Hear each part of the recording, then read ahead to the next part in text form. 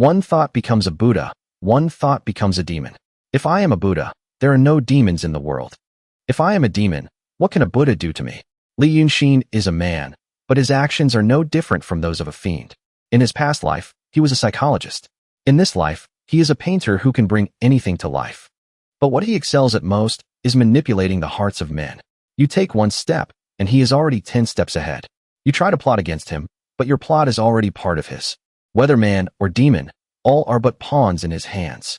Men, demons, and Buddhas alike tremble at the sound of his name. He is the Wei River Dragon King, Li Yunshin. The story begins on a stormy, windswept night. Inside a temple, a piercing scream echoes. A man, terrified, stumbles backward unconsciously. Before him lies an incredibly gruesome corpse. He screams and runs out of the temple. There's a dead person. Hey, a monster is eating people. A moment later, he returns with several constables. Officers, after I went into the mountains to gather herbs, I came in here to rest. I never imagined I'd encounter such a horrifying scene. The leader of these constables is named Xing Tu. He gives a decisive order. Go inside and check. The frightened herb gatherer asks, Sir, shouldn't we find a Taoist priest to take a look first? He observes the trees leaning backward and knows that the monster has already left. He is certain that no Taoist priest is needed. After a brief search, a constable finds a sword in a corner of the temple. With just that, Xing Tu immediately turns around. This is the evidence. Clean up the scene. Take the body to the public graveyard. The scene shifts to a prison. The air here is damp, musty, and foul. A rat, sniffing something, approaches. Inside the cell, a man is sleeping fitfully on a pile of straw. It's Li Yunshin. The rat crawls onto Li Yunshin's toe and gives it a bite. The bite startles him awake. Even the rats in this prison are vicious, daring to gnaw on people. Fortunately, my things are still here. From the sole of his shoe, he pulls out a blue jade slip, recalling recent events. It's because of this thing that I was hunted by those 2 Taoist priests. Remembering the earlier scene, after the 2 Taoist priests realized Li Yunshin was hiding there, they drew their swords, ready to act. Suddenly, they sensed something. Right behind them, an enormous, blood-red eye was peering into the temple. A long, coiling tongue shot out and snatched the 2 priests. Li Yunshin's eyes widened in shock, staring at whatever this thing was. He forced himself not to make a sound. A terrifying monster had devoured the 2 Taoists. It wore a horrifying cloak of human faces. After the monster left, Li Yunshin clutched his wounds and ran to the nearest city. He then collapsed from exhaustion. That's how he ended up in this prison. He still hadn't recovered from the shock. That monster, what in the world was it? A clanging sound comes from outside. Li Yunshin's expression changes instantly. Sir, you've returned. I wasn't lying to you. It really was a monster on a rampage. The head constable seems to ignore him, replying coldly. Humph. Everything is clear now. That's great. I told you I was innocent. Before Li Yunshin can finish, he cuts him off. You are the culprit. Li Yunshin's face changes, filled with confusion. Xing Tu pulls out a sword and says, Does this sword look familiar? We found it at the scene. Li Yunshin is still confused. What does this mean? You have a sword wound on your body, and you were carrying a sword identical to this one. It's clear you killed the man to steal his sword. To hide your crime, you destroyed the body. Li Yunshin agitatedly grabs the cell bars. How could an ordinary person make the scene look like that? An ordinary person? After speaking, he points to some papers on the table. Look at this. We found these on you. You're a painter from a heretical magic society, aren't you? You used these to create an illusion of a man-eating demon. Li Yunshin remains silent, a look of realization dawning on his face. Xing Tu turns to leave. The reasoning is sound. Your sentence will be handed down soon enough. Stop your pointless struggling. Li Yunshin thinks to himself. They're in such a hurry to convict me. Are they trying to find a scapegoat to close the case quickly? Those 2 Taoist priests died horribly. The temple was destroyed, yet they convicted me in just 1 day. Even if I were the prime suspect, they couldn't close the case this fast. Could there be something else going on behind the scenes? I can't just sit here and wait to die. He recalls his past life. He was tormented and cursed by his alcoholic adoptive father. Following me is your fate. Me hitting you is your fate. The skills I teach you, how much you learn, that's also your fate. It was also on a stormy night that his drunken father was murdered on the street. He stared at his adoptive father's portrait and wondered to himself, is this also fate? In a desolate, deserted place, Li Yunshin was assassinated and died. A question echoed in his mind again. Is this also fate? Lost in thought, the call of a constable startles him. Time to eat. You're in luck. Xing Tu specifically ordered some good food for you. Li Yunshin looks at the meal before him and sighs. In my past life, I lived in misery from a young age. If that old man hadn't adopted me, I probably would have frozen to death on the streets long ago. Later, I studied psychology and endured so much just to survive until graduation. But then the old man was killed by a local gangster. Even though it took me 10 years to get revenge, I could no longer live like a normal person. I thought I could live a peaceful life this time, but I still ended up in trouble. At this thought, his expression darkens. Seeing Li Yunshin's gaze, the constable feels a chill down his spine and hurriedly says, "What are you looking at? Hurry up and eat. Who knows when your next meal will be?" Li Yunshin says to the constable, "Sir, if this is my last meal, does it have to be this bad? You're in prison and you want to be picky? You're lucky to have anything to eat." With that, the constable hastily closes the cell door. The lock on the cell door springs open, as if the constable did it on purpose. Li Yunshin immediately realizes, this door was left for me? They want me to escape prison? It seems no verdict has actually been passed down here. After a moment's thought, he picks up the food, puts it in his mouth, and mumbles continuously. At least they wanted to let me eat my fill. This steamed bun is better than that rancid soup, anyway. But there's not even a drop of water. Seeing Li Yunshin muttering something, another guard comes over and asks, "What's he mumbling about?" "I don't know. Can't he see the cell door? I even made a show of slamming it shut." Such an actor. Is this kid playing dumb, or did he really not see it? Should we give him a hint? No, don't make him suspicious. After eating, Li Yunshin lies down, his arm over his forehead, thinking, it seems they're determined to get me out of this prison. Instead of letting them come up with more devious tricks, I'll play along for now. However, the script won't play out as beautifully as they expect.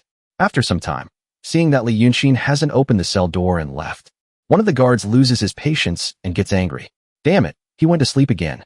This idiot. Calm down. I'll treat you to some wine." By midnight, the two guards are drunk and snoring loudly. Only then does Li Yunshin open the cell door and step outside. He retrieves his papers, then quickly walks over to a guard and taps him on the shoulder. "Officer, wake up. I'm breaking out." The guard, though seeing this, pretends not to notice and lets Li Yunshin leave. The scene shifts to outside the prison. A group of constables is lying in ambush.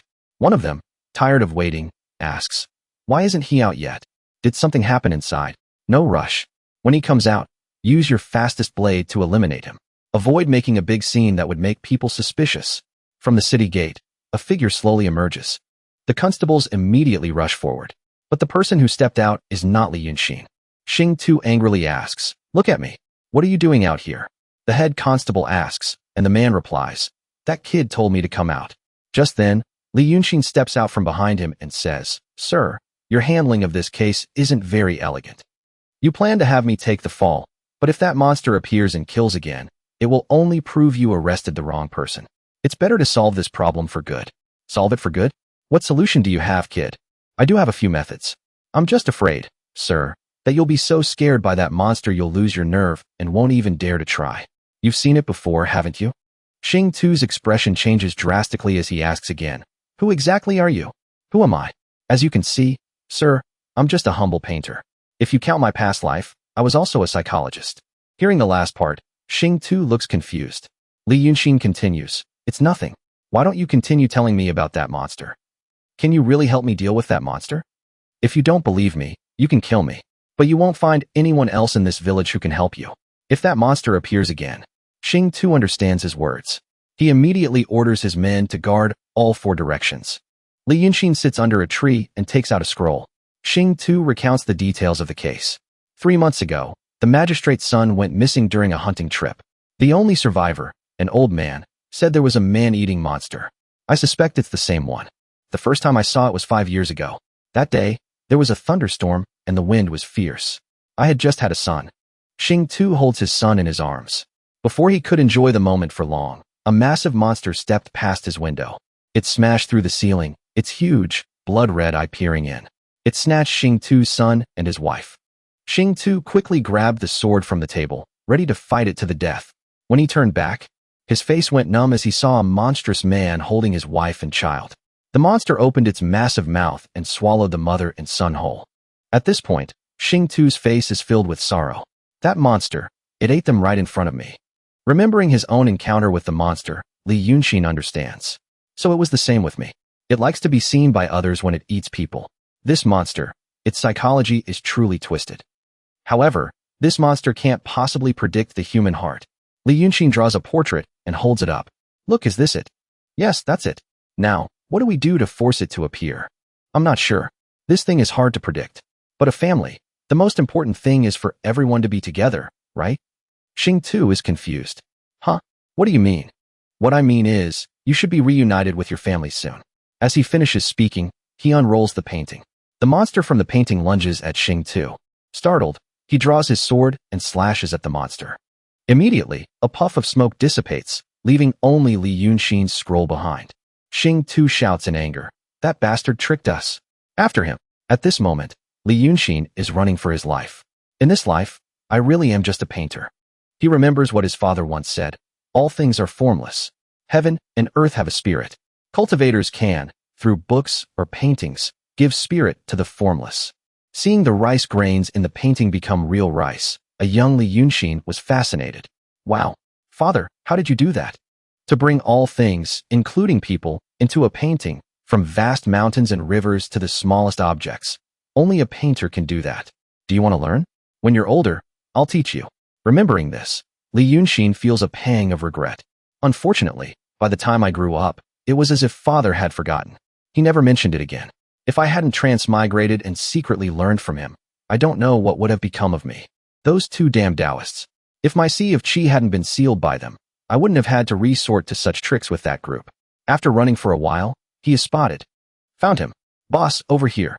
Instantly, Li Yunshin is surrounded on all sides. Keep running. Let's see how far you can get. It seems you're very angry, sir. Kid, you dare to trick me? Did you really think you could escape?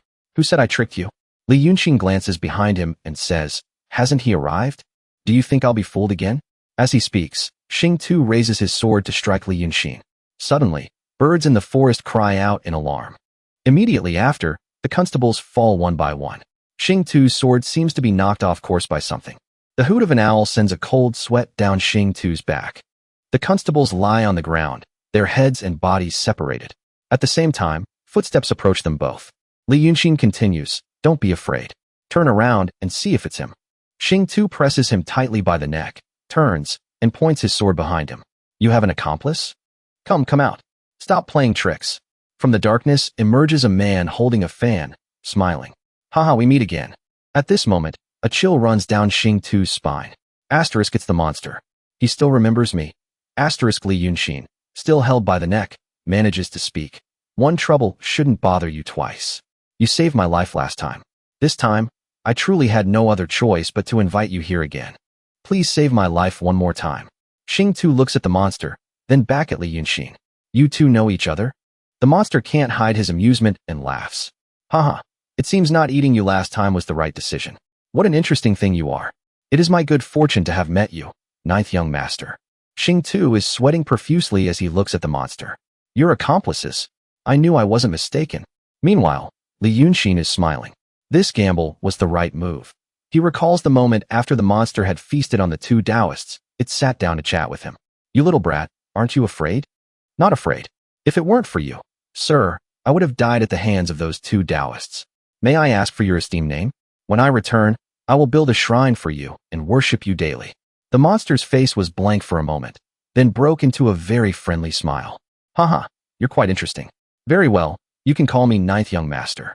At the time, he didn't know why the monster spared him, but knowing its name meant that when he painted it, he could borrow a sliver of its spiritual power. A demon with such vast supernatural powers would surely notice. Although it was like asking a tiger for its skin, with him here, as long as he didn't intend to eat me, I would be fine. The ninth young master suddenly speaks, asking Li Yunshin, didn't you say you would build a statue and burn incense for me? Where's the statue? Where's the incense? Li Yunshin forces a smile. I hadn't even found a place to stay before I was thrown into prison. These past few days, I haven't been able to eat or sleep well, thinking of you every day, young master. Today, I finally had a chance to paint your likeness, but it ended up troubling you to come and save my life again. As Li Yunshin speaks, Xing Tu cuts him off. Shut up. Don't come any closer, or I'll kill him. The ninth young master is even more amused. Trying to threaten me? He wants to kill that person. Hearing this, Xing Tu trembles even more with fear. Li Yunshin adds, This man is very weak. I thought that after seeing you, he would at least have some backbone. The one who avenged your wife and child is right in front of you, yet you only dare to raise your sword at me, while all you want to do is run away. Shut up. If you say another word, I'll kill you. Li Yunshin continues to manipulate him psychologically. If I don't speak, can you be at ease? When your wife and child were killed, you could only stand and watch, like a cowardly dog. But if you continue to be a coward today, you won't survive either. You kill me, and after I'm dead, you'll die too. You're terrified right now, aren't you? You want to run? You want to survive, don't you? No, I don't. Haha, you don't. A person like you can't even hold a sword steady, let alone kill him. Don't think about anything. Kill him. Now is the time. Go. Kill him. Li Yunshin's words seem to control his mind. Despite his fear, Xing Tu still manages to charge at the ninth young master. But before this great demon, Xing Tu is no different from an ant, with a casual, light wave of the fan in his hand. His fate is sealed. He is certain to die. Seeing Li Yunshin's talent for psychological manipulation, the ninth young master is also very curious. Interesting. How did you do that? Li Yunshin, slightly weary, replies, just a little trick. From the moment I stepped out of the prison, I was already influencing his thoughts, ruining his plans. Talking to him, his memories, that painting, the night's atmosphere, following the scent of blood, until you appeared. One by one, I ruined his plans, step by step, making him anxious, worried, angry, afraid, breathless, not knowing what to do. In the end, every word I spoke pressed down on his breathing, giving him no chance to calm down. Finally, I pointed out a vague path for him. He followed it and died at your hands, ninth young master. And it's good that he died. He can be reunited with his family as he wished. You truly are a good person. A good person? The ninth young master freezes for a moment, then bursts into delighted laughter. Haha, interesting. So interesting. That's the first time anyone has ever said that to me. A person as interesting as you. I really want to taste what you're like. If you want to taste, then have a taste. But there aren't many people like me. You should eat sparingly. I just got out of prison this time, so my meat is quite foul. If you eat me next time, I'll even add some seasoning for you. The more the ninth young master listened, the more he laughed. You really are. You owe me a life. With that, ninth young master gradually fades away with the wind. I'll come find you. If you become boring, I'll eat you. Li Yunshin lets out a long sigh, looking up at the sky and thinking, I'm alive. Last spring, my parents died unexpectedly in a storm. I originally planned to follow the customs of this world and mourn at home for 3 years. But 9 days ago, 2 Taoists came seeking shelter. The one with the beard was Taoist Danqing, Qi Songzi. The other was Tsang Shangzi. Qi Songzi stroked his beard and said, everyone has a spiritual soul, some strong, some weak. We Taoist cultivators need a strong enough spiritual soul to mobilize the spiritual energy of heaven and earth. As for the method of cultivating the spiritual soul, in reality, it's simply transcending a tribulation. Li Yunshin asked curiously, what is transcending a tribulation? Although it sounds simple, if your spiritual soul isn't strong enough during the tribulation, or if you're distracted by external factors while casting a spell, it will backfire on you. However, there are always opportunities and fortunes. If you can obtain the famous scrolls of ancient masters, it becomes much simpler. On the 3rd day of their stay, they finally revealed their true colors. I don't know where they heard it, but they said my father had a scroll left by the Taoist Danqing from 1,000 years ago, called the Map of 1,000 Miles of Mountains and Rivers. But they didn't know what he actually left behind. Was the legendary Hua de Secret Manual, the Tongming Jade Slip. I've been on the run for exactly 7 days. I should have died back then, but thanks to a man-eating demon, danger turned into safety. Snapping out of his reverie, Li Yunshin gets up and walks over to the dead constables. He takes some money from them and stuffs it into his robes. Asterisk hunted by people, saved by a demon. How strange. I wonder if I can bluff my way through our next meeting. Asterisk. The next morning, someone steps in a puddle of blood left by the constables. It's the same herb gatherer from chapter 1. Looking around, he panics. Constables, these are all constables. What happened here? Why do I keep running into things like this? A Taoist priest. I definitely need to find a Taoist priest this time. At the same time, on the road, Li Yunshin comes across an escort caravan. Standing by the side of the road, he waves his hand.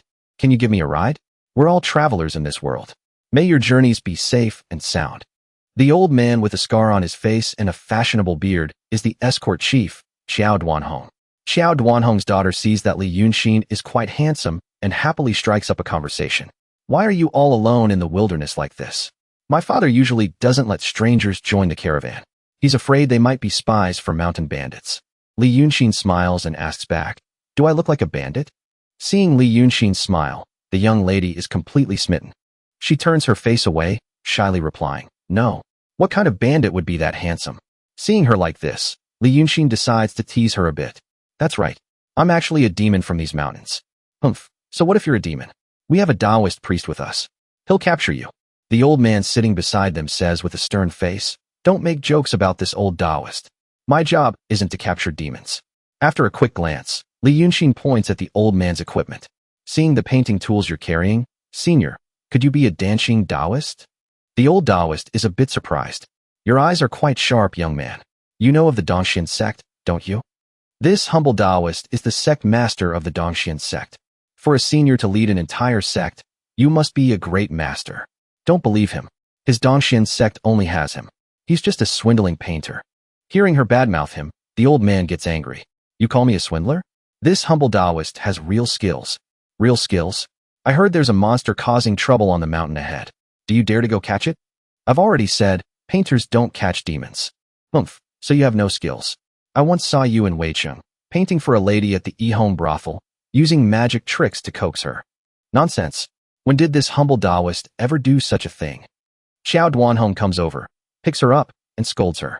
When did you go to the e-home brothel? Is that a place a young lady should be? Father, not here. I'm already 15. 15 is not old enough. Father, let me explain. Seeing the drama before them, the two can't help but laugh out loud. Li Yunshin turns to the old Taoist. Master, please tell me about painters. Listen up. This humble Taoist has been practicing for 36 years and has some reputation in Weicheng. Seeing as we're fated to meet, I'll tell you a little. Cultivators have 5 realms, from bottom to top: Xin, Zhen, Hua, Su, and Yi. For a painter, reaching the Yi realm allows one to channel spiritual energy, infuse it into paintings, and affect others' 5 senses and fortune. At the Su realm, one can condense energy into form and create illusions. The Hua realm allows one to summon objects. What about the Zhen and Xian realms? The old man suddenly sighs. Currently, the art of painting is in decline. You have to go to the capital to find a Su realm painter. It's unknown if there are any Hua realm masters left, let alone those in the Xian and Zhen realms. As for Yi realm painters, there are no more than 5 in all of Weicheng, and I am one of them. Wow, master, you truly are a great expert. The old Taoist strokes his beard, thinking to himself, asterisk, I'm the only one in my temple. He believes me so readily. I might as well take him in. A proper young man like him could be a great help. He can work, and wouldn't that be wonderful? Asterisk, Li Yunshin also has his own plans for the old man. Asterisk, although this old Taoist is weak, he's still a painter. I can use his identity as a cover wherever I go, and I'll have a place to stay. Asterisk. The old man speaks first. Young man, I see that we are fated, and you wish to seek the Tao. Li Yunshin immediately understands. He kneels and kowtows. Master, please accept this disciple's bow. The girl returns to see them, and her jaw drops. I was gone for a moment, and now you're master and disciple? The handsome young man has become a Taoist priest. A man in the caravan sees this and mutters under his breath. He looks so good, but he's just a fool. You're the fool. After a while, the sky darkens. Xiao Duanhong raises his hand and orders, make camp. Rest for the night. At this time, Li Yunshin is fetching water when the purple-haired girl comes over to talk. What is it? Are you here to get water too? No. I wanted to tell you, don't let that lecherous old Taoist fool you. That old man is terrible. He loves to put on an act to seduce young ladies. Suddenly, the girl blushes and stammers, and I'm not talking bad about him behind his back. And you're not a young lady. It's just, I'm worried about you. Coming to find me in secret. Are you worried about my pride? I understand. Thank you. But since I've already acknowledged him as my master, I can't go back on my word. Let's go. We should head back. Suddenly, she grabs Li Yunshin's sleeve, her face turning even redder. It's okay to go back on your word. If you're embarrassed, I can help you talk to him. You can come to our escort agency. Suddenly, Li Yunshin senses something. He immediately grabs her hand and pulls her into hiding. In front of him is a dangerous-looking bandit. The bandit turns around and gives a friendly smile. Even so, 2 little mice still slipped through the net. The purple-haired girl immediately draws her weapon and gets into a ready stance. Who are you? But the one-eyed bandit is not afraid and points his sword at them. I advise you to behave. Don't refuse a toast only to be forced to drink a forfeit.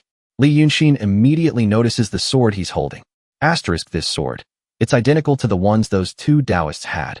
Could they be from the same sect? Asterisk. You keep him busy. I'll go back and get my father. Don't be rash. His cultivation is not simple. Stop whispering.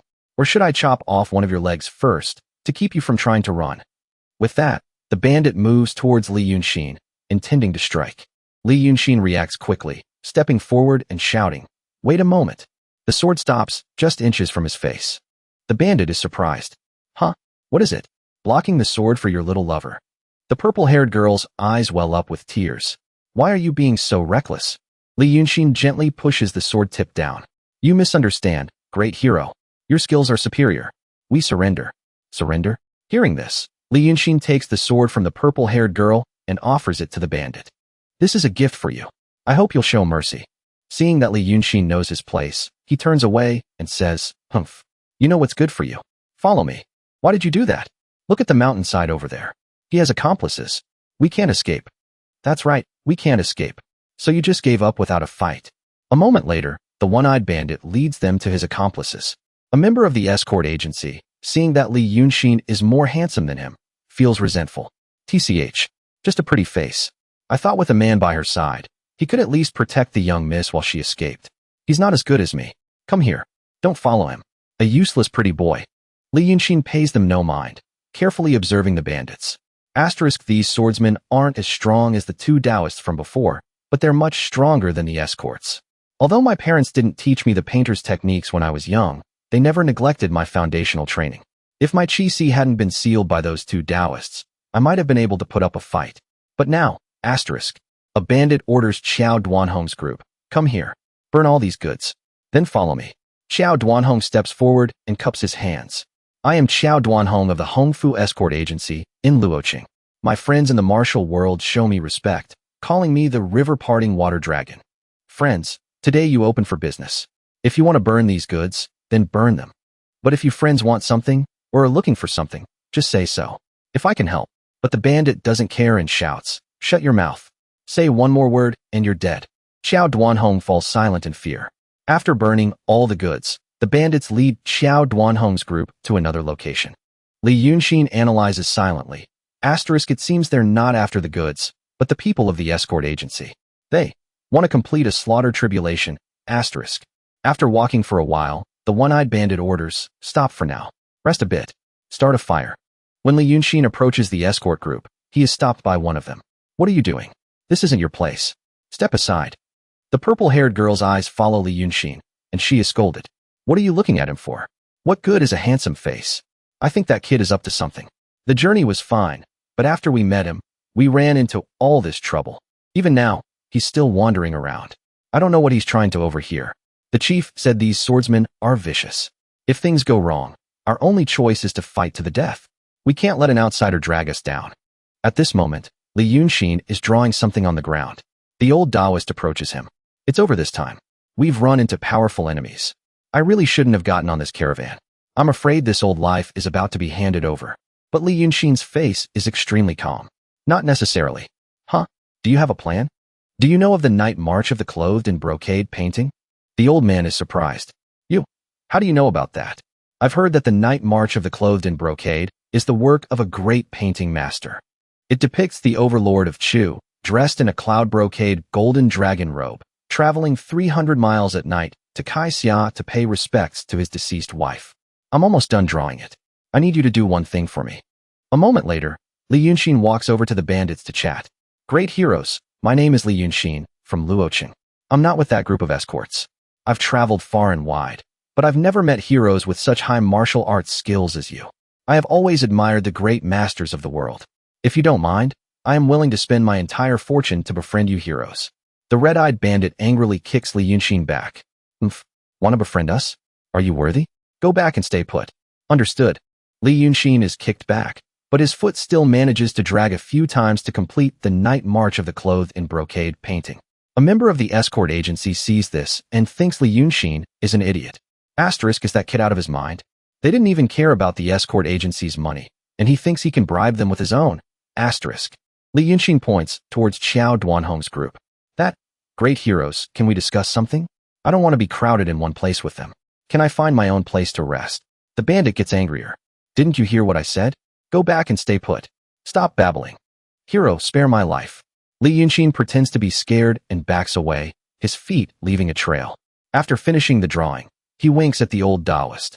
It's my turn. He recalls Li Yunshin's earlier words. My chi si is sealed. The final step of infusing spiritual energy needs your help to complete. Wait for my signal. When I finish the painting, you will be the one to dip the eyes. Asterisk, you little brat. I can't believe you're. But this is easier said than done. It's easy to get yourself killed. Asterisk, the old Taoist also approaches. Hero, don't be angry. I am Hun Yuanzi of the Dongshin sect. On behalf of my sect, the bandit immediately points his sword at the old Taoist. Dongshin sect? A Taoist lineage? Something like that. This humble Taoist cultivates the orthodox esoteric arts passed down by the supreme celestial being. All Taoist sects in the world are one family. Since we're all one family, we shouldn't fight and kill. The old man pretends to back away, stepping onto the eye of the formation. The night march of the clothed in brocade immediately activates. All right, great heroes, please rest well. I'll take this unruly kid back now. The bandit throws his sword down, scaring the old Taoist so much he almost wets himself. If you dare to babble again, don't blame me for being merciless. Leaving right away. The old man whispers to Li Yunshin. Does this thing actually work? I was so scared I almost lost half my life. I wonder when the master will send news. I really want to take care of these guys as soon as possible. It's here. At that moment, a messenger crane arrives. The red-eyed bandit reads the message and frowns. These people are useless now. Kill them all. What a hassle. It's not a small group, and we led them for half the night. How can he just say they're not needed anymore? Xiao Duanhong immediately becomes vigilant. Asterisk, they're really going to do it. In a moment, I'll hold them off. Let the young ones escape first. Asterisk. Suddenly, Li Yunshin steps in front of them. Everyone, there's no need to hide it anymore. Who are you really? Why do you want to kill us? You fool. Do you need an explanation to be killed? With you? Haha, fine. We'll let you be informed ghosts. When you get to the underworld, don't report the wrong names of us 6 brothers. We 6 brothers are the 6 ghosts of Hezhong. From the 72 grotto heavens, under the command of Huainanzi, direct disciples of the Lingshu sword sect, we were ordered to help our master transcend his slaughter tribulation. Today, you don't need to feel regret. Even though you have no fate with our master, we will give you a quick and painless death. Later, when our master has killed enough, you will be considered to have contributed to his tribulation. When we 6 brothers receive the spirit pills from our master, we will also remember you. Xiao Duanhong's face turns pale. The 6 ghosts of Hezhong? I heard they were killed by the Black Saber, Ingjian. They disappeared for 2 or 3 years. Now they're revealing their identities to this young man. The old Taoist stands behind them, chanting a spell. 3 pure supreme sages, high immortals of the heavens, ancestral masters of the immortal sages above, protect this disciple, that I may overcome today's calamity. Asterisk, that's a spell? That young man is so calm. Asterisk. Asterisk, could it be they've used a Taoist art? Perhaps there's still a chance to survive. Asterisk. Suddenly, the red-eyed bandit shouts as if possessed. Damn it. We 6 brothers have endured so much to get to this day. Before, a mere black saber wielder could force us out of Hezhong, hunted to the ends of the earth. But now, we have met our master. He bestowed upon us swords and pills. Just one spirit pill mixed with immortal water, divided into 6 parts, was enough to greatly increase our power. When this is over, and we receive our master's reward, we will definitely make that black saber and anyone who dared to look down on us kneel and beg for mercy. How did they suddenly change like that? It's the master using his magic. Li Yunshin turns and whispers to the group behind him. The formation my master just set up can only confuse them to this extent. Don't act rashly, or they will immediately wake up. The cowardly loudmouth is surprised. That kid and the old Taoist actually have real skills. Old master, it was I who had eyes but couldn't see Mount Tai. I kept looking down on you on the road. It's thanks to your great fortune that we found a way to survive. From now on, we will listen to your commands. Should we take this opportunity? Xiao Duanhong signals to eliminate them, but the old Taoist wasn't the one who drew the formation. He says nervously, no rush. My disciple is leading them deeper into the formation. Don't act rashly. What should we do next? Asterisk, the master of the Lingshu sword sect these 6 mentioned is probably a fellow disciple of the 2 Taoists who were hunting me. If I fall into their hands, I'm afraid my chances of survival are slim. These 6 cannot be left alive. But I can't act directly. This night march of the clothed in brocade is incomplete. It can only make those in the formation indulge in illusions of glory, not to the point of being completely mesmerized and losing themselves. Asterisk. I can only take a gamble. That old Taoist seems capable. You young ones go on ahead. Leave a few with good skills to help. I want to stay. Just get out of my way. Don't be a hindrance. Li Yunshin continues to manipulate the bandits. Hero, is that master's medicine really so miraculous? 1/6 of it can make you so powerful. If you were to drink all 6 parts, wouldn't you become a master yourself? I've been watching this group, and I still admire you the most. Perhaps the master also values you the most, right? Haha, of course. If I can follow the master and learn immortal arts, then I'll truly be different from mortals. How admirable. But why do I hear that you're only the second in command among them? I really don't understand. It's clear they all rely on you. Only the weak choose to band together for support, but they don't even realize they're relying on you. You have the title 6 Ghosts of Hajong, but who are you? No one in the world knows your name. How can you make others respect you? This cannot be allowed. You have a chance to let your name truly soar, to be known throughout the world. That's right. What's your name? Chen Dian. My name is Chen Dian. Go, Chen Dian. Let this name be known to all. The obstacle is right in front of you. As long as they are there, you will forever be just the second in command of the 6 Ghosts of Hajong. As if controlled, Chen Dian draws his sword and approaches the other bandits. Just need a good start. Li Yunshin's smile doesn't last long. The cowardly member of the escort agency sees a piece of red cloth and screams. There's a ghost. Chen Dian, who was about to act, is jolted back to his senses by the scream. The rat-faced man panics. Second brother, you? I didn't. A master has set up a formation. Kill them first. Li Yunshin grabs the old Taoist's collar, and they split up and run. The bandits also give chase, determined to leave no one alive. As they are chasing, a headless ghost suddenly appears out of nowhere. Its head rolls to a stop in front of the bandits, causing them to pause for a moment. The ghost's head turns and repeatedly says, "Give me back my head." The bandits are scared out of their wits. On the other side, Li Yunshin is still running for his life. He recalls the purple-haired girl's words. Asterisk, she said there have been reports of a monster causing trouble nearby. I can't believe there really is a ghost. I'm afraid there are other strange things in this forest. Asterisk. Asterisk, unfortunately, although this ghost unintentionally helped me escape, the formation was also broken. I still need to find a way to deal with those 6. Asterisk on the other side. The bandits have recovered and slash at the headless ghost. A bunch of cowards. It's just a ghost that doesn't dare to show its face. After them. If even one gets away, don't blame me for being ruthless. At this moment, the cowardly loudmouth is hiding in fear. Xiaohuan, don't be afraid. When no one is around, we'll leave together. Why do I always run into things like this? From K. Brother, are you okay? I'm fine. Let's go. Quickly. Suddenly, a light flashes. A bandit leaps down from a tree, sending the cowardly young man to his death. Running? Let's see where you can run to. The purple-haired girl is so scared she can't move. Li Yunshin watches everything from above. Asterisk sigh. Why did I have to see this? Since I saw it, I can't just not save her. Asterisk. Otherwise, it will affect my state of mind. He draws something on a scroll and throws it. Just as the bandit is about to finish off the purple-haired girl, a voice comes from behind him. Second brother? Why are you here? Did the master have other instructions? The red-eyed bandit mumbles something, but no sound comes out. What did you say? A little louder. This girl is still useful. Li Yunshin suddenly appears behind him. He stabs his sword straight into the purple-haired girl. Seeing that the girl is no longer useful, the bandit immediately discards her. Suddenly, Li Yunshin dissolves into smoke, to the bandit's astonishment. It was all a trick. From above, Li Yunshin paints a massive wooden stake that hurtles down. The bandit is impaled by the log. He walks over, picks up the bandit's sword, and says, "Let's go quickly. This place isn't safe." The purple-haired girl opens her eyes and looks down at her stomach in surprise. I'm still alive. After dealing with everything, Li Yunshin grabs the hand of the escort chief's daughter, Xiao Duanhong, and they run for their lives. The second in command of the 6 Ghosts of Hajong, Chen Dian, arrives.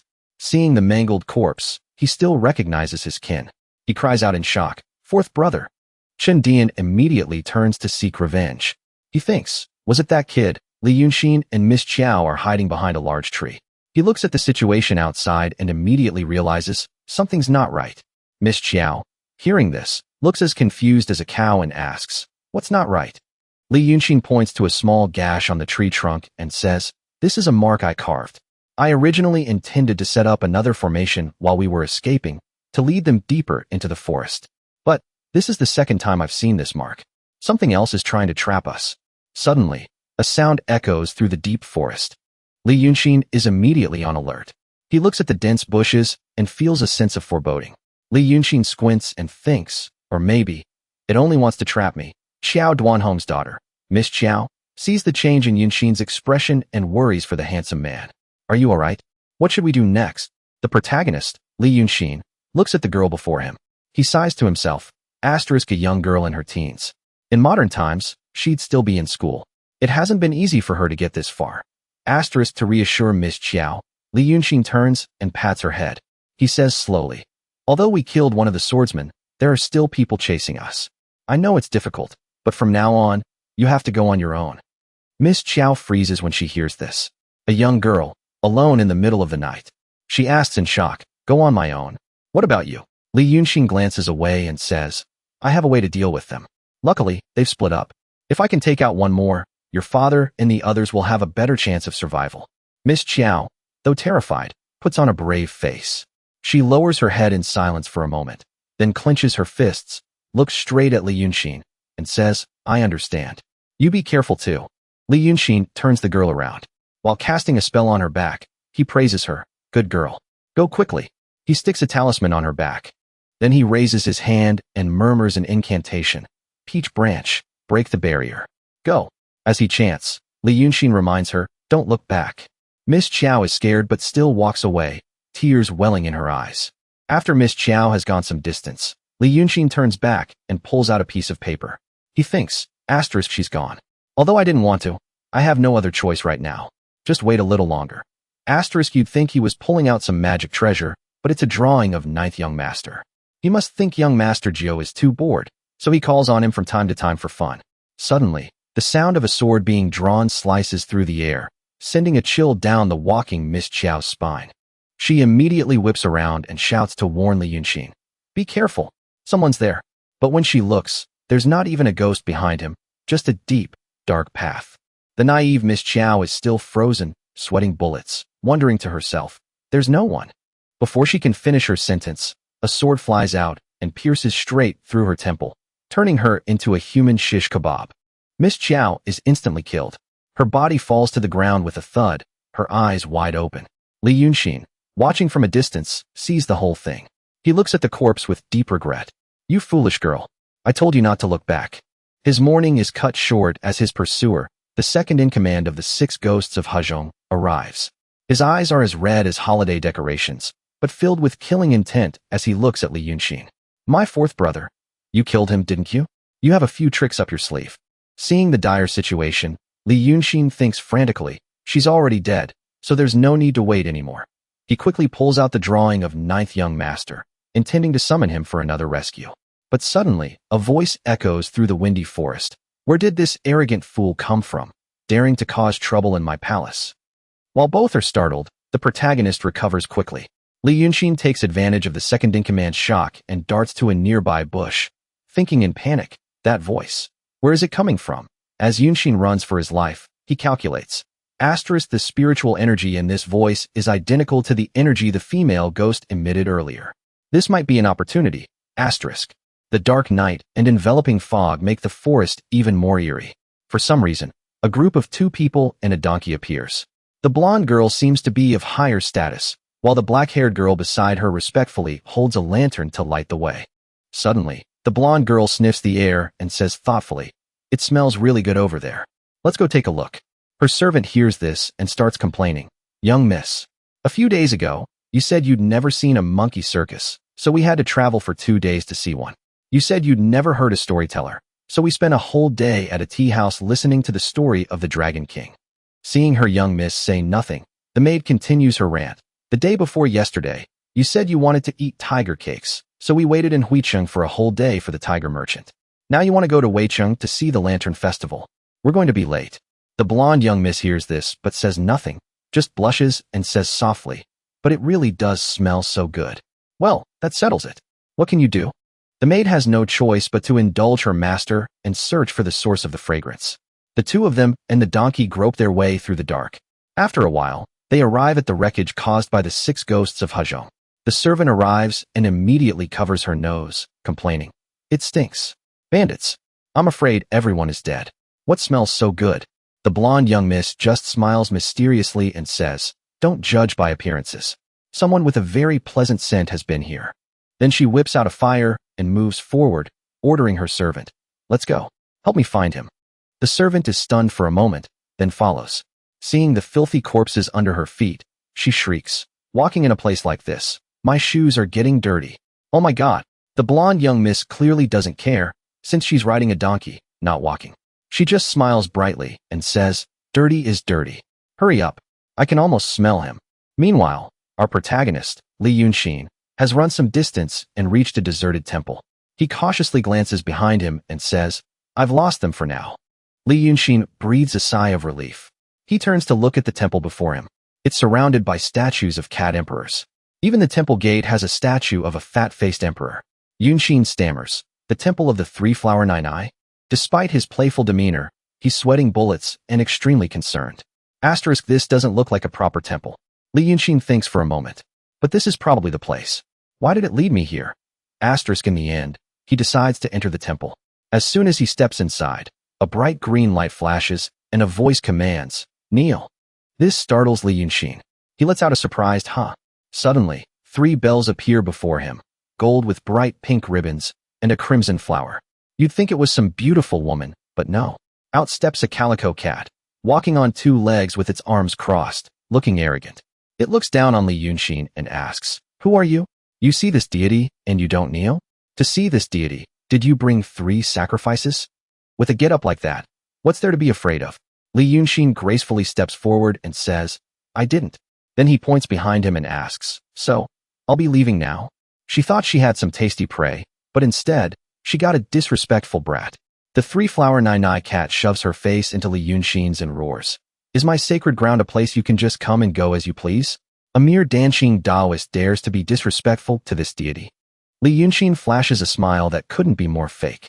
His handsome face says, "Of course not," but his hand has already grabbed the 3-flower 9-eye by the scruff of her neck. Of course, an emperor can't tolerate that. The 3-flower 9-eye, the calico cat, immediately shrieks, "How dare you!" But before she can finish, she reverts to her true form, a tiny little cat demon.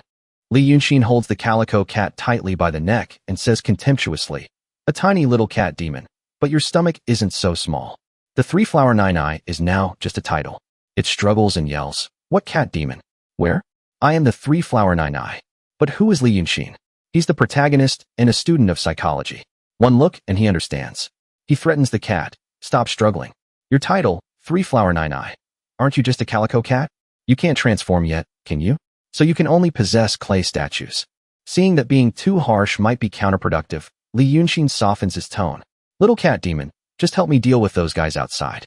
You want meat? You want incense? You can have it all." This 3-flower 9-eye is still very proud. She raises her paw and refuses. This 9-eye isn't interested. Seeing that the gentle approach isn't working, Li Yunshin resorts to temptation. "What a pity. I was going to teach you something 1,000 times more fun than pretending to be a female ghost." Hearing the word fun, the cat is immediately hooked. Its eyes light up as it asks excitedly, "More fun? What's so fun?" Seeing that the enemy has taken the bait, Li Yunshin smiles wickedly and thinks, if the ghost was really her disguise, this little cat demon, though intelligent, is still young and naive. It still has its natural instincts. Too easy to trick. But suddenly, the 3-flower 9-eye cat shrieks again, its claws flailing wildly. No deal. Without 3 sacrifices, this 9-eye won't help you. Unless. Seeing the cat playing coy with him, Li Yunshin is intrigued. Unless what? The cat, thinking it has Li Yunshin hooked, gives a sly glance and says, "Unless you give this 9-eye a body first." Hearing that, Li Yunshin's eyes light up with understanding. This little demon is too predictable. He thinks to himself, "No wonder this cat demon knew I was a dancing Taoist as soon as we met. So that's why." In short, spirits and monsters can cultivate magical power and intelligence, but they lack the elixirs and techniques to temper a physical body. Sometimes, the body is already dead, but the consciousness is immortal, becoming something like a human ghost after death. This is a spirit body, and spirit bodies are extremely fragile. Without a physical body or a spiritual object to inhabit, even a normal thunderstorm could cause its soul to scatter. The more Li Yunshin thinks about it, the easier it seems to handle. He looks at the cat demon and makes a deal. You help me with the immediate problem, and I'll help you with a body later. A body and incense are no problem. Seeing this deal is a bit shaky, the cat demon quickly bargains. But the body. But Li Yunshin doesn't let up. He looks at the calico cat and threatens. A tiny little spirit dares to make conditions with me. Seeing that being too firm isn't good, Li Yunshin plays the soft card. He whispers, "Don't you know I'm a dancing Taoist? If you agree, I'll paint a picture for you to inhabit later. We can find any temple to worship you in.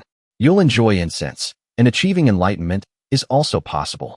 Oh, thinking about the prospect of having a body and being worshipped, the cat is so delighted it grins until its face freezes.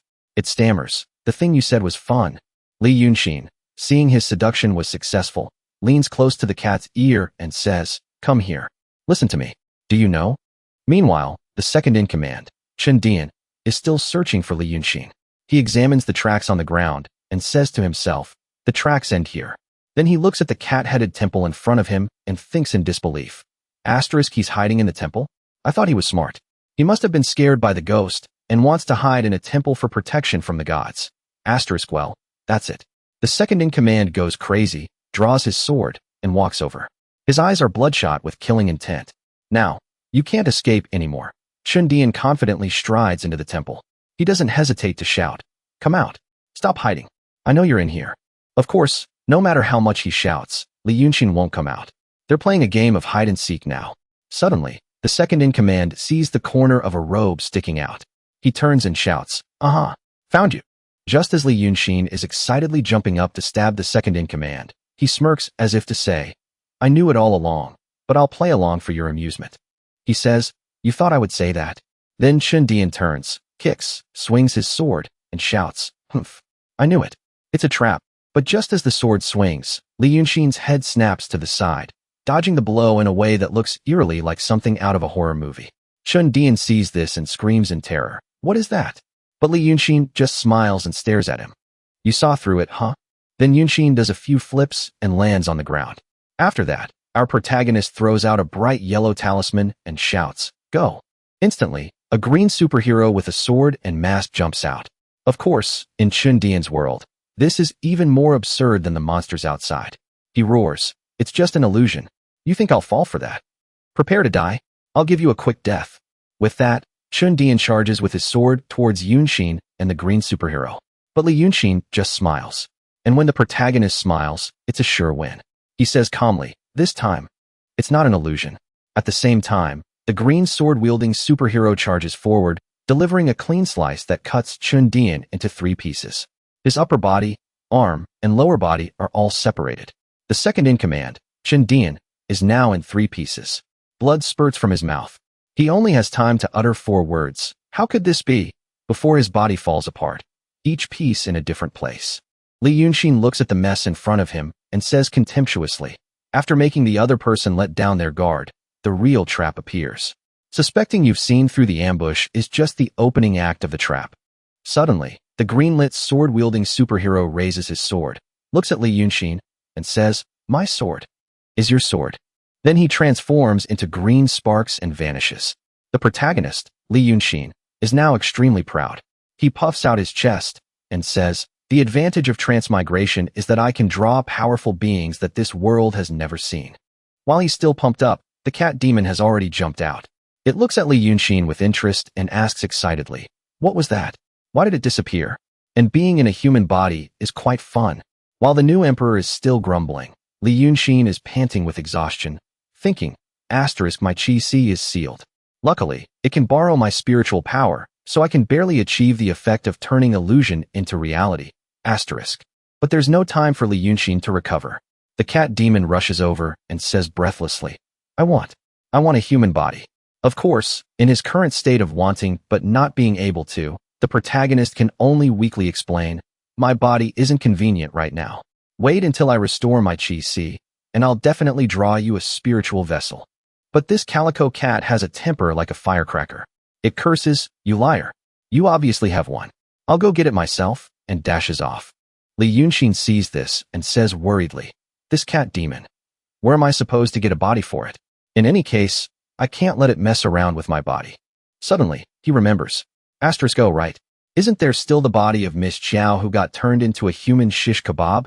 Yunshin exclaims, "No way." Then he runs off, shouting, "Little demon, don't do anything rash." So, all that's left in the temple is half of Chun Dian's corpse, with a talisman inexplicably inside it. Suddenly, the characters on the talisman on the corpse light up, and then with a boom, it explodes, sending blood and flesh flying everywhere. Scene change to a prison in Qinghe town. A hand is pulling a talisman from a bloody, mangled corpse. It turns out this person is Huainanzi. He frowns at the talisman and thinks for a moment. Huainanzi looks into the distance and says, "All the talismans heading to Weicheng have been destroyed. They ate my Fudan pills. Ordinary martial artists shouldn't be able to do anything to them, unless they met a master." Looking at this Huainanzi, who single-handedly wrecked the prison, leaving it full of corpses and gore, it's clear he's a master himself. Huainanzi, having just purged an entire prison, is still in the mood to calmly pull out a picture of a girl to admire. Then Huainanzi steps outside. He mutters to himself, "Was it him? What a hassle." Because of this unexpected event, he burned down the entire prison? No, Huainanzi has decided that he needs to kill even more people. The scene quickly shifts back to the misty, desolate forest. Li Yunshin is holding his face and sighing because he was too late. It seems he couldn't stop the cat demon from desecrating Miss Chow's body. And it's true. The cat demon, having possessed Miss Chow's body, is overjoyed and jumps onto Yunshin, rubbing its cheek against his and shouting with glee, "Hi, I have a body. Take me with you. Let's go play." Li Yunshin immediately pushes away Miss Chow's face, which now has cat whiskers drawn on it. He says with disdain, "If she were normal, she wouldn't be so clingy." Looking at the creature before him, which is neither cat nor human, Li Yunshin can only sigh. "I don't know where her soul is. And I can't force the three-flower cat out. So be it. This can be considered their fate. If I just leave her, this young lady will probably rot in the wilderness. Well, what's done is done. He might as well indulge this cat demon. Maybe it will be useful in the future." Li Yunshin calmly holds up 3 fingers and says to the cat demon, "If you couldn't wait for me to paint a picture and possess a human body yourself, then you must follow human etiquette. Listen carefully. We will now make a 3-part pact." Li Yunshin says slowly, "First, you cannot harm human lives. Second, you cannot marry a human. Third," Li Yunshin makes an extremely serious face, but then stops without saying more. The cat demon sees this and asks with wide-eyed surprise, "What the hell is the third one?" Li Yunshin glares at it and says, "The third one will be added when the time comes. You are using the body of a girl from this escort agency, so you also accept the karma of that body. From now on, you will help me deal with the remaining swordsmen." Wait a second. The cat demon hears this and smells a rat. It puts its hands on its hips and whines, "You want this Nai to work again?" Suddenly, behind the cat demon, a shadowy figure appears with 2 blank white eyes. The shadow lets out a contemptuous ha. This proud calico cat hears this and goes crazy. It whips around and curses, "What? What dares to laugh at this Nai? Act!" Before it can even open its eyes to see what's happening, the light of a sword is flying towards its face. Only when the blade is a centimeter from the cat demon's eye does it frantically lean back to dodge, keeping the corpse intact. Even so, the close call terrified the cat demon. It lets out a long meow and pops out of Miss Chow's body. Then it immediately hides behind Li Yunshin, crying boo-hoo. As for Yunshin, he can only stand there in shock and exclaim, "Such fast sword skills." It turns out the newcomer is Huainanzi. He sits casually on a tree branch, looking at Li Yunshin and the cat demon with contempt. "You demon creature. You have no eyes. You're quick to dodge." Yunshin knows he's run into someone he can't mess with. He quickly cups his hands and says, "This little cat demon is ignorant of the world. I hope the great master will forgive it. May I ask the great master's name, and why you have come here?" Huainanzi is extremely arrogant. He doesn't hesitate to introduce himself. "My Taoist name is Huainanzi. I've come to kill you." As soon as he finishes speaking, he throws 3 sword strikes straight at Li Yunshin. Fortunately, our protagonist does a few circus-like flips and neatly dodges the blows. Hearing Huainanzi's brief introduction, Li Yunshin understands the situation. He says with a serious face, "So you are the cultivator undergoing the slaughter tribulation. Just to break through a mental block, you would kill innocent people." Huainanzi, of course, doesn't hesitate to explain. People are born with sin. Everyone has a reason to die. You, in particular, for killing the 6 ghosts of Hajong, already bear the karma of slaughter. The deaths of my 2 senior brothers are also related to you. Then he frowns and glares at Li Yunshin, roaring, You deserve to die. Wait, that's wrong. Besides the 4th brother who got crushed by a pillar and the 2nd brother who was cut into 3 pieces, who else has the protagonist killed? Li Yunshin shouts in shock. The 6 ghosts of Hajong are all dead. Things are getting out of hand. He thinks to himself, Asterisk, is there someone else in this forest? Or something else? Asterisk. But Huainan Zi just wants to kill now. He's not listening to a word. He shouts, Enough talk, and sends a flurry of sword strikes at the protagonist. Li Yunshin struggles to dodge left and right, thinking 1,000 curses in his head. What sin did I commit to get involved with these lunatics from the Lingshu sword sect? In this life or death situation, he chooses to ask for help from an acquaintance. Li Yunshin says, It seems tonight I can't escape my fate of having to invite 9th Young Master. He immediately pulls out his acquaintance card, 9th Young Master. But before he can do anything, Huainan Zi's sword flashes and slashes Li Yunshin's hand. Huainan Zi frowns at Li Yunshin and warns, What are you trying to do? Then immediately snatches the painting from Yunshin's hand. Huainan Zi opens the painting of 9th Young Master. He suddenly becomes furious and asks, This is a demon? What is your relationship with this demon? Li Yunshin, even in this dire situation, has to smile to not waste his handsome face. He quickly smirks and says, Haha, you care so much? That's my friend. Hearing Li Yunshin's answer, Huainan Zi is clearly even angrier. His eyes flash as he growls, Humph, colluding with other species to harm righteous cultivators. Your crime cannot be paid for with just one death. Suddenly, a figure appears behind the mist. Both Huainan Zi and Li Yunshin sense it. But the clearest is the cat demon. It's so scared it hides, running off and saying, Something scary is coming. Hide, hide. Huainan Zi is still squinting his 10 out of 10 eyes to see who it is when a voice comes from below. Are you two really friends? To the astonishment of both Huainan Zi and Yunshin, the blonde young lady jumps out of nowhere, sits down, and scrutinizes the picture in Huainan Zi's hand. The blonde girl has eyes just like a cat's, and she looks at the painting with a curious, blank expression. Huainan Zi must be very shocked. He shouts, Who's there? As for our protagonist, he smirks with a knowing look. After calming down, the blonde young lady stands up. The 3 of them face each other in the quiet, dark night. Huainan Zi squints at the blonde girl and asks, Fairy, I am Huainan Zi of the Longshu Sword Sect. May I ask why you have come here? The blonde girl pays no attention to Huainan Zi. She walks right up to Li Yunshin, sniffs him, and exclaims, I smell the fragrance from afar. I didn't expect to find something so unexpected. Huainan Zi doesn't hesitate to draw his sword and say, This kid killed 2 of my fellow disciples and befriended a demon. I hope you won't interfere, Fairy. Hearing this touches a nerve. The blonde girl suddenly whips around and asks with a sharp, murderous look, Demons are no good? As soon as she finishes speaking, she transforms into a red-eyed female ghost, brimming with killing intent. Huainan Zi watches this transformation with wide-eyed terror and leaps back to dodge.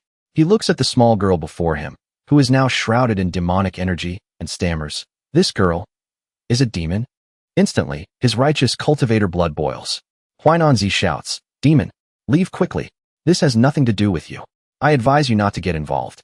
Before he can finish his sentence, a ha-ha laugh cuts him off from behind. It's the maid and the blonde young lady's panting donkey. The maid laughs heartily, points at Huainan Zi, and mocks. Young miss, he wants to advise you not to get involved. Huainan Zi is still frowning and turns around, but what's waiting for him behind is the donkey demon's mouth, as wide as a black hole. In a single note, the donkey bites down and crushes Huainan Zi's entire head. Of course, after that, our donkey gets a full meal. The maid sees it about to swallow him whole and reminds it, Spit out the magic weapon. Don't eat it. After quickly dealing with Huainan Zi, the blonde young lady stares at Li Yunshin, who is still terrified on the ground, and says, The trouble is gone. Let's continue our previous conversation. Li Yunshin still can't escape the horror of what he just saw. He's sweating bullets and thinks, a powerful cultivator like that became food for a donkey in an instant. These two are not simple. The blonde young lady holds up the picture of 9th Young Master and asks, Do you know the person in this picture? Is he your friend? Li Yunshin immediately replies, You mean 9th Young Master? We've had the pleasure of meeting a few times. Hearing that is enough to make the demoness overjoyed. She immediately grabs Yunshin's shoulders and says happily, Really? Little Gio, where did you see him? Seeing the demoness' eagerness, Li Yunshin answers honestly. You two know each other too? The last time I saw him was in Qinghe County. It's like finding gold. The great demoness exclaims excitedly. Qinghe County? Isn't that very close? Thank you so much. I've been looking for him all this time. Since you're a friend of Little Gio, then you're my friend too. She looks at the painting of Ninth Young Master and continues. Let me have this painting. I'll keep his portrait, and I'll trade this with you. Then the great demoness immediately pulls out a small sword and gives it to Li Yunshin. She continues, take this. No matter where you are, I can find you. Looking at Li Yunshin, the great demoness likes him more and more. Don't let anyone eat you before then. Li Yunshin immediately replies, you can rest assured about that. Just don't forget to come find me. This makes the blonde young lady laugh happily and praise him. Haha, you're really interesting. Suddenly, she transforms again, her grotesque, black-eyed face close to Yunshin's as she warns, but if you try to run away, next time I'll eat you. The maid suddenly waves her hand and shouts, young miss, Little Black is full. Should we go now? The blonde young miss replies, don't be loud. We're going to find Little Gio. Hearing the name Little Gio, the maid brightens up. She says happily, Little Gio? Is it really Little Gio? Without wasting any time, the blonde great demoness immediately shoots out a demonic spell, tying up her maid and donkey, and flies up into the sky. As she flies away, she calls back, remember, my name is Wei Yunshin. Yunshin, wait for my return. Li Yunshin watches the chaotic group of demons leave and breathes a sigh of relief. He silently prays, Ninth Young Master, I'm sorry. Although I don't know why she's looking for you, it would be best if you two could fight to a bloody pulp. After that, Li Yunshin immediately buries the small sword the great demoness gave him. It's better not to keep these evil things. As he's busy burying it, the cat demon in Miss Qiao's body returns. It says in a panic, are they gone? They're finally gone. That scared this Nai to death. After burying the sword, Li Yunshin turns and grabs the cat demon's head. This body is no good. Come out. Let her be buried in peace. Of course, this cat won't agree. It shakes its head and struggles, crying, no, I don't want to. It's mine. Seeing this stubborn cat has no intention of letting go of Miss Qiao's body, Li Yunshin says, if you insist on keeping it, it's not impossible. But, before he can finish, the cat demon points at his chest and asks, what's this? You still have something interesting? Li Yunshin pulls out the glowing jade. He's also puzzled. He asks himself, the Tongming jade slip, why did it suddenly light up? While he's still thinking, 3 strange characters appear on the jade, startling both Li Yunshin and the cat demon. Li Yunshin is extremely surprised by the reaction of the Tongming jade slip. It opened? I tried countless methods before and couldn't open it. Why can it be open now? Recalling the earlier situation, Li Yunshin frowns and speculates. Just now. Only that great demon touched me. Could it be because of the demonic energy? The cat demon beside him sees the strange object and asks excitedly, what's this? Let me see. Suddenly, the wind rustles the leaves. Li Yunshin shouts, who's there? The cat demon is immediately swept up in the alarm. It spouts a stream of questions. Who is it? Is someone there? Where? Seeing the foolish cat spinning around vigilantly, Li Yunshin shoves the Tongming jade slip into his clothes and thinks, so easy to trick. This jade slip is no ordinary thing. And this cat demon can't keep a secret. I can't let word of this get out. I should wait until I'm in a safe place to study it carefully. This Nai cat is still worried and asks frantically, where are they? Why can't this Nai sense them? Li Yunshin calmly replies, it's nothing. I saw wrong. Let's go. Hearing that, the cat demon is relieved. It follows behind Li Yunshin and boasts, humph. I told you. How could anything escape the eyes of this Nai? As they walk down a deserted path, a cry for help shatters the quiet night. Help! There's a monster. Instantly, a hand covers the fake painter's mouth. It's Li Yunshin. He puts a finger to his lips and says, calm down. It's me. The monster is gone. Finally seeing a living person, the painter is overjoyed and cries, then puts on a girlish pout and pummels Li Yunshin's chest. Great master, you've finally returned. Just now, this old Taoist was scared to death. Yunshin, in pain, shouts, speak properly. What's the situation now? The painter sighs and says, sigh. Most of them are dead. He looks at a body covered by a sheet and laments. Those swordsmen were too cruel. Only escort Chief Qiao is left, but they cut off his legs. Then he continues his story. Escort Chief Qiao could have escaped, but then a man-eating demon appeared.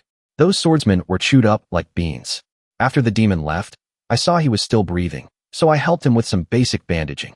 Li Yunshin walks over to escort Chief Chiao and lifts the sheet. His right arm and both legs have been cut off. Just as the painter said, it seems he won't live much longer. Li Yunshin looks at the painter, who is unharmed in such a situation, and praises him. You have some skills, being able to escape the eyes of those swordsmen and that demon. The painter can only humbly reply, you flatter me, great master. Luckily, this old Taoist still had a concealment talisman on him. It saved my life at the critical moment. It's nothing compared to your abilities, great master. Li Yunshin looks at the ground, where the father is a limbless, half-dead man, and behind him, the daughter is dead and possessed. He's speechless. The painter points at Miss Chiao, possessed by the cat demon, and says, Great master, has this child's mind been bewitched by a demon? Li Yunshin doesn't dare to tell the truth, and can only prevaricate. It's nothing. She was just scared silly by the demon. Also, stop calling me great master. You're my master. The painter is now scared to death. He doesn't dare to boast anymore. He shakes his head repeatedly and cries, Master, it was this humble Taoist who was presumptuous before. How could I be worthy of being your master? Li Yunshin gets angry and shouts, Get up first. I can't accept a disciple as old as you. Hearing this, the painter's tears fall like rain. Sigh indeed. When you're old, you're useless. Suddenly, Li Yunshin points at him and says, How about this? You don't ask about my background, and you don't tell anyone about what happened tonight. When we get to your Taoist temple, whatever you want to learn, I can teach you. Hearing this, the painter is overjoyed and asks, Really? Li Yunshin says calmly, But on the surface, you are still my master. I don't want to attract attention. Hearing this request, the painter smiles broadly and rubs his hands together. Simple, simple. As long as you command, master, this old Taoist will obey. Li Yunshin looks at the half-dead escort Chief Chiao and says seriously, Escort Chief Chiao's family has shown me kindness. Try to help him survive and return home. Then he sits down and uses a spell to stop the bleeding for Escort Chief Chiao. I'll stop his bleeding first, then I'll. Before he can finish, he hears no more movement. Li Yunshin immediately turns his head to look. An empty, dark space with no one there. Yunshin asks in a panic, Where did everyone go? Li Yunshin looks from side to side. All around him are still dense trees. The space is silent, as if he's been alone here all along. Yunshin is shocked. What's going on? Is another demon causing trouble? Suddenly, in front of him are two figures, one in black and one in white. That's right, it's a pair of Heibai Wuchang. Seeing this, Li Yunshin breaks out in a cold sweat. Ghost messengers? The Heibai Wuchang walk past Li Yunshin. Suddenly, the Heibai Wuchang turns back and says, This person seems to be able to see us. The Bai Wuchang hears this and asks in surprise, Is that so? Is his name in the Book of Life and Death? The Heibai Wuchang quickly opens the Book of Life and Death. Let me see. Li Yunshin glances at the Heibai Wuchang and thinks, Why do those two sentences keep replaying in my head? The Heibai Wuchang searches for a while, then glares at Li Yunshin. Strange. His name isn't in the Book of Life and Death. Seeing that Li Yunshin seems strange, the Heibai Wuchang immediately makes a hand sign. He sticks out his tongue and casts a spell. Let me investigate his past and present lives. If his name isn't there, I'll just add it. Then he strikes through Li Yunshin's body. Suddenly, the Heibai Wuchang is stunned. Li Yunshin smiles and turns to look at him. What did you see? The Heibai Wuchang stares at Li Yunshin, unable to believe it. His past life was a person without a name. The Bai Wuchang, hearing what Li Yunshin said, becomes furious. He immediately takes out his brush and says, How dare you? A mere mortal dares to question the Heibai Yinjun. Before he can do anything, he is stopped by the Heibai Wuchang. Wait! The Heibai Wuchang turns to leave. This person is like that demon lord, not within the 6 paths of reincarnation. Let's go. The Bai Wuchang hears this and asks in surprise, Why are you suddenly leaving? We still haven't captured the soul of a certain woman. Before he can finish, the Heibai Wuchang shouts, Capture what? From now on, don't capture any souls related to him. Seeing the Heibai Wuchang disappear, Li Yunshin panics and calls out, Hey, make it clear first. Who are you really? Li Yunshin stammers vaguely. Who are you really? While gripping someone's arm tightly. The man next to Li Yunshin is in so much pain from his grip that he can't stand it anymore. He lets out a loud, ah. Li Yunshin is awakened by the scream. He clutches his head in pain. Was that a dream just now? Suddenly, a voice beside him says, Let go of my hand, friend. Li Yunshin looks at the purple-haired man, whose face is just as purple, and asks, "Who are you?" The purple-haired man is in so much pain he's sweating, but he still calmly replies, "I am Wu Ming of the Daqing Dynasty Escort Association. I was passing by and saw your escort caravan had been burned, so I followed the trail here." Li Yunshin lowers his head in thought, muttering, "I see." Then he clenches his fist and realizes he's been holding Wu Ming's hand a little too long and a little too tight. Li Yunshin immediately lets go. Wu Ming is speechless but still manages a forced smile. "Your grip is quite strong, little brother." This makes Yunshin smile sheepishly. "Sorry, I was having a nightmare." Wu Ming pats Li Yunshin's shoulder and says very seriously, "I saw the tragic scene in the forest. It's normal to have nightmares after something like that. Don't be afraid. Now that you've met me, Wu Ming, your troubles are over. It's great to find someone to help." Li Yunshin immediately cups his hands and says, "Thank you for your help, brave warrior Wu. Do you know what happened to us?" Wu Ming shakes his head, feigning sympathy. "Sigh. One look at that scene and you know. Vicious beasts harming people, huh? There are 4 or 5 bodies with their heads bitten off, blood everywhere. And some people seem to have died from internal injuries, probably from panicking and fighting amongst themselves." Before Li Yunshin can explain, Wu Ming is still lost in his own dramatic script. "Pity your family of 4, old and young. I can't imagine how scared you were yesterday. Luckily you met me." This leaves our protagonist speechless. But seeing Wu Ming so caught up in his own imagination is a good thing. Li Yunshin immediately smiles and says gratefully, "Thank you, big brother Wu. You understood the whole situation from just a small detail. You are truly brilliant. In the future, you will surely become a great hero, famous throughout the land." Outwardly, he's praising him, but inwardly he's thinking, he's really good at imagining things. Saves me the trouble of explaining. Outside, the carriage and Wu Ming are waiting. Wu Ming, praised by Li Yunshin, beams with a wide smile. Then he leads Yunshin to the carriage. "Let's go. Your family is all in the carriage. Where are you from? I'll take you back." Yunshin doesn't hesitate to reply, "We want to go to Weiqing." Listening to Wu Ming's imagined scenario and how he sees Li Yunshin's group as a family, Yunshin thinks to himself, "To see us as a family, your eyesight must not be very good." Wu Ming, unaware of the person beside him silently judging him, is still smiling from ear to ear. "What a coincidence. I'm also heading to Weiqing. Let's go together." Seeing Wu Ming's enthusiasm, the protagonist Li Yunshin's gaze towards him softens a bit. At least he's a kind-hearted man of letters, even if his mind seems a bit off. Li Yunshin glances at Wu Ming's carriage and silently gives him another point for being rich.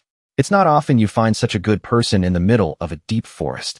Wu Ming presents himself as a generous person, casually telling Li Yunshin, "Little brother, don't be shy. Just treat this as your own carriage." This makes Yunshin cup his hands once more to thank the enthusiastic Wu Ming. Li Yunshin opens the carriage door and steps inside to find the old painter, Miss Xiao possessed by the cat demon, and Xiao Duanhong lying weakly in the back. The old painter sees Li Yunshin and, with tears in his eyes and a pained expression, says, "Oh, great master, you're awake." Of course, this annoys him. Yunshin tells the old man, "What are you talking about? Stop calling me great master. From now on, call me brother Exian." Hearing this, the old painter quickly says, "Yes, brother Exian." Not knowing much about Wu Ming, Li Yunshin asks the old painter, "Is this Wu Ming a rich man?" The old painter, with tears in his eyes, replies, "This man is indeed very rich. Brother Exian, you've just arrived here, so you probably don't know. This escort association is famous for squandering money to buy fame." Li Yunshin opens the curtain and looks at Wu Ming riding his horse in front, silently assessing him. Indeed, a foolish, rich young master. In this kind of person's convoy, I can avoid a lot of trouble. While Yunshin is busy scheming, the cat demon in Miss Xiao's body is busy licking its lips. Thinking about arriving in Weiqing soon, it becomes even more excited. It smiles from ear to ear and thinks, "I can quickly get to a place with lots and lots of people." Wu Ming's carriage slowly makes its way towards Weiqing. Suddenly, the wheels turn a bit heavily. Oh, there's a shadow under the ground. I had to take a look to see what it looked like, and then boo. It turns out some sneaky person has been following under the carriage. What a scare. The scene quickly changes to Weiqing. The entire city is surrounded by a large, clear river. Then they arrive at a large courtyard. It turns out this is the Qiao family estate. In the courtyard, an old man is diligently sweeping leaves. But oh my, what's this? A corner of a robe flutters behind a tree. A closer look reveals a pair of adulterers playing a public game for novelty. The woman blushes with embarrassment, but is clearly enjoying it. She quickly says, "What are you doing? Wasn't one whole night enough? Hurry up, we have to go." The old lecher beside her, while fumbling with his hands, says with delight, "What's there to be afraid of? A deaf and blind old man can't possibly find out. I really love your scent, my good Annie." Ah, so the uncle is away, and the nephew is seducing his wife. As soon as he finishes speaking, the old lecher buries his face in her chest. The girl, who was shy just a moment ago, is now lost in a daze, her eyes closed as she moans, "Ah, Ming Lang." The couple on this side is playing their game, while the old man continues to diligently sweep leaves. A little closer, and you'll see he's paying attention. I don't know which fool spread the rumor that he's blind and deaf. He glances at the tree for a moment and thinks, today, the escort chief will probably return. And it's true. A short while later, Li Yunshin's caravan finally enters the streets of Weiqing. Hearing the hustle and bustle of people and carriages outside, Li Yunshin opens the window. We're finally here. The most important thing right now is to find a quiet place to research how to break the restriction on my Shueshan Chi Hai. While he's busy thinking, Wu Ming suddenly rides up on his horse, looking extremely eager. "Little brother, have you been to Weiqing before?" You ask, so I'll answer. I haven't been to Weiqing. Is there anything fun? Li Yunshin replies, not forgetting to butter up Wu Ming a little. I must thank you for this trip, Chief. Getting the green light, Wu Ming becomes excited and takes on the role of a tour guide. Although Weiqing can't compare to the capital or the prefectural city, because the Wei River converges here, many merchants choose it as a transit point, so it's very lively. The horse was galloping along nicely when some idiot pulled the reins too tight, causing the horse to foam at the mouth. Wu Ming's servant immediately jumps down, stands in front of the Chow family estate, and announces loudly, "Chief Wu Ming of the Escort Association has brought Escort Chief Xiao Duan of the Hongfu Escort Agency back." Hearing this, everyone in the mansion, young and old, exclaims, "The master has returned. The master has returned." It turns out this Master Qiao has two wives. The one in red with a pale face is Qiao Wangshi, the second wife. She stands forward and says, "I, Qiao Wangshi, greet the chief." The one with a red face and a green dress is Qiao Lushi. Probably. Mrs. Qiao Wang sees Wu Ming and cups her hands with a bright smile. "Thank you for bringing my husband back, Chief. I don't know how to repay you. Please come in, Chief. I'll have the servants prepare some tea and pastries." Of course, someone as rich as Wu Ming doesn't care about a little pastry. He'd at least want some beer, so Wu Ming declines, shaking his head. No need for such trouble. Escort Chief Xiao ran into some trouble on the road. You should take care of him first. That's what's important. Hearing this, Mrs. Wang covers her face, her eyes welling up with tears. She exclaims in shock, "What?" Then she opens the carriage door and, oh my God, a storm is nothing compared to her husband looking like a mess. Seeing Mr. Qiao's disheveled state, Mrs. Wang is shocked, tears streaming down her face as she cries out, "My lord!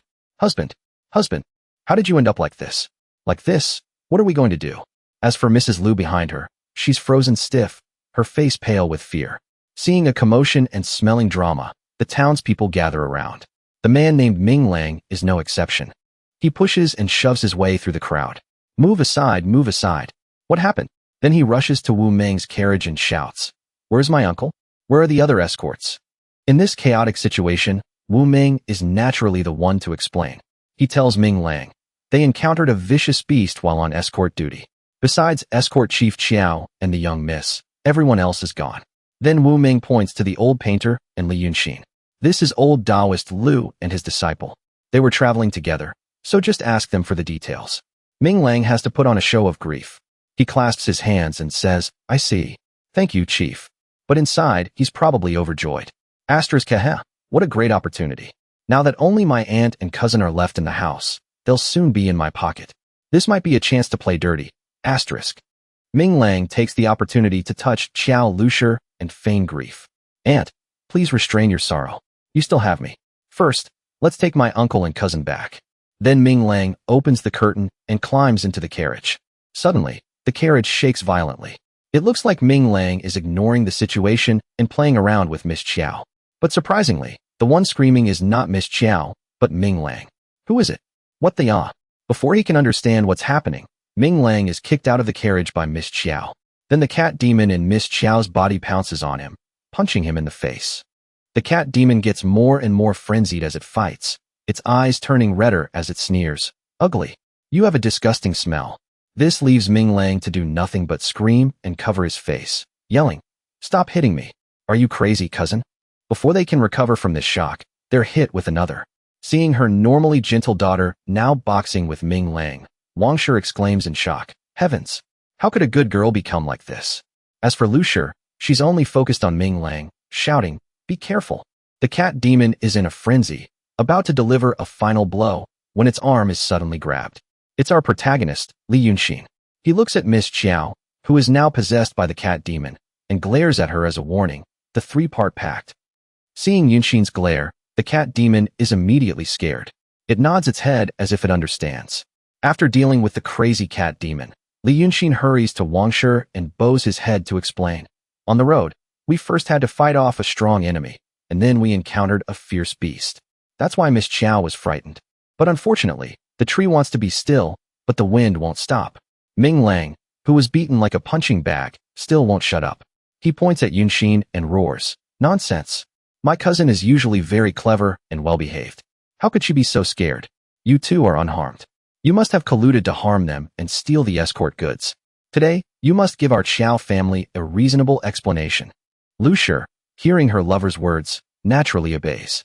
She immediately chimes in, "That makes sense. My husband has been an escort for many years, and he has so many brothers with him. What's a strong enemy or a fierce beast?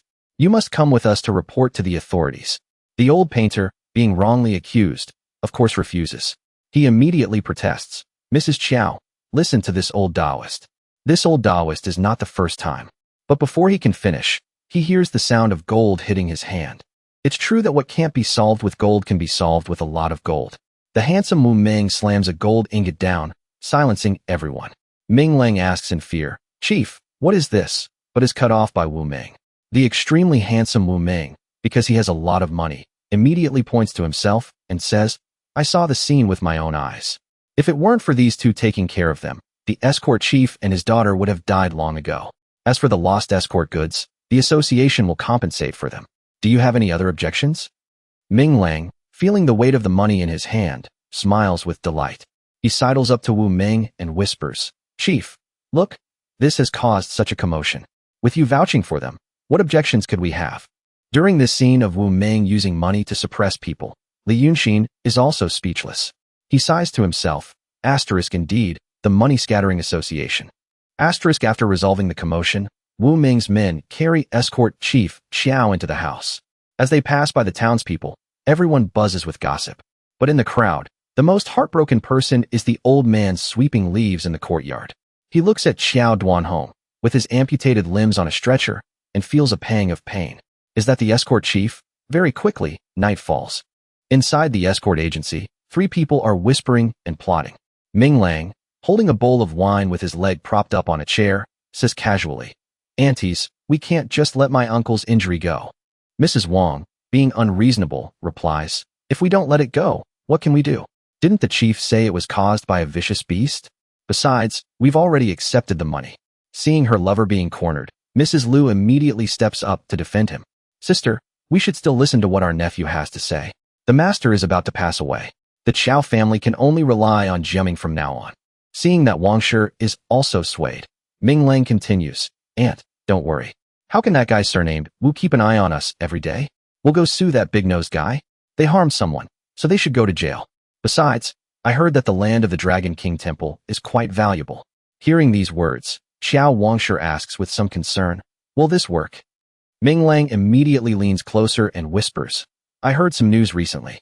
A while ago, the prefect." This startles Wangshi, who asks, "Is that so?" On this side, in a certain courtyard, an old man is holding a lantern and looking inside. In the room, two maids are sitting by the fire, gossiping. Why did only he come back? In that state, he's better off dead. He took so many people with him, and they all died. Only he came back alive. The old man slowly walks past the two of them, then enters the room where escort chief Qiao is breathing his last. He goes to Qiao Duanhong's bedside and softly calls out, "Young escort chief."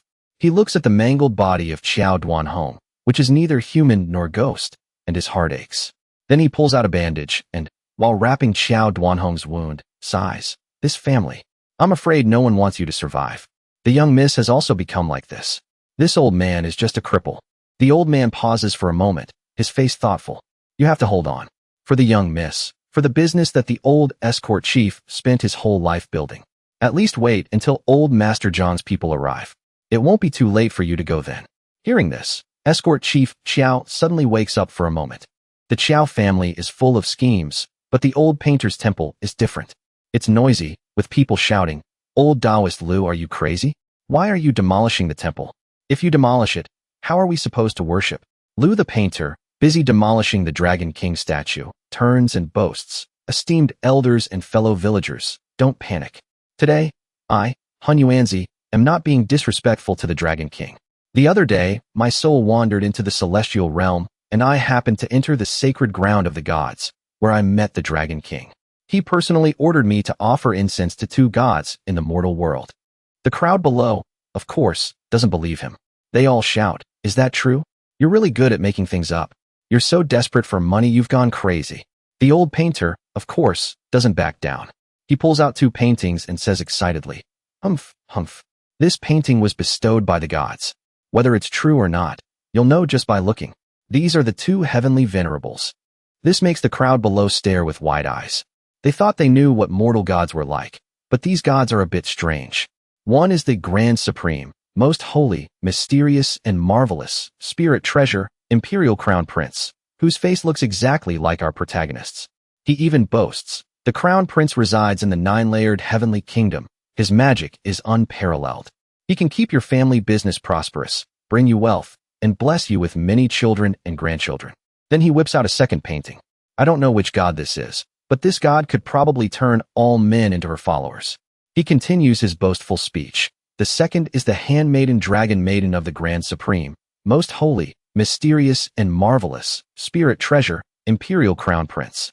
She is the biological sister of the Rawhide Dragon King, in charge of rain and wind, protecting the prosperity of the region. After a round of boasting, the old painter quickly hangs up the 2 paintings and says, "Now, fellow villagers, please pay respects to the portraits of the 2 heavenly venerables." There can be no delay. To make everyone believe him more, the painter waves his hand and points at the 2 paintings, exclaiming with a look of awe, "You should know that sincerity will be rewarded. If you are not sincere, even the Jade Emperor Grand Heavenly Venerable himself will not pay attention to you." For some reason, the crowd below seems to have been bewitched. They all start chattering. Right. I didn't know old Taoist Lu had such a fortuitous encounter. Do you feel it? As soon as the painting was opened, my whole body felt relaxed, and my spirits were lifted. After a session of boasting and deceiving everyone, Lu the painter pokes his head into Li Yunshin's room, gives a hand signal, and asks, "How is it, Brother Xen? Did I do a good job?" Li Yunshin, lying with his legs propped up on a chair while fiddling with a jade slip, praises him. Not a bad storyteller. The old painter, hearing the praise, beams with joy. He rubs his hands together and says, "It's all thanks to Brother Xen's painting. It's been a long time since the Dragon King Temple was this lively. But this god is really special. I wonder which deity Brother Xen really is." Of course, Li Yunshin isn't foolish enough to admit it's himself. He quickly puts on a mysterious air and says, "I cannot say." Seeing Li Yunshin being so tight-lipped, the old painter doesn't ask any more questions. He waves his hand and says, Understood. Brother Xen has his reasons for everything he does. Rest assured, I will take good care of the incense offerings outside."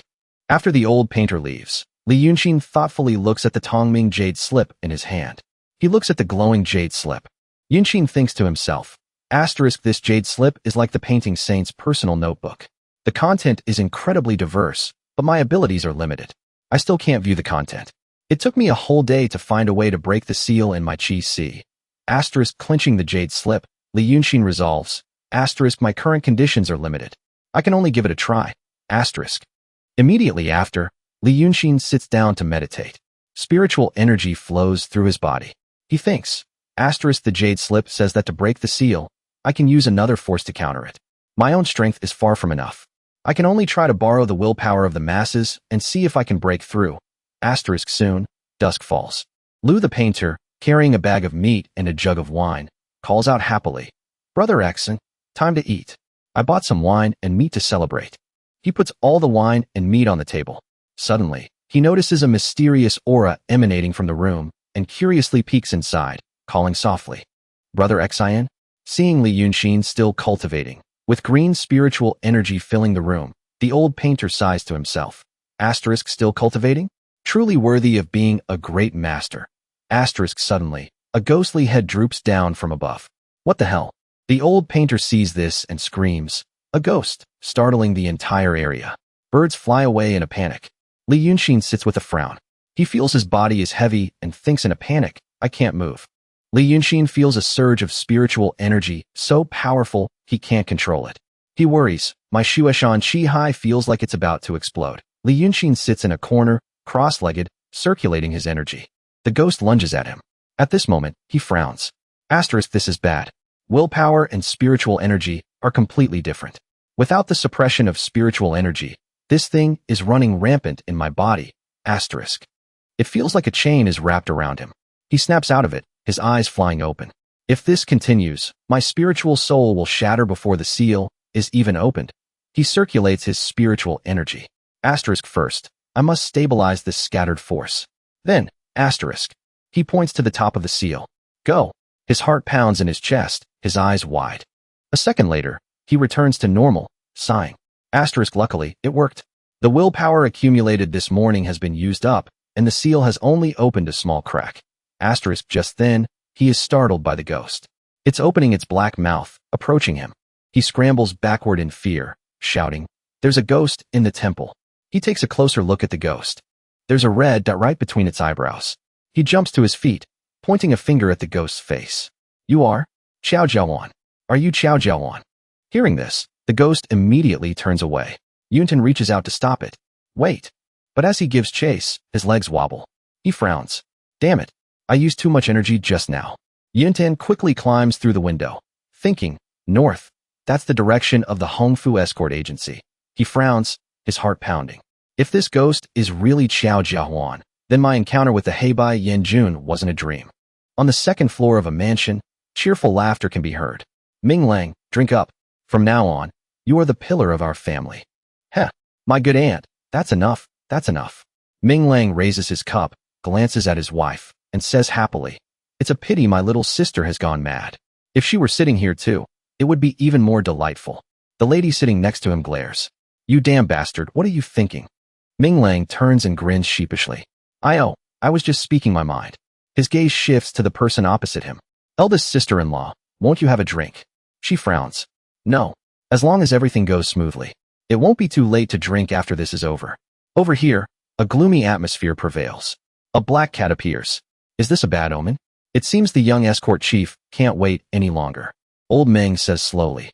The letter can't be delivered. The prefect is also useless. He turns to look at the seriously injured person. "Don't look at me like that. I have no other choice." Then this person replies to him with inarticulate sounds. The nearby crows are surprised. The legless old man is, what is he saying? Is he dead? After holding on for so long, he's finally dead. Quick, go report to the lady. With a single sword strike, old Ming decapitates the talkative man. The other person screams in terror. He stumbles back in fear. "I say you, what are you trying to do?" Old Ming points his sword at him, threatening, "If you don't want to die, don't move." This old man, when I was as young as you are now. Then his pupils constrict, and he stares at him. Was called the murderous ghost, Meng. With that, he turns back to the room from before. He throws open the door and looks at his limbless friend. He says softly, "Young escort chief, I only have this old bag of bones left." The young escort chief's eyes reflect Meng's stooped, old body. All around are screams. "Murder! Murder!" Everyone is in a panic, their faces filled with terror. "Old Meng, are you crazy? You damn bastard. You traitor. You dare to kill people." The surroundings are engulfed in a sea of fire. The white-haired man, with dangerous eyes and a firm grip on his sword, says, "Old Lang is gone." Then he swings his sword and shouts, "You all go down with him." The sound of the sword slicing through the air. The surrounding people shout, "Fire! Help, fire!" What sin did the Chow family commit? The space is engulfed in a sea of fire, and the screams of people make the atmosphere even more gloomy. The next day, the people whisper about what happened last night. The sound of rhythmic footsteps approaches from a distance. Soldiers kick down the door. The leader shouts, "Arrest the suspect." The person inside the house panics. What's that noise? Then he runs to the mansion gate and shouts, "Hey, what do you want to do?" "Io. The things in my temple are all spiritually infused treasures." The soldiers ignore him and ask, "Where are the people here?" Bingji, a constable from Liuha Prefecture, Weiqing, shouts, "The widow of the Hongfu escort agency, Qiao Lushi, has accused you of colluding with bandits, murdering, and robbing. Then you bribed a servant in the house, intending to murder the mistress and seize the Qiao family's assets." The soldiers tie him up. Bingji orders, "Come, take them all to the prison to await interrogation." The man from the temple sweats and explains, "Please, sir, be fair. If I wanted to harm him, why would I bring him back? Besides, the chief can testify for us." Bingji frowns, angry. "Who knows if you didn't do it to take the opportunity to show kindness, gain the Qiao family's trust, and make it easier for you to further your plot to seize their assets?" He frowns, unable to explain for a moment, and stammers. The constable frowns and asks seriously, "Do you know Manga from the Hongfu escort agency?" As if seizing the opportunity, he cranes his neck and explains, "We're all neighbors. Who doesn't know each other? But I really don't know what happened." The constable turns away. "Then it's not wrong. If you really have a grievance, you can state it clearly in court. The prefect will make his own decision." Then he orders, "Take him away." The man is unwilling and shouts, "Brother Xin." After a search, one person reports, "Captain, there's no one else." The report said there was a young accomplice. He is surprised. He ran away? Bingji doesn't turn back, his eyes glancing to the side. He orders, "Seal the temple." The monk can run, but the temple can't. Just draw a picture and post a wanted notice. His subordinate immediately obeys. As he is being led away, he cries out pitifully, "I've been wronged. This old Taoist is truly wrong." On this side, Brother Xin is hiding behind a wall, listening to the situation. His face darkens. *. I knew the people at the Qiao family were no good. I thought at most they would just cause trouble over the inheritance. If you insist on plotting against me. *. The temple is quickly sealed off. The surrounding people gather at the gate, whispering and gossiping. What happened? Is the Qiao family's matter related to him? He just got a new god, and now he's in trouble himself. I told you so. Don't go anymore. Don't go. Brother Xin is annoyed, clicks his tongue, and then rushes out from the side. He jumps over the wall and rushes straight out. Looking at the temple, he thinks, it wasn't easy to find a workable method. I can't do without willpower. His face darkens. Qiao Jiaming is greedy for money and is having an affair with Qiao Lushi. It's understandable that he would do these things. But why would Qiao Wangshi and the prefect cooperate with them? If it's simply for money, how much does this old Taoist have? It's not worth all this effort. Then he looks up at the temple's nameplate, his face pale. Could it be?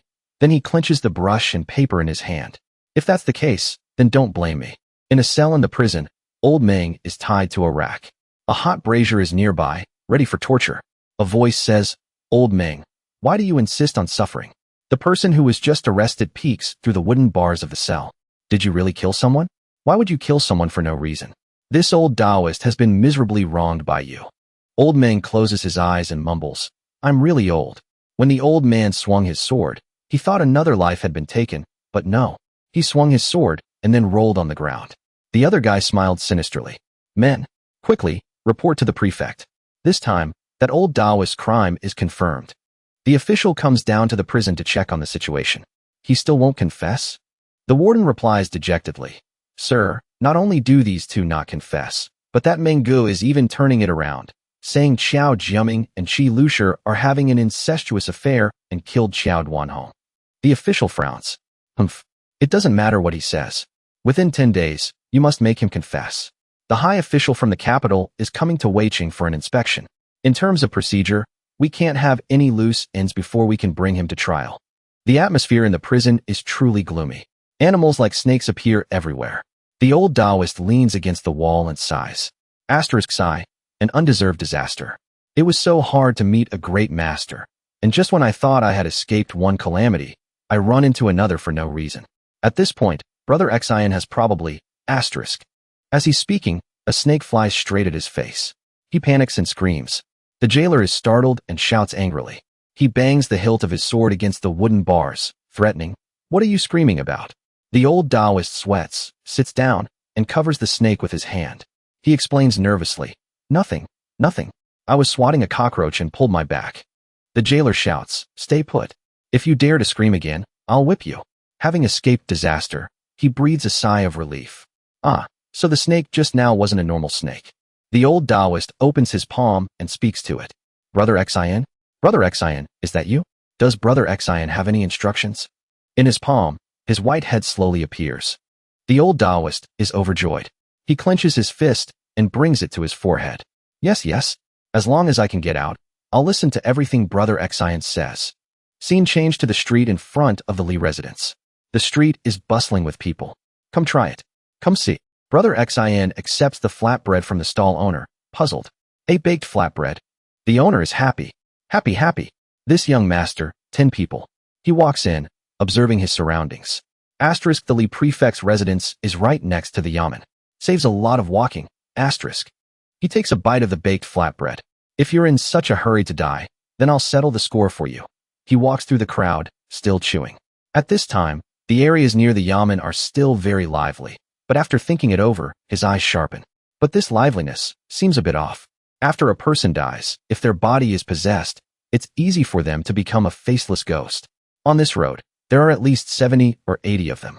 Although ordinary people can't detect faceless ghosts, and they don't cause disasters, for so many to gather like this, it must be the effect of Ein's spirit formation. He observes from the bridge. Why are so many ghosts attracted to this Li residence? Waiting at the gate? Are there no more residents of the Taoist and sword sects in the city? Suddenly, he freezes for 5 seconds after hearing someone call him. Young master, are you thinking of committing suicide? He immediately turns around. Oh, sorry to worry you, little brother. I'm not trying to kill myself. After turning around, Brother Xin feels a demonic aura lingering. Behind this person are many ghosts. The strange-looking brother replies, That's good. I just finished buying things and was about to go back to the residence when I saw you standing on the bridge with a sorrowful face. I thought. He replies cheerfully, Haha, I just felt the feng shui here is a bit strange, and there are gusts of Ein wind, so I stopped to look and got lost in thought. He exclaims, his eyes wide. You can feel it too, right? Ever since I left the residence, I've been feeling chills on this road. I was wondering why this road is so strange. Have you figured anything out, young master? Brother Xin opens his palm and stares at it. Little brother is very sharp. This place is between mountains and water. The terrain is very good. The government office is here, gathering righteous energy. It should be a place with very good feng shui. It's a pity that something has happened to ruin the feng shui, causing Ein energy to gather. That's why you feel chills on your body. If you stay in this environment for a long time, even if you don't encounter evil spirits, I'm afraid your lifespan will be shortened. This brother is astonished. Faceless ghosts cling to him. He raises his hand, clenching it loosely. Then, what should I do? Young master, you understand these things. Is there a way to solve it? Tom Kahi raises his hand and instructs. I only know a little about this feng shui stuff. Why don't you tell me if anything strange has happened in this area recently? Only when we determine where the problem is coming from can I help you think of a solution. This young master's face gets darker and darker, his eye sockets deep. He raises his hand and scratches his head. If you're talking about strange things, something did happen a while ago. About 7 days ago, the prefect was still up late handling official business. Suddenly, there was a heavy rainstorm, and a huge thunderclap struck down the main hall of the yamen. It even killed 2 people who were bringing the prefect a late-night snack. If it weren't for the fact that the prefect had eaten too much and had to go to the back to relieve himself, he probably would have been buried inside too. As he spoke, this young master was sweating profusely. Brother Xin asks further, Did you all see what happened? This person continues, No, we didn't. Because she was the prefect's beloved concubine, and being killed by lightning was not a good omen, the prefect invited the Taoist master of the Qingdan Pavilion to personally handle the scene. Ordinary people were not allowed to get close. Tom Kahi glances over, thinking to himself, if that's the case, it should have been an exorcism.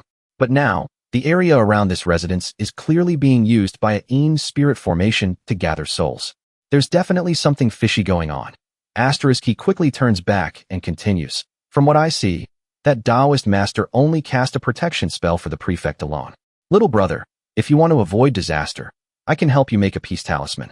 But there are some materials you must bring yourself. This young master, as if he had found a treasure, smiles brightly and cups his hands. Thank you, young master. Please instruct me, young master. 3 days later, in the afternoon, on the same bridge. Brother Xin waves the little brother over. It seems they still meet here. He asks cheerfully, Is everything ready? The brother, carrying a basket, says excitedly, It's ready. This person pulls back the cloth cover and lists the ingredients. Rainwater from the reservoir in the residence, a piece of wood from the room struck by lightning, old clothes discarded by the prefect, and soil from the residence. It's all here. Brother Xian picks up the black piece of wood and examines it carefully. This piece of wood has definitely not been burned. This person explains, definitely. It's not cold yet, so the residence doesn't use much wood. Because you instructed me, young master, I specifically got it from that pile of firewood. Brother Xian doesn't reply, but his heart is in turmoil. He frowns. No, this isn't right. This isn't what wood looks like after being struck by lightning. It's clearly been burned, and the aura on it is indeed as I expected. He clenches the piece of wood. The brother can't wait any longer. Young master, how is it? Can it be used?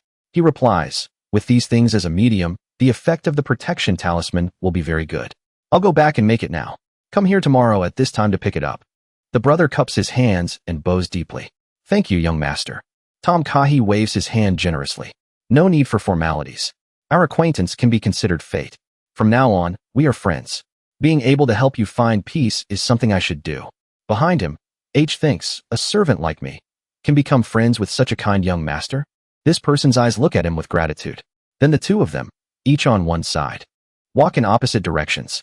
At that moment, Brother Xian even glances back, his eyes filled with confusion. Back at the temple gate, he thinks to himself, this servant is more useful than I thought. The cinnabar the prefect used, the old clothes. I have them all.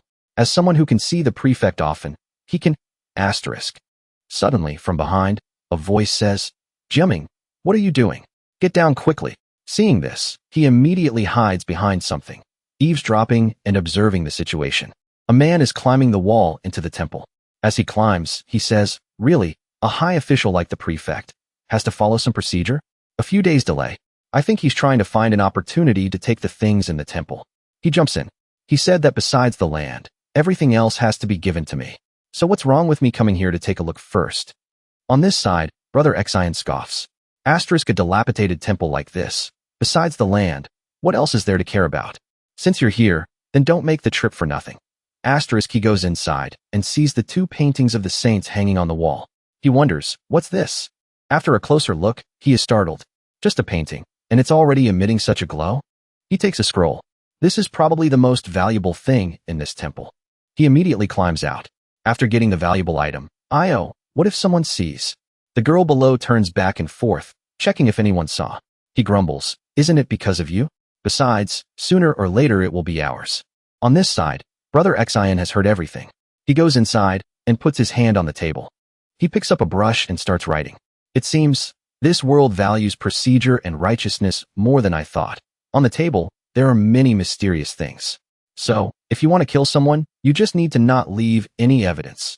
2 days later, the brother he met on the bridge brings a bowl of fish soup inside. He announces, Master, the kitchen has brought soup. A voice comes from inside. Leave it.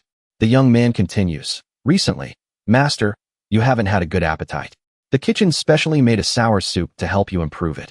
The master glances back and looks at the bowl of fish soup. Suddenly, a demonic aura arises from it. He shouts, fish. The young man smiles and explains, Master, please try it while it's hot. See if the taste suits you. He looks at the bowl of hot, steaming fish soup. He is immediately terrified, breaking out in a cold sweat. He looks into the fish's eyes. A horrifying voice echoes in his head. The taste is extremely good. A second later, he throws the bowl of fish soup. The soup splashes all over the servant. He raises his hand to shield himself and shouts, Sir. Unexpectedly, he loses his temper, points to the door, and yells, This official doesn't eat fish. Get out. The boy kowtows to the ground. Sir, please calm down. Sir, please calm down. While wiping up the spilled soup, he mumbles an apology. It was this servant's own. Then he is shocked, his face ashen. The surroundings warp. He looks at the servant cleaning the floor and sees a monster. He breaks out in a cold sweat, points to the door, and shouts, Get out, quickly. This person is terrified. Yes, yes, sir. Then he slams the door shut. Outside the residence, the servant scratches his head. Strange. In previous years, the master loved fresh river fish the most. Why is he like this year? And his temper is getting worse and worse. As soon as he went outside, he saw the young master who had helped him waiting. He smiled and walked over to greet him. Young master, Tom Kahi replied. Little brother, you didn't have a good day, did you? He sighs and shakes his head. Don't mention it. The master's temper is getting worse and worse. I don't know who he takes after. I heard our old master died of anger because of his bad temper. That's why our master usually pays great attention to cultivating his character. But recently, I don't know why. Tom Kahi frowns, as if in sympathy. Haha, there aren't many servants who care about their masters like you, little brother. I can only lament that your master doesn't know how to cherish you. He scratches his head. Oh, the master is still the master. When he's angry, he just scolds me a little. If all the masters in the world were as easygoing as you, young master, then servants like us might feel uneasy. He pats this brother on the shoulder. What's this about servant or not? I already said we're friends. He was moved by these words. Then he left. Brother Xin crossed his arms and smiled as he watched him leave. A second later, he frowns. It should be soon, right? 3 days later, at the government office, a crowd of people gathers at the gate. The Chow family's case is about to be tried. I can't believe the Taoist priest at the Dragon King Temple colluded with bandits. Didn't he take on a disciple? That disciple ran away, didn't he? What disciple? I think he's a bandit. Inside the government office, a loud voice announces, "Court is in session." Soldiers on both sides beat their staffs in unison. The stern official sits in judgment. A citizen speaks up, puzzled. Why are there two Taoist masters here? The one on the left of the official is Fa Nanzi of the Lingshu sword sect. The reason is probably because one of the criminals is a Taoist. The one on the right is Song Yunzi of the Shangqingdan Pavilion. What is old Taoist Lu? Those two immortal masters are truly great masters of the sword and Tao sections. I heard it's 100 taels of silver per hour. The official bangs his gavel on the table, stands up, and says loudly, "Bring the plaintiff and the suspect to court." The old Taoist cries out, "I've been wronged." This old Taoist really doesn't know anything. The man with the skin condition steps on him and says arrogantly, "Shut up. Did the prefect give you permission to speak?" He continues to cry out his innocence. This old Taoist really doesn't know anything. Old Ming sits in front, half dead. The official shouts, "Silence." Suddenly, a drum beats, drawing everyone's attention. The official is angry. Who is it? Who is beating the drum? It turns out Brother Xin is beating the drum. Everyone is surprised. Isn't that the young master from the Dragon King Temple who ran away? Remembering the night he was beaten by his boss, the official feels a headache coming on. His face is flushed, his eyes are bulging. "I'm going to die," he orders. "What are you standing there for? Stop him from beating the drum. Bring him in." The soldiers quickly obey. They rush out aggressively. The official breathes a sigh of relief. Phew. The two executioners look at each other, as if they have a plan. Shangqing Dan observes silently, frowning as he looks down. No unusual spiritual energy. Lingshu also observes. This prefect is really scared. With the Yin spirit formation set up by the Taoist sect, that thing can't possibly get in. At this point, even the court has to have us by its side. Who else could harm Han? The soldiers escort Yuntan in. He is startled. Looking at his outer robe, it looks like fish skin. He is startled.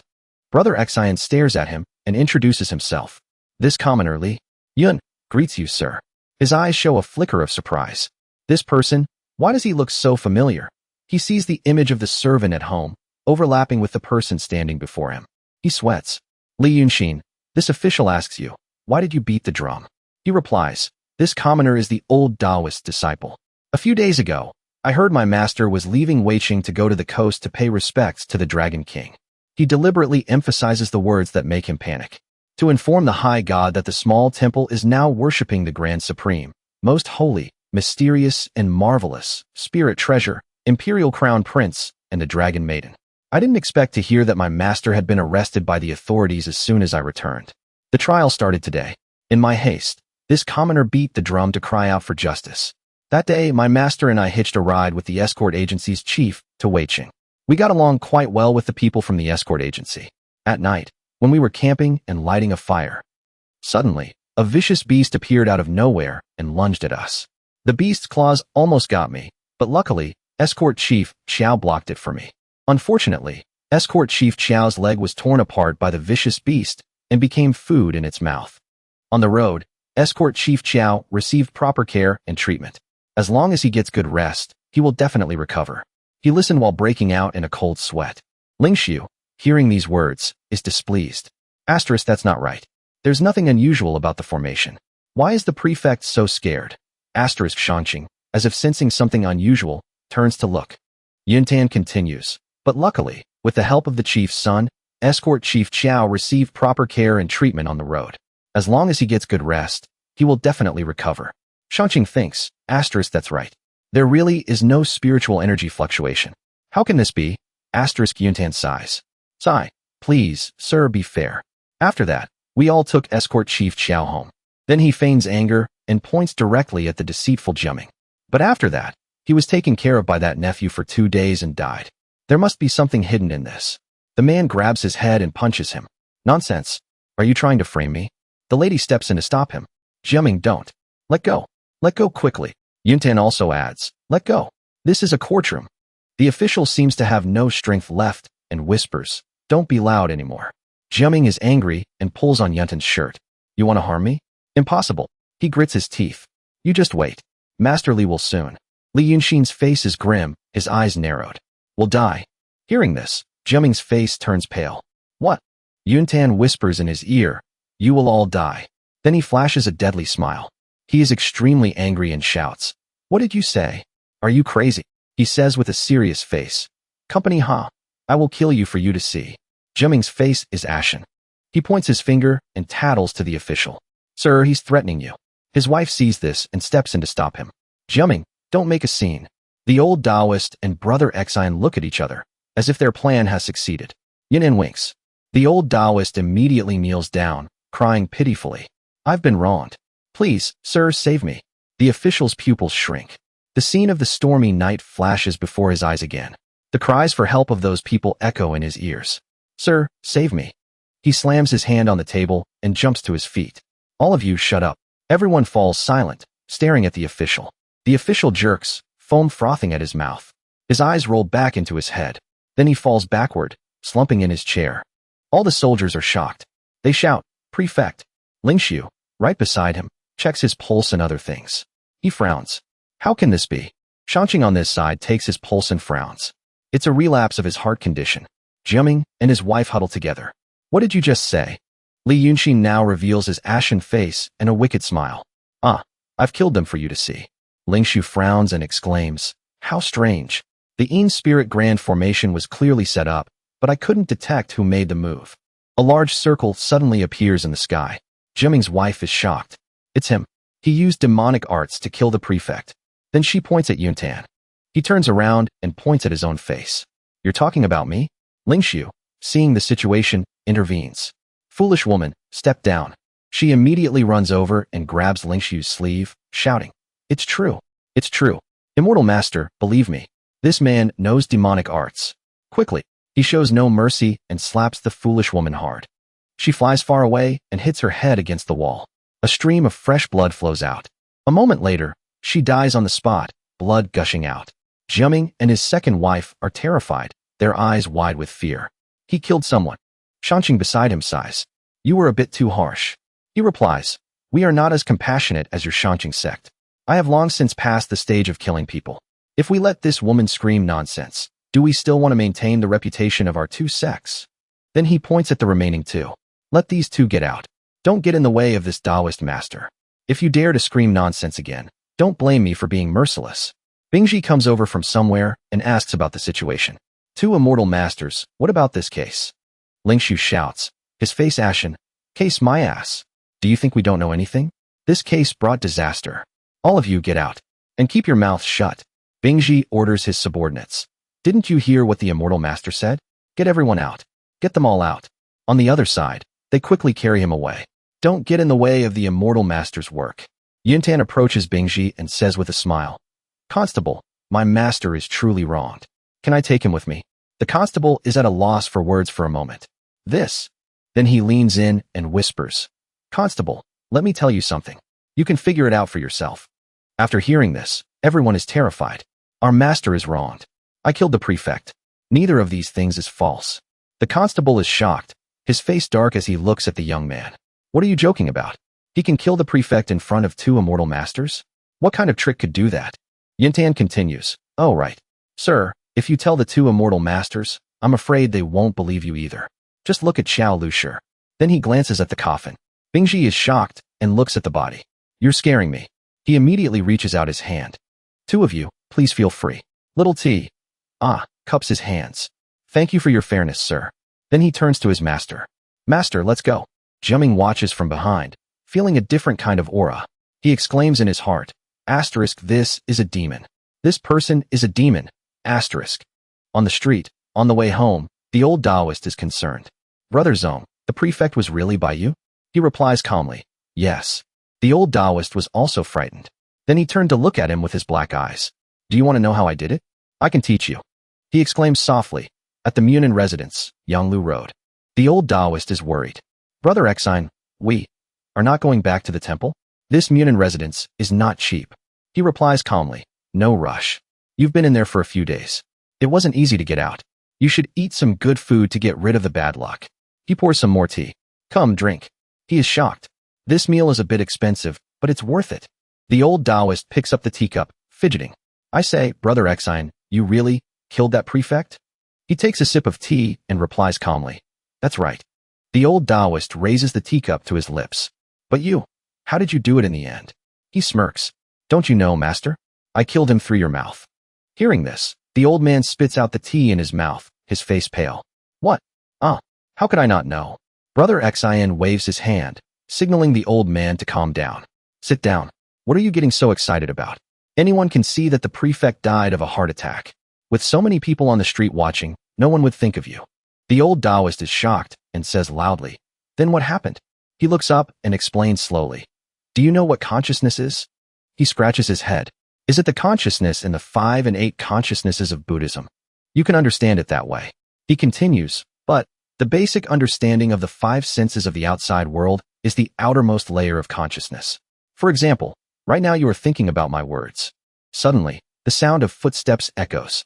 It seems someone is coming up the stairs. Zongkani smiles. Hearing the footsteps outside, you know that it's probably the waiter bringing food. That's also called consciousness. The old man hears this and turns his head to observe. Like old Lu, those footsteps could be the waiter, a guest, or a constable from the yamen. Why did you hear footsteps and think, and be so sure that it's the waiter bringing food? The old Taoist is sweating. Isn't it because this is the Munin residence, and we just ordered food? Yuntan points to his temple. Right? These judgments and deductions are completed by your subconscious mind in the middle of the process. The waiter brings the food in. He continues, it's always there. You just don't notice it. His face is towards the waiter, but his eyes are still fixed on the old Taoist. But the things you hear, see, and think about every day, you think you've forgotten them because you didn't pay attention, but they are actually still in your subconscious. After seeing the figure disappear, he continues, that prefect died because he suddenly remembered things he had forgotten, and he was scared to death. The old Taoist is puzzled. Why do you say that? Yuntan tears off a chicken thigh and says slowly, from the servant Ajai of the Li residence, I learned that something unusual happened in the residence a few days ago. After seeing the things he brought, I was sure that night, a great demon appeared in the main hall of the yamen. And coincidentally, I've met that great demon before. That guy takes pleasure in eating people. It's highly likely that the 2 beautiful concubines of the Li prefect ended up in the demon's stomach. Besides, from the prefect's clothes and Ajai's story, this prefect is too fat and especially loves to eat fish. And he also has a heart condition. So I came up with a plan. At this point, his eyes sharpen, and he holds something in his hand. I used Ajai to make the Li prefect temporarily forget the terrifying memory of that night. The old Taoist doesn't believe him and asks, can you really forget something like that? Yuntan replies, of course you can. Some people are so busy they even forget to eat. Besides, when people encounter such a traumatic event, they will instinctively protect themselves, making themselves slowly forget the fear. Suddenly, he senses something around him. The old Taoist panics, his face pale. Yuntan calmly glances over. For example, you really think that constable just let us go like that? The way that waiter looked when he brought the food up was very unusual. I'm afraid he heard something and has already gone to report to the yamen. He looks out at the stairs, sweating profusely. That can't be. Outside the stairs, someone is indeed coming up. Yuntan slams his hand on the table. Suddenly, the old Taoist becomes extremely panicked, his face ashen. He shouts, this old Taoist can't go back in there. I can't go back in there. But nothing actually happened. The waiter is serving a guest. Sir, this way please. Li Yunshin looks at him and continues to explain. It's as simple as that. I invited you to eat and drink and talk to you. You slowly relaxed, and the matter of going to prison seemed to have passed. But following my suggestion, when I knocked on the table, your subconscious made a connection, and you associated it with a reality that didn't exist. The Li Prefect was the same. The servant's protection talisman did have a calming effect, but it also contained the aura of a great demon. Feeding him fish, clothes with fish scale patterns, a blazing fire. Yuntan cups his hands in front of him, the whites of his eyes turning completely black.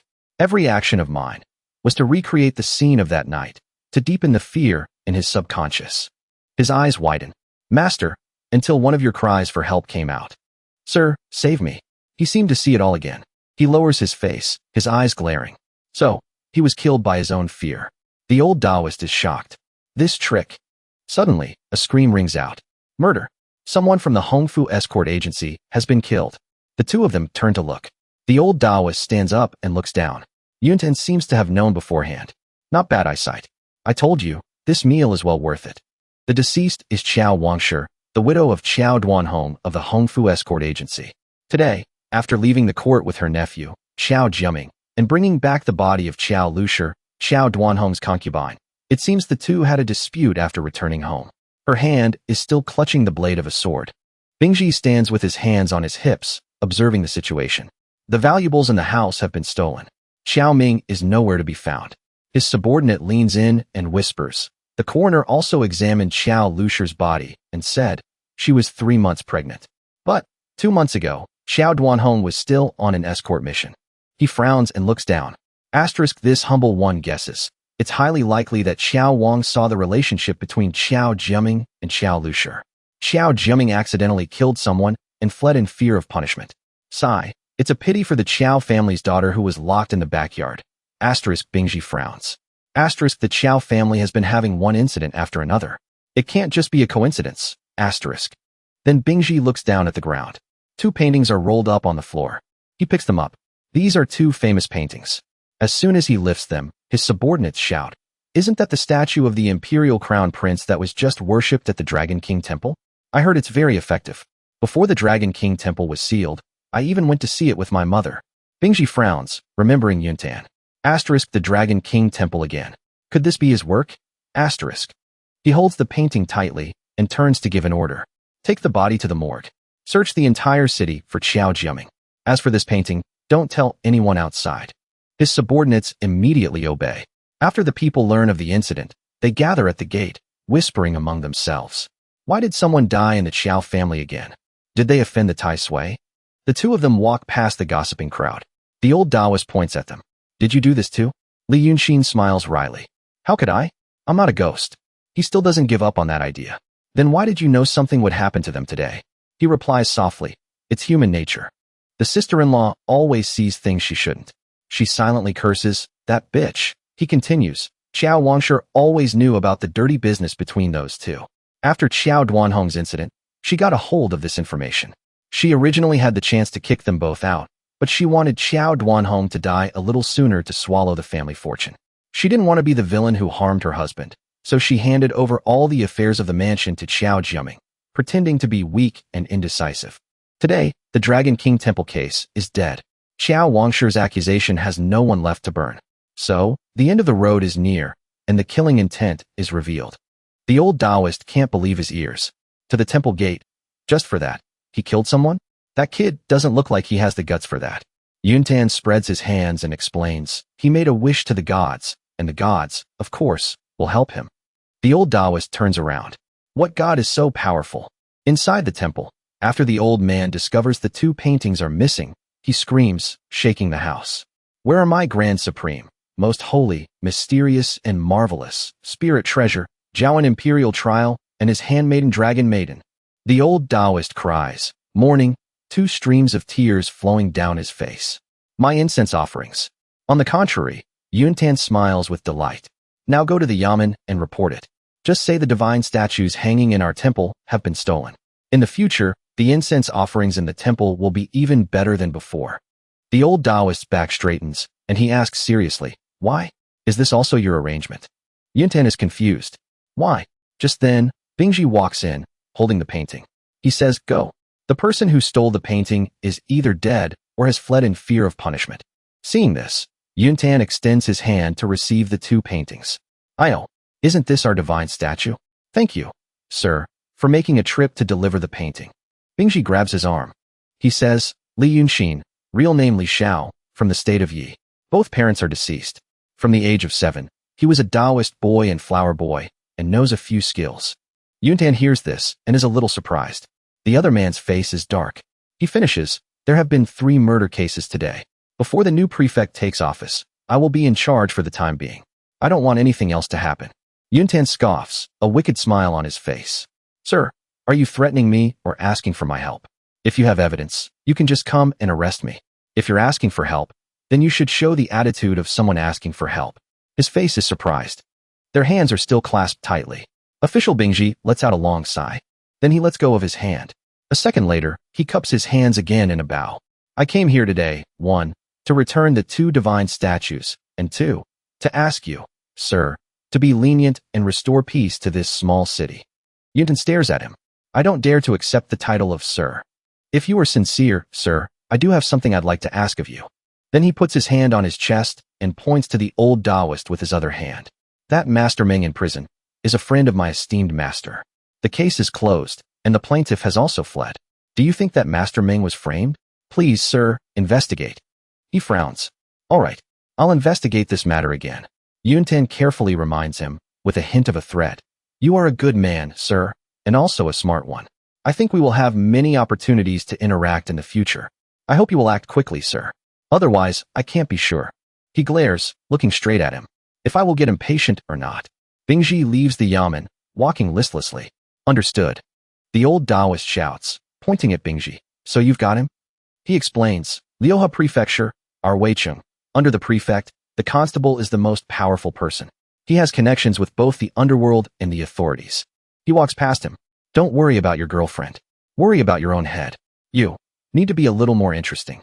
The old Taoist hears this and turns around in a panic. "What do you mean? Brother Xin, please be clear." He doesn't listen and continues to walk briskly. Asterisk this time, I've borrowed his name again and touched his prey. Looking at the sky, if he's already here, I'm afraid I'll have to try my best to please him. Asterisk. At night, in the backyard of the Dragon King Temple. I've explained the situation to you. You decide for yourself. Yuntan is serious. I'm not threatening you. If you want to leave me now, you still can.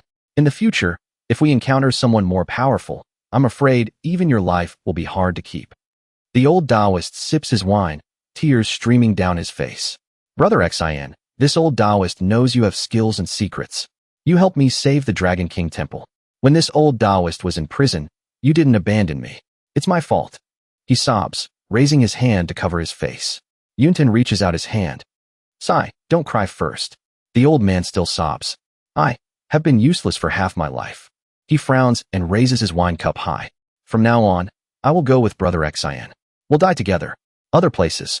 At this point, the old man's head slumps onto the table, but his hand still holds the cup. I'm not going anywhere. Li Yunshin stares at him. The candle on the table suddenly flickers out. Yuntan is startled, feeling a chilling air envelop him. A ghost is behind him, its arm covered in fish scales. It looks at him and says, Kid, you knew I was coming? Yuntan's panicked face turns cold and dark. He turns towards the voice and smiles. Of course. That's why I even prepared a surprise for you, ninth young master. The man glances over. What surprise? Yuntan explains. A few days ago, ninth young master, did you eat the 2 concubines of the Li prefect? Ninth young master smirks and replies. You even know about this? Yuntan's face is happy, satisfied with that answer. Knight, we know each other, after all. I heard that Li prefect, in order to seek revenge on you, found 2 big-nosed guys to set up a spirit grand formation. Then he turns his face and smiles even more brightly than before. Coincidentally, that guy also provoked me. So what? Ninth young master's eyes light up with interest. Is that so? He grins, showing his sharp teeth, and glances over. It seems my little toy was killed by you. Li Yunshin stands up and walks over. That's right. I killed him. So I thought if ninth young master hadn't gone far, he might come here to find me. He places his hand on the old Taoist's neck. He smiles wryly and says, Unfortunately, I only have an old man like this by my side. I don't have anything good to entertain you with. He looks at him, thinking. But a second later, he grabs his hand. A green aura emanates from his hand. It's fine. I'm nearby. We'll have a chance later. He reveals his hideous form, opening his mouth wide to eat the old Taoist's hand. But if he's already here, he can't disappoint him. Yuntan shouts to stop him. Ninth young master, wait. He has already wrapped his tongue around the hand, preparing to enjoy a delicious meal, when he suddenly stops. Yunshin cups his hands. To entertain a friend with such old and tough meat is not my way of hospitality. Why don't you wait for me? A force emanates from the front of his robe, suppressing the power. The ninth prince returns to his human form. He glances at the object, puzzled. You still have a good toy on you. He pulls out a necklace. He says flatly, is it this? A piece of jade. If you like it, ninth young master, feel free to take a look. Sure enough, the Tongming jade slip only reacts to demonic power. Ninth young master takes it and stares at it. Can this thing still be opened? He smiles and explains, who knows? It's made of jade, after all. I usually just keep it with me. He crosses his arms in front of his chest. Luckily, he doesn't know how to open it. Ninth young master loses interest and returns it to Yuntan, sighing. I thought it was some kind of treasure. Yuntan reaches out to take it, smiling. It's a family heirloom. It doesn't have any other function, just for keeping as a memento. But he snatches it back and continues to stare at it. Yuntan is worried. What's wrong? He grins again, showing his hideous teeth. If it's useless to you, why don't you give it to me? Later, when I want to eat you, I'll see it and remember that you gave it to me. I definitely won't eat you alive. Yuntan is flustered, sweating. Then I really. Thank you so much, ninth young master. The young master notices his strange expression and glances over, pouting. I don't want to take advantage of you either. I'll trade you something for it. Then he pulls out a yellow cloth from inside his shirt, sparkling. Yuntan is panicked. Where did he pull that out from? He touches the cloth with regret. He clicks his tongue. Yuntan is excited. He looks at the cloth and praises it.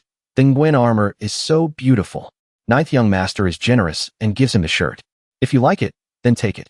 Just wear it normally. Our protagonist exclaims with joy. Then I won't be polite. But behind, his face darkens. Asterisk this armor. Even his claws can't scratch it. It must be a treasure. But I still have to find a chance to get back the Tongming jade slip. Asterisk he turns back and asks with a smile. Oh right, ninth young master just said he lives nearby. Perhaps we. Then suddenly, ninth young master's claws extend, grabbing his face and pushing him against the wall. He asks, are you trying to find out where my residence is? Yuntan trembles, unable to resist. He opens his eyes wide and glares at him. This crazy guy, his voice echoes through the courtyard. I'm just concerned about you. Yuntan grabs his hand and pulls it away.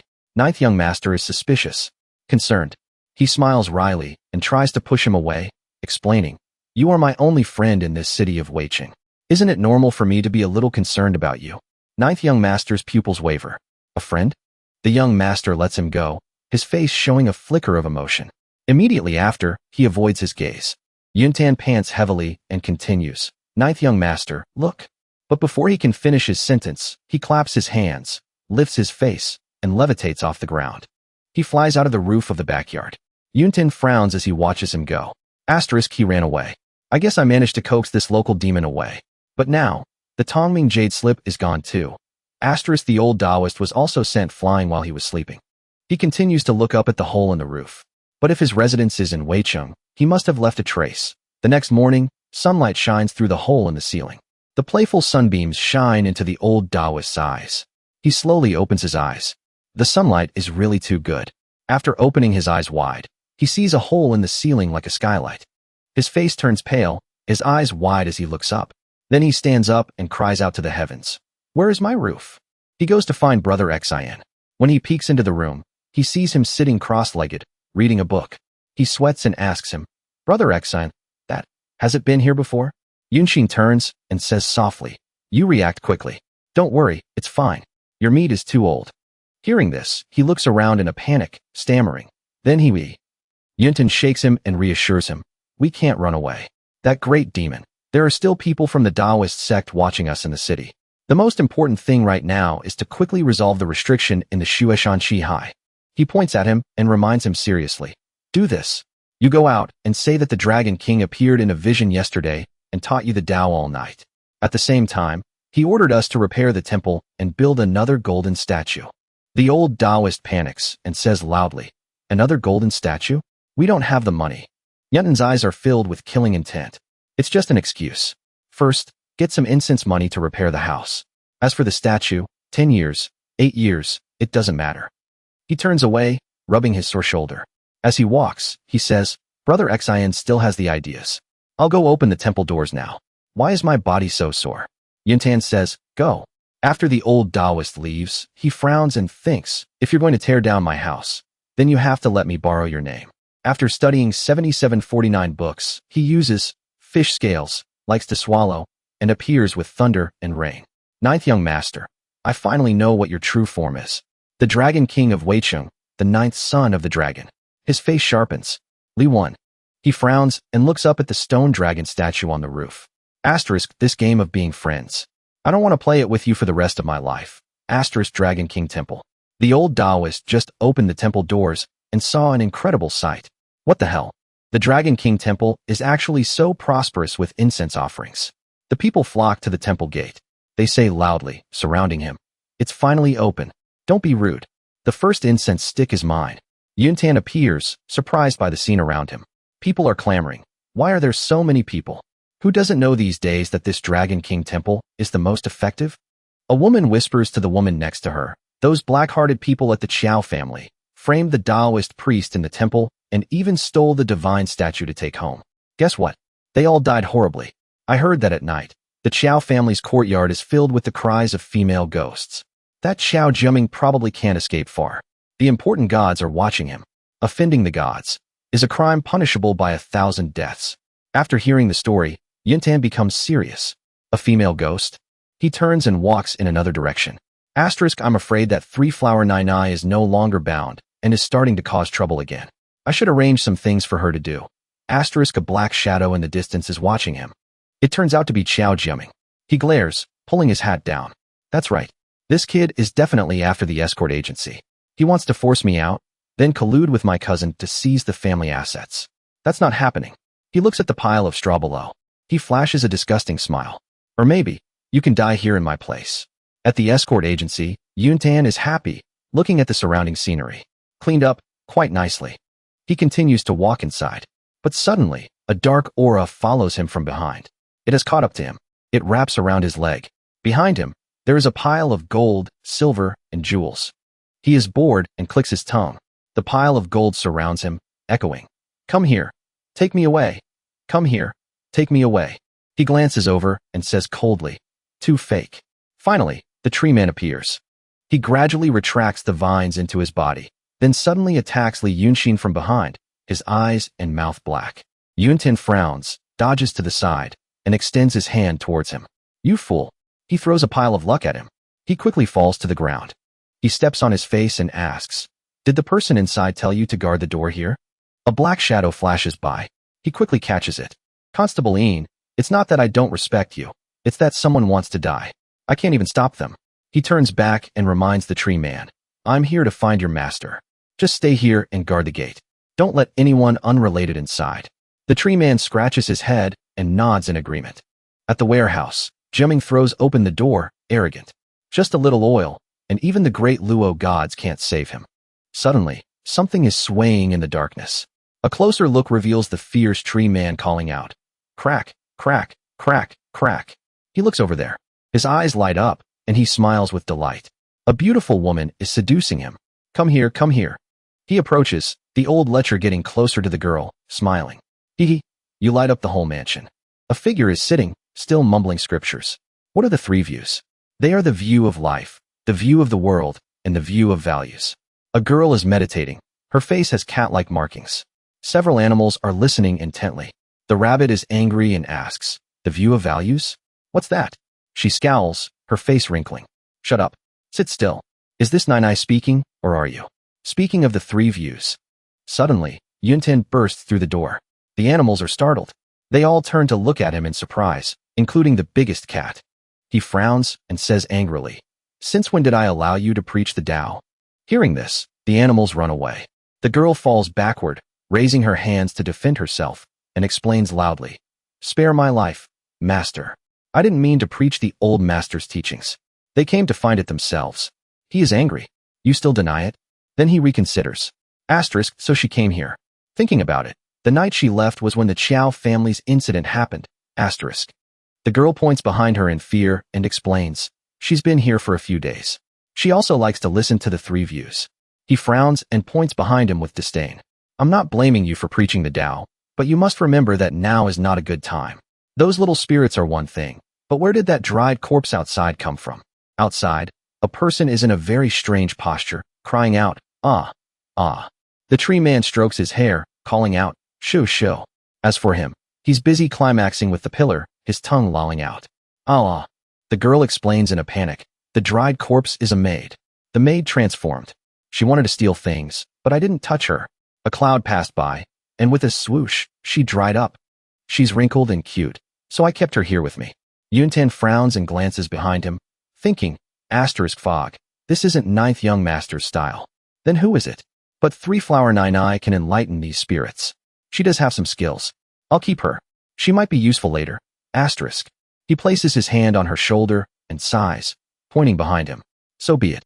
Call your little ones back. The girl is tense. Oh, but she looks outside and is startled.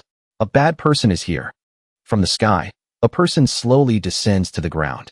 She stands in front of the mansion gate, under the full moon. She frowns. Interesting. The girl walks inside. A voice laughs. Hee hee, someone else is here. Let me. The girl says coldly, so noisy. A man with a scary face approaches her to chat, extending his long fingernails towards her. Then he winks and smiles broadly. She places her hand on his. With a snap. He frowns and smiles with satisfaction. Then the two of them walk hand in hand to a secluded spot. These little demons are gossiping. The white rabbit speaks up. Did it work? I'm so jealous. A little one agrees. I wonder what Nine will reward us with. The kitten, who has been silent until now, suddenly arches its back. Be careful. Then a gust of wind swirls violently, exploding a section of the courtyard. Gianni is satisfied, but then he suddenly becomes a roasted dish in the dark. This part is rated 18+, so it's censored. He stares with wide eyes, panting heavily. The young man from before has turned into a rooster. The cat girl hides behind Yuntan. The girl waves her hand. What a strong body. Are you from the Taoist sect? He frowns and asks her, I don't know. Why did you barge into my sacred ground? The girl extends her hand and asks coldly, why did you harm people? The man beside her, Jiaming, has snot running down his face. Yunshin points at him and says, your question is too strange, miss. When did I harm people? From what I see, it's clear he was harming a demon. All he lost was, this part is blurred. But my great tree has lost its innocence forever. He stares and continues, since you are also a cultivator, miss, why do you only see people in your eyes and not all living beings? Your perspective is too narrow. The mysterious girl opens her mouth slightly. What you say seems to have some truth to it. He thinks to himself, it seems she's a reasonable person. That makes things easier. He circulates his energy, which is all the luck of the little demons. He frowns. A beast that has just gained intelligence is no different from a child. The heavens have no evil intentions, only primitive desires. We Taoists only know how to eliminate evil demons, but we don't know how to teach them. We seize resources, but don't know how to share. The spirits are angry, but because they have no will, they only know how to kill. He places his hand on his chest, showing his sincerity, and adds, but in my place, if they have a heart for the Tao, I will teach them without discrimination. We cultivate the heavenly heart orthodox method passed down by the celestial beings, so we also have the responsibility to enlighten all living beings. The girl asks coldly, is this your Tao?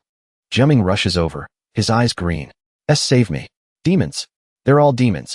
She waves her hand, and he flies far away. Go die. A second later, he vanishes, only managing to let out a single scream.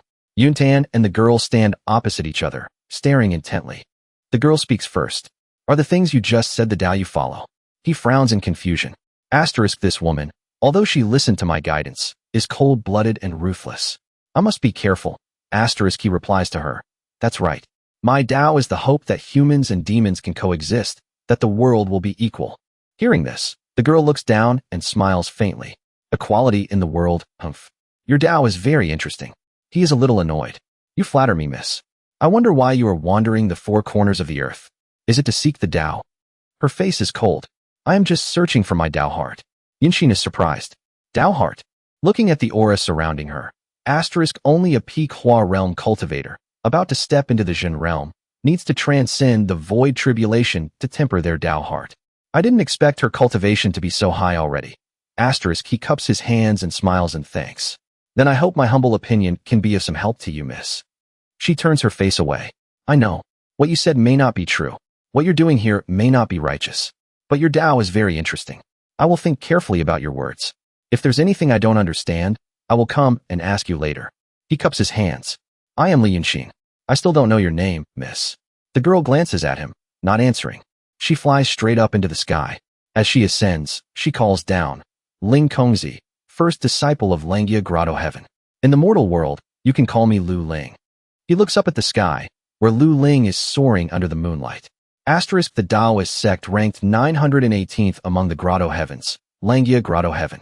The first disciple of a Grotto Heaven sect is already comparable to the sect master of one of the 72 Taoist and sword sections. A strong background, good talent, a peak Hua realm master. If only I could be so fortunate. Asterisk suddenly, a wave of pain hits him. He gasps for breath. He clutches his body, gritting his teeth against the pain. The tribulation has already begun. At the prison, the guards have all been killed. The surroundings are covered in cobwebs. A lucky survivor is still breathing, trembling, and calling for help. Someone is breaking into the prison. At the execution post, the person is gone. The sound of horse hooves clatters on the ground. Old Ming is on the horse, wearing a cloak. He says to the person who saved him, "Great heroing, you really didn't have to save me. I'm old, and my master is gone. Living is just prolonging the inevitable." The black saber, Ing Jian, holds the reins and leads the horse, his face grim. "You shut up." He glares ahead. "If you've lost your fighting spirit, how can you practice my 7 kills saber? I heard you were framed. When I help you find that person and kill him, it will help you resolve your sorrow." Old Ming looks over fearfully and stammers, "This is just a family matter. How can I involve you, great hero?" If the county yaman comes looking, Jian doesn't care and continues to walk briskly. "Who I want to kill has nothing to do with you. The 7-kill saber is a part of my 7-kill scripture. I will not allow a dull 7-kill saber to exist in this world." When they arrive, Jian asks, "Is this the place?" Old Ming's face is serious, and he exhales. "That Xiao Jiaming might not be here anymore." Jian raises his index finger to test the air. "No, there's still the smell of blood in the air. It's still fresh." Han is serious. "Something just happened here. Let's go in and see." At the Dragon King Temple, Yuntan crosses his arms in front of his chest, thinking far ahead. Asterisk there probably won't be any more trouble at the escort agency. I'll give names to those spirits. Asterisk the mouse clenches its fist. Shu Ku, meaning to be relaxed and understanding, to restrain oneself and follow the rules. The cat raises its hand in a salute. Jing Chong, meaning the warning bell of the long bell, to always be self-reflecting. The green rabbit is wicked. CG, death is so close, you must work day and night, accumulating a foundation to build yourself up. The lovesick rooster, Chunji, cultivate diligently.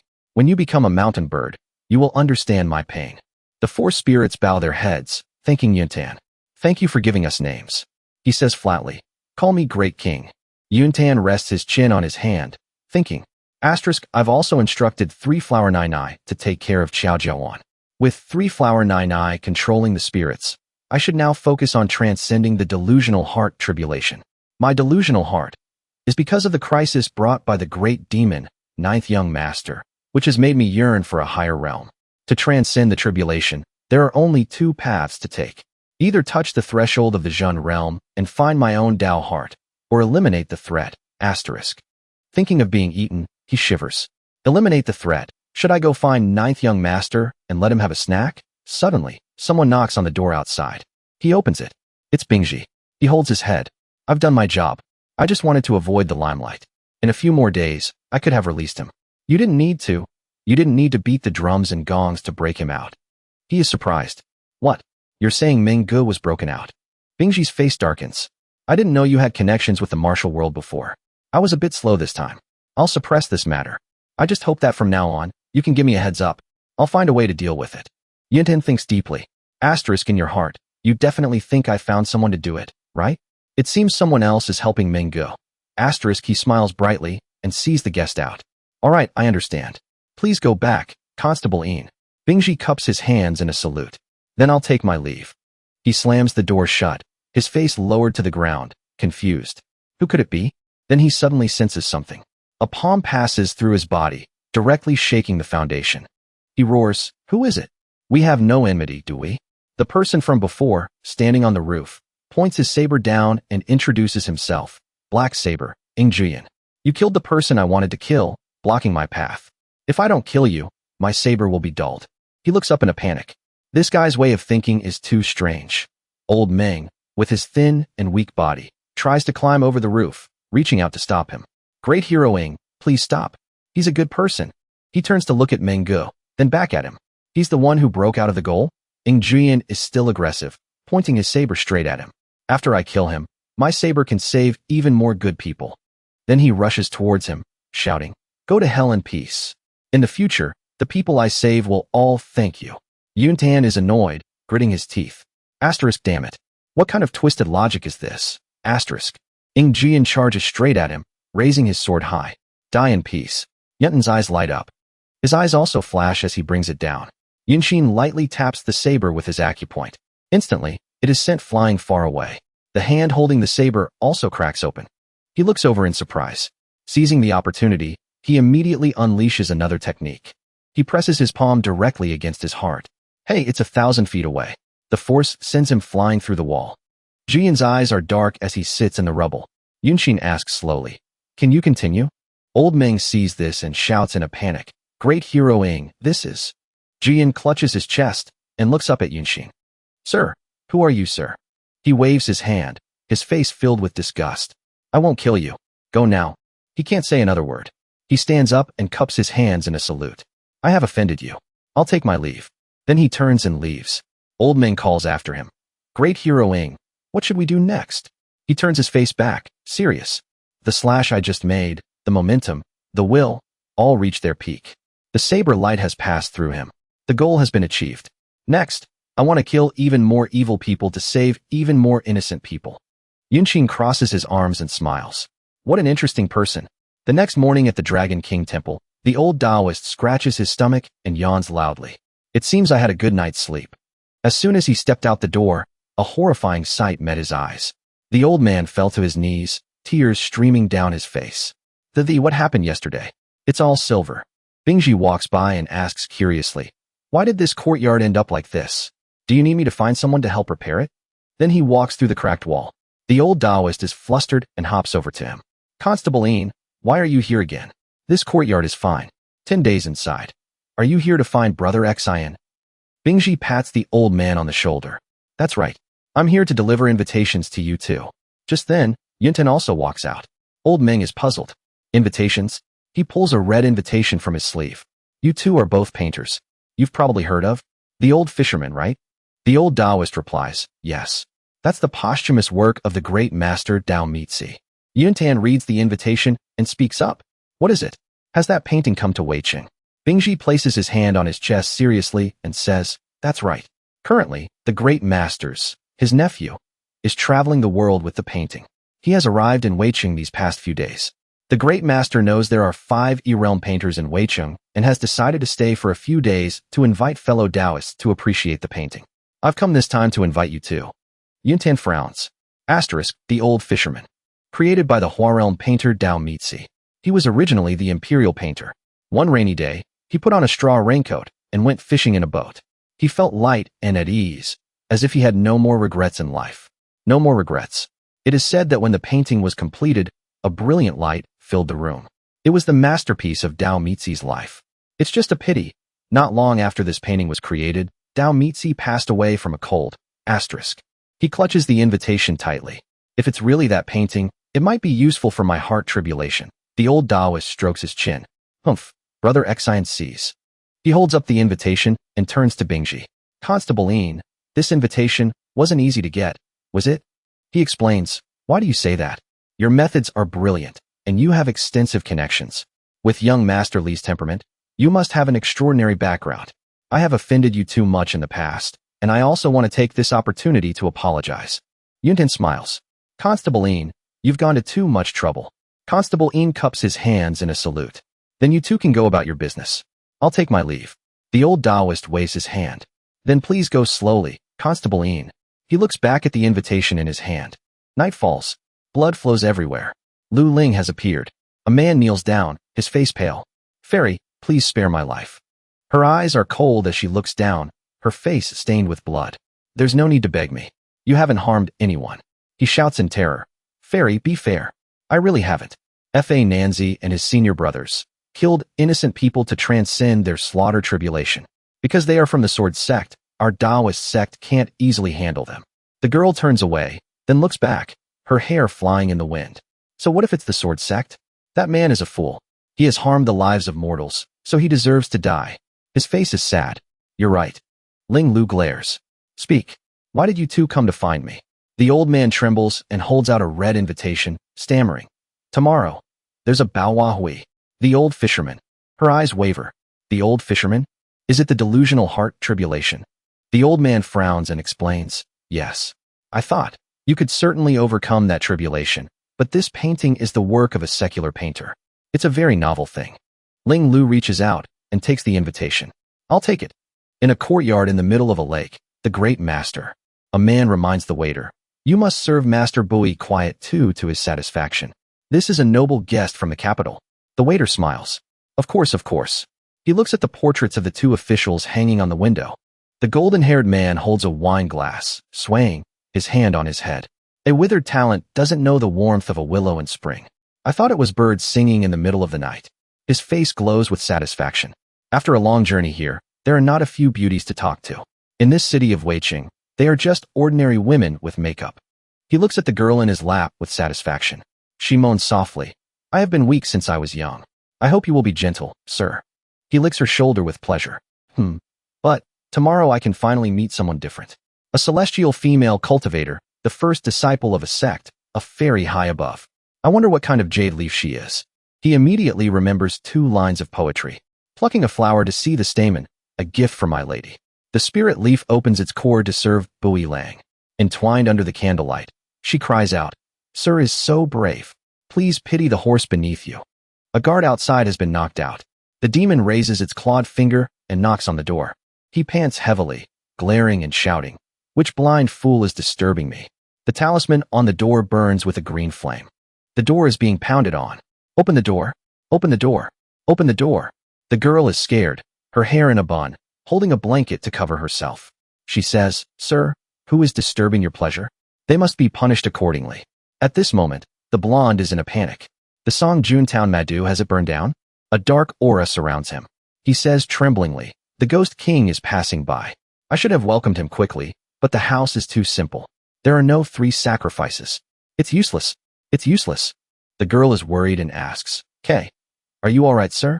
The town's demon has completely burned down. The candlelight in the room also flickers out. The door slowly creaks open. The scared ghost peeks its face in, its face pale, its eyes without whites, its teeth protruding. This scene is truly terrifying. It calls out mournfully, Why didn't you open the door? Then it reaches its clawed hand inside. The girl is terrified and screams, Sir. 4. Immediately after, she is pulled towards the ghost, leaving the blonde man stunned.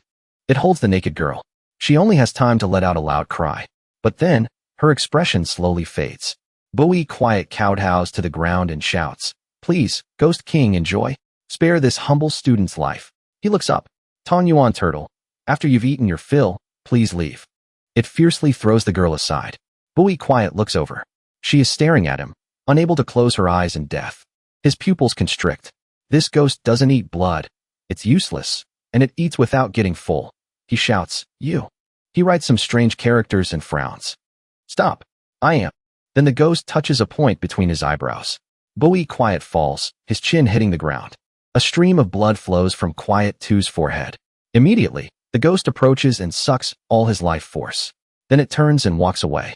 Bui Quiet 2's body bursts into a green flame, just like the talisman from before. He screams, Izie, Izie. The flame burns fiercely. Even his eyes bleed 2 streams of blood. In this tragic scene, he opens his black eyes wide, his dry lips moaning, Someone. Hearing this, his subordinates run to the mansion to save their master. The second day, the capital is noisy and bustling. People come and go, creating a chaotic scene. Li Yunshin crosses his arms and looks at the scene below. Too many people. If we delay any longer, I'm afraid it will rain. The old Taoist holds a staff, fanning himself. This is the biggest festival Weiqing has ever seen. Then he points down. That carriage belongs to the prefect. Over there is the Wang family's carriage. Looking down at all the powerful people, he says, It seems all the noble families in Weiqing, all the cultivators with any reputation, have come. The old Taoist looks at himself, his eyes filled with self-doubt. He sighs and turns to Yuntan. Brother Exine, why don't we go back? Yuntan smiles and comforts him. A high-class banquet at the Chonghua Pavilion costs 50 taels. Are you not going to eat? He sighs. Well, seeing the old Taoist's expression, he can't help but be startled. He sees a figure he has longed for a long time. After that figure, Yuntan smiles brightly and turns around. Let's go. The old man doesn't understand anything for a moment, his head full of question marks. What did he just say at the end? But the two words, father, father, were stuck in his throat. Then he cheerfully turned around. Let's go. The old man was completely confused. What on earth did he just say at the end? Suddenly, a voice came from behind. Taoist friend Hunyuanzi. The old Taoist was delighted and turned around. Taoist friend Sure. Why are you here? Are you also attending the treasure painting gathering? Shirgizi smiled and raised 2 fingers in greeting. That's right. I heard about this grand event and thought it wasn't for small temples like ours. But yesterday, someone delivered an invitation. I heard it was from the first disciple of Langia Grotto Heaven, Taoist Ling Kongzi. Yuntan looked at the scene before him and stroked his chin with a pleased smile. The most beautiful time is at sunset, isn't it? Seeing an acquaintance, one's heart is no longer timid, and one's courage grows. In one breath, one can climb 5 steps. Asterisk. He quickly went over to greet them, cupping his hands and bowing. Greetings, senior. Shirgizi observed him and said with a smile, Oh, old Taoist, is this your disciple? He's so handsome. The old man was flustered, looked over, and stammered. This is... Yuntan spoke first, respectfully saluting. This junior is young Xinzi, my master's new disciple. Greetings, senior. The old Taoist heard this and happily introduced him. Ah, yes. This is my disciple. This is the guardian of the mountain god temple at the Great Lake, outside Weiqing. Taoist Master Shirgizi is an old friend of my master. She turned and said, Since we've met, let's go in together. The old Taoist was happy. Good. Please, Taoist friend Sure, go first. Then she extended her hand. Please. A red invitation was visible on her sleeve. This immediately caught his eye.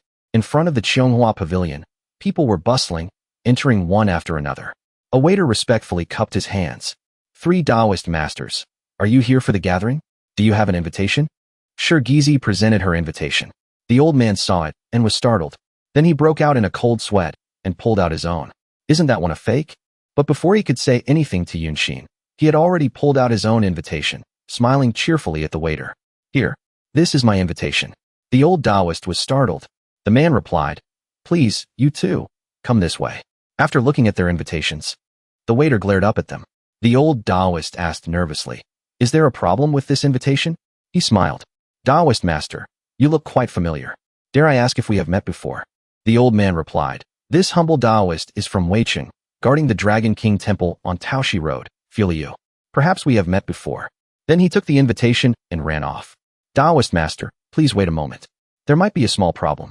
This humble servant doesn't dare to make a decision on his own. I must go back and report to the manager. Please wait a moment. The old man was understanding. It's fine. You go ahead. Yuntan coldly watched the waiter run off, thinking to himself, This invitation is indeed strange. Shirgizi smiled at the old Taoist. Perhaps they made a mistake. I'll wait and go in with you. The old man scratched his head. I didn't expect to trouble you. Her face was serious. It's no trouble. Your invitation was prepared for a great person. If it weren't for you, how could I have seen it? Finally, I can go in. Compared to us, you are the true master. Yuntan couldn't believe his ears and asked again, Is my master very powerful? Being praised, the old Taoist smiled shyly and scratched his head. Shirgizi affirmed, Of course. There are 5 E-realm painters in Weiqing, and your master is one of them. Although he's not as good as the other 4, your master's cultivation is all thanks to his own practice. He comprehended the teachings to build his foundation. It wasn't until he was in his 20s that he met your grandmaster and received the transmission. The old Taoist's face turned red with embarrassment. He explained, I'm not that powerful. You say that, and I almost believe it's true. She smiled and looked at the old man with admiration. If you were a little luckier and could have met a cultivator from a Grotto Heaven sect wandering the mortal world earlier, you might have become an immortal by now. Yuntan looked at the old Taoist and said slowly, But master never told me this. The old man laughed loudly. What's there to talk about? Yuntan thought. The path of cultivation. I was guided by my parents from a young age. As for the old Taoist, although he's ordinary, everything he has is thanks to his own comprehension. Asterisk, he still didn't take his eyes off the old man. Asterisk, so for a rogue cultivator, to have reached such a realm is already not easy. In the future, I will also have to rely on myself to comprehend and move forward. Asterisk. From a distance, the waiter and his superior ran over quickly. The waiter scratched his head, while his superior cupped his hands and apologized profusely. Taoist master, I'm sorry to have kept you waiting. This subordinate is ignorant and has wasted your time. I have already reprimanded him. Please come with me. I'll take you in. The old Taoist asked carefully, that invitation, didn't you say there was a mistake? He smiled and explained as he walked. That was just someone below who has eyes but can't see Mount Tai. This invitation is very precious. How could there be a mistake? Taoist Han Yuanzi is one of the 5 great E-realm painters of our Wei Qing. Of course he can't be absent. Suddenly, someone interrupted the conversation. Such a joke can also be said here? The man with a mole under his eye rudely interjected. I only know that Wei Qing has 4 E-realm painters. Since when did a 5th one appear? Some words are fine to joke about in private, but today, in a place like this, it's really not appropriate. The superior chuckled. Well, suddenly, there was a commotion from the crowd. It's Master Xian Chongzi. Really? Is it the top E-realm painter in Wei Qing? The curtain was opened, and the light only illuminated half of the person's face inside the sedan chair. This was Xian Chongzi. Qingwei, it's fine if Fa Nanzi can't come. Why did you invite this person? The driver shrugged. What nonsense are you talking about? It's not like I'm against you, Taoist friend. It's just that the Chonghua Pavilion today has esteemed guests from all over. The guests are numerous. Some words, when spoken, make people laugh and lose face for the painters of Wei Qing. I think you can understand. The lackeys whispered and snickered. The wife laughed after hearing the horse driver's words. I told you so. I haven't heard of him. Yin was angry. So young, and he's learned nothing but how to be arrogant like others. He was arrogant and glared at him after hearing this. Are you talking to me? You're really bold. Yunshin looked at him with half an eye and shouted, Humph. You want my master to talk to you? You. Then he pointed at the old Taoist and said loudly for everyone to hear. Who here is not your elder? They haven't said anything yet. What are you doing here, pointing your finger and acting like a dog? He looked at him with half an eye. Now it's good. Everyone knows. The Taoist boy of the great painter Xian Chongzi has no manners, no respect for his elders, and no one to discipline him. Since Master Xian Chongzi didn't teach you, I'll say a few more words. Then he deliberately spoke so the person inside the sedan chair could hear. I think you can understand. The young man was angry and pointed. You, Xian Chongzi stepped out of the sedan chair and placed his hand on the superior's shoulder, reminding him, take good care of this Taoist friend Han Yuanzi. There must be no delay. They are all esteemed guests. The superior immediately obeyed. But the driver was still very resentful. He had to turn away before he could get his revenge. They left first. The surrounding people also gradually dispersed. The old Taoist looked after them and asked him, Brother Exon, are we about to get into trouble? He replied softly, don't worry. If he comes looking for a fight, then I don't need to be polite. He glared and gritted his teeth. In a little while, when we go upstairs, if no one steps on me, how can I comfortably slap someone's face? In the hall on the 2nd floor, a servant leads the 2 of them up. He says politely, you too, please come in. This humble servant can only take you this far. Yuntan waves his hand. Thank you. The old Taoist walks forward, stops, and looks at the scene before him in amazement, exclaiming, heavens! The prefect, and the 3 prefects with the E-realm painters. The old Taoist also has a day to feast with them. Inside, people are talking animatedly. This is a gathering of talents. He places his hand on the old man's shoulder and reassures him. This is nothing. In the future, they will also have a time when they beg you to feast with them. The old man smiles wryly. Brother Xian, don't make fun of this old man. Noticing something strange, he thinks seriously, asterisk if it were a normal invitation, that would be one thing.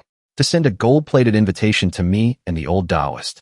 I'm afraid even Yin Jiping doesn't have that much power. Then who is it? Asterisk. In the backyard, someone is walking with Ling Lu. He says, Fairy, please wait a moment. According to the arrangements, there are still some ceremonies upstairs to welcome you. The girl is still floating above the ground. She says coldly, you don't need to follow me anymore. You don't need to go up there today either. He is confused. Fairy, what do you mean by that? She still strode forward. So noisy. Don't delay my demon slaying. He watched her back, slightly panicked. The girl was still climbing the stairs. The old man stammered, slaying demons? In the front courtyard, the sky was dark, but the scene was still very lively. The crowd was excited to see the arrival of one person, exclaiming, "Master Bowie Quiet 2 has arrived." The blonde, along with an escort. It turns out to be the guy from yesterday who was interrupted by a ghost while doing the deed. No wonder his face is so sad today. The crowd says loudly, "Quick, quick, let's go." Yuntan pays attention to this side. As he passes, everyone is respectful. "Master Bowie Quiet 2, please take a seat." Yunshin watches him, taking each step towards the banquet. Outside, thunder and lightning suddenly rumble. He turns to look out the window. Lightning flashes across the sky.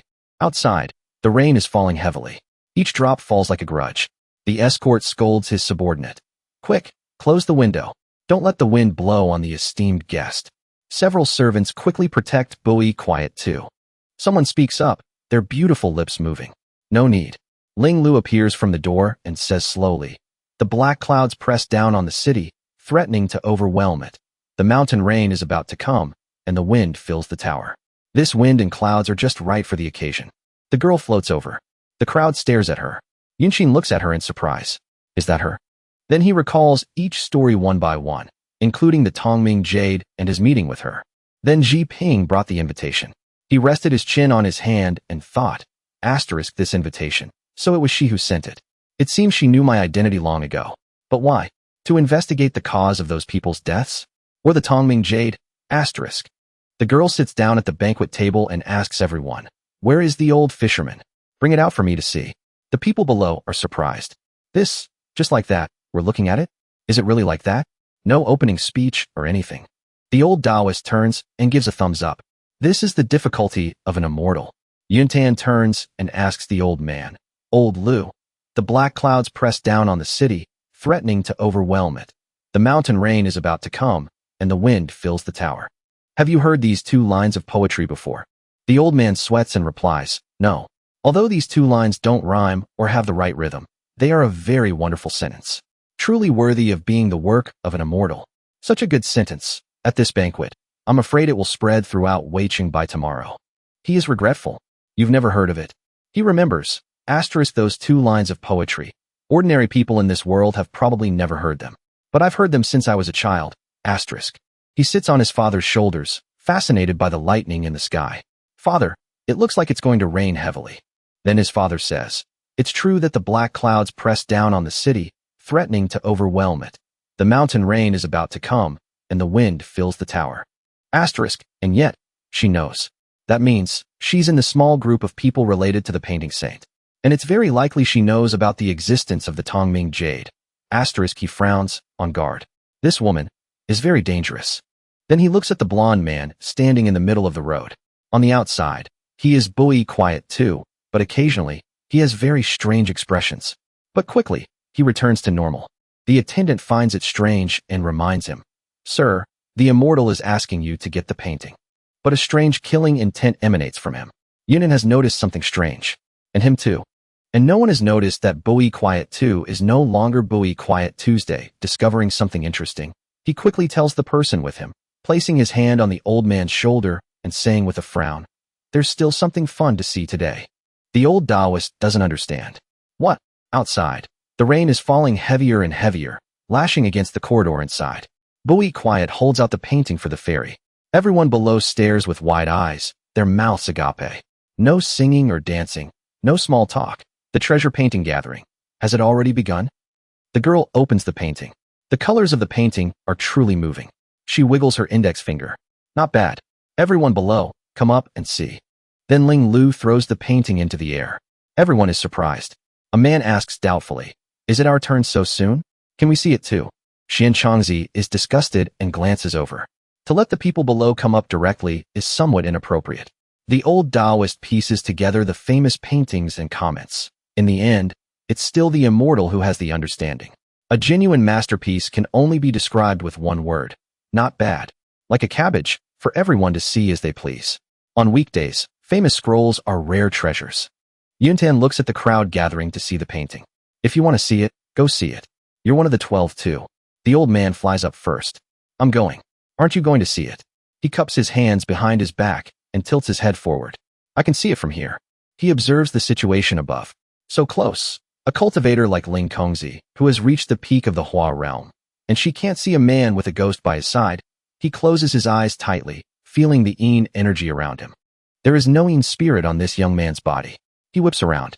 If it's not because he's afraid of Ling Kongzi, then what is he hiding from? Someone walks up to him. It's the driver from before. He smiles and asks Yuntan, "Is your master about to have bad luck?" He feigns surprise. "Why?" He leans his face closer, arrogant. "Do you want to know what will happen later?" Yunshin turns his face away. "No." His karma-filled lips continue. Even if you have a sharp tongue, I'll tell you. In a little while, my master will call your master to present a painting to that immortal." He spits as he speaks, his words incredibly grating. If your master's painting isn't good, then your master is being disrespectful to that immortal. You know what your master's level is like. At that time, even if that immortal isn't angry, the prefect and the governor sitting with him will be angry. Then Yuntan just replies lightly, "Really?" Then he directly hits his wicked mouth. The punch sends him flying. He trembles, kneels, and covers his face with his hands, mumbling, "You." His master whips around and asks coldly, "What's wrong?" He stands up, holding his face, and stammers. Yuntan glares. He bursts into tears and says resentfully, "The wind was strong. I fell on my own." Then his master turns his head back, not paying attention. "Then be more careful next time." He obeys. Shirgizi sees this and comes over to remind him, "You little brat, why are you so impulsive?" Luckily, Master Xin Changzi didn't pursue the matter. He turns back and says arrogantly, "Didn't pursue it? I'm afraid he's already thought of a way to kill us. These people, they don't think about teaching those of a lower rank than them." Yuntan presses two fingers together, and a light emanates from them. "After all, killing people like us is like killing an ant. Why waste time?" Shirgizi sighs. "Since you understand, why bother provoking them?" He smirks, a strange smile on his face. "Because I think so too." Ling Lu notices someone approaching her. Xian Changzi cups his hands and greets her respectfully. "Today is the treasure painting gathering. Your presence, fairy, can make this Qianghua pavilion shine brightly. It is an extremely rare opportunity. I have a proposal." Ling Lu fairy frowns. "A proposal?" Then he speaks loudly, deliberately for everyone to hear. "Today, the painters of Weicheng are gathered in one place. The fairy has come from afar. I propose that we choose one person to present a painting to the fairy. It can be considered a small token of our sincerity as painters of Weicheng." Ling Lu smiles brightly, agreeing. "This is indeed what I had in mind. Today is the treasure painting gathering. Besides the old fisherman, I also want to see the works of the other masters." Then her eyes narrowed, revealing a dangerous look. "Because I want to transcend the slaughter tribulation." Hearing these words, the people below were terrified. A man trembles and asks, "Slaughter tribulation?" The girl continues, "Humph. Are you afraid I'll kill people?" To rely on killing people until you're bored to transcend the tribulation. In the end, it's still about this matter. Foolish and sinful. Unforgivable. She says, targeting the people below. "But if you want to grasp it, you can grasp it. If you want to let go, you can let go. That is the true way to transcend the tribulation." She continues, "Today there are 36 painters. Regardless of TV, paint a picture with the theme of killing intent. Whichever painting is useful to me, I will transfer a chi-refining mind technique of my Langya Penglai as thanks." Hearing this, the crowd below cheers with joy. Chi-refining mind technique. A blessing from the fairy. With this, it's like stepping into the orthodox path. As long as you realize a little, everyone has a chance. Xian Changzi, as if he has achieved his goal, cups his hands in thanks. "Since Ling Kong fairy is like this, then we will definitely not disappoint you." However, he deliberately targets the old man. "The others don't matter. We 5 E-Realm painters must try our best. Ling Kong fairy has comprehended the true treasure scroll before. Our realm is shallow, and we still can't create it. But a masterpiece, if we 5 can't create it." Then he flashes a sinister, evil smile. "Fairy, please don't blame us. We will definitely not take it lightly." The old Taoist is startled and scared. Oh no. The 5 of them stand in their places, preparing to paint. The old Taoist is very worried. The people below are delighted. 5 E-Realm painters are painting. I wonder how many masterpieces will be created today. This scene is truly rare. Then suddenly, a man mocks him, hurting the old man. Except for the bastard inside, haha. Xian Changzi approaches the old man and asks, "Taoist friend Hunyuanzi, why are you not prepared?" The old man smiles wryly.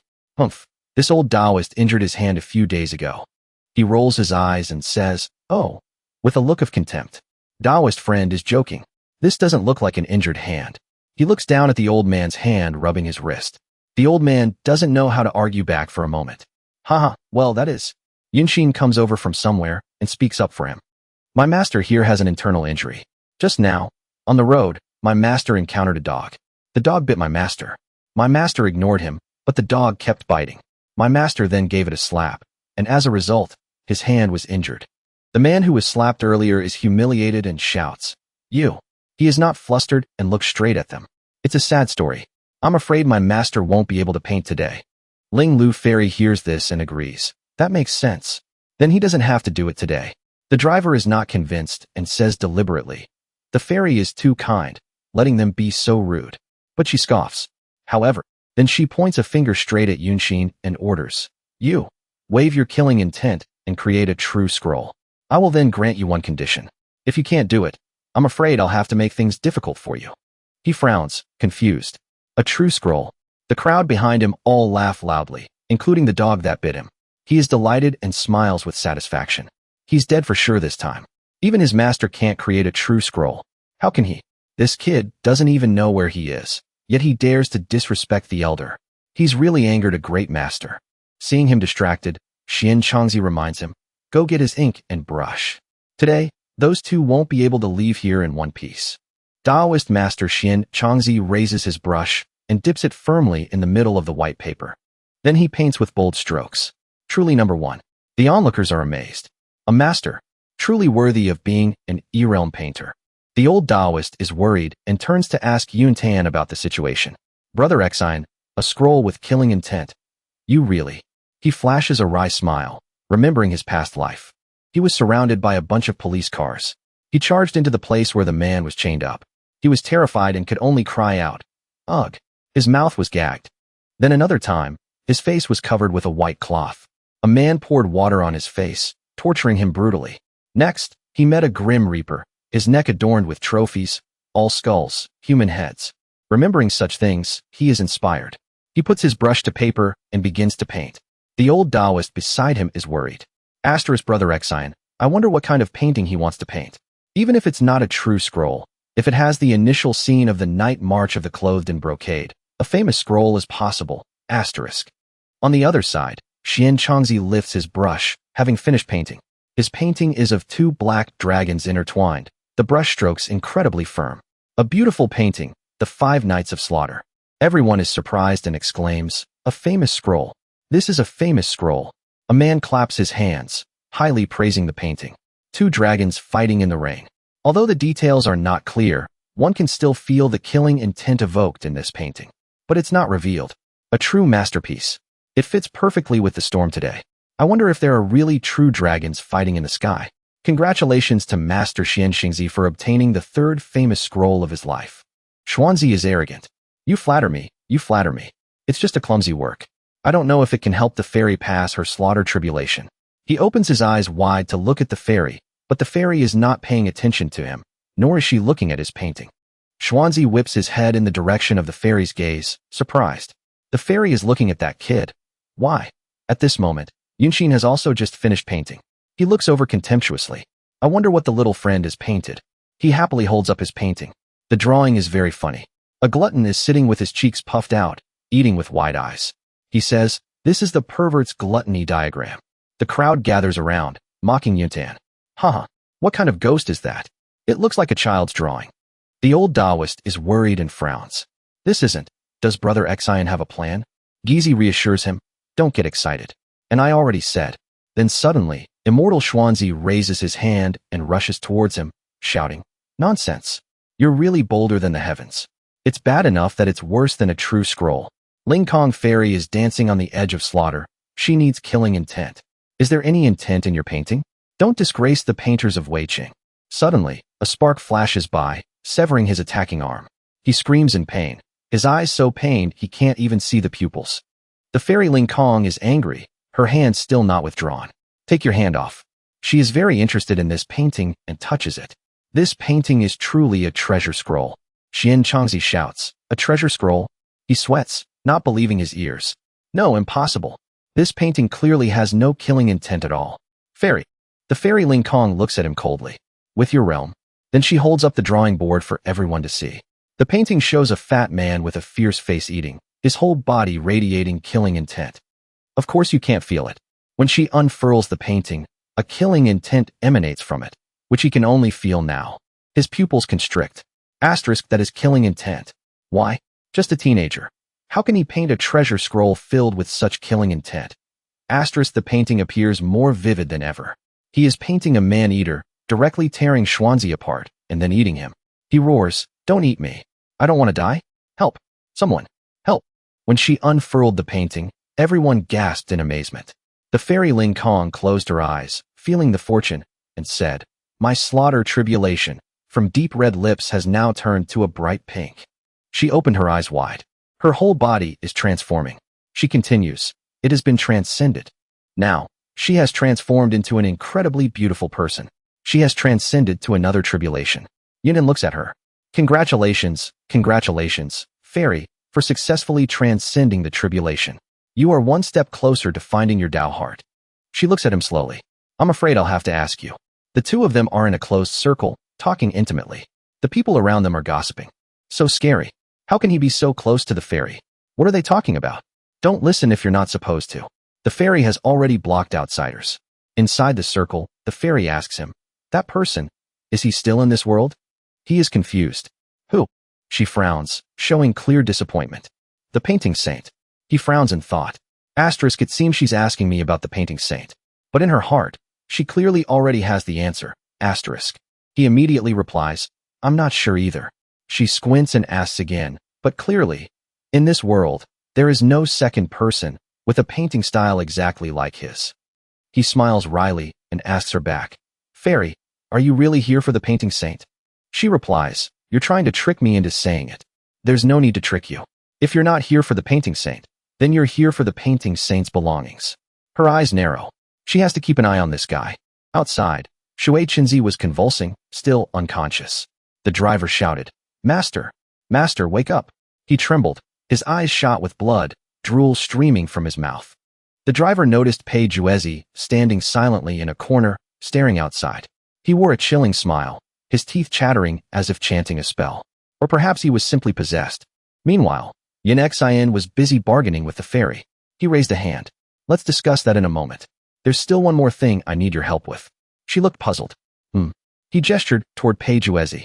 "There's another ghost in this house." Startled, she looked over. "What?" The driver was being levitated into the air, wailing, "Help me."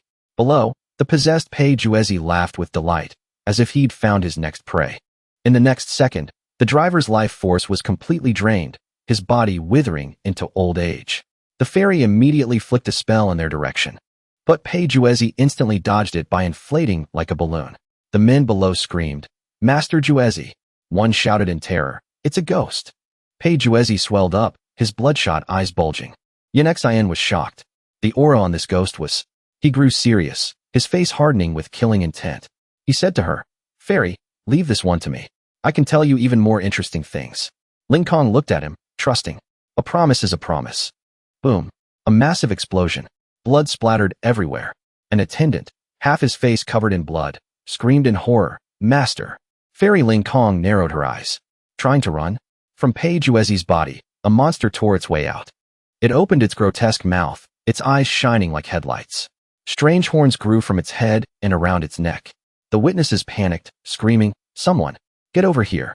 There's been a murder! A demon has killed someone!" An attendant peeked in to see what the commotion was about. The moment he stuck his head in, the demon locked onto him. He let out a long, haunting scream. The demon didn't hesitate, charging straight for him. Fairy Ling Kong calmly performed a technique. She pointed from behind the demon. "Seal?" Its eyes, her hand closed. It immediately lost control, stumbled, and spun around. It roared. The young woman showed no fear, calmly clenching her hand into a fist. Instantly, its body was twisted into a spiral. It struggled, its face slamming into the ground, blood spewing from its mouth. It whimpered, "Mercy." Seeing this, Yin Xian raised his hand to stop the fairy. "Fairy, please show mercy. Let me handle this ghost." Her brow was furrowed, but she calmly looked over and asked him, "Demons ultimately only harm people. Why not eliminate it?"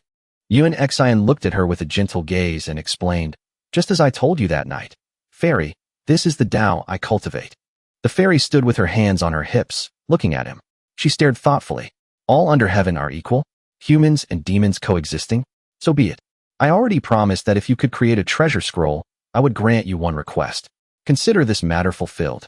Hearing this, Yunshin clasped his hands and bowed. Thank you, fairy. With that, she once again created a soundproof barrier around them to prevent outsiders from hearing their conversation.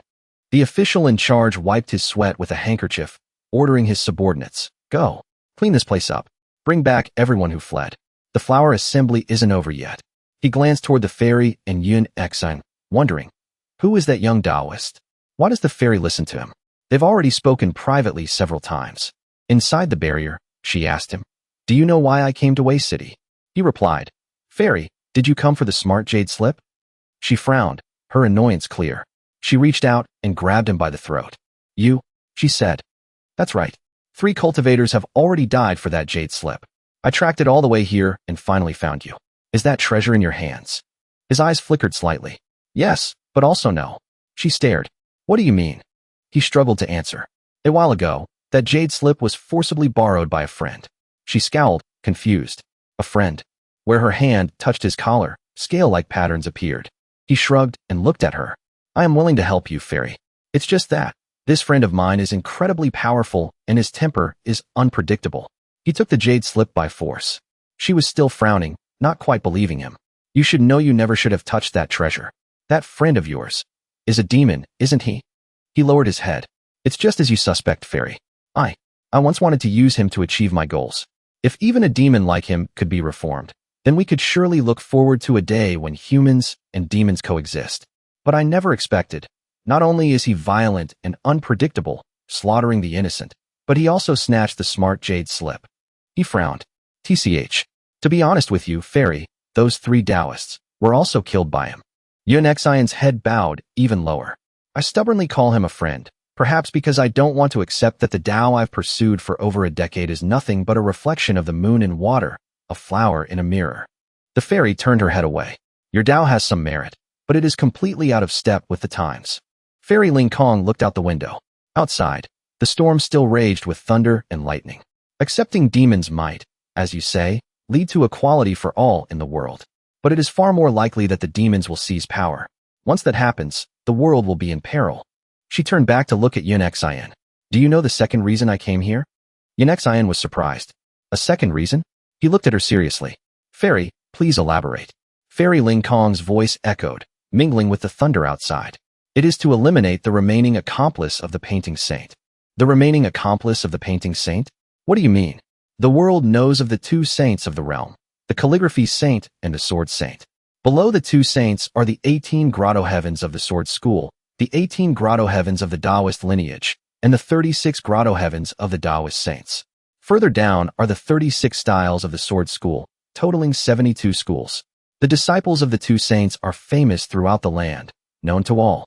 But the world only knows of the 2 saints, unaware that 2,000 years ago, there were 3 saints coexisting. That would be the calligraphy saint, the sword saint, and the last one, the painting saint. His brush brought life to flowers, and his paintings contained all of creation." Yunshin recalled this, his eyes shifting to the right. "Now, the name of the painting saint is no longer known in the world. It's said that even his masterpiece, the 8 Truths ancient scroll, has been attributed to some reclusive, peerless master, his name hidden by the sands of time." Yunshin pondered deeply. Because later generations of painters failed to achieve greatness, they came to revere the Taoist lineage and the sword school, treating them as the orthodox path. As for why the painting saint's lineage vanished without a trace, I fear it's not unrelated to the other 2 saints. He placed a hand on his chest and respectfully asked Ling Kong, "Fairy, you wouldn't consider me a remnant of the painting saint's lineage just because of a single smart jade slip, would you?" She replied softly, "The Taoist lineage is not unreasonable. It's just that the jade slip is of great importance. Once matters here are resolved, you will return with me to the mountain. As long as you do no evil, I have no reason to kill you." She frowned, observing him. "Anyone who has touched the smart jade slip must be brought back. It is all for the crucial task of opening the jade slip. If that cannot be done, then it would be a pity for such an interesting person with such a firm Tao heart." Meanwhile, Yunshin stared back at her. "Not unreasonable. I'm afraid once I follow her up that mountain, there will be no coming back down." The fairy stepped closer to him, tilted her head up, and glanced at him. The remnant of the painting saint's lineage I want to eliminate is none other than your friend, that Long Zi. Can you bear to do it? Yuan was startled. She walked past him. He gaped. You already know who he is? He sighed and continued. He no longer considers me a friend. The Tao of the world is one, where humans and demons coexist. Is my path truly impossible to achieve? She said softly. Your Tao, while too idealistic and out of step with the times, is no reason for self-blame. When the time is right in the future, it may not be impossible to realize. He smirked. Haha. Fairy Ling Kong didn't understand what he was laughing about. Yuan's laughter grew louder. Then he frowned, placing a hand on his chest as he looked at her. That's right. They say the times create the hero, but I must create the times. Yuan spoke loudly. For a revolution, the class and aristocracy of the old era are the greatest obstacles. They will not step into the dustbin of history on their own. If they cannot be reformed, then we can only eliminate the great demons that stand in the way, and then build a completely new order. Ling Kong's eyes widened as she looked at him. He continued passionately. Only then will demons no longer commit evil from their hearts. Hearing this, her eyes grew wide, as if she had realized something. The fairy looked at him with admiration. Such powerful conviction. How can his path of cultivation be so clear? And what do I cultivate for? For the great Tao of longevity. But what's the point of longevity? The common people all suffer. By transcending the masses, can one truly escape the sea of suffering? My Tao heart, what is it really? Yuan glanced over at her, seeing Ling Kong's gaze fall, as if deep in serious thought. Not bad. My heart is in turmoil. Even after passing the killing tribulation, her realm still hasn't broken through. She still hasn't found her Tao heart. He was manipulating Ling Kong's mind, and she was wavering in her own choices. The clearer, nobler, and more resolute my Tao is, the more hazy, distant, and illusory hers will become. Suddenly, he pulled her into an embrace. Thank you. She was taken aback, still processing what was happening. He held her, his eyes unwavering. And I am the one who can pull her out of this moment of confusion. She walked on the bridge, and he met her on his side. Is her heart in turmoil because of the Tao, or because of me? This seed has been planted. I must make good use of it. He released her, placing his hands on her shoulders. What are your plans next, fairy? He said slowly. To be honest, I want to capture this ghost to find Long Zi. He hasn't appeared since he took the jade slip. Just now, I detected a faint trace of Long Zi's aura on this ghost. It's very weak, but I'm certain that the 9th young master is Long Zi. I want to find him. The fairy had been silent this whole time, not saying a word. He waved his hand, trying to get her attention. Fairy? Fairy. She finally snapped out of it, startled. With this ghost, you can find him? He raised his hand to explain. I can find a way to force him to appear, but I'll need to borrow the temple masters from here. Ling Kong agreed. Your willingness to help me find him is a righteous decision. Yuan frowned. In that case, could you ask the people here to take care of my master? I'm the one who brought this trouble upon him today.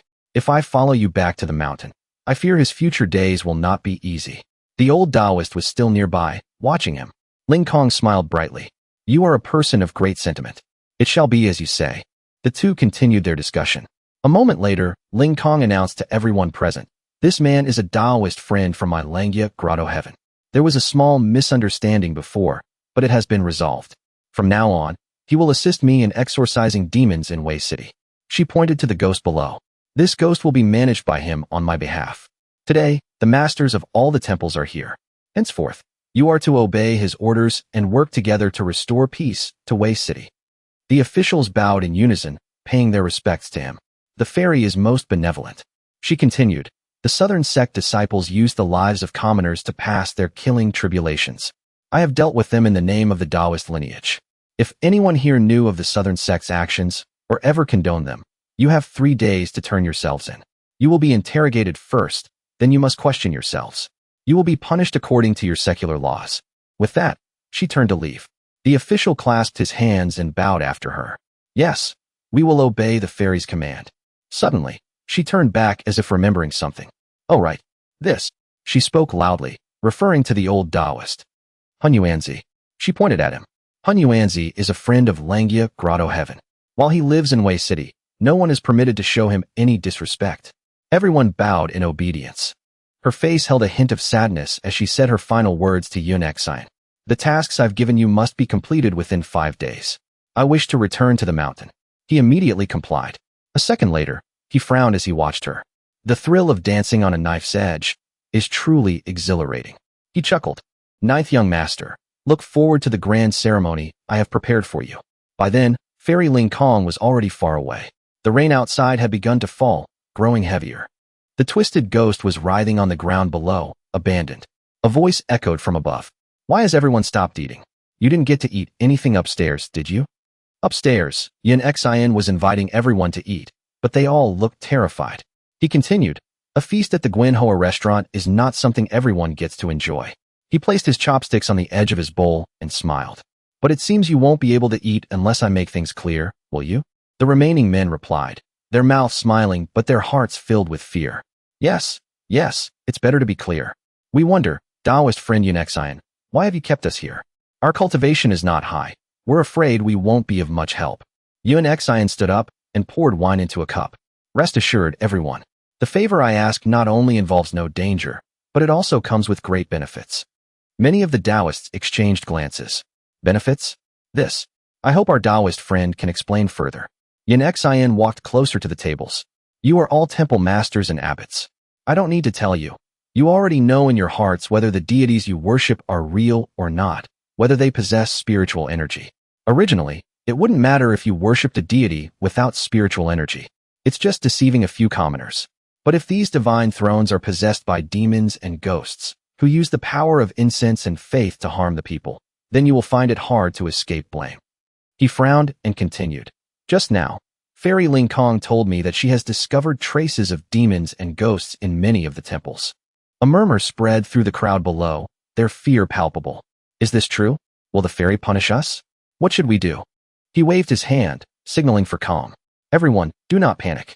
Today, the fairy saw the treasure scroll I painted and discussed with me about creating new divine portraits for you all. This way, 1. The paintings will have spiritual energy to protect the incense and faith in your temples. 2. It will cut off the possibility of demons possessing the divine thrones. You will all have peace of mind in the future. Everyone rejoiced, clasping their hands. Thank you, they shouted. The fairy is most benevolent. Our Taoist friend is most benevolent. One man beamed with joy. If we can obtain the Taoist friend's treasure scroll, even my humble temple will be illuminated. The old Taoist heard this and glanced to the side. Xian is at it again. You all shouldn't celebrate too soon. Xian took out a piece of red paper and performed a spell with his other hand. Instantly, a burst of spiritual energy shot out from the red paper. Gasps of surprise echoed everywhere. He walked ahead, the old Taoist following behind. Tomorrow at noon, please come to my place to receive your paintings. Farewell. The people behind them clasped their hands. As you command. Safe travels, Taoist friend Xian. He continued on his way, smiling with satisfaction. After he left, the crowd behind began to wonder. Did Taoist friend Xian mention how much his treasure scrolls cost? Another man scratched his face. I didn't hear anything about that. It doesn't matter how much silver he wants. If he asks you to pay, can you refuse? In the street below, a strange, eerie wail echoed. Xian walked through the street as spirit money flew everywhere, carried on the wind. He clutched the stack of paper in his arms, frowning in thought. The painting supplies are all ready. It's going to be a tough period ahead.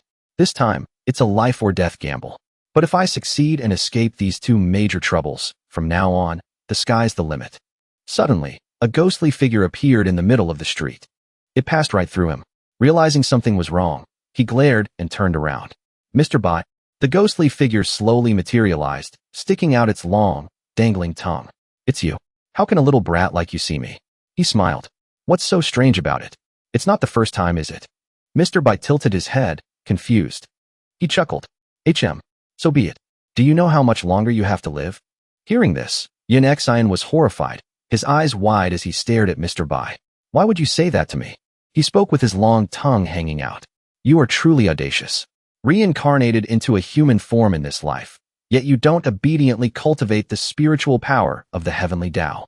Instead, you dare to use a human body to accept the faith power of mortals. Your Snow Mountain Chi is already severely damaged. You yourself are not far from having your cultivation dissipate and dying. His eyes were filled with sorrow, his hands hanging limp. So that means... His head bowed even lower. I know about this. But if I don't slowly convert my spiritual power to faith power and rebuild my Snow Mountain Chi, I won't be able to continue practicing the heavenly heart true law in the future. I'll have to switch to cultivating the divine Tao. Will that work? Mr. Bai's eyes were completely white. Heh. A newborn calf fears no tiger. Do you think no one has tried this idea before? Think about it. If you see a house about to collapse, and you use sand to replace the bricks and stones, it might hold up for a while. But in the long run, how can sand keep a house standing? He lowered his head, clutching the stack of paper. So my Snow Mountain Chi is the house made of stone, huh? He thought. What I thought was a lifeline has now become a death warrant. He frowned and asked seriously, what if I stop absorbing faith power now? Mr. Bai waved his hand. It's useless. Your foundation is ruined.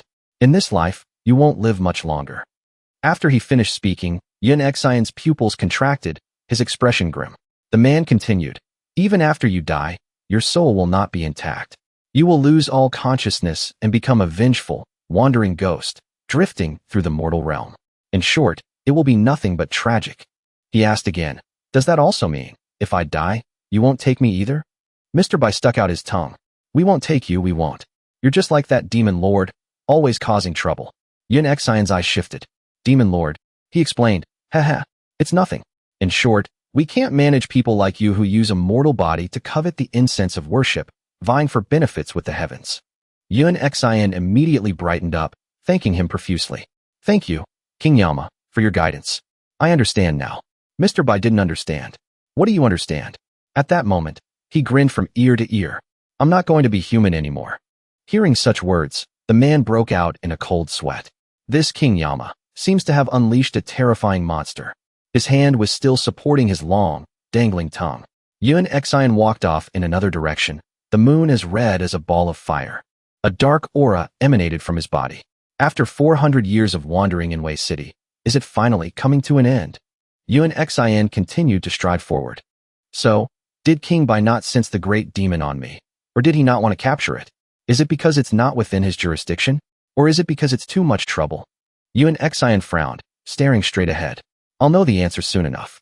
At the Li Miao residence, a layer of ethereal mist surrounded the estate.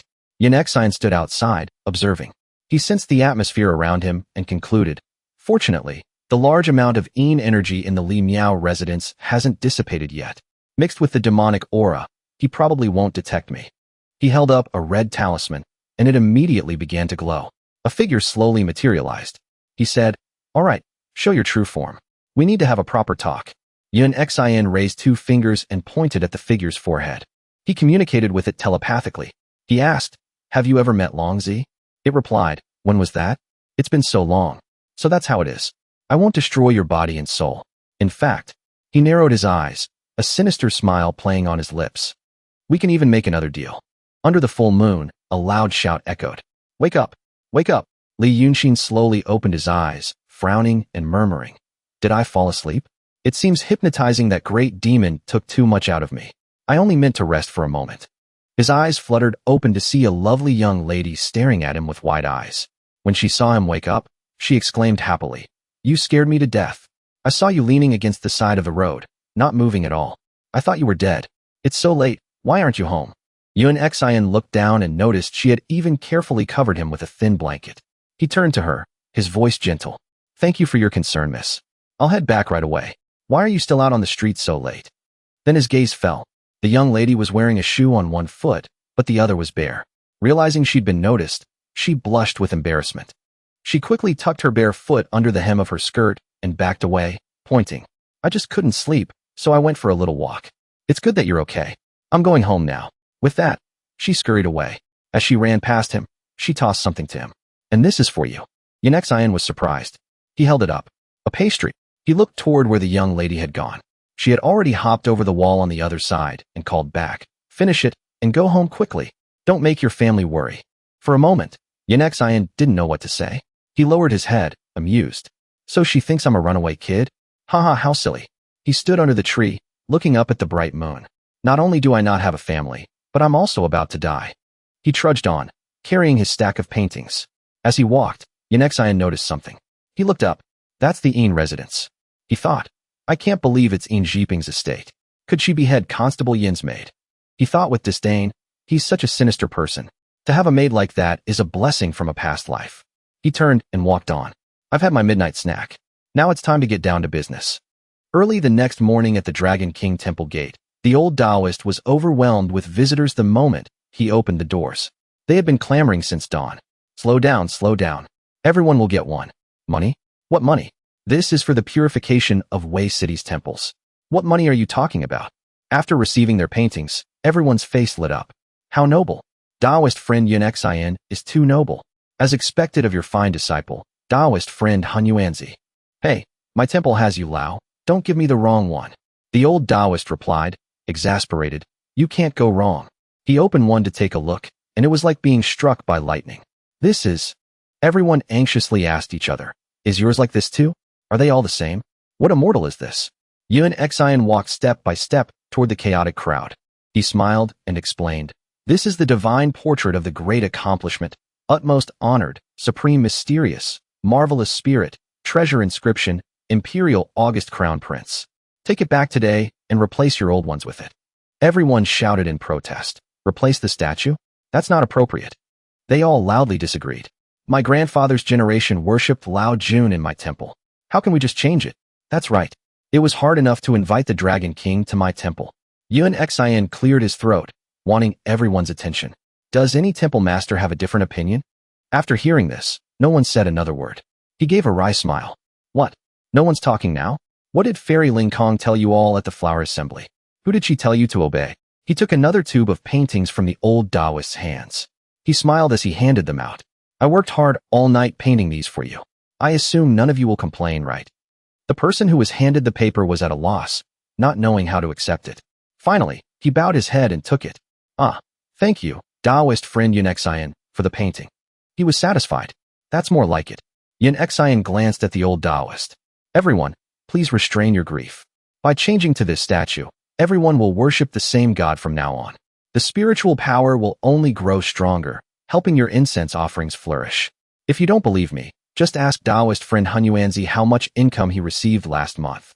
They all turned to the flustered old Taoist. Is it true that the incense offerings have flourished? The old man held up 3 fingers. Since changing to this statue, the monthly income has been 3 taels of silver. Hearing this, the men were overjoyed. 3 taels? That's 2 months' income for me. They all once again bowed to Yunxian. Thank you, Taoist friend Yunxian, for the painting. Thank you, Taoist friend Yunxian, for the painting. He turned and walked away, leaving the crowd clamoring for the paintings. The old Taoist distributed them, saying helplessly, one at a time, one at a time. He walked to a place where the floor was covered in water. The workers whispered among themselves. The rain last night was really heavy. The sheds are about to collapse. One man looked into the distance. The south side of the city is bone dry. Half the city is raining, the other half is dry. The weather is getting stranger and stranger. A leaf fluttered in the wind. Yunxian descended the steps near a rushing stream. He looked into the distance.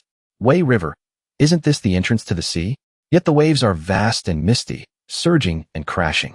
Managing such a large body of water, and you, 9th young master, still have time to eat people, fight ghosts, and make friends. He pulled a letter from his pocket and threw it straight into the water. It's time we met, my friend. On the paper was a drawing of him. His image appeared on the surface of the water, and then the waves began to crash violently against the shore. He was surprised. Huh? Not home. Seeing this, he immediately pulled out another stack of paper from his clothes.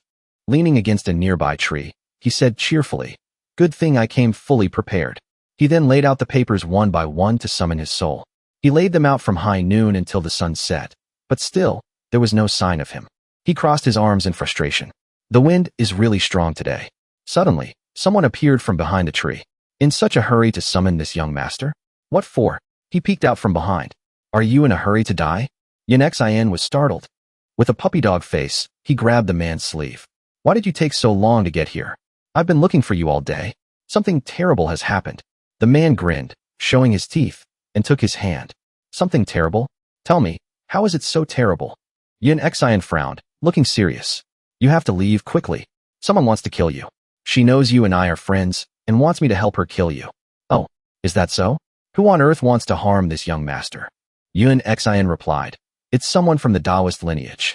The gap in our strength is too great, so I could only pretend to agree with her. I don't know if it will work, but I've already had all your divine statues nearby replaced. She'll probably find you soon. The ninth young master's eyes blazed, veins popping on his forehead. You're the one who replaced those statues? How dare you? Yuan acted flustered, raising his hands. I know your identity. I was afraid she would find clues from the statues and track you down. So I lied and told her you often borrow the divine thrones of the temples to enjoy the power of their incense. He continued to ramble on. If those temples are destroyed and the faith of the believers is lost, your strength will be greatly diminished. Yuan eyes widened. While she still hasn't found you, you must leave quickly. He raged, his voice rising. And she believed that nonsense? Yuan leaned against the tree and smiled. Why wouldn't she believe the words of a dying man? She knows you and I are friends. To gain her trust, I have offered to atone for the sins you've created, together. He continued. I replaced your statues with my own paintings, drawing the power of the incense into my own human body. Sooner or later, my cultivation will dissipate, and I will die. Hearing this, the man grew even more furious. He pinned him against the wall, roaring, You fool! You utter fool! Who told you to meddle? And here I thought you were an interesting person. The ninth young master bellowed, a draconic form shimmering around him. This young master is the Wei River Dragon King. Who could possibly take my life? Yuan looked up at the forming dragon as it opened its massive maw. He narrowed his eyes. The Wei River Dragon King? So what? He recalled what the great demon had told him last night. It had wandered the earth for the last 400 years of its life to escape the ninth young master. It had told him everything about the ninth young master's origins. The true dragon, a divine beast, subdued the demon clans of the world, ruling over the realm of demons. When the world was at peace, the true dragon went into seclusion, appointing its 9 sons to preside over the 7 great water systems of the world: Chionyo, Yazi, Chaofeng, Paleo, Swanni, Bishi, Bayan, Fushi, and Liwen. The world is vast, with countless rivers. But of the 7 great water domains, only this Wei River belongs to the 9th son, Liwen. To be precise, only a small section of the Wei River lies within the territory of the Qin Kingdom. The Wei River Dragon King? He's just the last, unfavored dragon's son. His face darkened. The 9th young master angrily grabbed his hand and took his pulse. After checking his pulse, he was horrified. Yuan grimaced. It's true. I've really lost all hope. He looked sorrowfully at the 9th young master. Although the 9th young master has a difficult and fiery temper, right now, he truly considers me a friend. A friend, or perhaps there's another possibility. He looked at him with wide eyes. 9th young master. The 9th young master pulled his hand back, his eyes dark. He said softly, I thought you had betrayed me. Yuan eyes widened, as if he couldn't believe his ears. The 9th young master frowned, chiding him. You clearly knew this great king was looking for that great demon, yet you deliberately let it go, didn't you? I remember that moonlit night. Fortunately, this young master saw it. It was near the household where you let it go. The cheerful young lady from that day was being watched by him from the wall. He continued, I was angry with you at the time, but then I saw the happy smile of that little lady from the household, so I snatched her up and ate her. The 9th young master frowned. Honestly, if I had known, I wouldn't have eaten her. Although her skin was tender and her flesh was soft, she didn't taste all that great. I wonder if you knew that little lady. Hearing this was like a lightning strike for Yuan. He stared with wide eyes. What? A little lady? You mean the young maid from the Yin residence? He looked down from on high. How would I remember something like that? It was just a meal. If you miss her, after you die, I'll offer a few more to you. Yuan lowered his face, a sly smile playing on his lips. He replied slowly, It's nothing. A second later, he smiled brightly. No matter what, I hope you can live well. The person looking for you is the head disciple of the Langia Grotto Heavens Taoist school. Her preparations are as follows. The two talked until the sky was completely dark. The wind blew through the dry leaves, and the white funeral banners fluttered. The shopkeepers nearby were gossiping. What happened at Head Constable Yin's house? The bun seller replied. I heard it was Head Constable Yin's niece. Sigh, what a pity. The child's parents died in an accident a while back. She was just brought to the city from the countryside a few days ago. She was perfectly fine at home. How could she just disappear? Such bad luck. I'm afraid she was harmed by a demon. Yuan stood nearby and heard the whole story. He looked regretfully into the Yin residence. Fairy Ling Kong appeared and asked softly, What are you looking at? Yuan gaze remained fixed. He replied softly, Karma. The young woman didn't understand and stared at him. He turned to look at her, his eyes glistening with guilt. Last night, another innocent person died because of me. If I hadn't befriended that demon, she would probably still be living a very good life. He remembered her smile, as pure as a spring breeze. She didn't even know me. Just because she couldn't bear to see someone passed out against a wall, she showed a moment of kindness, and that demon ate her on a whim. He bowed his head low. That child had just lost her father, then had to leave her hometown to live with relatives. Who knows, maybe head constable Ian would have treated her well, and Wei City would have become her new home. Her days would have gradually gotten better. But now, she's not even in this world anymore. He growled, grinding his teeth. It's all my fault. These demons, apart from their own kind, they are treacherous and cruel. They can kill anyone. His eyes flashed with red light, the air around him turning incredibly dark. A clap of thunder echoed. I want to ask you, Fairy. I am willing to give my all to help kill him. What are your chances of success? The young woman looked over gently, her voice calm. 100%. He looked at her in shock. 100%. That demon is called the Wei River Dragon King. He's been lurking here for hundreds of years. You're certain you can kill him? You must have made preparations. Fairy Ling Kong gazed into the distance. With his demonic body's innate, supreme power, if we were to meet by chance, I would most likely die at his hands. She looked over with confident eyes. But with time to prepare and set up a talisman grand array, once he steps inside, he won't be thinking about getting out. She asked him, more importantly, you've already met him, haven't you? What did you say to him? He turned his back and replied, nothing much. I just told him I was being coerced by that woman from Langia Grotto Heaven. He clenched his fist. I'll pretend to agree with her for now and stand by his side. When you two are fighting, I'll secretly deal her a fatal blow. He turned with a smile. Actually, I won't make a move. At that time, Fairy, you can just play along. Hearing this, she immediately grabbed his hand. She pulled him around, questioning, and he believed that. He turned his head halfway. Why wouldn't he believe the words of a dying man? The fairy was horrified. Yunshin turned completely around and continued. Didn't you entrust me with those temple matters before? I had them replace that dragon's memorial tablets with my own portrait. I've drawn all the faith power from those incense offerings into my own body. In his eyes, I am dying for him. Plus, this also weakens his own faith power. Hearing his words, she was horrified, then scolded him. Why did you have to go to such lengths? You should know what it means for a painter in his teens to be able to create a treasure scroll. He replied slowly, a genius? So what? Can that erase the sins that the dragon and I created together? As a human, I never should have befriended a demon. Then Yunshin looked up at the sky, full of regret. As a friend, it's not right for me to harm him with you. My mistakes are too many. Only death is a worthy end for me. It's just a pity that I can't leave anything behind in this world. He turned and walked away. I wanted to go back to the mountain with you before. I'm sorry, but I can't go. Fairy Ling Kong was moved, her eyes wavering. She also turned and walked in the other direction. What a fool. Suddenly, his hand clenched tightly. A terrifying aura erupted from his body. His face contorted, and he trembled, gritting his teeth. It seems someone has replaced the statues with new ones. 3 days later, Fairy Ling Kong was writing talismans with a brush. What did he do today? The person beside her reported grimly, clasping his hands, same as the last 2 days. He wandered the city, painting everywhere, sometimes giving them away, sometimes selling them.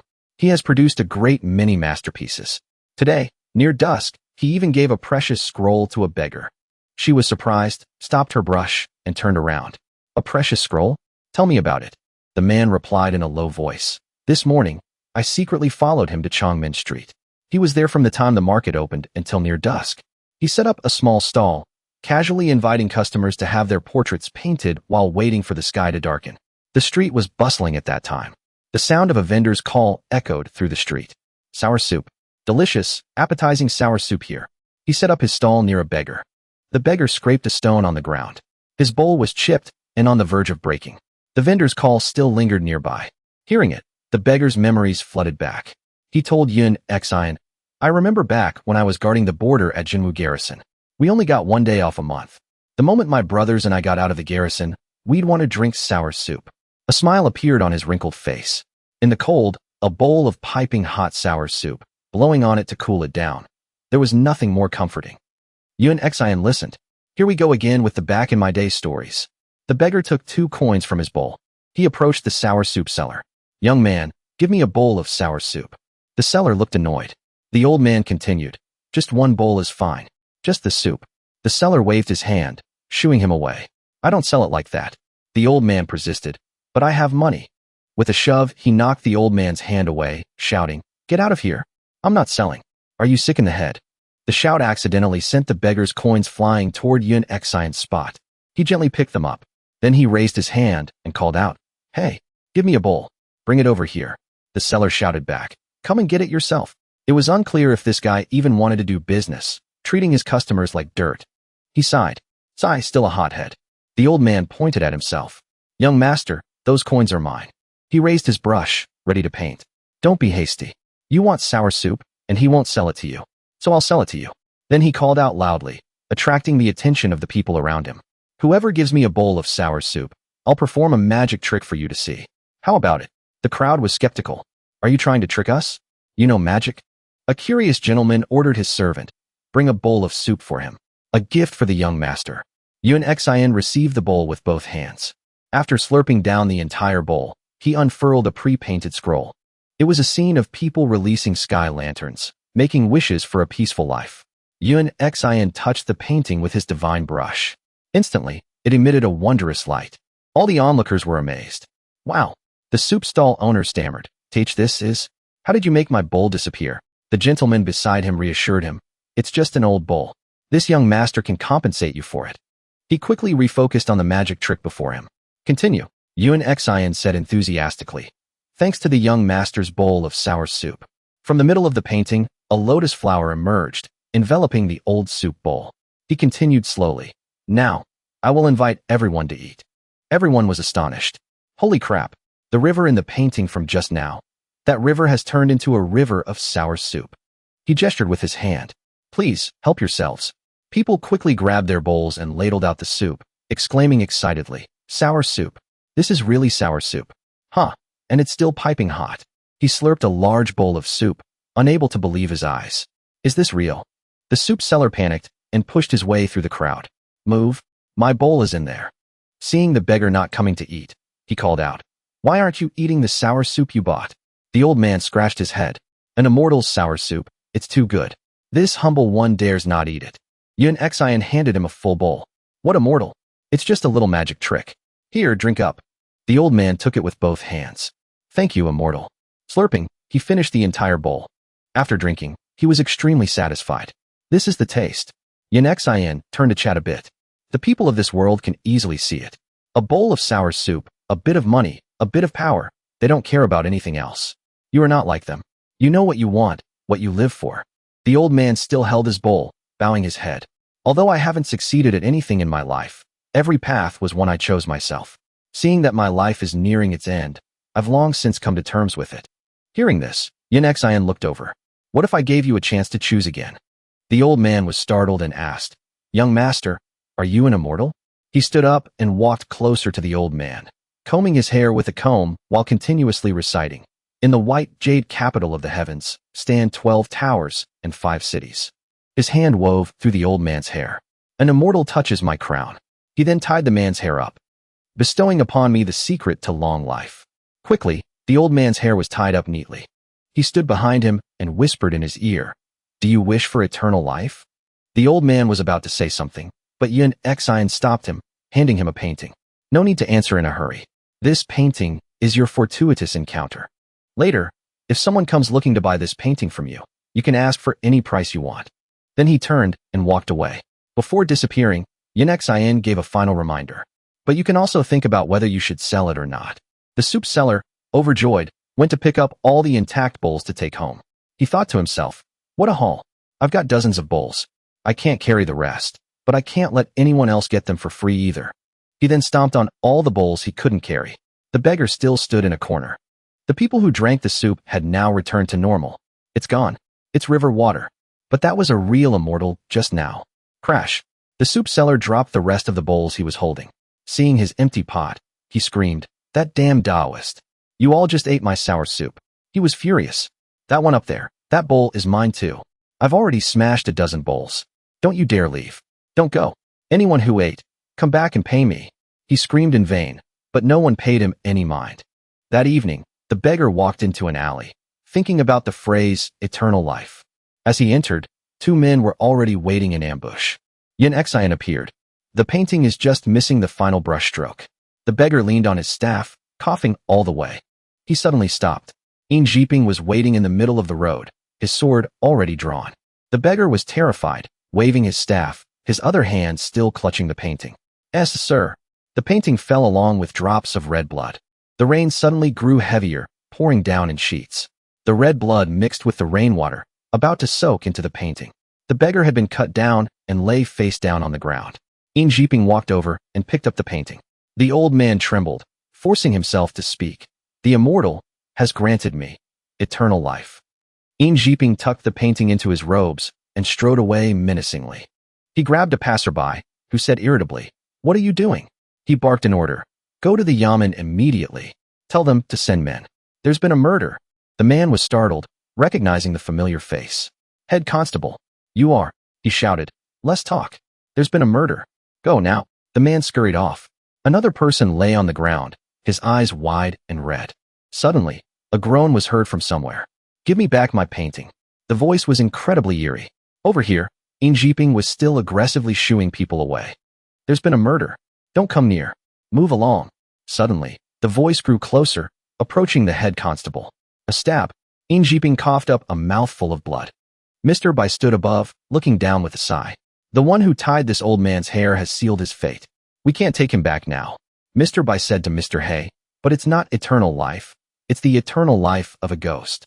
Bai Wuchang turned to look at He Wuchang. "I told you this Li Yunshin and that demon lord are cut from the same cloth." Mr. He narrowed his eyes and said grimly, "Karma." Then he turned his face away. "Let it be. This is none of our business. The emperor of the Li Kingdom died a moment ago. Let's take him." Then the two of them vanished. Meanwhile, the fairy was still engrossed in writing talismans. A voice called out.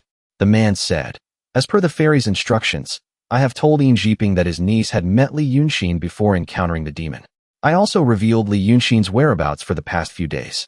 He truly loved his niece." Ling Kong asked. After Yin Jiping learned that his niece might have been harmed by Yun Exine, what did he do? The old man replied slowly. Just as the fairy predicted, Yin Jiping did not go looking for Li Yunshin directly. Instead, he went to the old beggar to get the painting. After that, he went to find Prefect Zhao. When he came out, he didn't have the painting with him. He probably gave that precious scroll to Prefect Zhao. He frowned and continued. They say that great authority in the world eventually returns to its original masters. Prefect Zhao comes from the Zhao family of the northern lands. He has an arrogant temperament and was likely already dissatisfied with the fairy's decree. Yin Jiping, in order to avenge his niece, has cast his lot with Prefect Zhao. Li Yunshin and the old Taoist of the Dragon King Temple will sooner or later meet with misfortune. It's just. Ling Kong turned completely around. Just what? He broke out in a sweat. It's just that this subordinate has a few things he doesn't understand. Since the fairy has already deduced that Yun Xin and the old Taoist have many methods, why go to such trouble? The fairy replied coldly, Is it because of this? Very well. You may withdraw for now. He obeyed and retreated. After he had left, she said loudly, I'm no fool. I'd like to see how you'll manage now that I've cut off this path for you. Scene change. Li Yunshin was wiping his treasured sword, caressing it. He was satisfied. The final brushstroke is complete. At the prefect's residence, the prefect was extremely pleased as he looked at the painting. So this is a precious scroll. He looked at the painting and sneered. How could that little brat be one of Ling Kongzi's people? Looking inside, the old beggar suddenly appeared in the painting. In the painting, he turned his head, his blood-red eyes staring at the prefect. The rain grew heavier and heavier. The old Taoist returned from somewhere, carrying a bundle. He opened the door and asked Yun Exine, Exiner, are you planning to leave? He turned around, not understanding what the old man was saying. The old man sat down at the table, pushing a vase aside. He was worried, but smiled. Since you came back from the Guanhua restaurant that day, you've been so busy. You haven't had a single proper meal. He set down the bundle, which contained delicious food. He said, This old Taoist has little knowledge and doesn't know what you're busy with. The old Taoist said gently, But we've been together for some time now. I know you like to be free and unrestrained. You can't go to that Langia Grotto heaven with Ling Kongzi. The old man's face suddenly tensed. You're setting up a scheme, aren't you? He looked over. That's right. The old man smiled. Exiner, I want to go with you. He glared. Aren't you afraid to follow me? The old Taoist placed a hand on his chest. Exiner, I am not one who clings to life and fears death. Just as I told you before, even if I die, I will follow you. Yun Exine was moved, unable to speak. He lowered his head. Sigh. In that case, I'll be honest with you. I have no intention of running away. I will seize the opportunity to survive in their battle. Yin Xian's eyes widened. And you are a pawn in my plan. He leaned forward. Then what should this old Taoist do next? Ling Kongzi only gave you 5 days. The deadline is tomorrow. Are they about to fight? Outside, lightning flashed continuously. He stood up and turned away. No need to wait until tomorrow. Just let nature take its course. As soon as he finished speaking, the door was thrown open. The old Taoist shouted, "Xinr." He ran outside quickly. He brandished his sword, standing in the rain. He looked up at the sky. They're here. The belly of a dragon coiled in the sky, its fins sharp. The 9th young master had transformed into an enormous dragon. Below, Fairy Ling Kong stood, looking up coldly. Her eyes shone as she stared at him. The rain grew heavier and heavier, causing floods everywhere. People were shouting at each other. Someone, quick, hold it back. Check the dike. The women and children stayed in their homes, praying to the heavens. It's raining. The Dragon King is angry. May the Dragon King's anger subside. May the gods protect us. May the gods protect my son and bring him home safely. Yin Xian trembled and collapsed to the ground, looking at the scene above. Such immense power. That damn dragon is doing this on purpose. He's deliberately causing such a huge commotion. He gritted his teeth. It hurts. I can't take it anymore. He looked up at the fairy. Fairy Ling Kong also turned back and glanced at him, her eyes anything but friendly. He panted and laughed. Very good. You too. As expected, neither of you trust me at all. They're just waiting for me to die. Li Yunshin, though soaked to the bone, held his ground, his body trembling. A laugh echoed somewhere. Huh. If the one who was familiar with hunting him were to speak, she would say, "You're already on the brink of death. Why struggle to this extent?" He laughed lightly, scorning her. Huh, aren't you enjoying this too? You all say you trust me, but in reality, none of you do. Seeing his suffering, she coldly rebuked him. That day, I only believed 70% of what you said. But in the days that followed, you arranged so many schemes, one after another. Now, I can only believe 30% of what you say. One side of her face was also drenched. She added, although I never knew what you were truly planning from beginning to end, whether you wanted to escape, fake your death, or try to cultivate the divine Tao, it's all meaningless now. To them, whatever he did would only lead to today's outcome, right at this moment, before the might of the Dragon King. Lu Ling held her brush, preparing to paint a stroke. She informed him, I have set up a curse in Wei City. The moment I recite it, no one can escape. Her left hand held the brush, her right a scroll of heavenly paper. Under the rain, her voice grew deeper. Let me show you one last time the power of my Langia Grotto Heaven's ultimate treasure. To cultivate the Tao is to be able to die for the Tao. Li Yunshin's resistance was about to run out. On one side, Lu Ling began to perform her technique. Lu Oshu treasure scroll. On the other side, the Dragon King appeared, aiming straight for Yunshin. The rain was heavy, the force immense. This Dragon King wanted to ruin all her plans. She, in turn, was draining everything from him. Li Yunshin's mouth was already overflowing with blood, his spiritual power gradually being drained away. The Dragon King roared, cursing her, "Foul beast. Don't even think of rebelling." Combined with Lu Ling's spell, the entire capital was submerged in a rain of magic. The sound of the fierce wind and vehicles echoed in all directions. A swift battle was about to unfold. The Jiaolong was about to strike Lu Ling with a powerful blow, still roaring. But at that moment, a strike from another direction hit the Jiaolong. It cried out in pain as its scales peeled off and flew away, leaving only Lu Ling's formation to face it head-on. In the misty rain, a familiar figure with 2 blazing red eyes appeared. It was the 9th young master. He said angrily to Lu Ling, "You actually damaged my Dharma body." With that, he flew towards her, ready to fight. "You want to die?" Suddenly, a series of iron chains descended from the sky, without any support, yet they completely restrained him. He was unable to move, his hatred for her growing with every look. Lu Ling stood above it all, informing him, "The storm has settled. You cannot escape. Hand over the jade slip, or become a mountain-guarding beast for my Langia Grotto Heaven." The 9th young master, though bound, was still defiant. He gripped the chains and retorted, "I am Li Yunshin. My father is a divine dragon. Are you even worthy?" They were not on the same path, so they were not on the same level to talk.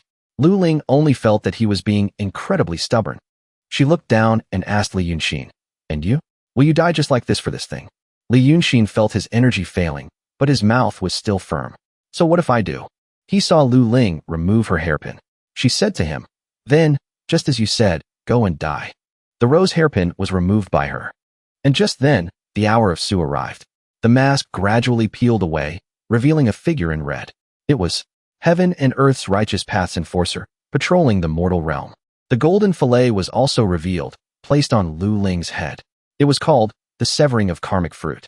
The entire green robe was cast off, and Lu Ling's primordial spirit appeared in its entirety before everyone. She declared, "Your time has come." Before her was still the screaming demon, Li Yunshin.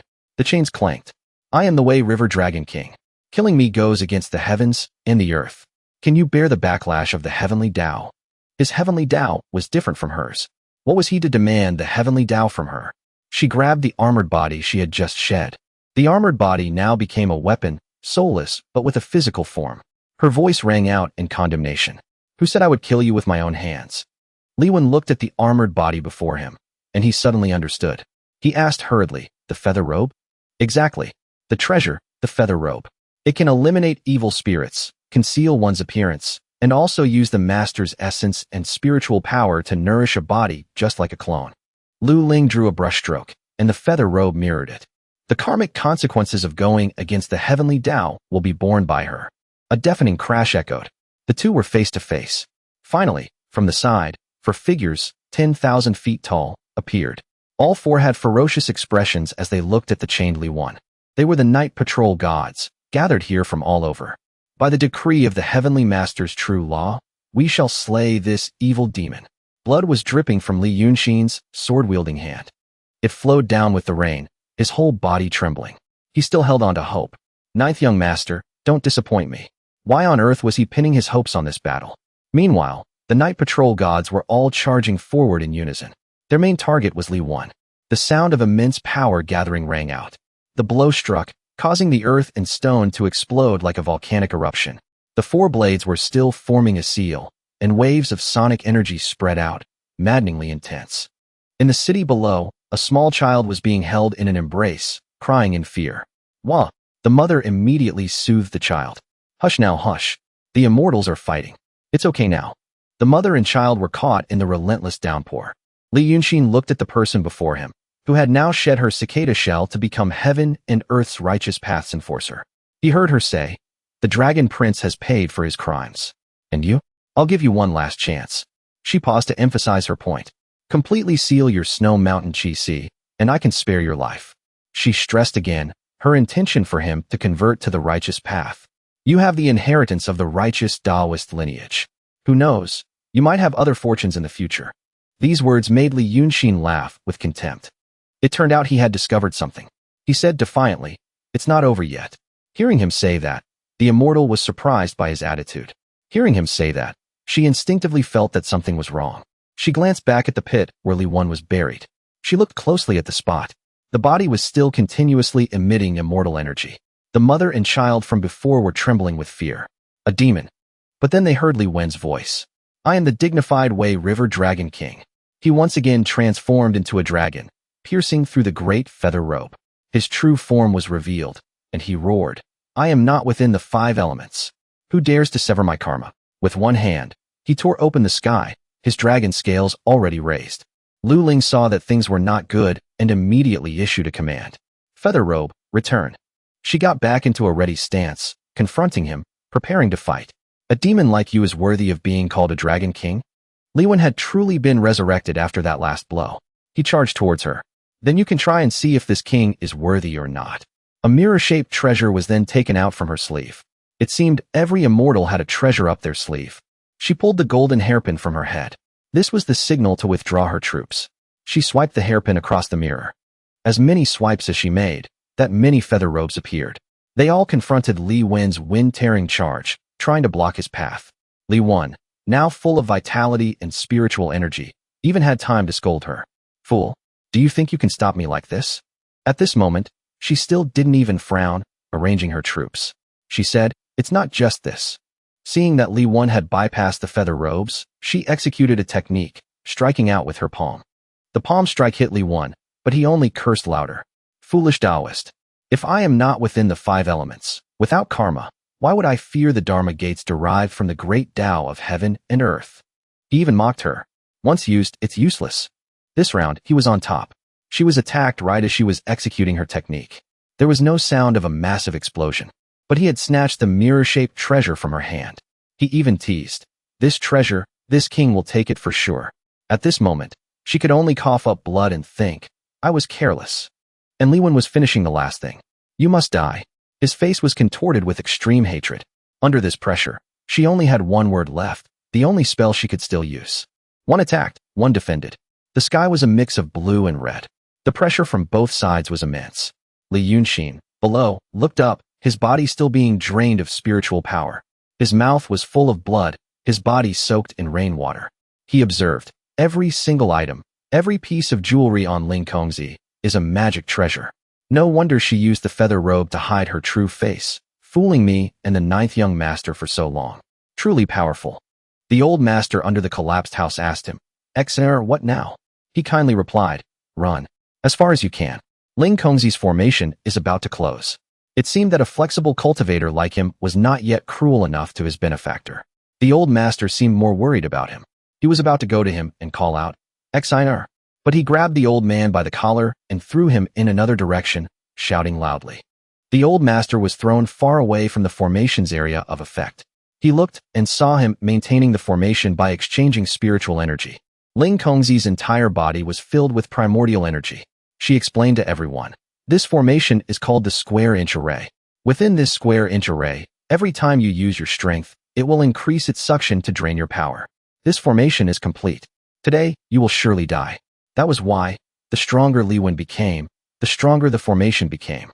And once the formation was strong enough, Li Yunshin would have to be even stronger to win. A vicious cycle.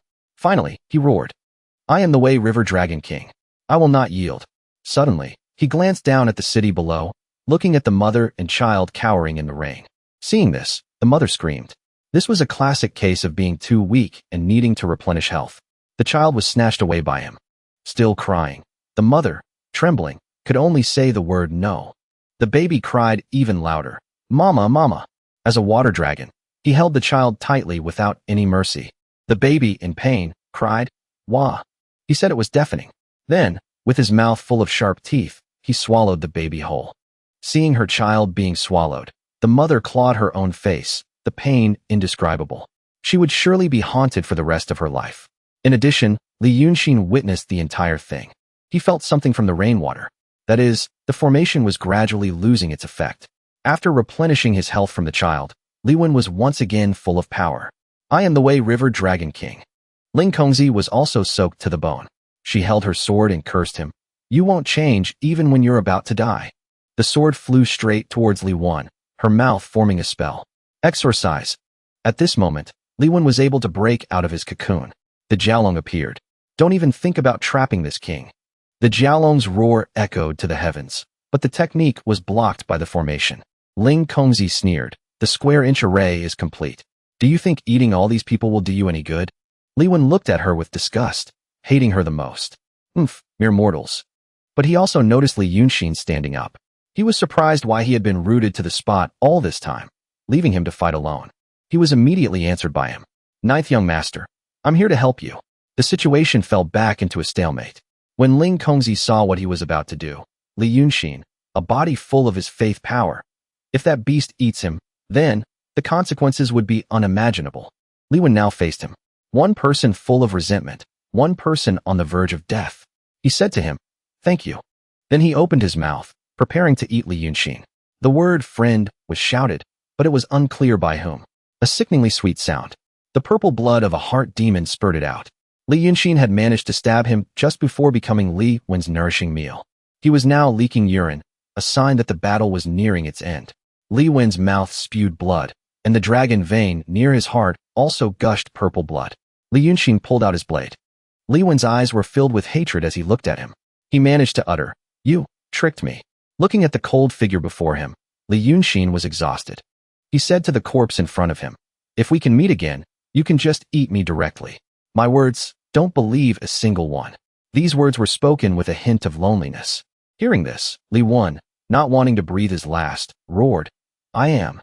He unleashed all his remaining internal energy into a series of blades. The Wei River Dragon King. He stabbed straight towards Li Yunshin. He cried out, "Ah," and added one last sentence, No one can deceive me. And then, officially, his life in this world ended. Li Yunshin was safe from the final attack, just now. He heard Ling Kongzi say, "It seems he wasn't as bad as you thought." She walked over to him, her voice no longer friendly. But a beast is still a beast. Even in death, he wants someone to be buried with him. Yunshin thought about him. He replied to her, "Huh, he treated me well. He even gave me armor made from his scales." In the rain, his voice became even more melancholic. He is a cruel person, you can tell just by looking at him.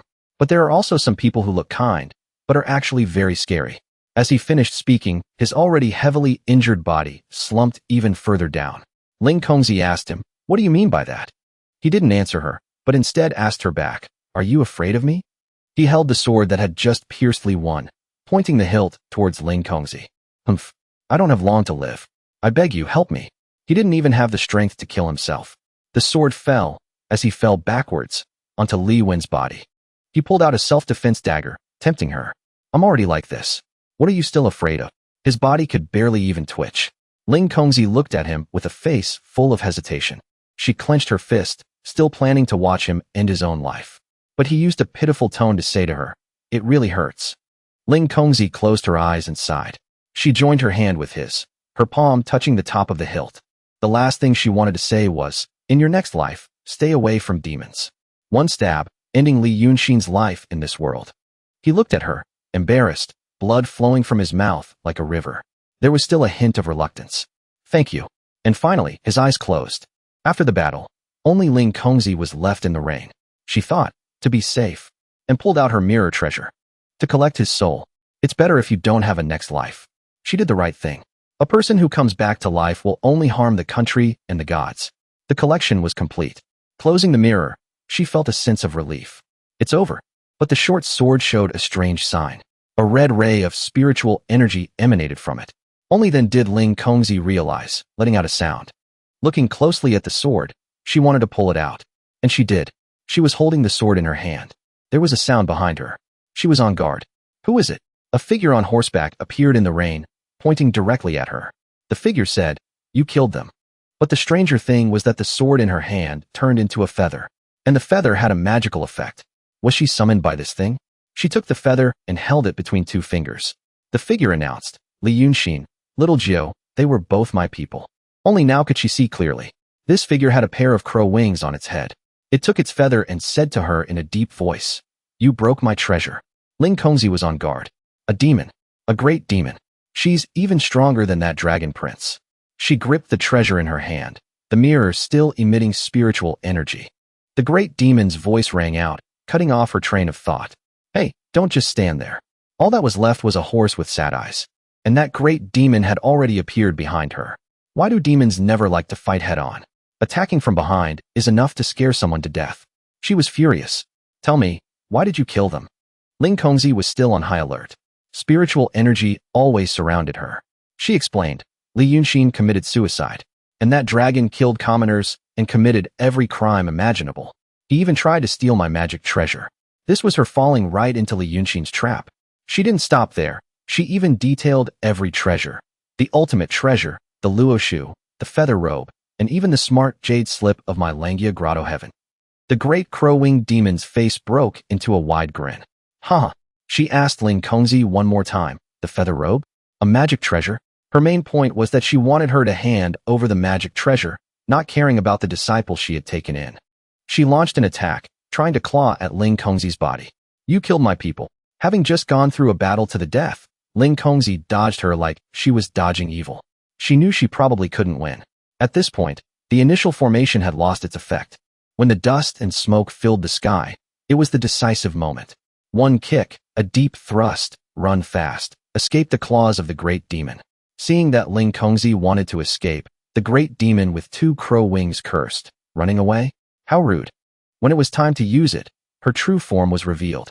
Two large crow wings on either side. Her whole body a captivating black and silver. As Li Yunshin said, you could tell she was evil just by looking at her. She fiercely pursued Ling Kongzi, constantly demanding, "Give me the feather robe. Give me back little Jiu. Give me back the soul." Whoosh, whoosh, whoosh. Step by step, they moved away from the formation, beginning a chase for the treasure between the two great females. A quiet atmosphere returned to this place.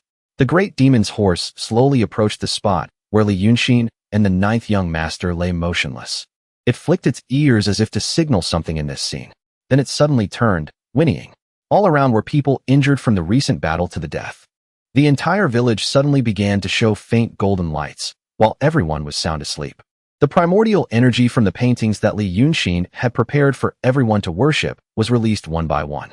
The primordial energy from the small novice monk to the gods of the world gathered in one direction.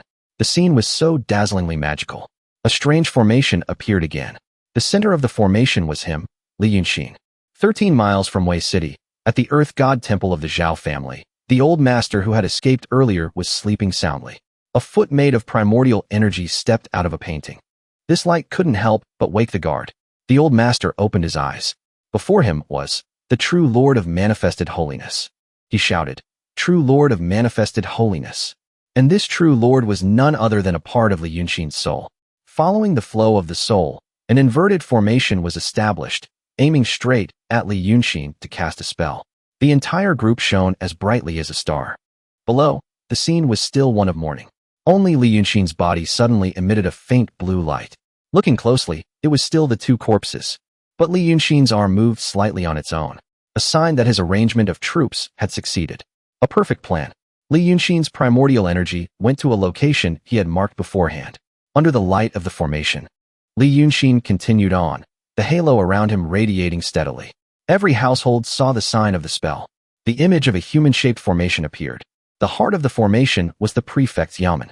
Li Yunshin stood among the crowd, or more accurately, among the mass of primordial energy he had painstakingly prepared. He said to them all, "Let's go. Forward, open the way." Only this one area, the prefecture, was not yet covered by the formation, because this place was guarded. The guard said to the army of primordial energy before him, "What manner of ghost or god are you?" So this was the guardian of the entire prefecture. He was clad in armor, holding a saber, and mounted on a black horse. He cursed, "How audacious, daring to barge into an important place like the yamen." Li Yunshin sneered at him. "I come with the human chi of the 300,000 people of Wei City." He continued, "Today, I have come to the yamen to borrow the town god's soul, that is, the divine throne, to reforge my dharma body."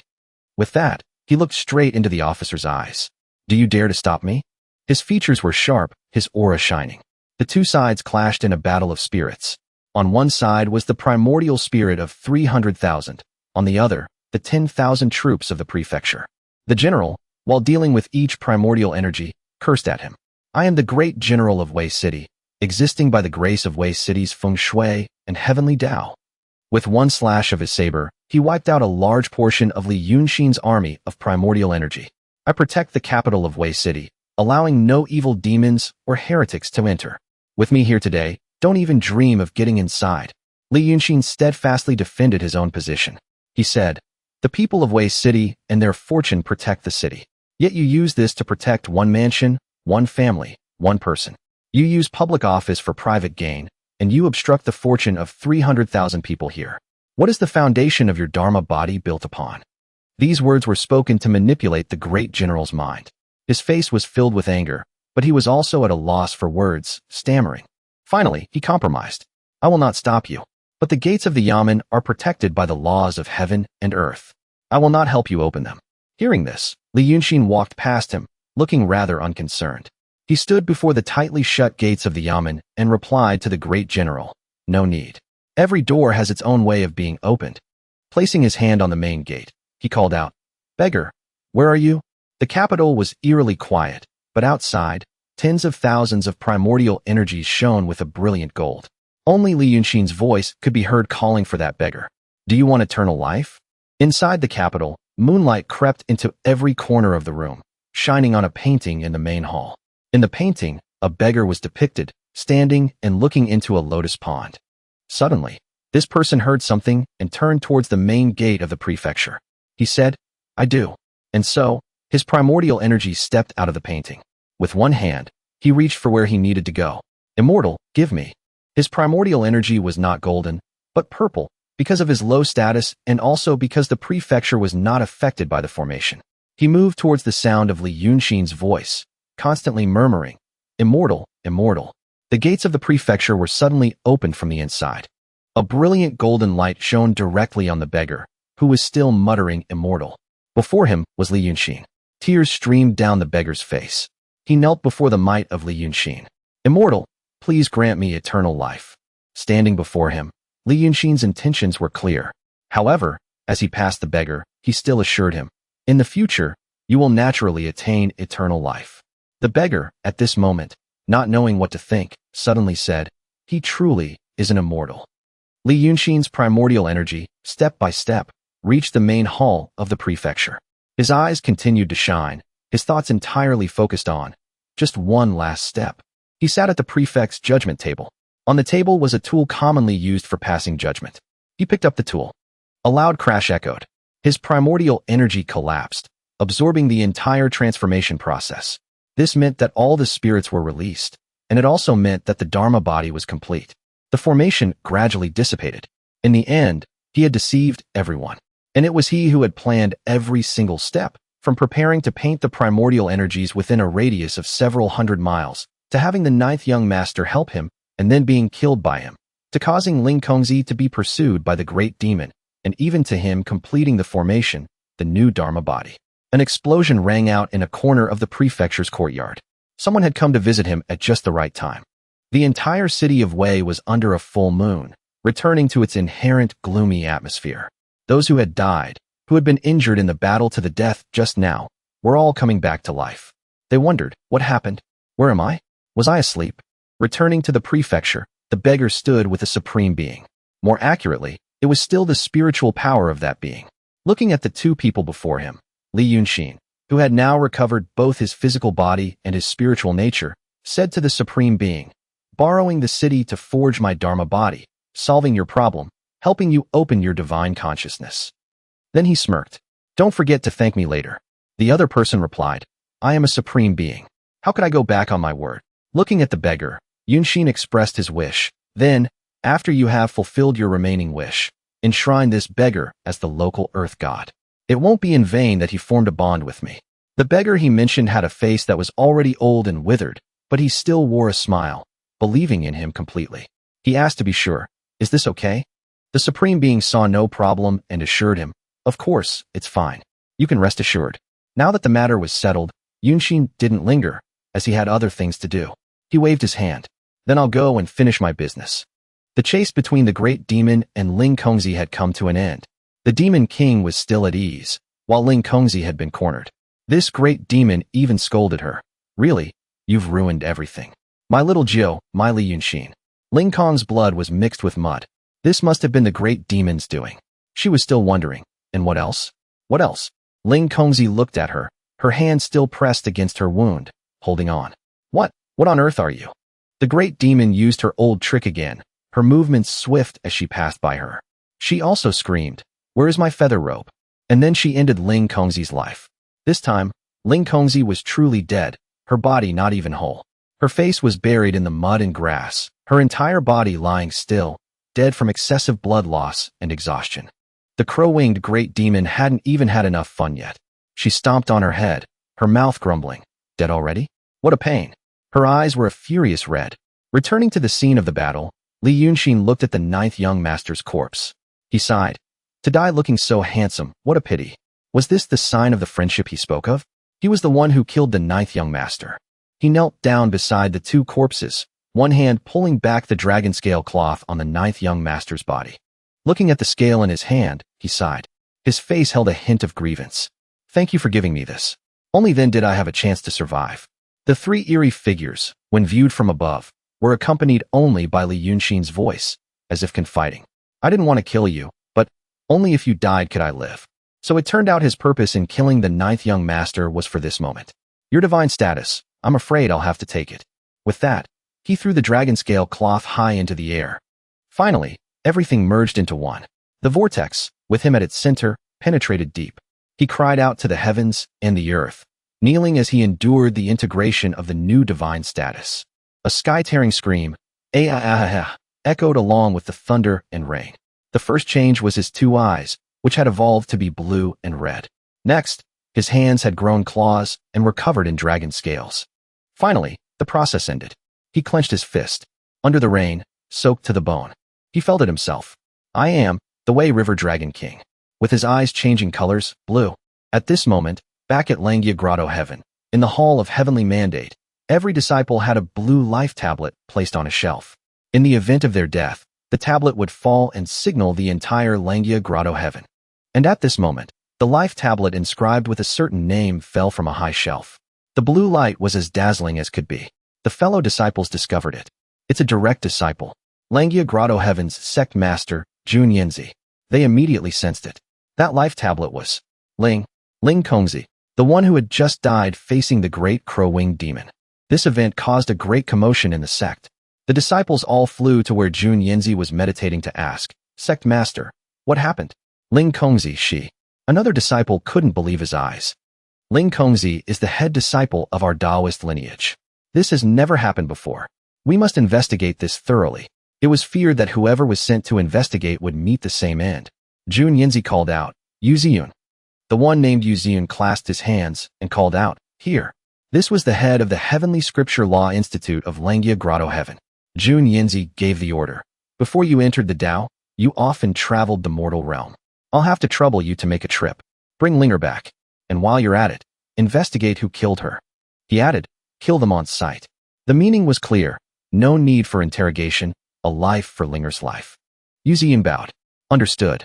His voice was filled with determination. Returning to the scene at the Dragon King Temple, only Li Yunshin's physical body remained. His old master returned to him after the battle had ended. He said with pity, Exener, why did you have to suffer so much? This old Taoist will help you collect your body. Suddenly, the corpse's face was stomped on by an officer. He even shouted in condemnation, this disaster. It's good that he's dead. The old master raised his hand to stop his actions. Head constable, Exener is already dead. He asked, why are you doing this? This man didn't stop. He took his sword, and, while poking at Li Yunshin's body, felt a sense of satisfaction. Haha, death is too easy for him. Not only was he dead, the head constable looked at the old man, his eyes filled with vengeful bloodlust. Old man, you deserve to die too. The old man was frightened by him and fell down. Head constable, are you trying to kill me? As he spoke, he grabbed a rock from the side. The head constable didn't know his intentions, his curses growing more fervent. Anyone associated with him will not have a good end. He caused the death of my niece. He caused the death of so many people. He declared, I must kill you to rid the world of this evil.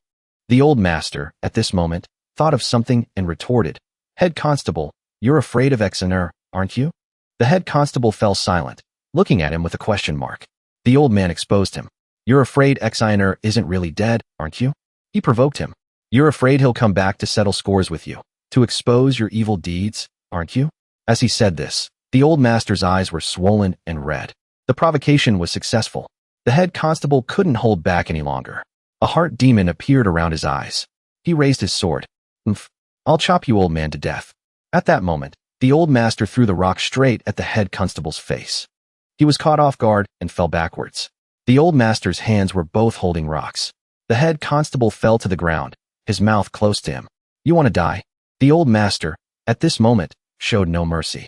He continuously smashed the rock into the head constable's head. He didn't even let him speak. You want to know why this old Taoist is so ruthless? Back in my day, this old Taoist killed people like swatting flies. His voice roared, his eyes red. Every smash of the rock was a sentence. Take that, you stomper.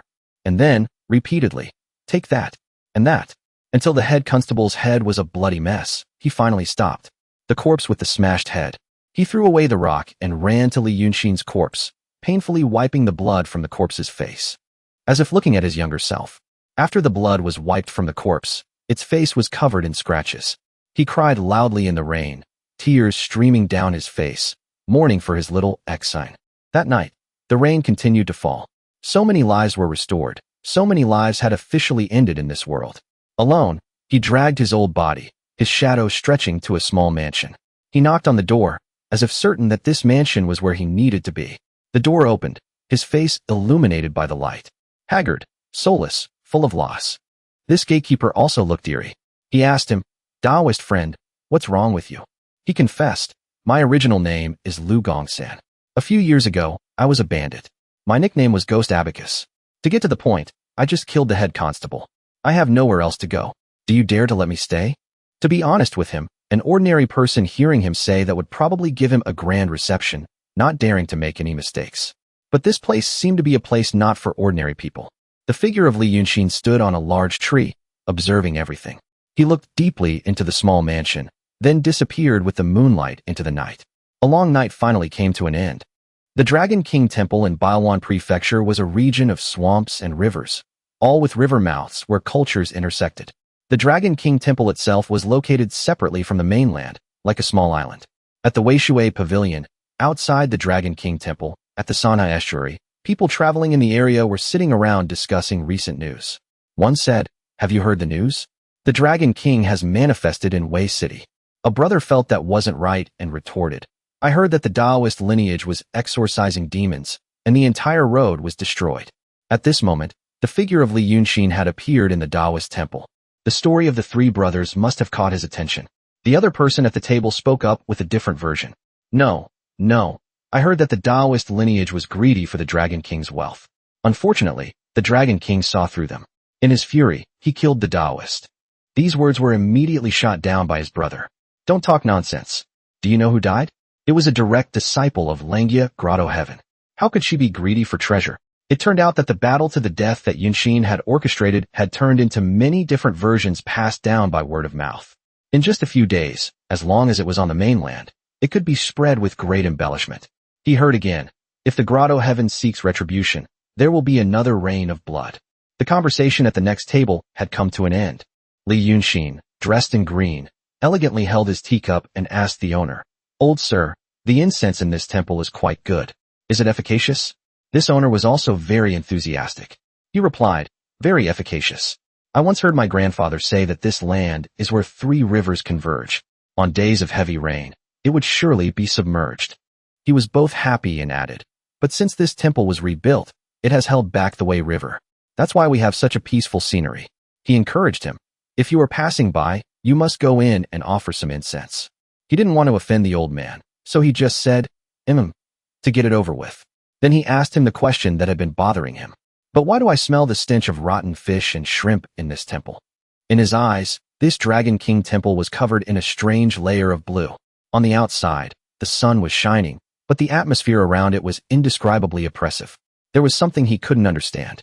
According to his speculation, the 9th young master had just died, and then he had obtained the divine status. He should have been able to immediately go and enjoy the great and small faith power of the Dragon King Temple in Wei City. He took another sip of tea, continuing his train of thought. But the plan had a slight flaw. He remembered the moment he discovered the short sword that the great demon by Yunshin had given him. Although the matter of Wei City is over, with Ling Kongzi's death, the Taoist lineage will definitely send someone to investigate.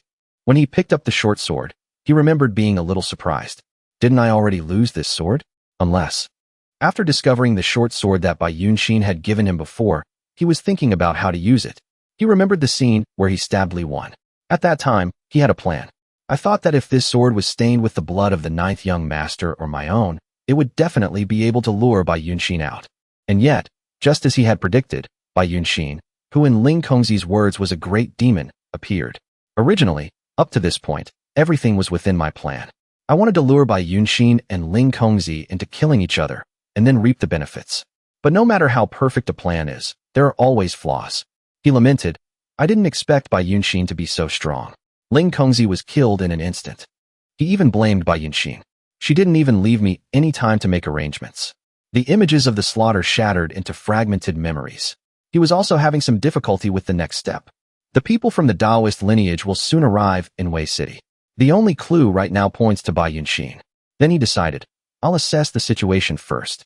It's best not to act rashly for now." He took another bite of a snack. He glanced at the Dragon King Temple. "Although I've said that, if I just leave it aside like this, my temple will be taken advantage of by others." Therefore, at this moment, he needed to solve the problem of the incense for his own temple. He called the waiter. The bill. 5 shiny gold coins were paid to the small shop. The owner cheerfully bid him farewell. "Safe travels, sir." He even sighed for a moment. "It's been so many years since I've seen someone so handsome." The words had just left his mouth when his eyes widened slightly, staring into the void. In his memory, all that remained was a figure in green, with long white hair. The image was hazy, his features unclear. What did that customer just now look like? Such a strange thing, Yet he only explained it with one sentence. Am I really getting old? Li Yunshin, indeed, did not want to get entangled, so his technique was executed swiftly, making people unable to remember his face. According to the owner, if you pass by the temple, you should go in and offer a stick of incense. Whether he would or not, he wasn't sure, but he still needed to go in to admire the divine statue of this place. He was entering the main hall of the Dragon King Temple, which was crowded with people coming and going to offer incense. Looking at the scene before him, his face unconsciously turned cold. He didn't want to speak yet, but the faint blue aura on the head of the statue of the Dragon King had already given him the answer. It was the answer to the question he had asked the owner. This place has the stench of fish and shrimp. I thought it was some demon, but it turns out to be an aquatic clan. He propped his fan against his chin, his face clearly showing a calculating expression. If you want my position so badly, then you might as well bear my troubles for me too. His trouble was the death of Ling Kongzi, and what he was wondering now was just, I wonder where this ill-mannered aquatic Taoist friend is. At this moment, a male voice sounded beside him. The man had not come to the temple to offer incense. He had come to collect a debt. Master Yangzi, return the 3 taels you owe me immediately. Li Yunshin looked over with his divine eyes and saw the faint blue light of the so-called water god on him. His name was Buzir. The one called Master Yangzi argued with this man. What are you talking about? The ritual has already been performed for you. The altar has been set up. How can you ask for the silver back? Zir pointed at Yangzi, shouting, You swindler. The divine maiden was perfectly fine, yet you treated her as an evil demon. Fortunately, your Taoist arts are not proficient, otherwise I would have really been deceived by you. Now return the silver to me. The theme, along with the blue light on Buzir, was more than enough to convince Li Yunshin to take a deep interest in this mysterious story. He turned to ask him, his tone concerned about the divine maiden he had just mentioned. Little brother, you just mentioned some god. Could you tell me more about it? Buzir had a rather thin face. Hearing the concern of the silver-haired, green-robed young master before him, he didn't mind telling the story. If this young master wants to hear, then it's just as well. I'd like everyone here to judge for me. He introduced himself. Buzir just turned 20 this year. I am a scholar preparing to take the exam next year. The story began when I rented a small house in the west of the city for my studies. Since I'm not well off, I had no choice but to save every penny to get by. The house was simple, with nothing but books and a grindstone. He continued to recount. On the day of the winter solstice last year, I bought a salted fish at the market. The thing he was saving was, I thought that every day when I ate, I would just need to lick it a few times to get the salty fish flavor to eat with my rice. So I hung it from the ceiling. The continuation of the story was even more sigh-worthy. He had lived like that for more than half a year. At this point in the story, everyone around him had a dark expression, embarrassed. Even Li Yunshin had the same thought. This guy is truly the king of saving money. What he said next was the highlight. But last month, a very strange thing happened. One night, when I woke up, I couldn't find the fish anymore. The door was clearly locked. There were no cats in the house, no mice, and even the rope was completely intact. But there really was someone who hung a fish near their bed. Just seeing it was creepy. Yet he continued, I just thought I was sleeping too soundly, and someone came in and stole it. Then he fell asleep, not pursuing the matter of the missing fish any further. But that night, I heard a voice. Someone was calling me. The voice was eerie, its origin unclear. Scholar do, save me. Please save me. I thought I was dreaming. Unfortunately, the sound was real. Scholar do, help me. I died a terrible death. Ah, boo-hoo. He pointed at Yangzi. After that, I went to him. He just said it was an evil ghost clinging to me, took 3 taels of silver from me to perform a ritual, said some vague, nonsensical things, and considered the matter closed. Yangzi was annoyed. He questioned loudly, whether it worked or not. I performed the ritual. That's the price. You can't bully an old man. He added an explanation. Besides, I told you before, the ghost resentment in your house is very strong. I might not be able to defeat it. Buzir gave a disdainful laugh, then frowned in criticism. Fortunately, it didn't work. The day you left, that night I had the dream again. In the dream, he described, it was a middle-aged man dressed as a scholar. He told me he was Dongting Jun. This Dongting Jun clasped his hands and pleaded, saying something to him. Save me, and you will be greatly rewarded. It turned out that the salted fish was his daughter. Because she had offended the dragon prince, she was beaten back to her original form and thrown into Dongting Lake. Unexpectedly, she was caught by a fisherman and made into a salted fish. Then he happened to buy it. The salted fish carrying his daughter had died a terrible death, her body not properly buried, so she had developed resentment. Her soul was trapped in the salted fish that he licked every day to eat with his rice. Every day, he gave her his human chi, so she was able to recover her magic power. To actually have such a resentful dream, one would vomit immediately. But he continued. She told me to dig under the bed. If I could dig up a salted fish, I could raise it in clean water for a day and a night, then take the salted fish to Daunting Lake and bow to it 3 times. After that, she would surely thank me. Hearing this, it was almost certain that this salted fish was not a good omen. Yet he actually dug. His voice hurried on. Sure enough, I found the salted fish under the bed. I had to do as Daunting June said. Last night, it really turned into a large carp with red scales and swam back to Daunting Lake. He had witnessed a miracle last night. That belief was real. That night, Daunting June came to me in a dream again, saying I was his benefactor. He would come to thank me tomorrow. Just like that, this morning after he woke up, he went to find the old Taoist for an explanation. Buzier, at this point, was still angry because he thought Kuan Yangzi had ill intentions, tricking him out of his money. He confronted him, demanding, "You almost ruined my business, and you still want money? Give me back my money. I need to go and arrange a few things to receive Daunting June." Kuan Yangzi wanted to stop him, hoping he would act foolishly. How can you be so unreasonable? You must be crazy. You're talking nonsense. There's no Daunting June. He even stressed, reminding everyone, this great temple of mine. He pointed towards the statue of the Dragon King, worships the Wei River Dragon King. This Daunting Lake is the Dragon Palace of the Wei River Dragon King. What audacious demon would dare to call itself Daunting June? He pointed towards him, his hand aimed at his heart, straight at Buzier's face. I'm afraid you've been deceived by a demon. After hearing this, Li Yunshin smiled. He thought, this young master is quite interesting. He didn't even notice that the divine statue he was worshipping had been replaced. Looking at the statue of the Dragon King, which was still emitting a foul blue aura, he confirmed, Daunting June, is it? If the Dragon Palace is really in Daunting Lake, then I must go and see it. To achieve his goal, and to clarify everything, he intervened between the two. You two please stop. Arguing like this in front of the Dragon King is disrespectful. Aren't you afraid the Dragon King will punish you? With him as the center, he folded his fan and pointed it towards Buzier. Li Yunshin suggested, I see that both of you have your own reasons. How about this? Although I have traveled far and wide, I have never met an immortal before. If you, sir, are willing to give me a chance to broaden my horizons, the silver for this offering will be paid by me. Is that acceptable? These words made Buzier embarrassed. It also angered Kuan Yangzi. He scolded him as well. What's there to offer to a demon? Li Yunshin resolutely defended his point of view, ignoring Kuan Yangzi's words. He asked Buzier, is it okay? The two people in front of him looked at him. One blushed from embarrassment, the other blushed because he was too generous. Buzier's purpose in coming here was to get his silver back. Yet, not only did he not have to exert himself, but just by telling a story, this green-robed young master helped him. He couldn't have asked for more. He scratched his hand and replied to Li Yunshin, then I'll have to trouble you, sir. This made Kuan Yangzi clutch his chest, struggling to breathe. Li Yunshin placed a large amount of silver in his hand, smiling warmly. He made an appointment with him. Then we'll meet again tomorrow. This transaction, it was unclear whether it was good or bad, who would profit, who would lose. At Buzier's house, a full offering tray of pig's trotters, beef trotters, chicken, and other sumptuous dishes was already laid out. It was a stark contrast to the simple house behind it.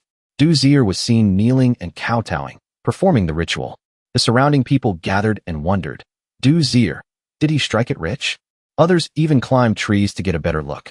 What riches? I heard it was someone from another place, a kind person gave it to him. Buzier's heart remained unmoved by their words. Someone else praised, is there such a good thing? Kuan Yangzi also came to join in, less happy and more angry. He grumbled, humph, just you wait. This silver is as good as wasted. He was adamant that there would be a demon, not a god, coming to help Buzier. One hand propped his fan against his chin, his mouth open to speak softly. Li Yunshin replied, it's fine. I think this silver was well spent. Only he knew why it was worth it. What was about to happen would clarify his statement. As for Kuan Yangzi, he looked at the green-robed figure before him, only wanting to advise him. Little brother, I'm afraid you don't understand. A place that worships the Dragon King like ours, it's not possible. Before he could finish his words, the wind picked up, causing everyone to sway. A red stream of energy quickly swept past Yunshin. heading straight for Du Zier's feast table. Looking at this stream of resentful energy, Li Yunshin, for a rare moment, kindly advised the people around him. I think if you have nothing else to do, you should all disperse soon. Everyone who heard this was indignant. They were in the middle of watching, and he was telling them to go home. Especially Kuan Yangzi. He asked him back, "What do you mean?" A couple next to them had a small argument. The husband felt something was wrong and advised his wife, "Let's go home." But he was scolded by his wife. "What are you rushing for? I haven't finished watching yet." The mixed red and green resentful energy from the river surged in, growing stronger. Seeing this, Li Yunshin kindly reminded them again, his face now somewhat colder. "I'm afraid if you don't leave now, you will die." A powerful whirlwind swept through the entire area where Li Yunshin was standing. All the curious onlookers were affected by the whirlwind. They all cried out in unison, "No way! What's happening?" The wind was too strong. None of them knew that danger was imminent. Du Zier was the center of the stream of energy. He suddenly opened his eyes, which were completely white, with only tiny pupils remaining. His mouth now curved into a smile as he spoke. Kuan Yangzi held a talisman in his hand. He was sweating, not sure who to ask. "What is this?" He looked at the group of people who had been normal just a moment ago. They had all become soulless, walking unsteadily, their eyes red and unfocused. He was horrified. He looked at Li Yunshin and blamed him. Where did this evil creature come from? Back away. Li Yunshin, in turn, seemed to blame him. "I told you all to leave earlier." He held the fan, which was gently emitting spiritual energy, and pointed it at the man. His voice was dry. "Forget it. Since you didn't leave, then I'll let you die with a clearer understanding." Just when he thought he was about to be killed by Li Yunshin, he witnessed a terrifying scene. It turned out that he wanted him to be on the verge of death, but he had to know who was behind all this. The scene was gloomy, and he could even see large sewer rats holding red lanterns. He also saw human-like statues in red robes, blowing conch shells, their sounds echoing, toot-toot. Kuan Yangzi's face was covered in sweat. He had discovered it. "I'm dead." Looking at the bizarre procession coming up from the river, and then at a bride in red with her face covered, he was certain that here, apart from that person, there was... He also saw grotesque, mutated fish and shrimp. The person next to him, no one was alive. The man, Du Zier, saw the white-robed figure before him and was ecstatic. This white-robed figure placed a mark on his forehead. His body immediately stiffened, his eyes officially losing their focus. And at this moment, the red-robed bride from the river was walking towards Du Zier through the gloomy smoke. She stopped where Yunshin was standing. Kuan Yangzi was now so scared that his face was drained of all color. Li Yunshin looked at her. Her eyes were dyed red. She covered half her face with a fan and looked at him. She asked, "What kind of Een spirit are you?" He was still smiling. He bowed his head and replied gently, "Li Yunshin, I cultivate the ghost Dao using a Een spirit. I have come especially to congratulate you on your joyous wedding day." The ghost Dao also had its customs. This ghost marriage was truly terrifying. She lowered her fan, revealing a pale face, red eyes and thick eyebrows, red lips, and a slender chin. She asked him, "Li Yunshin, if you are no longer human, why did you want to remind them to run? Or are you still attached to the mortal world?" Li Yunshin treated it as small talk. A beautiful woman before him made his voice a bit playful. That's not it at all. It's just that if there are no living people, where would we get our offerings from?" The old man, Kuan Yangzi, seeing the bride look at him, turned to leave while praying, "Dragon King, protect me. Dragon King, protect me. Help me escape this calamity." His voice trembled with fear. The bride confided in Li Yunshin, sighing, "But it seems he doesn't understand your good intentions." Li Yunshin went with the flow. That's just how people are. Sometimes, they want to know the clear reason for their death. Instantly, a joyous demonic spell, a green spiritual energy, shot towards where Kuan Yangzi was fleeing. The man stiffened, bearing the brunt of his attack. His entire body seized up, his heart squeezed tight. Before he could even cry out, his soul was completely sucked out by him. Holding the soul he had just captured, Li Yunshin smiled brightly again, respectfully addressing the lady before him. "Today, I happened upon your great wedding. I was in a hurry and didn't prepare any gifts." He held up Kuan Yangzi's soul and said, "This person has been enlightened by me. His soul is much nimbler than those of ordinary mortals." Seeing her about to pass by, he continued, "If you don't mind, I will gift him to you as an attendant." The bride looked at the soul he was holding, her voice tinged with surprise. "You were probably a human when you were alive, right? I didn't expect you to be so decisive." Li Yunshin smiled at her. "Haha, in this Tao, is the matter of people eating people so rare?" He liked her. It's precisely because I killed too many people and my killing intent was too heavy that I couldn't enter the cycle of reincarnation. That's how I got the fortuitous encounter I have today. The fish-faced maid beside her tugged at her sleeve, reminding her, Lady Hong, it's getting late. She looked at the little maid and said, no rush. The white-robed demon official had finished his work. Du Zier was now just a demonic body, gaunt, his deep black eyes fixed on her with delight. My fortuitous encounter has arrived. My lady. She ignored her groom-to-be and turned to press Li Yunshin. You just said people eating people. What do you mean by that? Can people really eat people? The maid beside her couldn't help but tug at her sleeve again, urging, Lady Hong. She actually got angry and unleashed a powerful attack, shouting, do I need you to meddle in my affairs? This attack sent the zombie's face smashing into the wall. It turned into a stinking, rotten fish. The bride's angry voice followed, gut it for me. The white-robed demon official, holding a gutting knife and the fish, carried out her command. She looked at Li Yunshin, her tone changing to one of slight grievance. What a buzzkill. She added a bit of praise. You are both handsome and interesting. I wanted to talk with you a bit more. The belly of the fish was just being cut open, the sound of the gutting mixing with her voice. But it's getting late. If we don't go now, my father will get anxious. With that, she led the procession of zombies towards the river. She also wanted to make a date with Li Yunshin. I'll accept your gift. We haven't finished talking today. In a few days, if you want to see me, come to the Dragon King Temple at the Sanha Estuary and wake me. I am the new Dragon King there. She turned her face slightly towards him and introduced herself. If I'm happy, maybe I'll come to see you. So, the purpose of Li Yunshin's trip had been achieved. He wanted to find the one enjoying the incense of the true Dragon King, and now he had. He thought, so it's you, huh? He thought this, but on the surface, he was still playing along with her. My lady, won't you invite me to the feast? This time, she turned her face completely around and answered him. The guests are all here. It's better if you don't meet my father. After some back and forth, but don't you dare leave this place. I'll come find you to play later. If you're not there, I'll have someone gut you. She didn't forget to add a meaningful wink.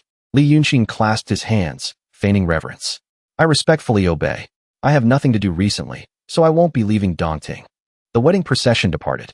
The master of ceremonies friendly shouted, esteemed guests, let us be on our way. The crowd of onlookers finally got their lives back. The zombies and souls went straight to the bottom of the lake. The scene was eerily magical. On this full moon night, rows of human corpses lay scattered along the lake shore. Li Yunshin, seeing the party was over, left. He thought to himself, this Lady Hong's presence seems much more ostentatious than the 9th young master's. What kind of character is that Dongting Jun? He walked past the rows of corpses, twirling his fan, expressing his thought. I wonder if he's strong enough to take the fall for me. The next morning, the entire town of Bailu was filled with funeral flags, people dressed in mourning clothes, the sound of mournful horns, and wails echoing throughout the town. Back at the small inn, the same 3 wanderers from the other day were gossiping. One of them spoke up. What's wrong with this Bailu town? Every household is holding a funeral. The person next to him remembered something. Just last month, everything was fine. The waiter heard this and warned, you've come at a bad time. He poured more tea for the guests. His voice hurried as he recounted. The day before yesterday, more than 40 people died at the ferry. When they were discovered in the early morning, their bodies were all frozen solid. One of them wondered, such a big event, why haven't I heard about it? He added more tea to the cup. The waiter explained, the higher-ups don't take it seriously. It was reported, but I heard the prefect is resigning to go to the capital. His voice held a hint of anger. After a few days, they sent 3 constables here. They just closed the case arbitrarily. In my opinion, what's the use of sending constables? One of them urged the waiter, what do you mean? The waiter looked at them nervously, his voice trembling as he explained, because this wasn't a case committed by a human. These words directly sent a chill down the spines of the 3 men. Just then, the owner came and grabbed the waiter by the ear, making him yelp, ow, ow. The owner immediately apologized to the customers. I'm sorry, this boy's mouth is always running off. He scared you. Please, take your time. The waiter even argued back with his boss. I haven't even gotten to the part about Dongting Jun yet. The 3 men were eager to hear more. Let him continue. What about Dongting Jun? Outside the shop, Li Yunshin was strolling leisurely, hearing so many rumors about last night's events. He was thinking about something else. The Taoists of Wei City are all guarding Ling Kongzi's remains, not daring to act. This, in turn, gives me an advantage. Spreading the story of Dongting Jun is to find a great demon. Having used Dongting Lake as a base of operations for many years, it's impossible not to leave some traces. There must be someone who has had contact with him. Maybe I can find some clues. Right now, the stories he was hearing from the common folk were, Dongting Jun. Do you remember my third granduncle's second uncle's maternal grandson? The one who drowned was taken to be Dongting Jun's concubine. There have long been strange things in the lake. My grandmother said so. All these words made him feel hazy. But that's just talk. The information these people are spreading is really. He stopped walking, his eyes instantly noticing something unusual. Looking at the two people in the small inn, he felt a little worried. The man in purple was drinking tea with a Taoist. He asked, something happened? Are you still going to Taoist Master Li's feast? After all, so many people just died at the ferry. Going to June Mountain now, don't run into anything. These words didn't reach Li Yunshin's ears, but he recognized him. A mountain monarch? The two mountain monarchs continued their discussion, unaware that he had heard them. If I go, I've recently encountered a very rare and strange event. Who knows? I might even get to eat that thing. The other one supported him. Really? Then I'll go with you. It's a pity Brother May can't come this time. Otherwise, even if we can't tell a good story, Taoist Master Li would be a little more lenient. Li Yunshin only needed to hear that much, and he smiled slyly. Making up stories? That's my specialty. He then left, continuing his stroll. Half an hour later, still at the small inn, Yufensi was being solicited by the waiter. Sir, this way for 10 days. Just then, the two mountain monarchs were leaving. He immediately asked, Waiter, do you know how to get to June Mountain? The two mountain monarchs stopped in their tracks. One pointed at him, about to stop the man in purple. Wait, look at that person. He's so handsome. The man in purple asked, Him? You don't want to take him with us, do you? Is that okay? At this moment, Yufensi had sat down at a table, listening to the waiter's directions. Sir, you want to go to June Mountain? That mountain is in the middle of Dongting Lake. You have to take a boat to get there. The waiter added with some difficulty, and that lake sometimes has fog. If it's not a skilled boatman, they don't dare to cross it casually. It's easy for accidents to happen. He wasn't in a hurry and replied to the boy, Is that so? What a pity. It seems I can't go today. The two mountain monarchs had re-entered the shop and approached him with an offer. We just heard you say you want to go to June Mountain. You look very unfamiliar. May I ask what business you have on June Mountain? Yufensi appeared friendly. He replied, I love to travel through mountains and rivers, collecting strange stories. I've heard that the 1,000-mile Dongting has the most beautiful scenery in the southeast. Since I'm here, of course I have to visit the beautiful sights of Dongting. If I can't find a boat today, then tomorrow I. He also showed that he was very curious. These words immediately made one of the mountain monarchs find a key point. The other one asked in surprise, Sir, you really know a lot of stories? He replied shyly, Of course. There are so many strange stories in this world. If you want to hear them, I can tell them for a day and a night. The brown-robed mountain monarch was overjoyed, clapping his hands in praise. Good, good. He began to state his intention. What a coincidence. We are planning to go to June Mountain today. We have already found a boatman. We can go together. Then he hesitated slightly. But if you want to go to June Mountain, there is a great master on that mountain. You must go and meet him. Yufensi had long seen through his intentions, but he didn't expose them. He asked back, A great master? What kind of person is he? This great master was described by the mountain monarch. He is a man of refined tastes, just like you, sir, who enjoys strange stories. He then gave him a suggestion. If you, brother, wish to meet him, I can introduce you. That was all he was waiting for. Yufensi replied happily, Really? Then I must broaden my horizons. He then pretended to be hesitant. But, if I go with you to meet him, wouldn't that be too abrupt? Or perhaps, he meant that if he went with them, he was afraid the other person would be angry. The mountain monarch warmly invited him, taking his hand to lead him away. He explained, It's fine, it's fine. That person is very hospitable. As long as you can tell a few interesting stories, he'll be even happier. Yufensi continued to feign shyness. He also quickened his pace. Then I respectfully accept. The three of them set off together. The two mountain monarchs laughed with delight at having found a wandering companion. Amidst the sounds of safe travels, sir, Li Yunshin smiled lightly. His plan had also been carried out. By the time they reached the ferry, it was late afternoon. A gloomy mist enveloped the place. The willow branches swayed in the wind. A boat and a boatman were waiting for them. The mountain monarch invited Li Yunshin. Let's get on the boat. The bow of the boat was carved with a slightly creepy human face. Seeing this, Li Yunshin thought, It seems I've found the right place. This is it. Dongting June. The small boat moved gently across the vast expanse of water. The scenery was described as, The smoke on the river is still, The deep blue is not as deep as the color of the water. Li Yunshin exclaimed, the magnificent scenery of June Mountain, its reputation is well-deserved. The mountain monarch ate some snacks and praised him. This is nothing.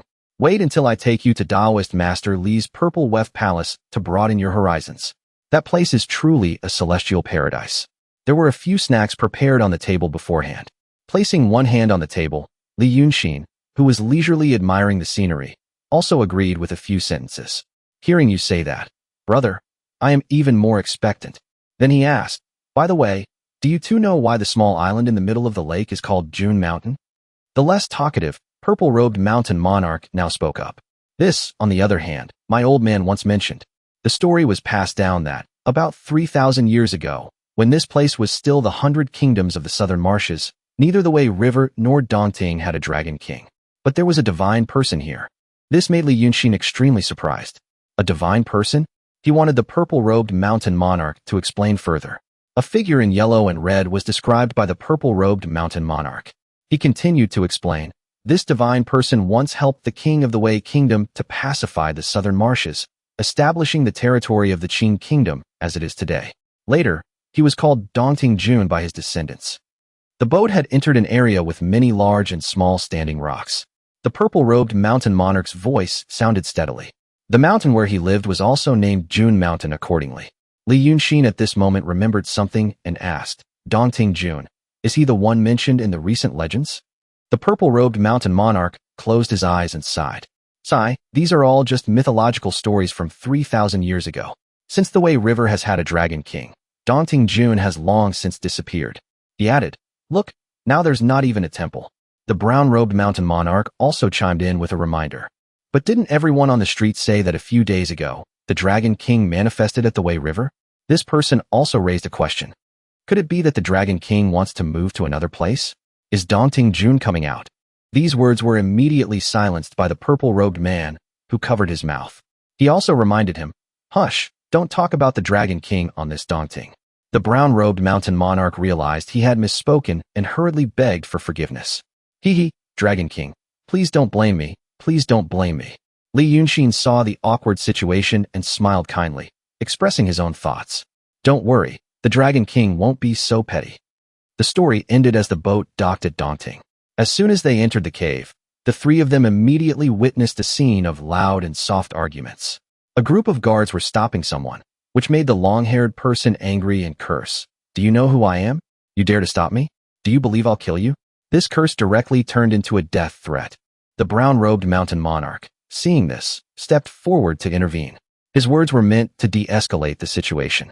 This Taoist friend must have also come by invitation, right? Please, give me, Ding, some face. Don't be angry. The purple-robed mountain monarch praised his old friend Ding in front of Li Yunshin. Old Ding has always been so enthusiastic. But the long-haired, fierce-faced man showed no respect for old Ding. He forcefully pushed his hand away, causing old Ding to fall backwards. He could still hear him cursing, what kind of thing are you? Ow! He fell onto a wide-eyed man. Old Ding cried out. He blamed him. You're really? Li Yunshin helped old Ding up. He advised, don't be angry. Don't get angry. Don't you see he's wearing a Taoist robe? He's cultivating for longevity. What if he really beats us to death? Old Ding was so angry he had nowhere to vent. His voice was furious. He's worthy of cultivating for longevity? Why would Taoist Master Li let someone like this on the mountain? He glanced at the violent person from just now. Li Yunshin thought, isn't this Song Yunzi still guarding Ling Kongzi's remains? Why is he here? Then he patted old Ding's back, urging the mountain monarch on the main mission of today's trip. Let's go up the mountain too. Who knows, we might get to see some excitement. Looking at the stream of people heading straight up the deep, dark stairs, old Ding hesitated. This? Then he decided. Or maybe, let's go too. Everyone cheered. Let's go. Li Yunshin noticed the guard who had been pushed down by old Ding earlier and helped him up. Seeing him drooling, his expression lifeless, he concluded, he doesn't look human. He looked up at the brightly lit guard tower at the top and thought, if this is really Dongting Jun's residence, he wondered, then why wouldn't the ninth young master know about it? Old Ding's feet hurriedly entered Brother Li's room. The young man from this place reported, Brother Li, something big has happened. Brother Li had an old face, his hair and beard both long. He held a whisk and replied with a smile, Old Ding, why are you so flustered? What is it? This old Ding was none other than Song Yunzi. He was concerned about the crowd here and said, "Brother Li, this?" Brother Li encouraged him. "It's fine, just say it." Song Yunzi presented his case. "Brother Li, Ling Kongzi's remains are gone. It's not that he didn't know. It's just that he was afraid that hearing it would be worse than not hearing it at all." Li Yunshin was startled. He heard Song Yunzi ask for instructions. "The people from Dongting will be here in 3 days. Brother Li, I hope you will save me." His hands clenched the fan tightly. Li Yunshin found it interesting, as if he had just discovered something important. So there's such excitement too. This trip was the right one. This Brother Li, for some reason, remained as calm as ever, a stiff smile on his face. He reassured Song Yunzi. "No rush. Guests have arrived. Friends, please sit down first." This made him dissatisfied. "Brother Li." To avoid gossip, Brother Li addressed everyone and also invited, "Since you are here, please sit as well." Everyone who had come, hearing this, bowed. "Thank you, Taoist Master." Old Ding proudly said to Li Yunshin. "That is Taoist Master Li. I didn't lie to you, did I?" He added solemnly. "I will introduce you later. If you can tell a few interesting stories, Taoist Master Li will have some good things to treat you with." Everyone went to their tables to sit. He and Old Ding shared a table, sitting opposite Song Yunzi. Looking at him, he frowned and thought, Song Yunzi, a cultivator of a certain sect, is actually seeking help from this Taoist. And he's wandering all over the place. This Taoist Master Li is quite interesting. After sitting down, Song Yunzi reminded Taoist Master Li, "Brother Li, this is no small matter. If they investigate," the high and mighty Taoist Master once again reassured him, "There will be a way. Let's take care of the main business first." Song Yunzi, seeing that the old Taoist wanted to ignore his words, gritted his teeth in anger. To ease the tension, the old Taoist looked towards Old Ding. "We have a new guest today." Old Ding stood up and reported, his words respectful. "Perhaps the Taoist master already knows. This Brother Li is someone we met in Bailu Prefecture. Brother Li travels the world, collecting the strangest and best stories. Hearing that the Taoist master also enjoys this, we came here together." Li Yunshin also stood up and bowed slightly. "Greetings, Taoist master."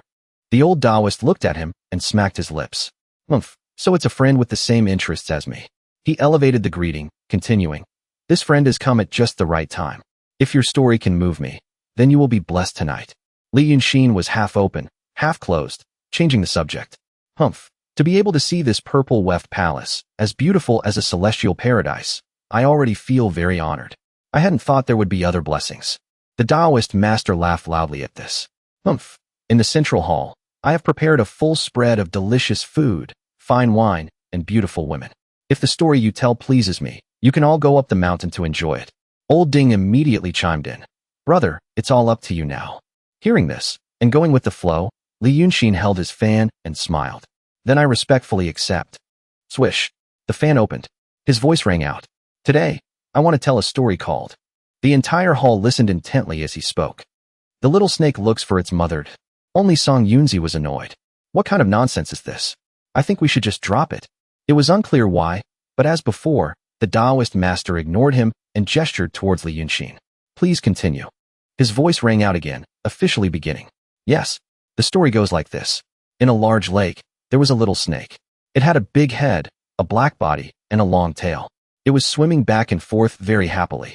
The little snake kept swimming and swimming until it saw a mother frog with a group of tadpoles. So it went over. The snake popped its head out of the water and asked, "Are you my mother?" The frog said to it, "I am not your mother. Your mother lives in the water. Go over there and look for her." The little snake kept swimming and swimming. After a few more days, it grew dragon claws. It saw a little turtle swimming in the water, wiggling its legs, and hurriedly chased after it.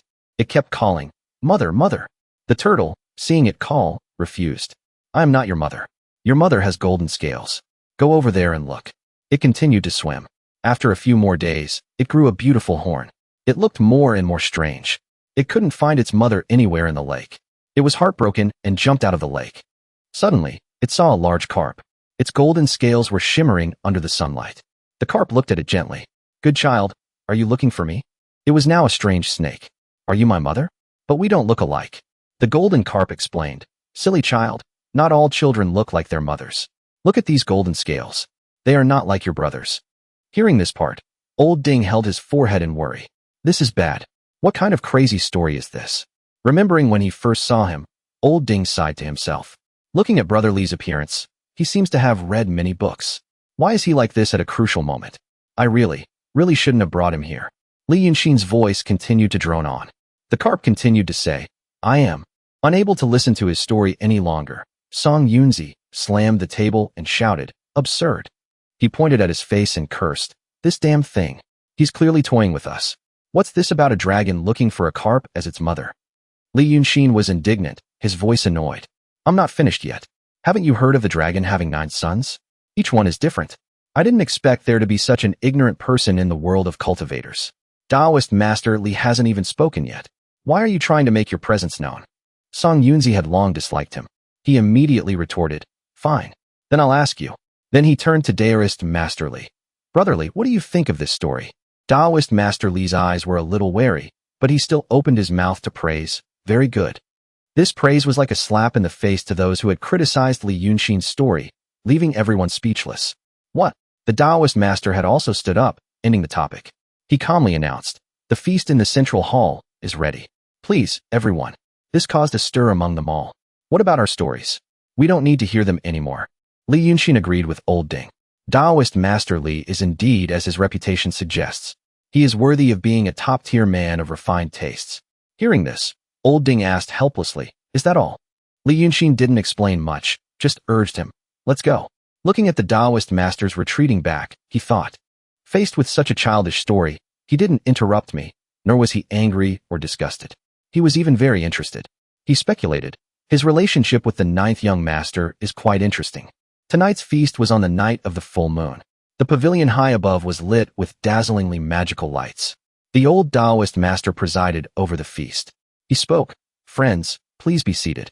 You are in for a treat tonight. Li Yunshin glanced at the arrangement. Each place only had a sitting cushion. He found it strange. A feast without a table. The Taoist master stroked his beard, that smile still on his face. He mentioned something. To be honest with you all, I have recently taken a new concubine. Although my new wife is not convenient to meet everyone, tonight's feast will be a little more sumptuous. Then he sat down, his whisk raised. He called out in a loud voice, serve the feast. Please, everyone, enjoy your meal. A group of beautiful women, at his call, approached. Each one had a slender figure, their makeup somewhat sharp, their faces as if cast from the same mold, not too sad, but with a captivating look. One by one, they approached the esteemed guests. The beautiful woman stopped in front of Li Yunshin. Her bodice was removed, her whole body in a kneeling position, using her back as a dining table for the guests here. Looking at the gleeful old Ding beside him, Li Yunshin immediately understood. No wonder Ding Chankue and the others all wanted to attend the Central Hall feast. He feigned praise. Taoist Master, you are truly a wonderful person. The Taoist Master was also timely. He called out again, serve the dishes. More footsteps followed. One by one, his disciples brought in trays of meat. The Taoist Master's voice introduced, today's meat is flavored with vegetarian ingredients, using oily ingredients. The bamboo shoots, always in the shade, are used as a steamer, steaming the meat at a low temperature to remove its smell, then air-dried. He picked up a piece, chewed it, and said, after 7 times 7, 49 days, with a little dip, the taste will be much better. Looking at the evenly cut pieces of meat before him, Li Yunshin was dazed. He was horrified as he remembered the scene of the 9th young master eating a person when he was still young. The bigger he got, the faster he grew, and the longer his tongue became, like a lizard's. He grew up to be handsome, but had a heavy palate. This young master likes to eat bold people. The meat must be a little fatter. His way of eating was, steam at a low temperature, then slice thinly, air dry, wait for a day, cook it a little, then serve it as a drinking snack. His face in his imagination merged with the Taoist master's voice. Esteemed guests, please enjoy. It was unclear whose spiritual energy it was. Li Yunshin felt a chill just thinking about it. This guy's way of eating meat is very similar to the 9th young master's. He even seems to value it a little more than the 9th young master. He remembered, and with the recent situation he had been investigating, he saw that, apart from the Dragon King Temple at the Sanha Estuary, the other temple's divine thrones were still hanging empty. He looked at the old Taoist master, who was holding his chopsticks motionlessly, as if waiting for something. After the series of events he had experienced today, the human-faced bow of the boat, the red-lipped, identical-faced dancers, the white-eyed, drooling man, and the procession of attendants, he had made a guess. I originally thought this daunting June was just a small snake. I didn't expect to have jumped into a snake's den. Old Ding, seeing that he hadn't taken a bite, urged him. This is a rare opportunity. Why aren't you eating? You don't usually get to eat this meat. He was currently thinking, and the old Taoist master had noticed him. He asked, Taoist friend, why are you hesitating to eat? Is it not to your liking? Placing his chopsticks on the dancer's back, he moved his finger to the meat tray. He gave a reason. Thank you, Taoist master, for your concern. Although this meat is delicious, it would be a bit of a pity to eat it now. Song Yunzi started to criticize him. Humph, a mere mortal like you. How could you understand the wonder of this precious thing? He saw that at this point, his brotherly had to step in. He immediately called out, Brotherly. The Taoist master defended Li Yunshin, raising his hand to stop Song Yunzi's spirit. He said, Please continue. With permission, Li Yunshin recounted, I have a friend who once said that this meat is prepared on Ain Day as a drinking snack. In the pavilion, only his voice could be heard. But right now, it is the night of the full moon. We cannot drink wine. He confided, I keep thinking of that friend, and then I see this precious dish. I really can't swallow it right now. These words actually made the Taoist master's face turn serious, his hand already gripping the whisk tightly. Just then, Li Yunshin suddenly knelt down. He pleaded, Dongting Jun, I beg you to avenge my friend. The image of Li Yunshin kneeling in the middle of the hall, still saying, I beg Dongting Jun to avenge my friend. Seeing him like this, Old Ding looked at the scene with his mouth agape in surprise. As for Song Yunzi, he looked at the old Taoist master, wanting to ask if he was Dongting Jun. The Taoist master directly ignored him, only looking at Li Yunshin. He asked, When you came here, I still couldn't see through your true form. I knew you were not an ordinary person. Since you have exposed my identity, then tell me. His hand was still resting on the attendant's hip. This scene was truly filthy and despicable. Then he asked, Who on earth are you? Who is your friend? And what grudge do you have? Li Yunshin still bowed his head, his mouth replying, My name is Li Yunshin, and I am a painter. That Song Yunzi still didn't know the gravity of the situation and stared at him. Impossible. Li Yunshin is already dead. Li Yunshin didn't need to be respectful to this person. He stood up to confront him. Yes, I'm dead. Of course you know I'm dead. He had stood up, his voice full of resentment. If it wasn't for you and Lu Ling's scheme, how could I have died? Step by step, he advanced towards Song Yunzi, questioning him relentlessly. How did my friend die? He transformed back into his youthful, long-haired form, questioning Song Yunzi to the end. If it wasn't for you and the other demons fighting at that time, I wouldn't have the opportunity to stand here today. The old Taoist master, now Dongting Jun, looked at Song Yunzi and also asked, Is this true? Suddenly, Li Yunshin shouted, urging him, Speak up. Dongting Jun is asking you. You should answer. Song Yunzi stammered in reply, missing the point entirely. Brotherly, you are Dongting Jun? Li Yunshin didn't let him ask any more questions, grabbing him by the collar. He pressed on. In the end, you never expected it, did you? This is the clear will of heaven. He is Dongting Jun. What do you have to say for yourself? He then played the card of fanning the flames and shifting the blame. If Dongting Jun wants to protect you today, then even if I turn to dust, I will drag you down with me. Song Yunzi couldn't take it anymore. He swatted Li Yunshin's hand away, causing him to bend over, unable to escape. He cursed back. You shut up. I'm not. He was about to crush Li Yunshin. I'll kill you, you bastard. As his hand was about to touch Li Yunshin's head, a great force pushed him far away. Dongting Jun's angry shout echoed, insolent. The entire room was filled with a gloomy green energy. Song Yunzi looked up at the person sitting on high. This is... Dongting Jun's true form appeared before everyone, causing the attendants to fall to the ground immediately. He asked again, what this person said, is it true? Seeing Brother Li instantly transform into a long-bearded, deep-eyed figure with a body covered in scales and a sharp face. Song Yunzi was terrified beyond belief. He screamed, a demon. Li Yunshin looked at him with contempt. You should look clearly. I am not Li Yunshin. Song Yunzi knew he had fallen into his trap of borrowing a knife to kill. He gritted his teeth. Well played, Li Yunshin. Li Yunshin paid him no mind. He reported, Your Majesty, please capture this evil man. I will report everything to Your Majesty. I am willing to confront him. The moment the words were spoken, Dongting Jun opened his mouth. With a flick of his hand, he unleashed a technique. The moment the technique was unleashed, a swirling green water current shot out and imprisoned Song Yunzi. The water covered his eyes, bound his feet, and tied his tongue. He could only manage to utter muffled sounds. Mim. With that done, Dongting Jun had now fully revealed his true form, red face, black fur, deep-set eyes. He turned to Li Yunshin and questioned, Taoist friend, there is no need to be alarmed. Tell me everything in detail. Li Yunshin knelt before the throne.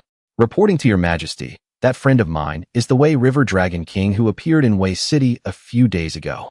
He continued to recount, this way of eating meat of your majesties. At that time, the mountain monarchs who came with me were all killed.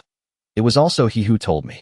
Li Yunshin recounted the entire story he wanted Dongting Jun to hear. Song Yunzi struggled in the whirlpool, hearing but unable to speak. Li Yunshin continued, just like that, I was killed by Lu Ling.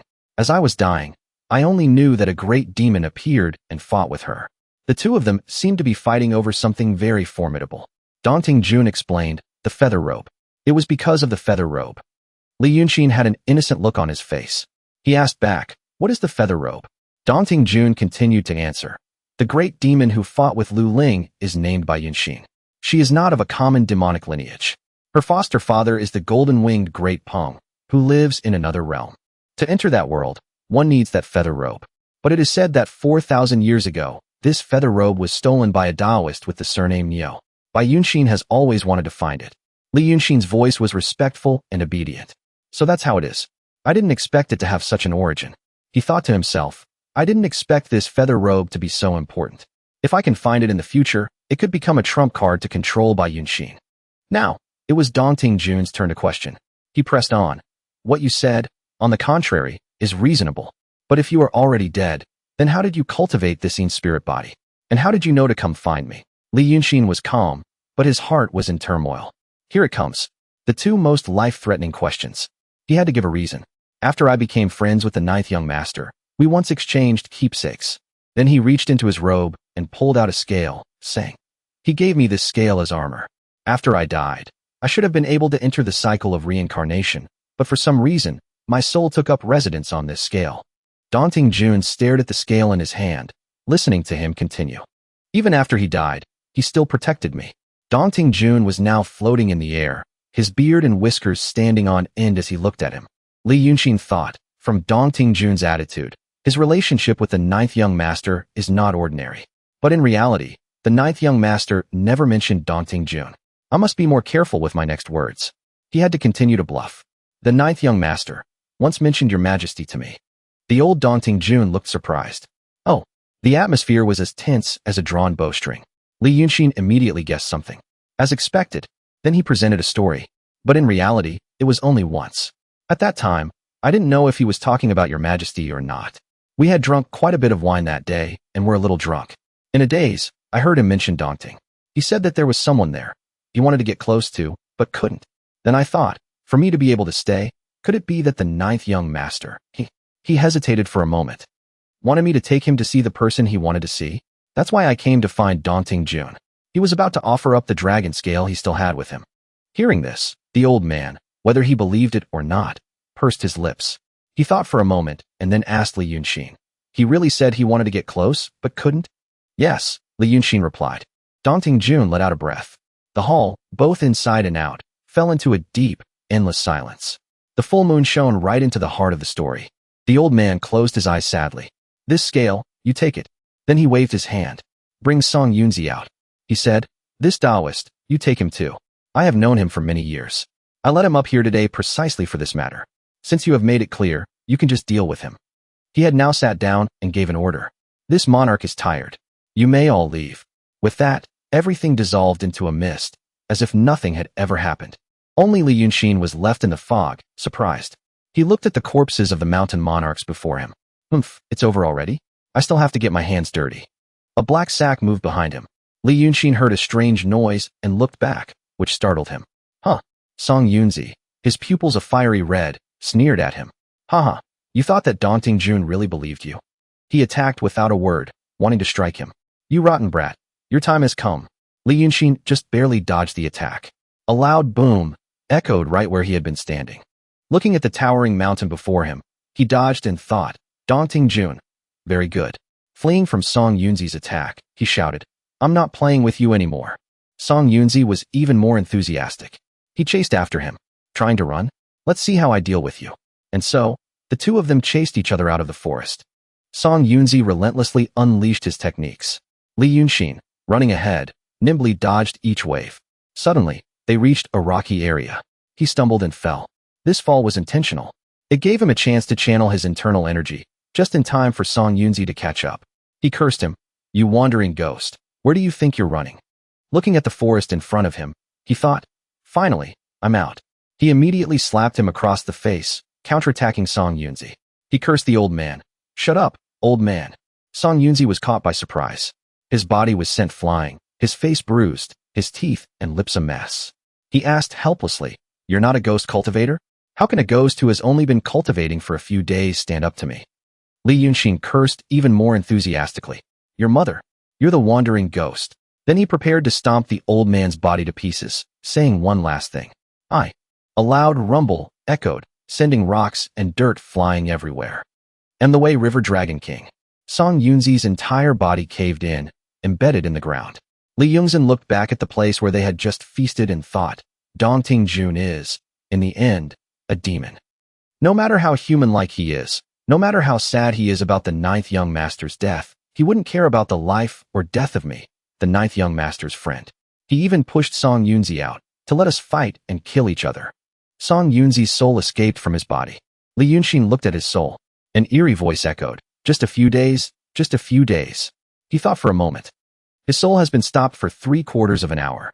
Why hasn't that person come yet? King Yama finally arrived. He looked at the figure waiting for him. Humph. You captured this Taoist soul. Were you waiting for me? Li Yunshin smiled harmlessly. If it weren't for King Yama, I'm afraid I would have been scattered to the winds. I am here today to thank King Yama for his guidance. King Yama's voice was not very friendly in reply. It was a trick you thought of yourself.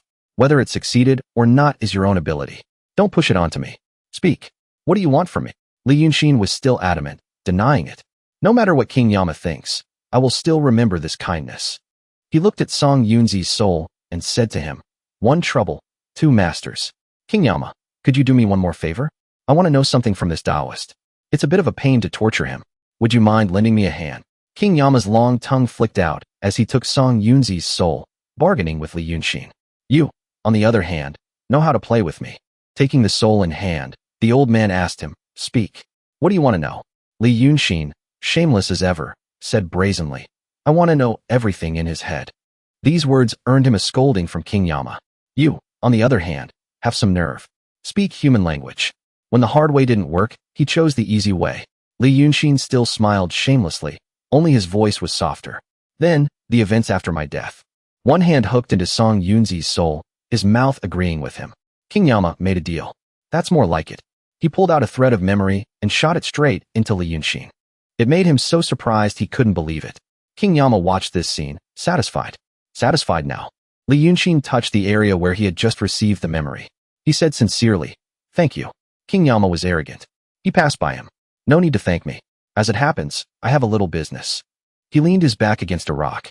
Li Yunshin, hearing this, immediately thought, No wonder he's being so polite today. It turns out he's still waiting to arrange things for me. He didn't mind putting a rope around his own neck. Besides, he had just helped him get a grasp of what happened after he died. So he boldly replied, King Yama, what are your instructions? Please speak. King Yama sighed to him. Being a King Yama is not easy. That is to say, in this world, so many souls die every day, and I have to personally go and collect them all. The main point he wanted to make was to complain, to confide in Li Yunshin. I'm so busy I can't even rest. Leaning his whole body against the rock, he played with a few soul-catching chains, recalling his daily work. He pointed Li Yunshin to these souls. Ordinary souls, some I have to personally go and catch. Some I can use an incarnation or a puppet clone to catch. He mentioned some unusual souls. But besides that, there is another type of person. They have some influence, but they are not very important. His eyes were a verdant green, his resentment suddenly rising. His tone was a little unhappy. Not only does it consume the essence of my main body's clone, but using a puppet clone can easily lead to accidents. That's why he asked him for help. This matter requires you to go and catch them for me. Li Yunshin glanced over, his mouth not very happy as he probed. King Yama's meaning is. King Yama spun the chains in his hand, explaining to him, Now that you have become a great demon, you even understand the ways of the world, and you have magic that can hide your form. He stepped closer to Li Yunshin. Standing face to face, he breathed each word at him. Are you willing to be an adjudicator of the mortal world for me? His long tongue constantly swayed, his eyes still a verdant green. Li Yunshin, for some reason, didn't find it disgusting. He asked, why me? When it comes to catching souls and ghosts, wouldn't it be more professional to find a few Taoists? He wanted to decline this task from King Yama, so he pointed out his weakness. After all, I am just a demon. But he was scolded by King Yama. It wasn't that he wanted to be lazy. You think I haven't tried looking? But people, they love to use private matters to interfere with public affairs, to use their power for personal gain. In the end, it throws the world into chaos. He was referring to the people he had worked with before, who had all mixed public and private affairs, which is why he had to resort to asking a demon like him for help. The reason was because he turned his back to him, looking at his sharp-clawed hand. Unlike demons, who are ruthless and cold, and don't do anything unjust, cold-blooded and unfeeling, he suddenly turned his head, full of tongues, back to Li Yunshin, as if to scare him. Especially you. You are both treacherous and cunning, and ruthless and unfeeling. I am most at ease with you. Was this a compliment or a criticism? Li Yunshin fanned himself. Every time he fanned himself, he gave off an air of not caring about anyone. He also complained, is the feeling of being a judge of the underworld so casual? The great matter of life and death is so casually handed over to a cunning person like me. It turned out that to some people, he also admitted he was cunning. King Yama retracted his tongue, as if the previous game was not fun. He didn't even startle. He replied, you don't need to probe. Just execute. Bring the soul back. Don't let anything happen to him. He added in a superior tone. Besides, do you really think a person's lifespan and reincarnation can be decided by a judge looking at how many good deeds he has done in his life? These words immediately made Li Yunshin have an opinion. According to King Yama's meaning, this person is not the one who judges him worthy of death, but rather, more like, the person is already dead, and you go and catch the soul. Sure enough, King Yama confirmed with him, that's right. Then he also wanted to hear about life and death from his mouth, to see what he thought it was. King Yama, please elaborate. This King Yama saw that he was difficult to persuade, but since he was persuading, he had to persuade him completely. He is a demon, yet he still wants to balance the righteous path. I say, if you hear it, you must work for me. Are you sure you want to hear it? Li Yunshin was indifferent. Actually, whether I hear it or not, my purpose tonight is just to have a pleasant chat with King Yama. The matter King Yama is asking of me, I have long decided not to do, but chatting brings out the problem. So he was still enthusiastic. King Yama, please speak. King Yama explained, the matter of life and death is not just a matter of one's own life and death. A person does good deeds and bad deeds, for good or for evil, are all just small, insignificant matters. His tongue stuck out. What's important is to see what kind of influence he has on this world. If an evil person lives in a chaotic world, when he is a teenager, he is arrogant in his hometown, causing trouble for the people. Then he gathers strong bandits, robs in the mountains and forests. Then, he competes for the world, defeats the heroes, and becomes the emperor. Next, when he is the emperor, he kills his loyal subjects, abuses his power. No matter how you look at it, he is an evil person. But he ended the chaotic world, allowing the people to begin a peaceful and developing life. This is a great merit. After death, he goes to the underworld for a trip, wants to be reincarnated. This person's fortune is in his body. As a person, as an emperor, it is much easier. You say, should I let him be reborn into a royal family or not? Looking at a person is looking at their whole life. Li Yunshin answered him. Although it is said to be reincarnation, there are some imprints that will not be completely erased. Some people do bad things all their lives, and after enjoying wealth and honor, they also enjoy wealth and honor in their next life. On the contrary, some people do good deeds all their lives, and then fall into poverty and desperation, and continue to do good deeds. Then he turned his back and walked away. Carrying such an imprint, to be reincarnated and do similar things, it must be a bit smoother. I didn't expect that the reincarnation of a soul could be judged like this. He felt that the world, good and evil are not distinguished. After death, the soul. There is no balance either. King Yama agreed. That is to say, there are many things in this world. Even just looking at the direction of the fortune would use up all of my divine power. That's why he wanted to ask him for help. How can I have time to care if he is a good person or an evil person? Li Yunshin wanted to end this ridiculous story with a few questions. He asked King Yama, so in this world, there really is no good and evil, no meaning? King Yama's eyes shone with a green light. He laughed loudly at his thought. Huh, a person like you cares about such things. His tongue wanted to touch Li Yunshin's face. His hand pointed at his chest. His mouth spat out insults. I really didn't see that. Li Yunshin was getting annoyed. He grabbed King Yama's tongue with his hand. The old man spoke in a throaty voice. How audacious. He didn't expect him to dare to do that to him. He advised, friend, you and I, and you all, may have some misunderstandings about me. I have long known what this world is really like. He said, this world has no benevolence, righteousness, or morality. The so-called righteousness and justice are all built on power and struggle. Then he confessed, before, I always felt that there was no retribution in this world. After death, perhaps there would be. Li Yunshin's voice trailed off.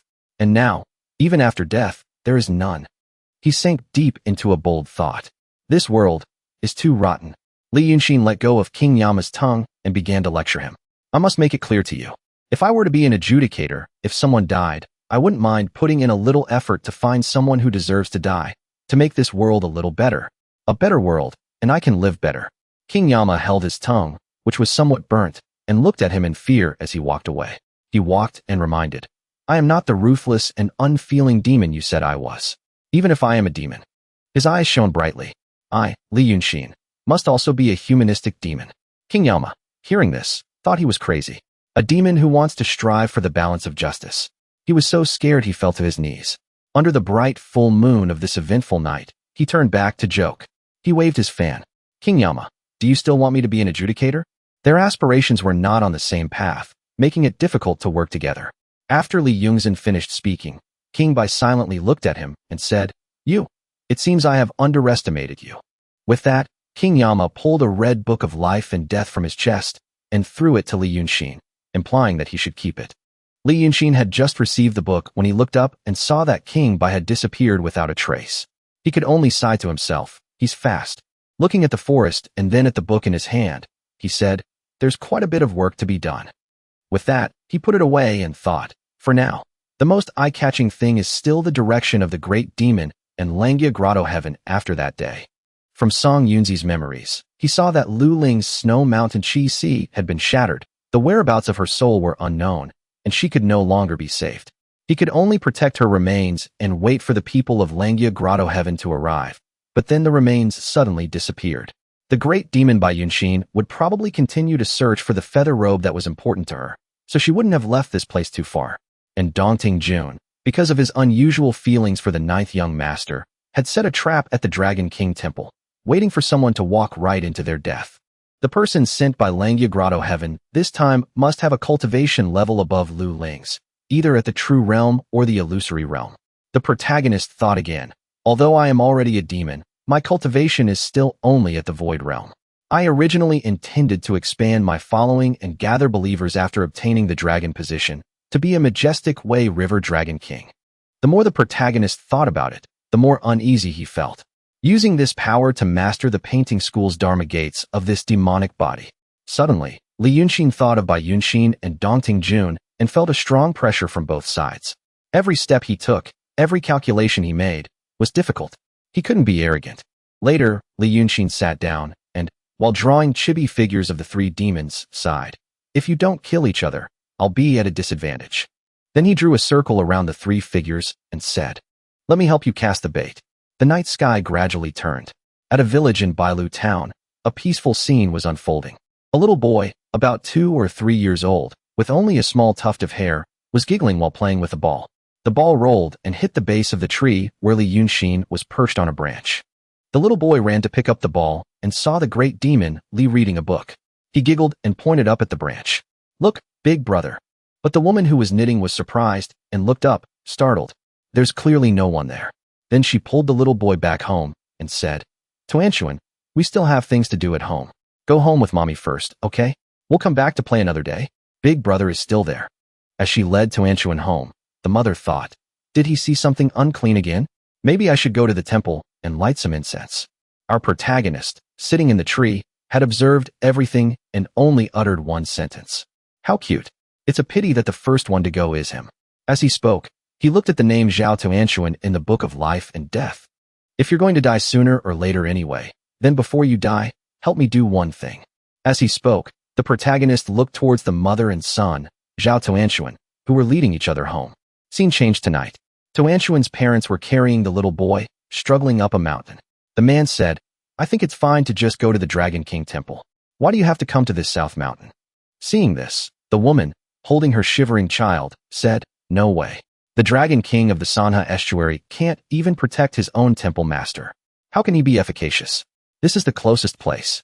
Too tired, the couple sat down on the steps to rest. The woman said again, "He's been like this since yesterday. I don't know what unclean thing he encountered." With that, she looked at the child in her arms. The child's face at this moment showed a very strange smile. His eyes were completely white, his skin gray, looking extremely scary. The man, seeing this, wiped his sweat and comforted his wife. All right, it's right in front of us. Let's rest for a bit. When the sun comes up, we'll go up the mountain." The faint light in the dark night. The family of three were leaning against each other sleeping when suddenly, Tuanshuan opened his eyes. The little boy stood up and walked through the bamboo forest like a soulless person, making a very creepy sound. At a nearby stream, an old man was fetching water. A poem echoed in the air. "On the stone of 3 lives, the soul of the 9 stars, this month's wind and song need no discussion." Hearing the sound, the old man was surprised and thought, where is that child's voice coming from? Turning back to look, the old man was extremely surprised because in front of him was Tuanshuan, constantly hitting the stream with a bamboo stick. As he hit, he said, "An old friend from afar has come to visit." Hearing that, the old man quickly dropped the basket of water he was fetching and trembled as he walked step by step towards Tuanshuan. "Exiner, is that you, Exiner?" Tuanshuan was now sitting on a rock, his posture like that of an adult. The old man who had approached had already knelt down, tears streaming down his face as he tremblingly reached out his hand towards him, as if confirming something. "You are." He didn't answer, just stood up slightly, clasped his hands, and smiled gently. "I am deeply grateful for the care of my old friend. Because I was worried about your safety, I specially asked King Yama to let me enter the body of this dying child to visit you. When I was alive, I did too many bad things. After death, I have to suffer many punishments in the underworld. Therefore, I have a matter to ask for your help with, old friend." The old man, while wiping his tears, said, "If you have anything to say, just say it." He said, "The Wei River Dragon King that I killed was the 9th Dragon Prince, Li Yunshin. As long as the Dragon King's resentment has not dissipated, I will suffer every day." Mentioning this, he remembered being hung in the underworld, whipped day and night, which was extremely terrifying. Now, he earnestly begged the old man, "If my old friend can worship the Dragon King in this mortal world, gather incense for him, and erase the Dragon King's resentment, then I can escape this suffering." The old man, seeing him kneel, hurriedly said, "Exire, how can this be? I will definitely help you with your matter, but for now, I want to stay on this south mountain. How can this small temple gather incense?" He explained, "In the future, there will naturally be a fortuitous encounter. If my old friend one day establishes a sect and takes in disciples, then worship Li Yunshin. Call it the Divine Dragon Cult." The old man immediately agreed. With the matter settled, Li Yunshin's soul left the boy's body, causing the boy's body to fall. The old man quickly caught the boy and examined him, murmuring, "Exen, you are the only one who remembers this old Taoist." Just then, the couple had found their way to this place. Seeing the old Taoist holding the child, they shouted, "Tuanshuan, who are you? Give me back my son." The old man, hearing the voice, turned around and said slowly, "Is this your son? I am a Taoist who lives here. I just saw this child faint by the stream and came to see what was wrong." The boy's mother anxiously took him and thanked the old Taoist. "Thank you, Taoist master. Thank you, Taoist master. So that's what happened. We were in too much of a hurry. This child has been possessed by an evil spirit. We were going to go up the mountain to ask a Taoist master to perform an exorcism." Hearing this, the old Taoist suddenly remembered his old friend's words that this child was about to die. He shook his head and replied, "You two should not waste your money worshipping the gods. Go home. This child's time has come." With that, the woman's eyes widened in disbelief at what she had just heard. She asked in a panic, "What did you say?" The next morning in the village, Li Yunshin, hidden, stood by and watched the scene below. The couple had returned. The villagers gathered around and asked, "You're back? Is the child okay?" "He's okay, right?" Tuanshuan's mother held him, sleeping in her arms, her face scowling as she replied, "What do you mean, his time has come? What a jinx. Our Tuanshuan is clearly fine, and he had to go and say such unlucky things." The people around, hearing this, said, "Maybe you should try another temple. I heard there's a very efficacious Taoist on June Mountain." The protagonist crossed his arms and looked down, saying coldly, "It's time." Around the protagonist at this moment, a faint white mist appeared, then directly transformed into a stream of white and blue smoke that flew towards the child. The scene seemed to freeze as the smoke flew straight into Toanchuan's body. The little boy, who had been lively just a moment ago, suddenly became silent, then suddenly said, "My time has come." Then he slipped out of the woman's arms, to the astonishment of the people around him. Before escaping the crowd, he said, "My time has come." The people around them said in astonishment, "What's wrong with this child?" While the mother, horrified, covered her mouth and whispered, "No." Toanchuan said, "There's no need to be sad. I am the Dragon Crown Prince of the Haohan Sea. I snuck out of the Dragon Palace for fun, and my primordial spirit was drawn into your womb, replacing your dead child. I could have left immediately, but my royal father allowed me to play in the mortal world for 4 years. The Li Gun who appeared in Wei City a few days ago was my true form." While the woman buried her face and sobbed over the loss of her child, the people around them whispered, "Are we so close to an immortal? Toanchuan is a dragon." He added, "Thank you for raising me for the past 4 years. To repay this kindness, I have left a golden statue in your house. If you worship it often, with luck, I will ensure your complete protection." An old woman suddenly interjected, "Can we worship it too?" Toanchuan replied, "Of course you can." An old man, clasping his hands, asked doubtfully, "Your Highness, you'll be so busy when you return to the Dragon Palace. Can you really hear us?" The boy answered confidently, "In a few days, a dragon emissary will appear in the world to act on my behalf among mortals." Hearing this, everyone shouted, "Long live the Dragon Crown Prince." "The time has come," the boy said. "I must go." Hearing this, the woman, tears streaming down her face, suddenly rushed forward in horror. "Toanchuan, my son." The moment the soul left the body, Toanchuan's body lay limp in his mother's arms. The woman placed a hand under the boy's nose to check. "Is he really dead?" An air of grief enveloped them. The woman, as if all life had been drained from her, sobbed uncontrollably. The man came to comfort his wife. "Don't be sad anymore. He's of the dragon race. He has returned to enjoy a blessed life." He then turned towards their home and said, "Why don't we go home and see? If there really is a golden statue, it will at least be a memento." All the villagers simultaneously wanted to go and see. From above, Li Yunshin looked down, the soul of Toanchuan bound by a chain beside him. There was no story of a playful dragon crown prince. It was all a play staged by Li Yunshin to achieve his goals. However, if you're going to put on a show, you have to see it through. Everyone eagerly went to Toanchuan's house to see the golden statue. The moment the man opened the gate, there was indeed a golden statue standing in the middle of the courtyard. The golden statue depicted the dragon crown prince holding a spear, with a golden dragon flying vividly around him. On its body were the words, "Divine Dragon, Supreme Honored One, Immortal Blessings, Eternal Life, Equal to Heaven."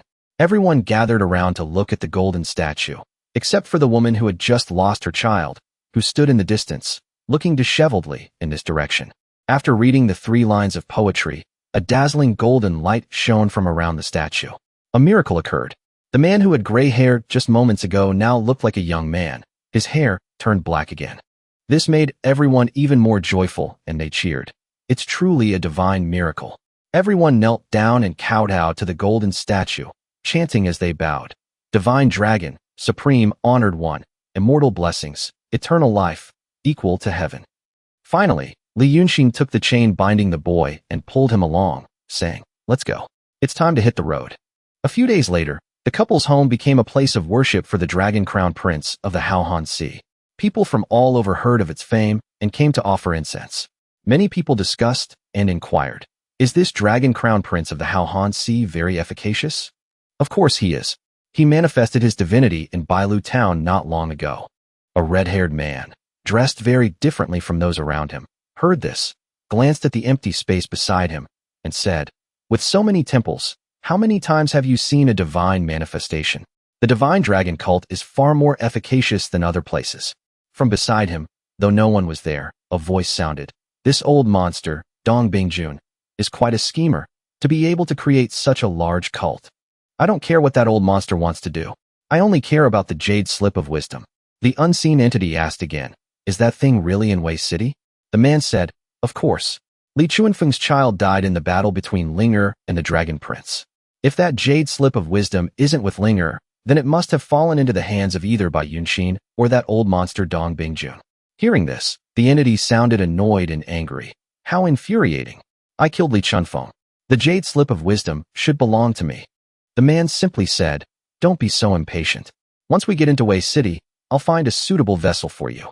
With you and I working together, the jade slip of wisdom will fall into our hands sooner or later. After speaking, he performed a spell and vanished. The people around them were bewildered. What just happened? Wasn't there someone here just now? At this time, outside the Three Rivers Estuary Dragon Temple, the protagonist was sitting by the river, releasing fish. However, it wasn't to free them. He was waiting for something that like fish to appear. He leisurely lay under a tree with a jar of wine beside him. He took a sip of wine, feeling refreshed. He said, it's great to have the power of incense offerings. Since that day, I've had San Juan Yang and the others disguise themselves as Dragon King emissaries to spread the word of the divine dragon cult. Whether it's the Dragon King of the Haohan Sea or the Dragon King of the Wei River, the essence is still Li Gun. In this world, only he is Li Gun, so all the power of incense offerings converges on me. After tossing fish for a while and seeing no one appear, the protagonist muttered, is it still not enough? Why hasn't it appeared yet? With that, he threw the entire bucket of fish into the water. He then looked down at the water and muttered, still not enough? Just as he was turning to leave, a voice came from behind him. For no reason at all, you just throw things into my house. As the voice spoke, a foot in a red shoe kicked hard at the protagonist. The protagonist quickly turned and caught the foot. A beautiful girl appeared, dressed entirely in red like a bride. Her face was beautifully made up, captivatingly so. The protagonist, whether intentionally or not, squeezed the girl's foot, causing her to frown and question him. What are you doing? Let go of my hand. The protagonist, with a faint smile, did not let go of the girl's foot and said, previously, a little mouse told me that if I wanted to meet you, I should come to the Three Rivers Estuary Dragon King Temple and call for you. I'm here today, so why are you so angry? The protagonist's shameless demeanor angered the red-robed young woman. If you wanted to see me, why did you throw salted fish down here? The protagonist, while putting her shoe back on, said, of course, it's because I miss you, miss. The night I first met you, I couldn't forget you day or night. I heard about an interesting story about you from the past, so I went and bought a lot of salted fish to see if I could have the same luck as Du Shang, to be able to pick up a beautiful little fairy like you. The two stood in the water, looking at each other. The red-robed young woman blushed slightly at Li Yunshin's words. I wonder if Miss Li is doing well after her marriage. Hearing this, the young woman's expression showed a hint of shyness, but it was quickly replaced by a seductive and slightly wicked look. She gently raised her hand to her mouth, caressing her lips as she said, that Du Shang, when he was alive, was an interesting scholar who studied hard. But after becoming a ghost, he's foolish all day long. Whenever he sees me, he just cries and makes a scene. It's incredibly boring. Then she moved her face closer to the protagonist, looking at him with seductive eyes and asking, if you have feelings for me, are you willing to come with me and become my red flower husband? The protagonist smiled harmlessly and replied, of course I'm willing. To be favored by a beautiful lady like you is a blessing for 3 generations of my family. However, she changed her expression again, pushing away the protagonist's approaching hand and saying, humph, do you think I'm a fool? That night, you only heard others call me Hong Yangzi, but did they ever mention my surname, Li? Hearing his deception exposed, Li Yunshin was slightly flustered. In contrast, Hong Yangzi moved closer and closer, pressing against Li Yunshin, saying, you, on the other hand, are quite clever. You realize my father is that Taoist master Li from Junshan. You didn't expect that, did you? I've already heard from my father about your affairs. Every word from Hong Yangzi made the protagonist fall silent. She continued, you put on such a show of deep affection to trick me into accepting you as my husband, and then seduce my father into helping you avenge your friend, right? At this point, the protagonist could only utter a single word of admission. Yes, so what? Her words seemed to enrage Hong Yangzi. Without hesitation, she drew a hairpin and stabbed it across the protagonist's face, creating a wound across his cheek. The blood that seeped out was indescribably eerie. The hairpin stabbed directly into the tree trunk behind the protagonist as a warning. She said in a low voice, a shameless man like you. Do you know who harmed me back then and made me suffer so much? And yet you still think of using me for his sake? Aren't you afraid I'll kill you? The protagonist placed his hand on the handle of Hong Yangzi's hairpin, gently guiding its tip towards the middle of his neck. His expression darkened as he said, if I die, I die. My lady, if you want to kill me, then by all means, kill me. This action surprised his opponent, who said, you. As if regaining the upper hand, Li Yunshin turned the tables and said fiercely, "A true confidant is hard to find in this world. At the very least, as his friend, I can only try my best. Your father was also his friend, yet when I mentioned this, your father wanted to harm me. Harming me is one thing, but what has he done these past few days?" These words left Hong Nyangzi speechless. Taking advantage of the situation, the protagonist continued his story. Dongting Jun. He is a 3,000-year-old great demon. Has he ever suffered such humiliation? To have someone kill a dragon right before his eyes, establish a cult, and worship Li Gun? If I had a way, I would immediately seek revenge from that Taoist sect and that great demon. The protagonist's face showed a hint of sadness as he said, "But I am merely a newly formed Een spirit. To get revenge, what does it matter if I rely on you for help? What does it matter if I'm killed by you? This is my last chance. As long as you are willing to help me, my lady, my life is yours to dispose of." This statement surprised Hong Nyangzi. She said, "Let go of your hand. Am I really that cruel?" The hands that were gripping tightly suddenly relaxed. The protagonist pretended to be dazed and said, Hong Nyangzi gently shook her hand and said, "Rely on me?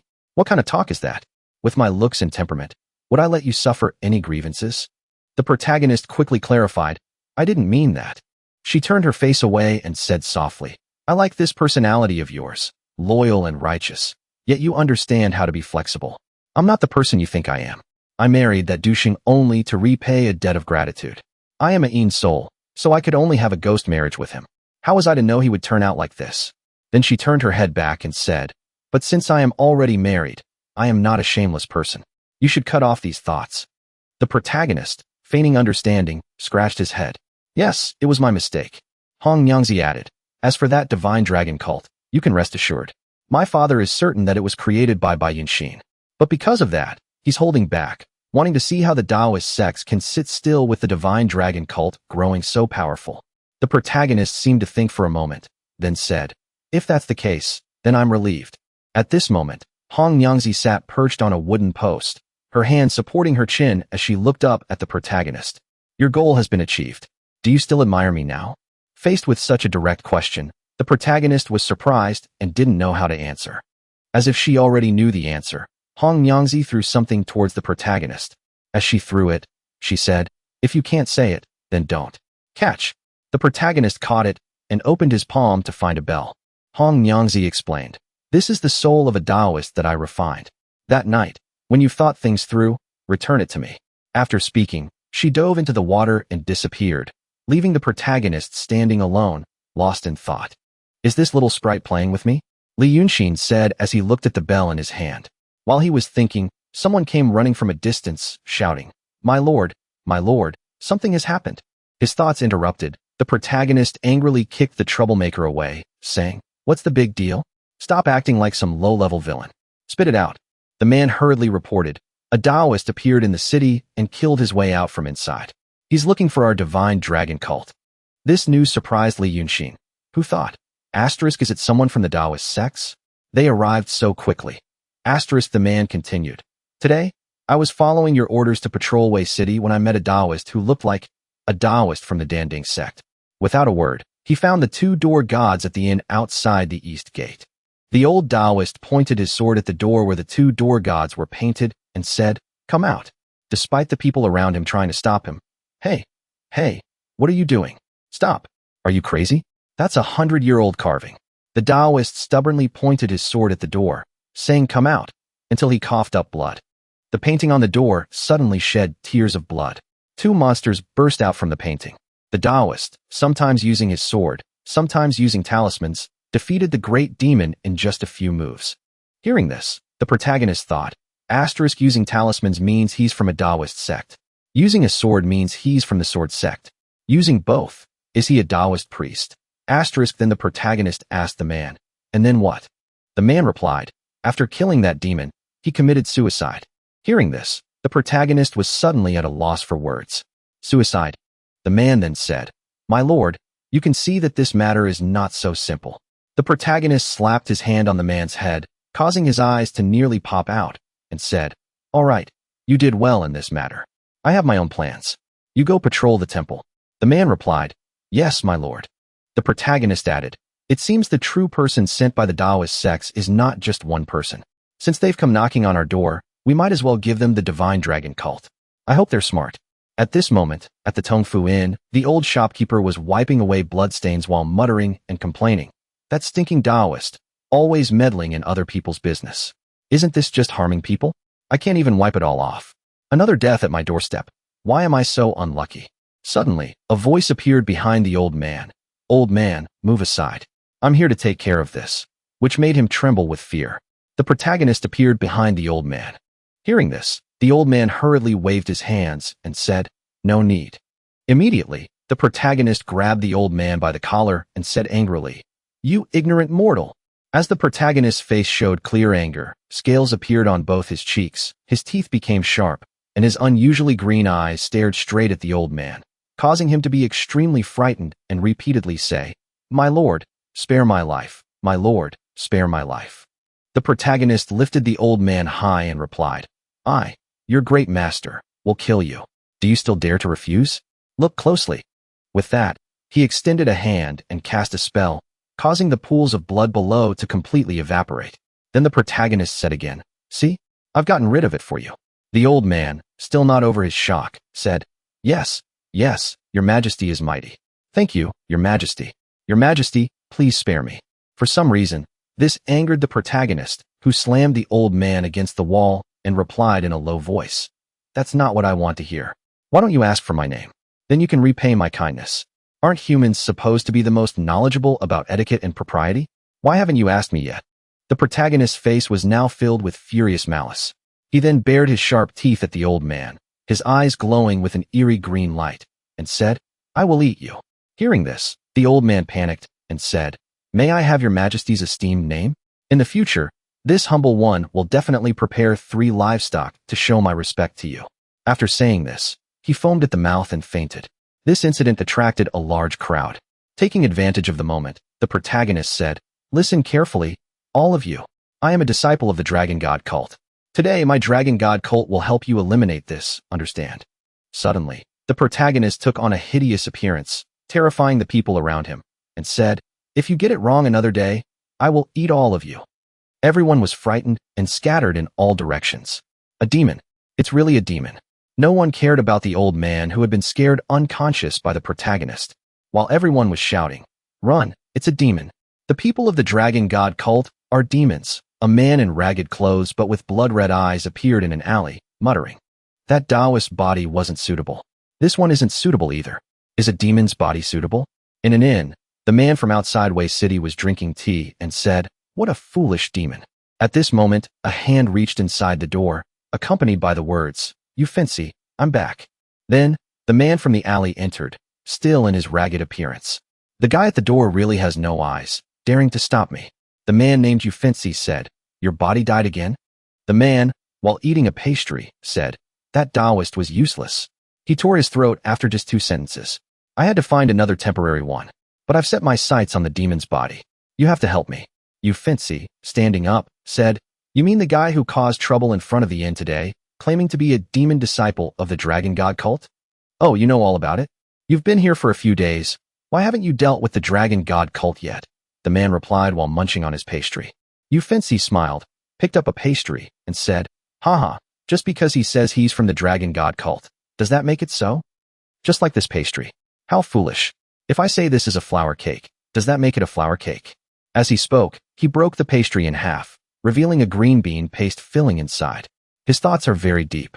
If you open it up, you'll find that the outside looks very similar, but the filling is not. Fancy's cryptic words annoyed the man, who swatted his hand, causing the pastry to fall. So annoying. Why do you like to play with riddles? So, in your opinion, he's pretending?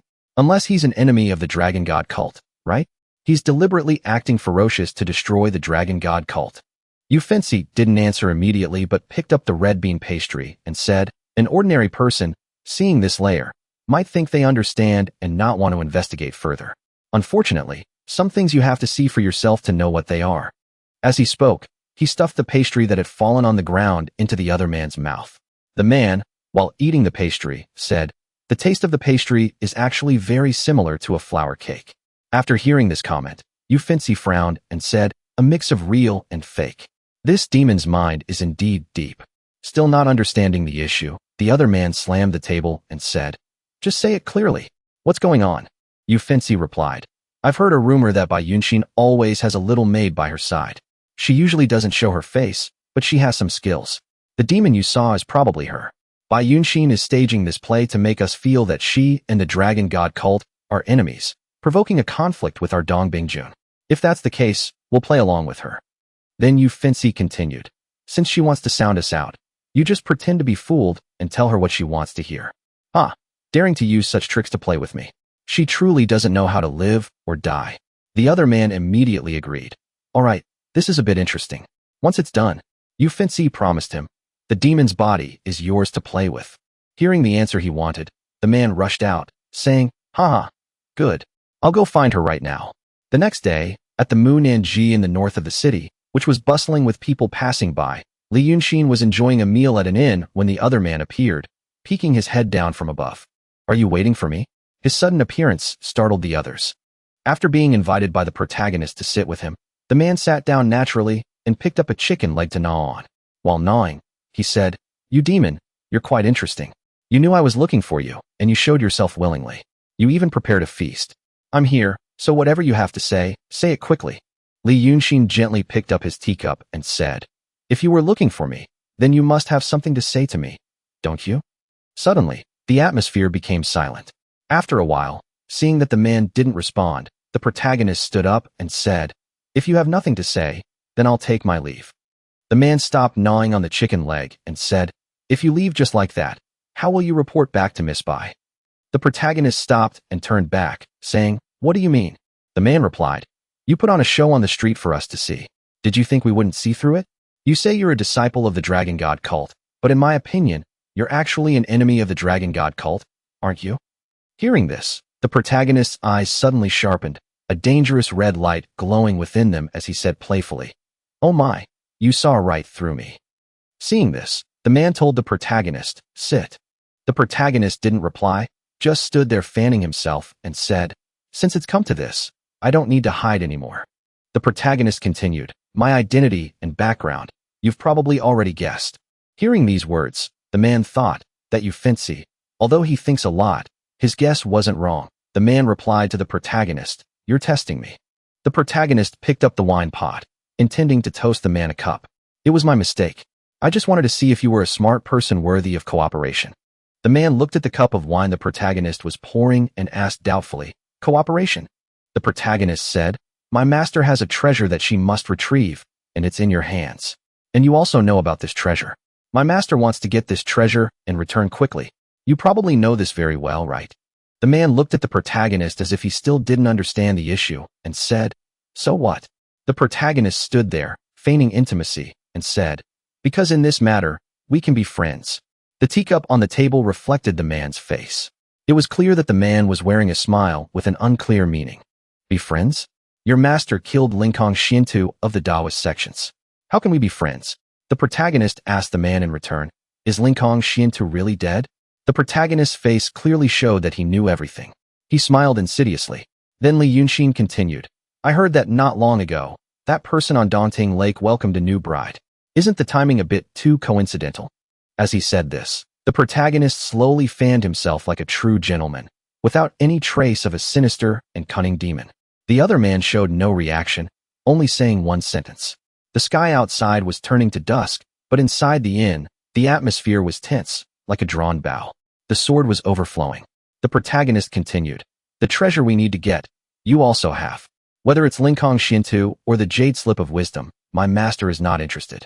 We join forces to kill Dongbingjun, get what we need. Isn't that a wonderful thing?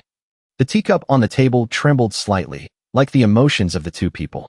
The man jumped up, leaning towards the protagonist, and asking, You know about the Jade Slip of Wisdom? The protagonist calmly replied, Not only do I know, but I also know that the Taoist sects have killed quite a few people to find this Jade Slip. It's just that I let him escape. The man didn't seem to understand what the protagonist meant by this. The protagonist said again, Don't you know, immortal master?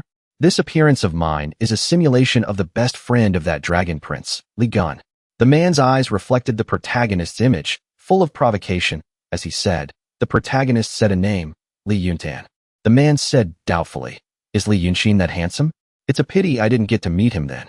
As he said this, The man's already ugly face became even more despicable. The protagonist was shaken as he remembered that night, the scene of thunder and lightning filling the sky, charred corpses lying everywhere. The protagonist said nothing, only thinking, so it was him that night.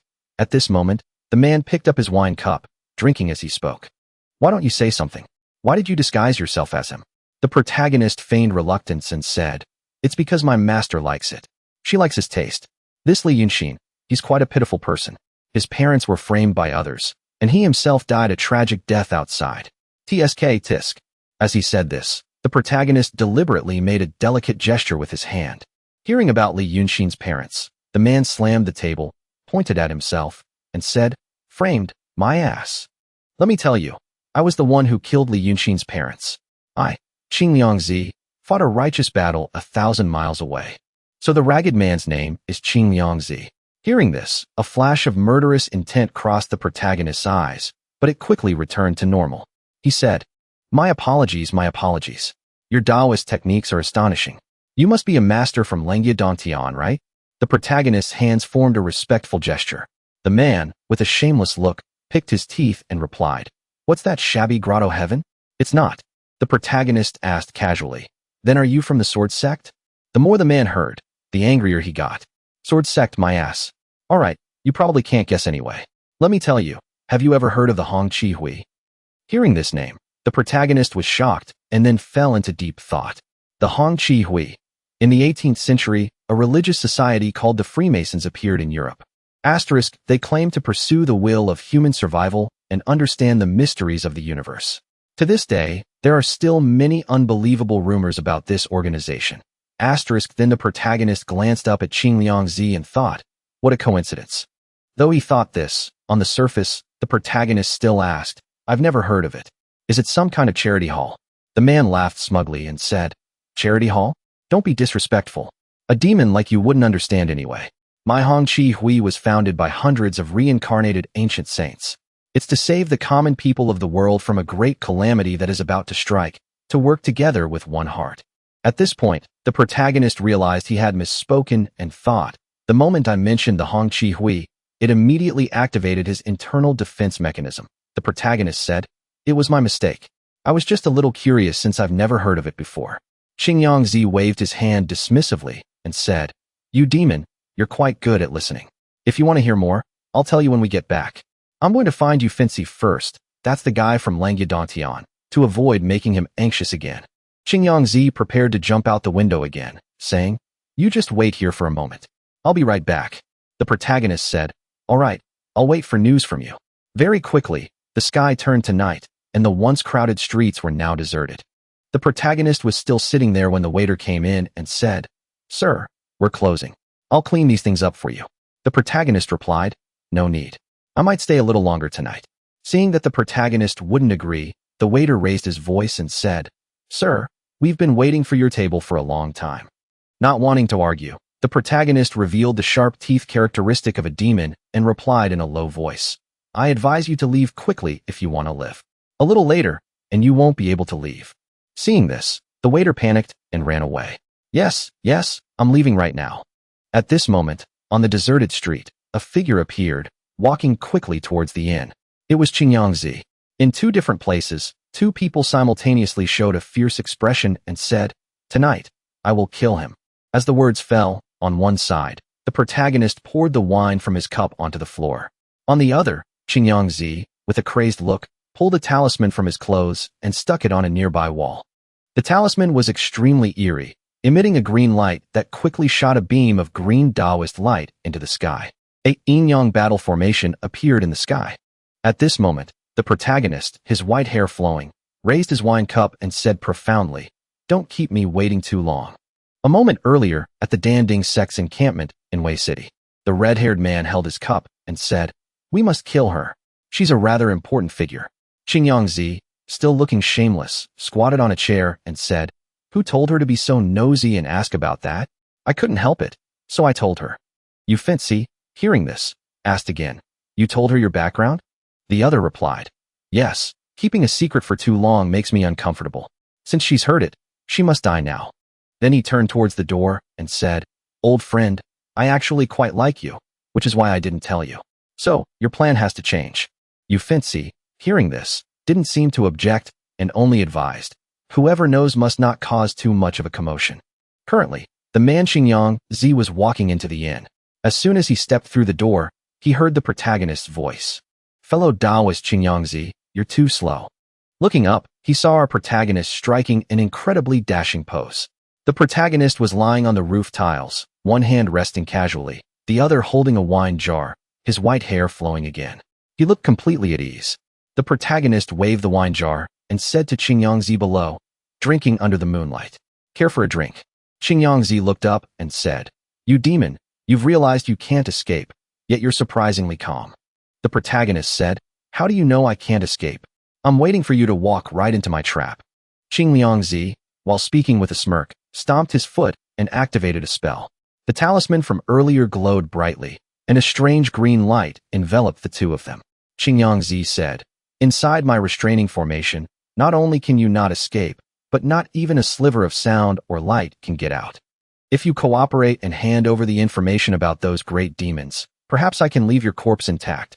The protagonist just laughed and said, Haha, the person who killed the couple Li Chunfeng also has the nerve to say such superfluous words?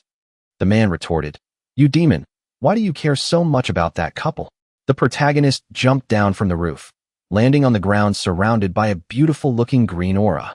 Hee, did you think my master wanted to steal the jade slip of wisdom? These words surprised the man, but before he could finish speaking, the protagonist said, Aren't you and I the same kind of people? There are some secrets that, after holding them in for too long, you can't help but tell someone else. Xingyang Zi was so shocked he couldn't speak. The protagonist continued, You told me a secret. In return, I'll tell you a secret. The protagonist, holding a wine jar, slowly walked towards the man. He held the wine jar and poured it onto the ground in front of Xingyang Zi. As he poured, he said, This jar of wine is a toast to my father, Li Chunfeng, and to my mother, Shang Wanyu. Hearing these words, the man was horrified and shouted, You're not Bai Yunshin's maid. Who are you? The protagonist dropped the wine jar and said, I am Li Yunshin. As the wine jar hit the ground, a brilliant golden light erupted, enveloping the protagonist, with faint flashes of lightning within. The protagonist's entire body was wrapped in a dazzling golden light. The golden light shattered the formation that Xingyang Zi had set up, shooting straight into the sky and creating a deafening explosion. The protagonist, now fierce and revealing his true demonic form, said, I will righteously grind you to dust. The entire formation trembled, with faint golden cracks appearing. Xingyang Zi immediately took a defensive stance and performed a spell. He repeated the protagonist's name, Li Yunshin, and then, from the void, he summoned a golden sword. As he performed the spell, he said, This is indeed surprising. But even if you're at the transformation realm, your actual strength is only at the illusory realm. With that, he unleashed a move, aiming his sword straight at the protagonist and shouting, You want to kill me? Keep dreaming your foolish dream. With this one move, numerous illusory swords appeared around him, heading towards the protagonist. The protagonist used his fan to block all the illusory swords. The man, with a ferocious expression, shouted, Taste my dual cultivation Taoist technique. With that, the golden light heading towards the protagonist intensified, and then he suddenly said excitedly, It hit. However, before he could celebrate the hit, he was shocked and quickly took a defensive stance. He was sent flying by the light surrounding the protagonist. With a look of astonishment, he said, How can this be? An insignia appeared on the protagonist's chest. The illusory sword that struck the protagonist was blocked by this. The protagonist said smugly, Fast enough, but not strong enough. The Taoist seal on the protagonist's chest glowed brighter and brighter. Then, it transformed into beams of light that shot back at the other man, who couldn't react in time. The protagonist, holding out a leg scroll with an image of armor, said, You can't even break a leg scroll that I drew myself, yet you talk about righteously killing my parents? The man jumped onto the roof tiles and said, You really are Li Yunshin? So you're a ghost cultivator? A mere ghost cultivator dares to dream of killing me. The protagonist, with a serious expression, tore the leg scroll he had just used and said, Not only will I kill you, I can also. The tricks I've used once, I won't use a second time. So can you kill me? The protagonist's current demeanor was clearly meant to provoke the other man. Feeling it wasn't enough, the protagonist added, My parents taught me every single trick. I will use them one by one for you to see, to let you know just how ridiculous your so-called righteousness is." The madman found the protagonist's story incredibly amusing and laughed loudly. "Haha, little brat, you think you're so great with just one leg scroll?" As he spoke, a red aura swirled around him. He laughed continuously. "A ghost cultivator, haha, a ghost cultivator." The red aura around him began to expand.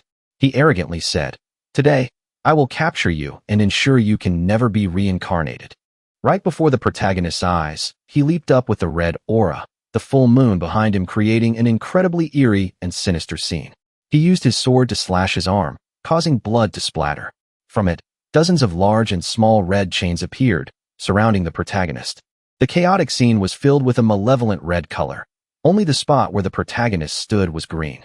The sound created by the technique was incredibly intense, shaking the very ground where the protagonist stood. Countless chains erupted from the ground where the protagonist was, shooting straight up. At the same time, the madman chanted a spell, Taoist sect's self-decisive lock, Yang Terrace, all-in spirits.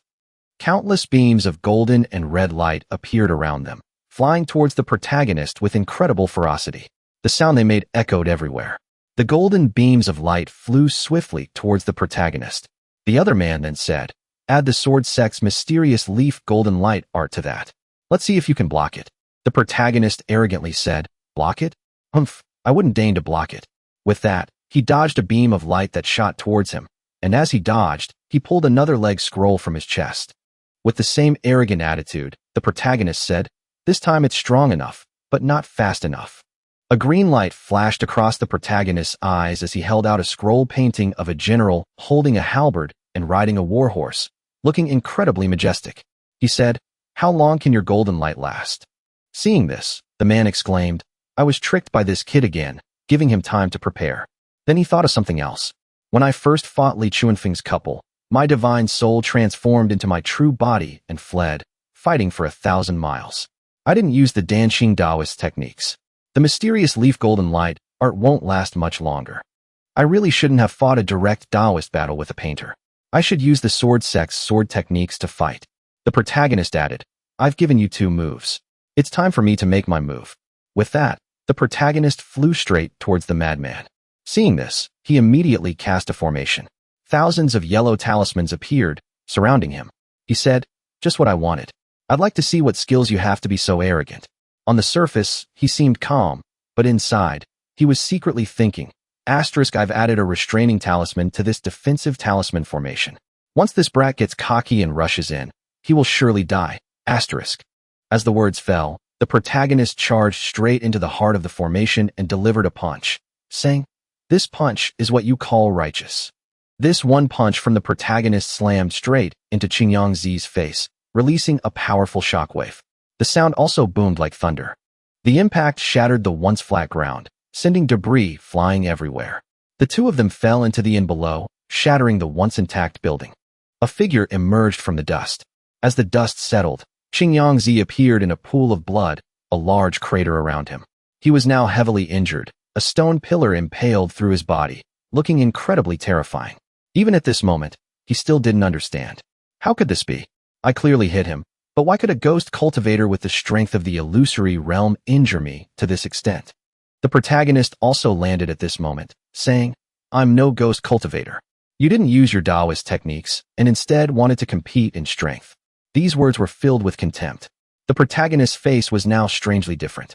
One side of his face had a rough mask, and his entire pupil was dyed a golden color.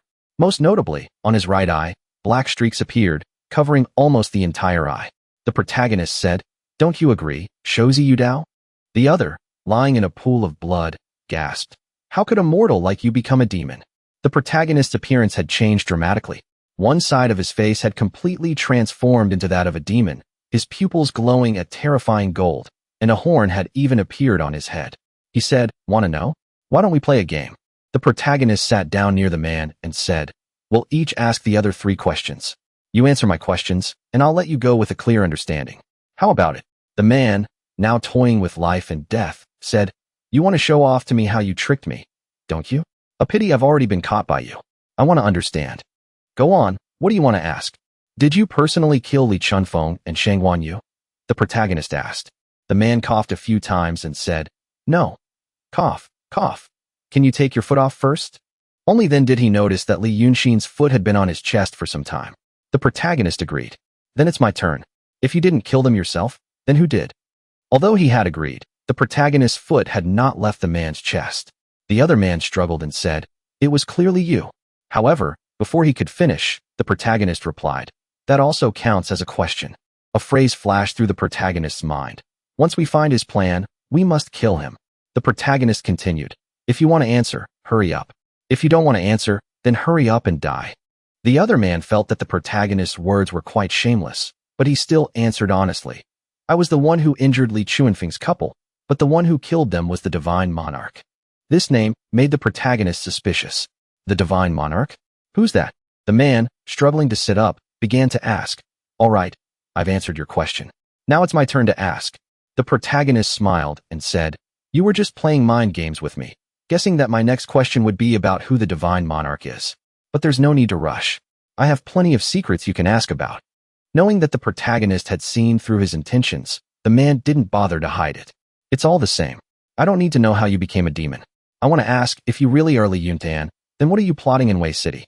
Do you dare to tell me?" The protagonist was quite surprised by the question and didn't answer immediately.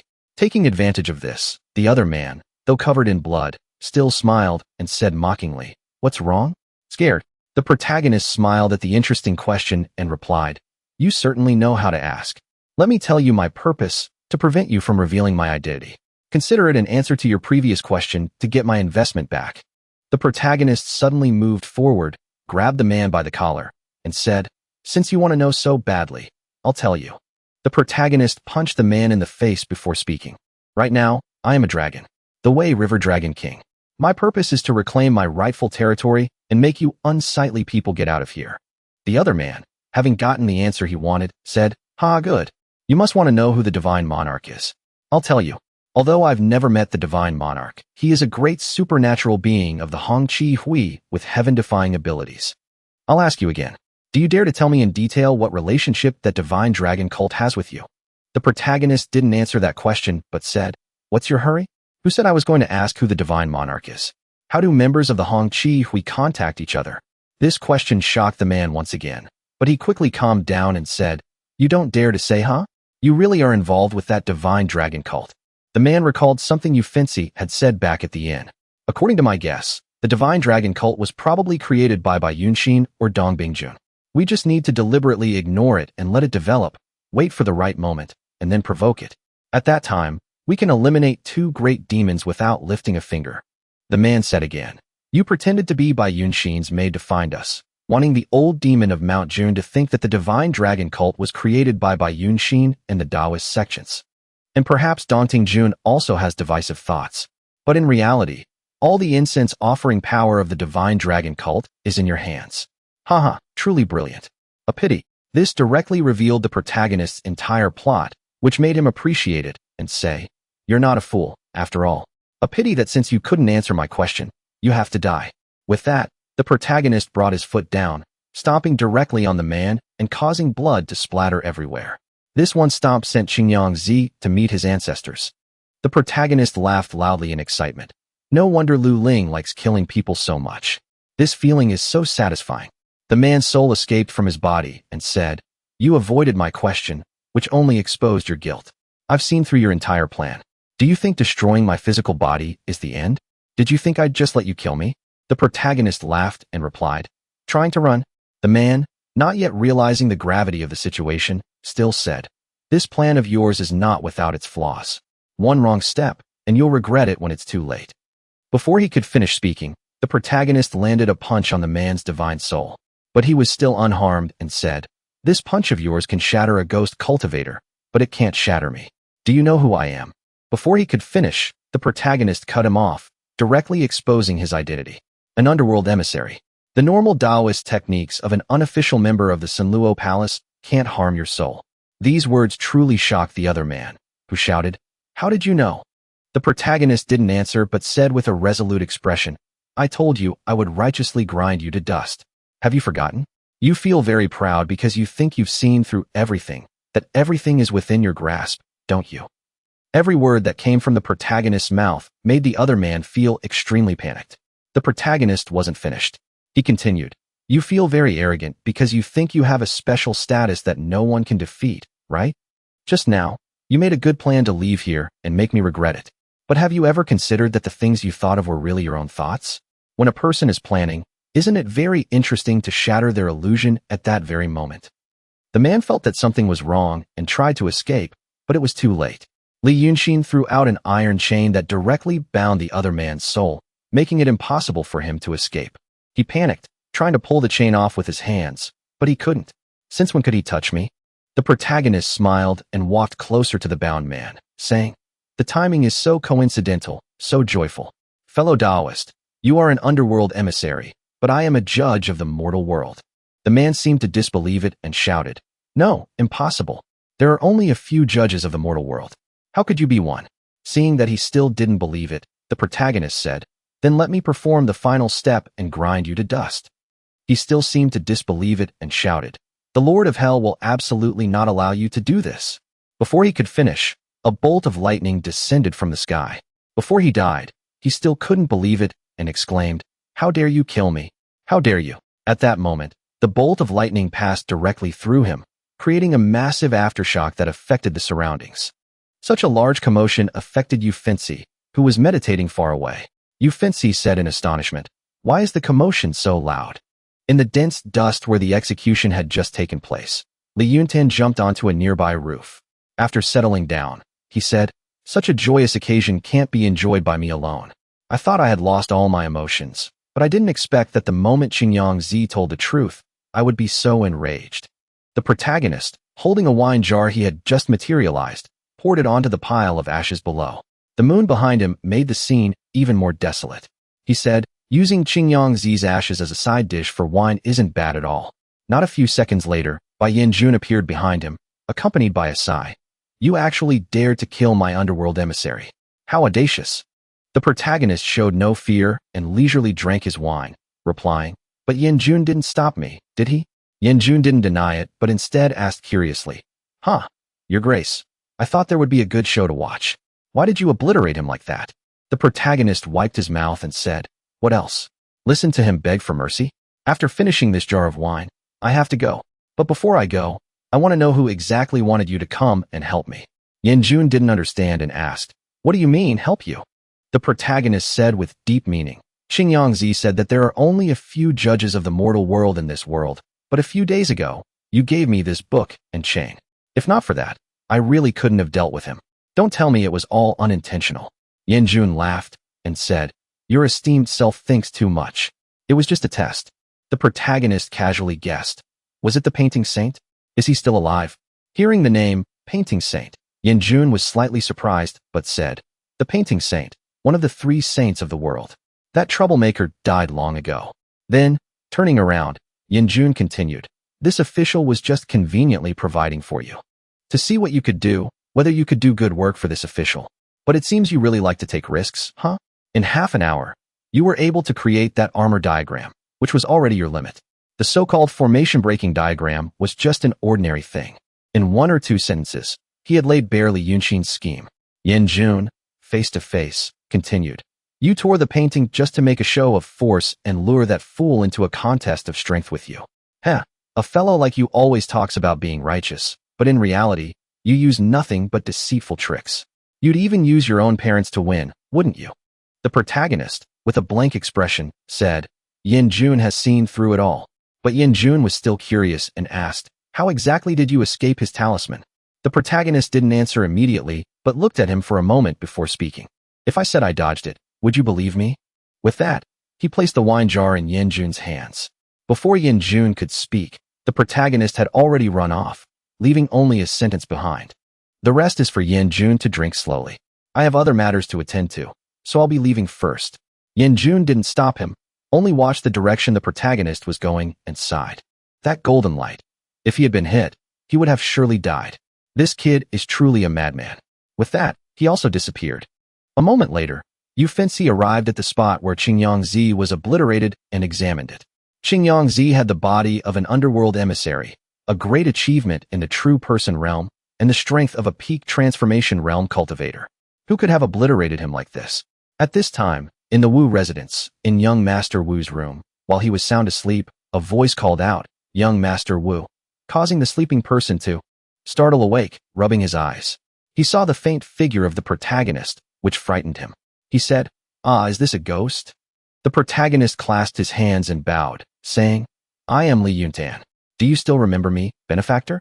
2 months ago, in the wilderness outside the city, you met a Taoist and an unconscious young man, and you saved him and brought him back to the city." Young Master Wu looked at him, said, "Ah," but then said he didn't remember, which made the protagonist stop in his tracks. The protagonist said, "That's right. Benefactor finds joy in helping others and has saved countless people. Of course, you wouldn't remember." Young Master Wu said again, "It's all right. But if you were saved by me, how did you become a ghost? Were you harmed by someone else?" This made the protagonist let out a ha. Before the protagonist could explain, he launched into a long speech. "Brotherly, you were framed by a villain, and your wronged soul cannot rest. The first person you sought out was me, trusting in Wu. In that case, Wu will certainly not let Brotherly down. Whatever grievances you have, just speak up." These words left the protagonist speechless. Should I say he's smart or stupid? The protagonist's wicked thoughts stirred. Asterisk, that's good. Right now, there's no one in all of Wei City more suitable than you. Asterisk, turning, the protagonist replied, "Benefactor, listen to me. After I was saved by you, I took shelter in the Dragon King Temple. There, I encountered a battle between demons. The statue of the Dragon King Temple was destroyed, and both the temple keeper and I were killed. The Dragon King was furious that the temple keeper and I had failed in our duties, so he sent General Pang to take me and the old Taoist to the Dragon Palace to suffer hundreds of tortures without release. I hope you can save me, benefactor." To make his words more convincing, the protagonist's expression was one of extreme suffering, as if he had truly endured brutal torture. These words surprised young Master Wu, who asked, "How can I save you?"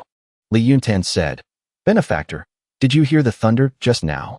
Young Master Wu, as if remembering something, said, "The thunder? Could it be? It was the Dragon Crown Prince of the Haohan Sea. When he strikes me with lightning, the destructive force will destroy the houses on the street. It's a great loss of merit. I would like to ask you, benefactor, to repair those houses in the name of the divine dragon cult." These words made Mr. Wu curious. Why must it be in the name of the dragon god cult? The protagonist, feigning urgency, said loudly, "The dragon god cult worships the Dragon Crown Prince of the Haohan Sea. If we can repair the houses in the name of the dragon god cult, it will accumulate great merit, and the Dragon King might be lenient." Then suddenly, as if seeing something, the protagonist shouted, "Ah, they're here." And then he disappeared, leaving only a faint white smoke behind. Before leaving, the protagonist didn't forget to thank his benefactor. "This humble one thanks you, benefactor." The protagonist disappeared before his eyes, leaving Mr. Wu surprised and confused. What happened? Then he suddenly fainted. The protagonist, having just disappeared, now reappeared outside the Wu residence. He thought, asterisk, repairing houses is just a small sum for the Wu family. With Wu Meng's spendthrift nature, he will definitely do this. I don't need to worry about that. But, you fancy seeing the scene of Qingyang Zi's death and still not investigating further. That's a big surprise. Asterisk. With that, he looked towards the still smoky area and continued to think. Asterisk, did he see through me? Or is he afraid of something else? Or does he know something I don't? Asterisk, at this moment, at the inn, Yu Fancy was looking out the window, thinking. At the scene, there was the true fire of the nine heavens thunder, a technique that only the dragon race can use. Could it be that another dragon has come to Wei City? In his hand, he held a glowing talisman, his face showing some apprehension. Yu Fancy's expression confirmed the protagonist's thoughts. The reason he didn't continue to investigate was because he didn't want to disturb something terrifying. He believed that the existence that could kill Qingyang Zi was an existence that even he would have difficulty dealing with. The next morning, in front of the Wu residence, a relief station appeared. A maid shouted to the people around her, "The Wu family is providing the funds, and the Divine Dragon Cult is performing good deeds, repairing your houses. Anyone who needs wood or silver can come and register to receive them." Inside the station was a noble lady and a maid. On the table was a lot of silver, and there was also wood beside it. As soon as this was said, many people gathered around to discuss the truth of the matter. Is there really such a good thing? Is the Wu family crazy? That's a lot of silver. Suddenly, someone spoke up. That's not much at all. Last year, when the Wu family hosted a banquet at our restaurant, they spent this much. As he spoke, the man held up 5 fingers. Someone doubtfully asked, 50 taels, but the man interrupted. 500 taels. It's about the same amount they're giving out today. Hearing this, the authenticity of the Wu family helping those whose houses were destroyed became clear. Everyone rushed forward to claim the aid. My family needs 10 taels. Thank you, young Master Wu. We are grateful to the Dragon God sect. After a while, when the distribution was finished, a maid from the Wu family entered the room. She carefully closed the door behind her. Then she said to the person inside, "The silver has been distributed according to your orders, young master. Toto and Lily have already asked around. Yesterday at Munin, they really met a strange person. The description somewhat matches what you said. That person closed the door and refused to leave, only advising the waiters to leave quickly to save their lives. The person lying inside was young Master Wu. At this moment, he was leisurely fanning himself with his eyes closed, seemingly half listening to the maid's words, and instructed, 'I'm thirsty.' Immediately, another maid served him by hand, saying as she did. The people around there also said that last night, a little man brought fragrant wine and forced them to leave their homes. Young Master Wu kept his eyes closed, chewing on the pastry he was served, and said, It seems I didn't help the wrong person. The maid fanning him said, but according to the waiter, that person probably had a fight with someone else. Then he came to our mansion pretending to be a vengeful spirit to scare you, young master. Could it be some kind of conspiracy?" Young Master Wu let out a long yawn and said, "What else could it be? Of course, he wants me to spread the teachings for their Dragon God sect." The maids agreed with this idea, but one was still a bit hesitant. "But I just feel like something isn't right." However, she was cut off by him. "No need to worry. Anyway, my father has already heard me talk about this. He also said this is the best way." Young Master Wu sat up and walked towards the door, saying as he went, "I am a key figure in the Daching Escort Guild. Helping the poor and acting righteously is what I should do. It's just that I actually want to go see who exactly from that Dragon God sect is pretending to be a god or goes to trick me. How did they know I once saved someone?" As he spoke, he ran outside, causing the two maids to chase after him, calling out, "Young master, wait for us." This entire scene was witnessed by Li Yunshin, who was sitting on the roof. He casually chewed on a melon and said, "Still the same." Then he suddenly looked towards the opposite side where a few people were walking and talking with emotion. "But on the contrary, I've discovered some interesting people." Saying that, Li Yunshin disappeared into thin air. At this time, with those three people, the woman with a red headband said to the man behind her, "Is it really useful for us to block people like this?" The man, who looked scratched up all over, said aggressively, "If the Wu family didn't do a good job, they can't blame us. They still have the thick skin to pretend to be good people here. This time, we must expose them in front of others. If the two of us meet them, we should let them have a taste." While the two were talking, they were interrupted by the male lead who suddenly appeared on the wall next to them, startling them into a defensive stance. The male lead playfully held a piece of melon and asked, "What disaster?" These words immediately made them vigilant. The woman even drew her sword and questioned, "Who are you?" The male lead jumped down to the ground, smiling to show he wasn't dangerous. "I'm just a passerby. Just an ordinary melon-eating spectator. But right now, I'm quite interested in the disaster you mentioned. What exactly happened?" This still didn't lessen their vigilance. The woman, who seemed to be the leader, spoke up. "You should state your identity first. If you are a young master from some family, we wouldn't want a misunderstanding to ruin our harmony." The male lead signaled them to wait a moment, then opened his terrifyingly large mouth and swallowed the watermelon whole. The male lead actually ate everything, swallowing the melon rind as well. This action wasn't meaningless. The male lead intentionally did this to let those people understand that he was a significant figure, not someone they could mess with. Obviously, this action terrified them, making them think, a monster? A demon? A madman? What exactly is he?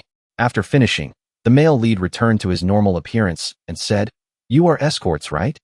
As he spoke, the male lead looked over the three people in front of him. "Judging from your shoes, you've traveled far. The color of the dirt looks like the red soil only found towards the Li Kingdom. You're injured, and I don't see any goods. There's an 80% chance something went wrong." These words left them speechless with shock. The male lead continued, "If there's a major incident in the direction of the Li Kingdom, it means the Emperor of Li has passed away." The male lead raised his fan, gesturing as he thought. The Wu family already stopped their escort teams heading towards the Li Kingdom. But hearing your accents just now, I'm afraid the Wu family also anticipated the disaster at the end. Li Kingdom, could there have been some massive chaos? As soon as he finished speaking, the woman with a gloomy face and eyes full of caution said, "Just from a few words, you can deduce so much. I don't recall any young master in the city having a mind like yours. Seeing the other party so guarded, the male lead just smiled and replied, Don't be tense.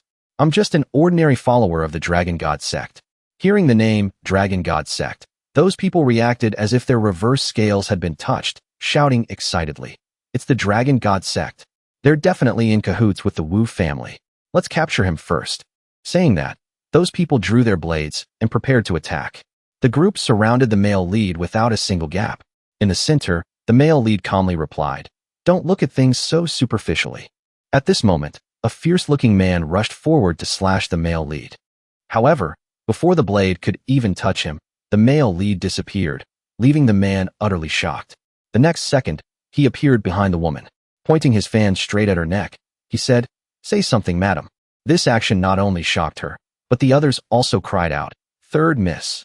She finally snapped out of her terror and said, If I tell the truth, will you spare our lives? We will pretend we never met you today. The male lead thought, Just as I suspected, the leader of this group is indeed a woman. He said, I can. Speak quickly.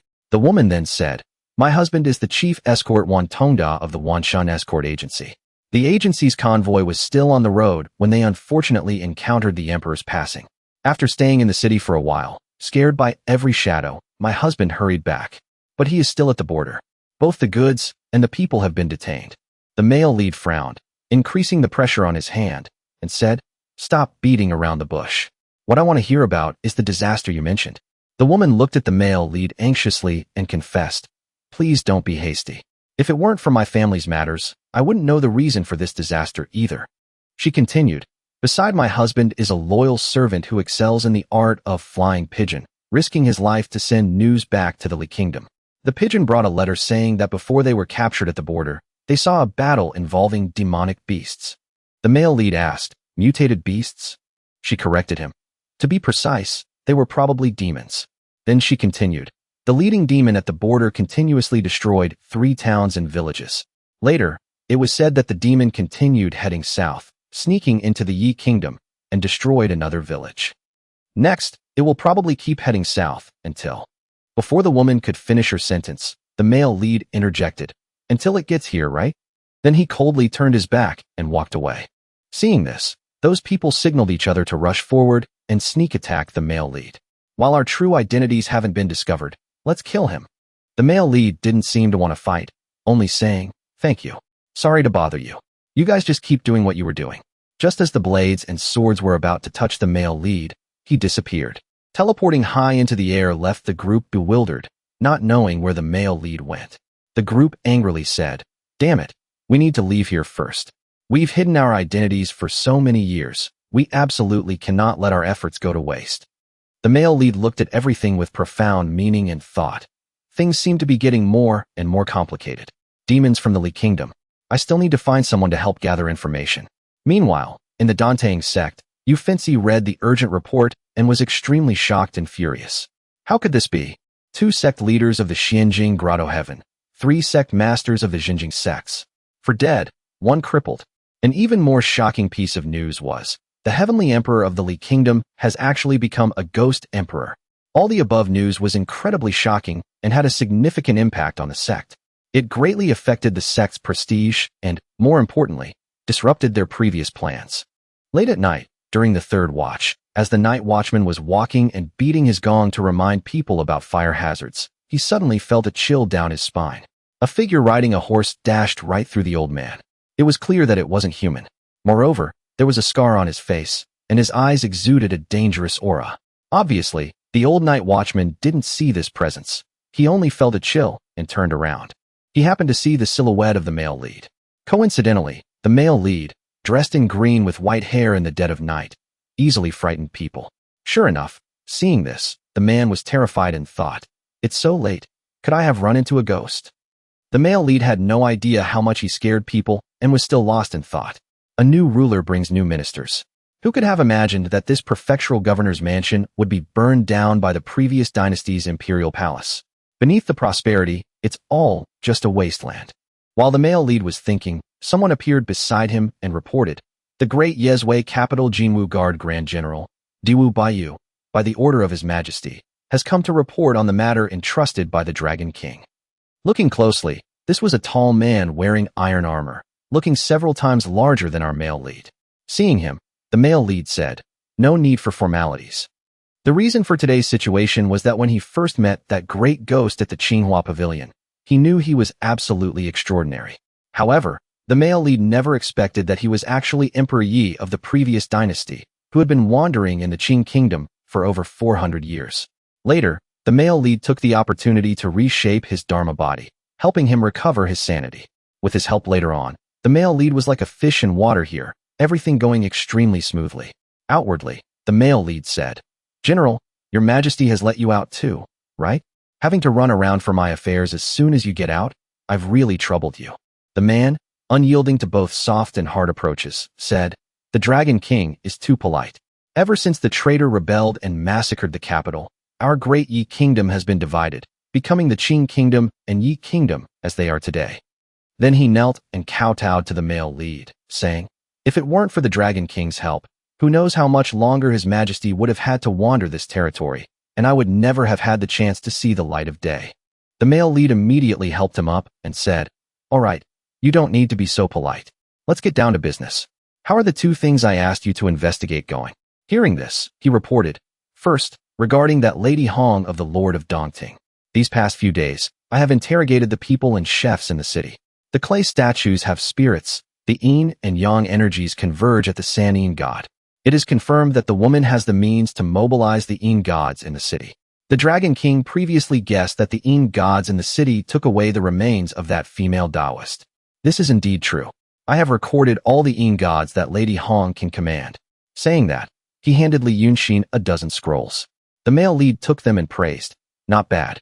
So, does the Lord of Daunting know about the events in Wei City these days?" He replied, "He only knows what the Dragon King wants him to know. The wandering souls that Lady Hong can command are only a little over 10.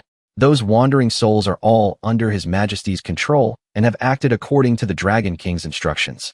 The male lead asked again, "Very good. What about the second matter?" The man bowed slightly in apology and said, "Time was a bit tight this afternoon, so the information obtained is limited. I hope the Dragon King understands. Regarding the demons of the Li Kingdom. This afternoon, we caught a few souls from outside the city. Some were from the Yi Kingdom, and some were from the Li Kingdom. Upon detailed questioning, we found out it wasn't a demon, but the Emperor of the Li Kingdom."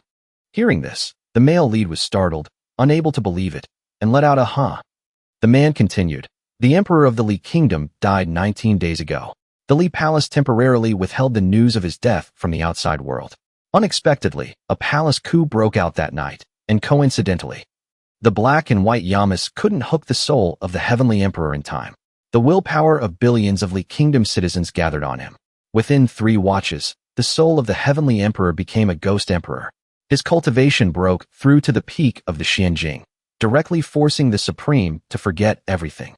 Moreover, because the Li Kingdom hid the news of his death, the Taoist orthodoxy and sword sect sent cultivators to the Li Kingdom, and things became unmanageable. Many people died in the battle with the Ghost Emperor."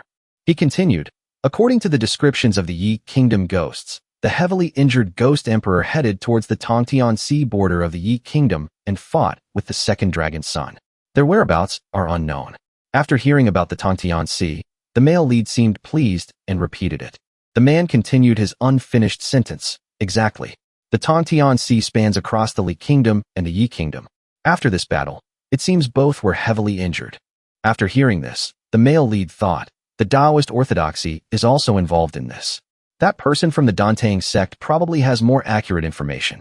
In his eyes, Qi is already dead. The only ones who can use the 9 heavens thunder true fire to blow up the Qingyang temple are the Dragon Clan. Thinking of this, the male lead was overjoyed, feeling like he hit the jackpot, and thought, hasn't the scapegoat arrived?" The male lead happily praised the man, saying, "You did a great job. I really like you. How about you come work for me? Later, when I become a true Dragon King, how about I appoint you as the Grand General of the 3 generations?" This half-joking remark from the male lead surprised the man a bit, but he quickly made his stance clear. "Dragon King, please don't make fun of me. I am loyal to His Majesty and absolutely have no other intentions." The male lead nodded. "Is that so? Then go do one more thing." Saying that, the male lead whispered something. The man just knelt down to accept the order, shouting, "Yes." In some corner, It was late at night, but the room was still brightly lit. A man sat in front of a pile of black powder, looking extremely sleep-deprived, muttering, "Gunpowder. Once I finish making it, I'll definitely show you how formidable I am." Saying that, he fell asleep. But at this moment, a wisp of black smoke entered his head. Right then, he wasn't paying attention and slammed his head hard onto the table. Then he sat up, his face still looking very sleepy. His forehead was hit so hard it was bleeding, but his mouth muttered, 15 parts saltpeter, 2 parts sulfur, 3 parts charcoal. This is the formula. Suddenly, he woke up, and after speaking, he shouted loudly, "The gods have manifested." Meanwhile, the male lead was walking slowly on the empty streets.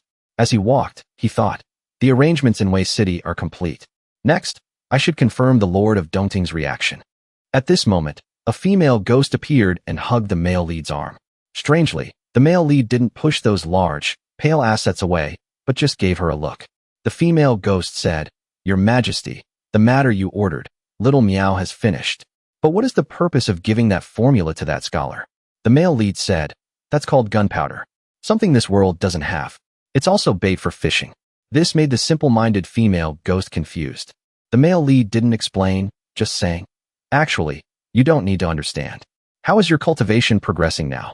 The female ghost confidently said, "Reporting to your Majesty, all 4 of us have taken form. Taoist Lu has broken through to the intent realm."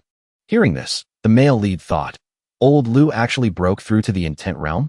This actually surprises me. It seems his claim that he had extraordinary talent in his youth wasn't a lie." The female ghost continued, "Your Majesty, we have displayed quite a few divine powers in the city. Many citizens near Bailu Prefecture have become followers of the Dragon God sect. Should we let these people come to Wei City?" The male lead indicated it wasn't necessary and replied, "Not for now. Just wait for my news." As he spoke, the male lead looked at the female ghost and continued, "These days, if anyone suspicious sneaks into Bailu Prefecture to gather information, don't alert them. Wait until I finish my business and return to handle it." The female ghost playfully blinked her unique heterochromatic eyes and said, "Understood, Your Majesty." At the Dragon King Temple at the Sanha Estuary, the male lead arrived at the lake and called out, "Lady Hong, I have something to say to you." Immediately, the woman in red appeared and said, "We just met a few days ago. Why are you calling me again?" The male lead didn't beat around the bush and asked directly, "Does Lady Hong know any important news?" The Emperor of the Li Kingdom. However, before he could finish, Lady Hong interrupted, "I knew you came for this. But do you know that whether it's the affairs in Wei City or the Wei River, they are not things you can get involved in? I heard that you are currently in Wei City pretending to be a dragon god follower to build up their reputation. At night, there are people fighting in Wei City, even causing the 9 heavens thunderfire. Aren't you afraid?" This attitude from the other party made the male lead feel something was wrong, and he guessed, "No, this woman's emotions aren't right. Could something have happened on the Lord of Dongting's side?" However, outwardly, Li Yunshin still said, "Lady Hong, although I am just a Yin god with low cultivation, I still know a bit about the general situation. The Taoist Orthodoxy and Sword Sect lost 5 great divine power cultivators, and they were injured by a Yin god like me. They definitely won't let this go. And Lu Ling died at the Lord of Dongting's place. Perhaps the Taoist Orthodoxy will take this opportunity to make things difficult, if we don't act early." Lady Hong didn't listen further and said, "Why do you care so much?" Li Yunshin feigned surprise at the question. "Lady Hong, this is..." She stood up from the wooden fence and said, "Now, if you promise me not to interfere with the affairs of Wei City and the Wei River, stay away and leave this place, you still have a chance to be a carefree ghost cultivator." The male lead, with a serious face, rejected this proposal and said, "I can't just ignore it. I said I must avenge my close friend." Hearing this, Lady Hong just sighed and said, "Sigh. If I can't persuade you, then I'll take you to meet someone." Saying that, she stomped her foot on the lake's surface. The water there immediately splashed up chaotically as if a mechanism had been triggered. She stepped onto the lake, reached out her hand to the male lead, and said, "Follow me." The male lead hesitated a bit, pointing at the lake, and said, "Are we going underwater? Or is there no other way?" Hearing this, she said, "Are you afraid of water?" The male lead awkwardly said, "Ah, indeed a little." Therefore, before he could finish, Lady Hong grabbed his arm and pulled him down, saying, "What's there to be afraid of? I'll take you." At this moment, in the middle of the vast lake, the boat carrying the male lead and Lady Hong seemed incredibly small. On the boat, the male lead looked apprehensively at the person beside him, while she seemed to smile and said, "No need to be afraid." The male lead didn't know what to say and just gave an Amidst the boundless lake water with no shore in sight, she suddenly asked the male lead, "Look at this 1,000-li daunting lake. To mortals, it's incredibly vast, as massive as the sea. But if my father reveals his true form, his 300-jong body swimming continuously here wouldn't even be able to. My father was born in Daunting Lake and attained the Tao in 3,000 years, but for 2,000 of those years, he has been trapped in the lake. For the sake of the aquatic tribes in the lake, he hasn't revealed his true form for 1,000 years. This Daunting Lake, as my royal father sees it, is nothing but a cage. He used to tell me that if he could swim in the vast ocean, he would have no regrets in this life." The atmosphere grew heavy. The male lead asked, "What about you?" This question surprised her. The male lead looked ahead at the vast lake water and asked, "That's right. You've only been talking about your royal father's dreams. Do you have anything you want for yourself?" Lady Hong said, "Me? Do you know how I offended that friend of yours?" The male lead, hiding his true thoughts, said, "How?" "Actually, my mother was a human, and I was born with my royal father's inheritance. I was born with a void realm demon body. Since I was born in this daunting lake, no one dared to disobey me. But that dragon got close to a true realm great demon. I already knew how formidable he was, and I knew I couldn't defeat him, so I originally didn't want to provoke him." This made the male lead, Li Yunshin, wonder, "Then why did you?" She continued, "Actually, it was my father who wanted it. Father wanted to use that dragon's hands to cripple my cultivation." When she said this, a sense of helplessness and difficult acceptance suddenly appeared on Lady Hong's beautiful face. "As long as I am killed by him and become a ghost cultivator, I can bypass the restrictions Daunting Lake has placed on us. When I go to Bailu Prefecture, I can also do some things for my royal father." Hearing this, the male lead just said, "So that's how it is. But being a ghost cultivator isn't an easy thing." Lady Hong replied, "I know you can understand me. How can a ghost cultivator not have an obsession? When I was still in my demon body, I often stayed by the lake listening to a person read. At that time, I thought, if I could go to Bailu town to take a look, that would be great. The way of great learning lies in illuminating illustrious virtue. I wanted to see if those people really lived like the stories my father used to tell." Then she gave a bitter smile and said, "My obsession is love, but that is also my own wish." The male lead was affected by the emotions in the story Lady Hong told. Lady Hong turned back and asked the male lead, "Li Lang, do you want to be the Lord of the Wei River?" The male lead, who had experienced too many cunning schemes, already knew. Is she testing me? Following her is actually a good opportunity to learn the inside story of the Lord of Daunting. I just need to be careful. I can't let her see any flaws in me. The male lead, with a thoughtful face, replied to Lady Hong, "I've never thought that far ahead. Right now, I just want to avenge my friend. I haven't thought about other things for the time being." This answer from the male lead left Lady Hong unable to find any flaws, so she said, "You are single-mindedly seeking revenge, but let me tell you clearly, it's impossible for you to immediately go to Wei City to avenge your friend. You can only wait. Wait a very long time. If there's a chance, you might not even be able to wait." Saying that, she gave the male lead a meaningful look and said, "Knowing these things, are you still thinking of not going?" The male lead understood what Lady Hong's look and words meant, but he insisted that he and she were not on the same path and couldn't walk together. Fate had clearly placed them on two different front lines. They might even become enemies in the future. Even if they understood each other, they ultimately couldn't become soulmates. The male lead just gently replied with 2 words, "Not going." Anticipating his answer, she covered her mouth, smiled, and said, "Forget it. Even if you are like this, keeping you here is fine." The atmosphere that had dropped just now seemed to return to normal. She took the male lead's hand and continued, "Come." She directed the male lead to look ahead. The vast expanse of water from before had now changed. Before the male lead's eyes was still the wide Yangtze River, but now countless white bubbles were rising from beneath the water's surface. They were numerous and dense, rising together to form floating clouds ahead. This sight surprised the male lead, and he said, "This is," Lady Hong calmly explained, "these are energy and essence energy. However, bringing Li Lang here today isn't to see them." After saying that, Lady Hong gently shook her fair arm. On her wrist was a string tied with a bell. At this moment, both the string and the bell radiated a brilliant golden light. Moreover, it created a loud noise. The energy and essence energy that had formed a cloud just now parted to the sides, revealing a girl's corpse in the middle. The girl appearing amidst the white clouds looked strangely beautiful, her appearance even more stunning. The woman was dressed in white, looking even more like a fairy. This woman floated closer to where the male lead was standing. Surrounding them were countless wisps of energy and essence energy, rising in an incredibly romantic and beautiful scene. However, the words the male lead spoke next were not romantic or pleasant at all. The woman's face became clear before the male lead's eyes. She also opened her almond-shaped eyes to look at the male lead. As her eyes gradually turned red, she said, "You're still not dead?" Li Yunshin looked in shock at the beautiful young girl in front of him. "Lu Ling, are you dead or not?" Lady Hong's red lips parted slightly, whispering in his ear, "How should I put it? You could say she's somewhere between life and death. Her snow mountain sea of qi has collapsed, her cultivation is crippled, and her soul has left her body. Logically speaking, she is considered dead. On her wrist is a soul-shocking bell, which has collected her soul. Currently, her soul is manipulated by this bell." Li Yunshin frowned in doubt.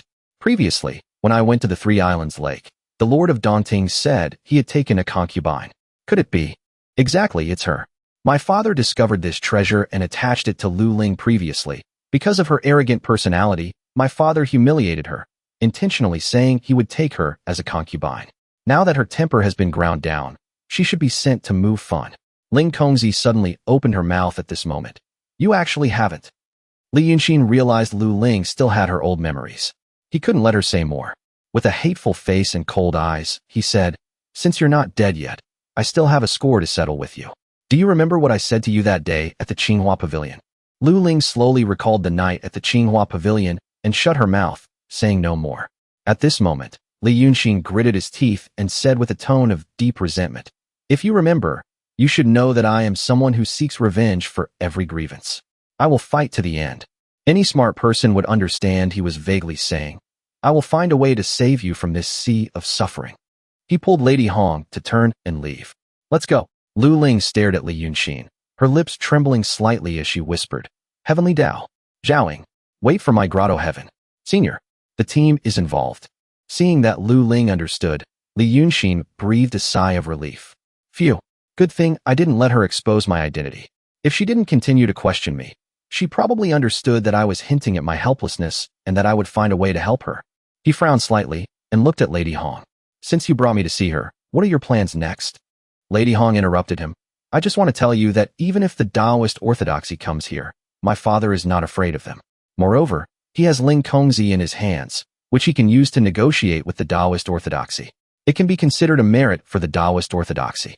My royal father will also avenge the 9th young master. It's just that my father has been trapped for 2,000 years, so he's not in a hurry." She turned her head, her eyes fierce.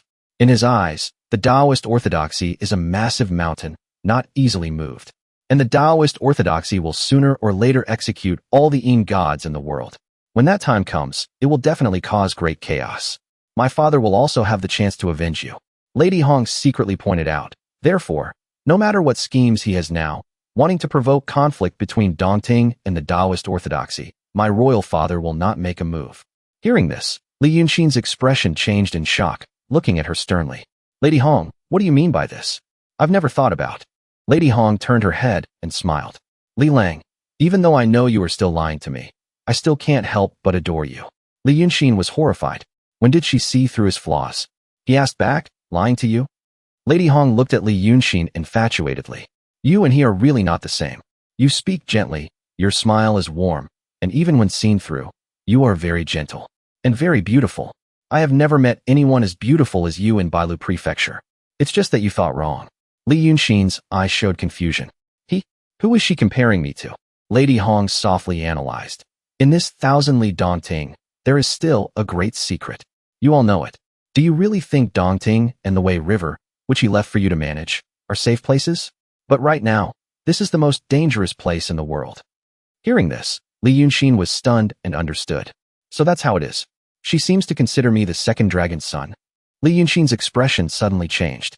He immediately stood up from the small boat. "How did you know?" "I originally had eyes and ears in the city, but for some reason, I lost contact with them. So I guess you might be playing tricks. This lake has a way to distinguish the aura on your body. It's the unique aura of the dragon clan. That's why I brought you here." Li Yunshin frowned tightly and said, "So you brought me to this place." Lady Hong hurriedly explained, "Li Lang, I just wanted to let you." Right at this moment, a massive creature suddenly appeared on the lake's surface. A giant fish tail slammed straight at Li Yunshin. Lady Hong immediately flew over and pushed him away, taking the hit from the fish tail herself. Lady Hong used all her strength to hold onto the fish tail and shouted at Li Yunshin, "Get out of here quickly! Don't come back!" Li Yunshin hurriedly flew towards the shore. A loud shout came from underwater. "You rebellious child!" Lady Hong immediately couldn't hold on and was sent flying by the fish tail, crashing into the cliff. Seeing this, Li Yunshin anxiously tried to go over, but was stopped by her loud shout. "Don't come over here!" She caught her breath and urged, "Don't come over here, leave quickly. My father wants to capture you. As long as you are on the shore, he won't be able to do anything to you." Li Yunshin felt a bit moved in his heart. "Why are you helping me?" Lady Hong looked at the stunned Li Yunshin, smiled bitterly. "You heartless man." Before Li Yunshin could react, she leaned in and gently kissed his cheek. "Because I really like you." After saying that, she turned around, narrowing her eyes at Daunting Lake. "If you really have the ability to kill the Taoists in the city, maybe my father will be willing to talk properly with you." With that, Lady Hong jumped into the water without hesitation. "Next time we meet, please recite a poem for me." Li Yunshin still hadn't processed what just happened. His cheeks were burning, and he felt a slight flutter. What kind of scheme is this? Meanwhile, at the Nanshan Dragon God Temple, old Taoist Lu was carefully inspecting the mountain god temple, sighing, finally sent them away. Having too much incense isn't good either. After inspecting, he headed back home. At this time, Li Yunshin, who had been waiting for him for a long time, spoke up, "You're back." Old Lu looked at the young man in front of him in shock. "Brother Xin." Li Yunshin smiled faintly. "I know you've broken through to the intent realm, reaching the void realm. Cultivating the void realm without guidance can easily lead to mistakes. I thought about it for a while, so I came here." Old Lu panicked for a moment, then calmed down, looking at Li Yunshin in a fluster. "Yes, reaching this void realm, I just feel the snow mountain isn't stable, and the sea of Qi is chaotic.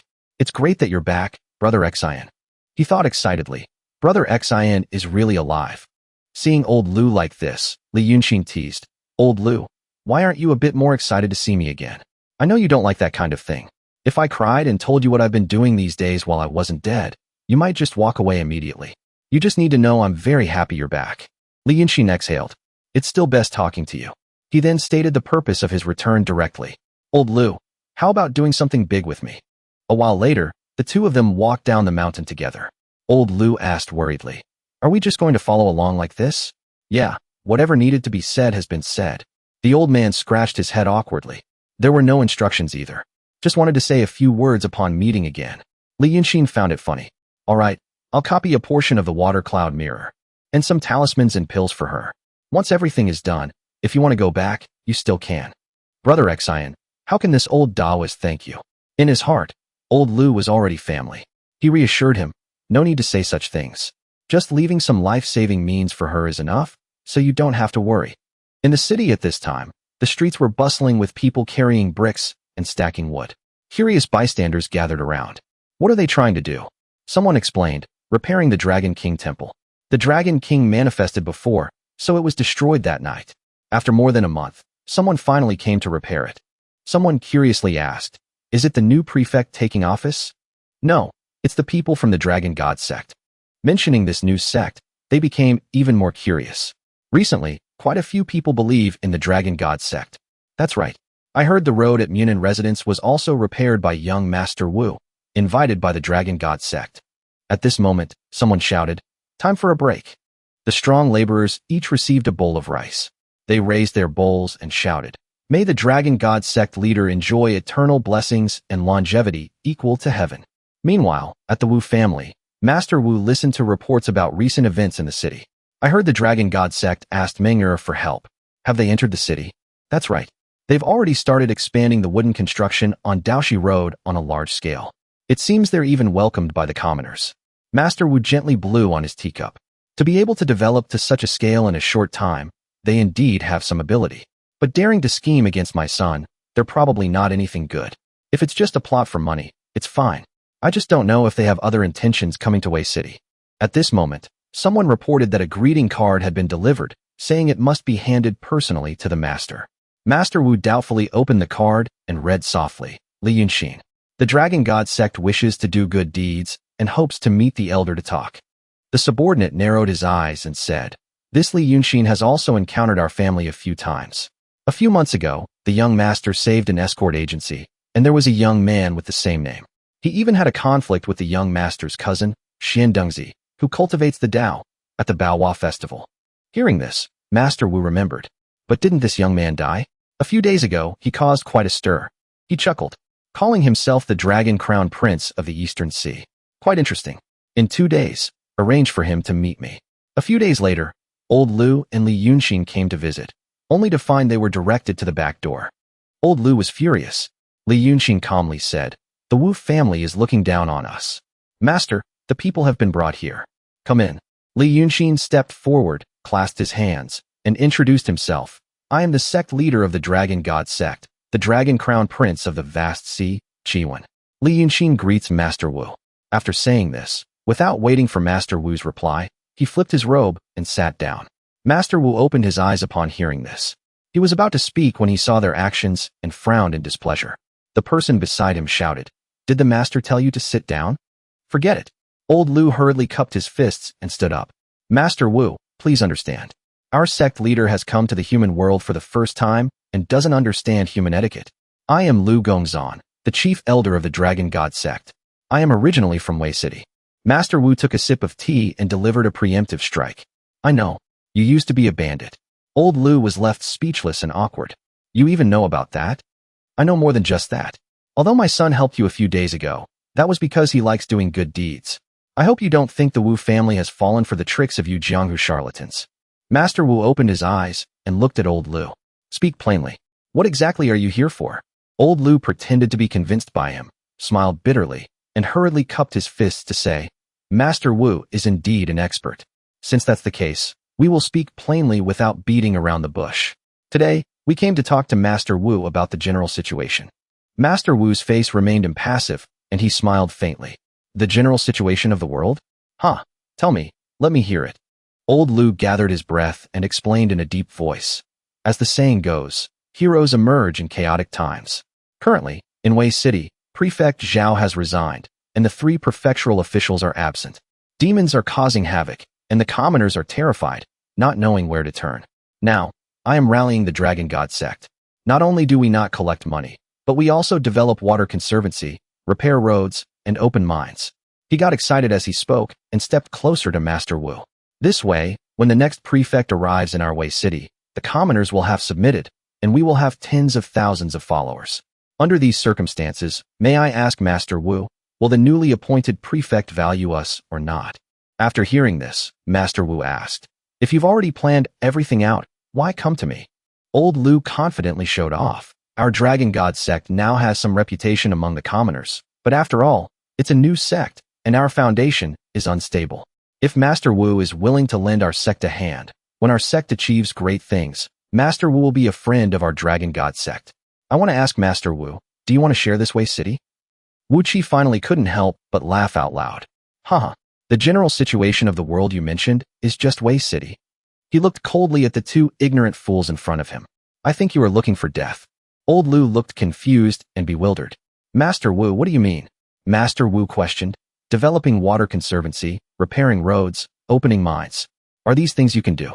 He then pointed at Li Yunshin. "Pulling a country bumpkin fisherman to act as the sect leader and daring to enter the city with such fanfare, openly buying people's hearts. I think you are rebelling." Li Yunshin had only ever heard others praise his outstanding appearance and fairy-like demeanor. Hearing such insults for the first time made his mouth twitch slightly. Old Lu hurriedly feigned fear and denied it. "Master Wu, we didn't think of it that way." Master Wu snorted coldly in disdain. "Do you know that when Prefect Zhao Wu of Wei City came to see me, he had to send a greeting card first? On what basis do you want to talk about cooperating with me?" Old Lu saw that the time was right, hurriedly knelt hard on the ground to show his sincerity. "Master Wu truly has sharp eyes. I am just fishing in troubled waters, trying to find a way to survive in these chaotic times. The Dragon God sect has over 1,000 people anyway. If Master Wu can help, I am willing to be at your disposal." Master Wu frowned deeply. "The crime of rebellion is not light. This Dragon God sect of yours is nothing but a motley crew. I don't want to think about it anymore.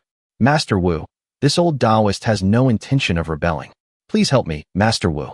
Hearing this, Master Wu pondered for a moment before showing a hint of mercy. "Forget it. Seeing that you are a talent, I will give you a chance. Old Lu hurriedly replied. Thank you, Master Wu. Please point out a bright path for me. The things you mentioned just now, you can't do them.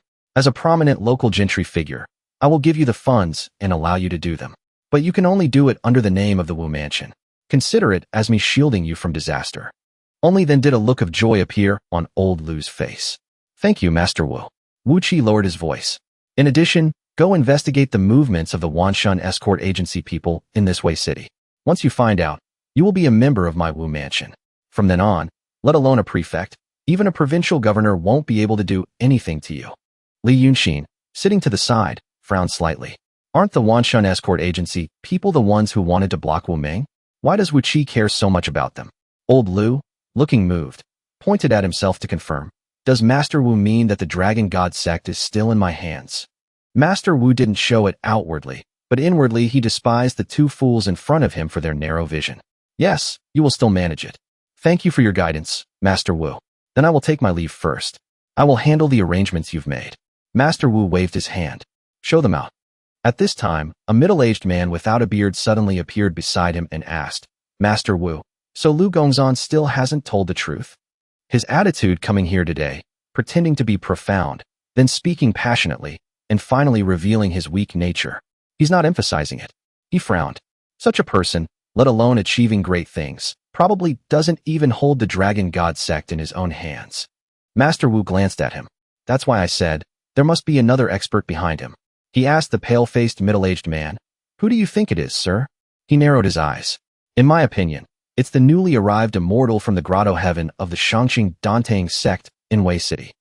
The golden statue of the Dragon Crown Prince at the Nanshan Dragon God Temple is truly possessed by a demon. He said disdainfully, These cultivators of the profound gates just don't want to see demons causing havoc. If it weren't for the grotto heaven immortal behind them, how could they be so unrestrained? As for Master Wu's intentions, it's extremely dangerous, especially since 14 years ago. We absolutely cannot make a wrong step. He wanted to use this matter to ally with the Taoist orthodoxy, calmly telling Master Wu, Let's just observe for now. Meanwhile, at the tavern, Old Lu asked worriedly, Brother Exin, how was my performance just now? I wonder if they believed it. Li Yunshin calmly raised his wine bowl. They didn't completely believe it. They will probably observe us for a while first. Old Lu pondered. Just as Brother Exin predicted, the people from the Wu family have arrived. With the Wu family's help, their prospects can advance even faster. Looking at the rows of burly men standing in the courtyard, Li Yunshin happily took a sip of wine. That's enough. The Dragon God sect is one layer of cover for me. The Wu family is another layer of cover for the Dragon God sect. As long as the various forces behind him stand firm, he can find a way to survive among them. Old Lu crossed his arms and asked worriedly, What if we get exposed? He chuckled. Then we get exposed. After all, those people didn't really believe what we said, did they? Old Lu didn't understand. Li Yunshin signaled outside with his eyes. Look closely. Many of the people the Wu family sent are cultivators. Hearing this, Old Lu hurriedly focused his senses. Sure enough, most of the people outside were experts. Then should we strike first to be safe? A scarred man outside sensitively caught Old Lu's probing gaze. They were being watched. Li Yunshin put down his wine bowl. No need. The danger lies in maintaining the image. Let them follow you. I'll go outside the city to take a look. He then ordered Old Lu to go back first.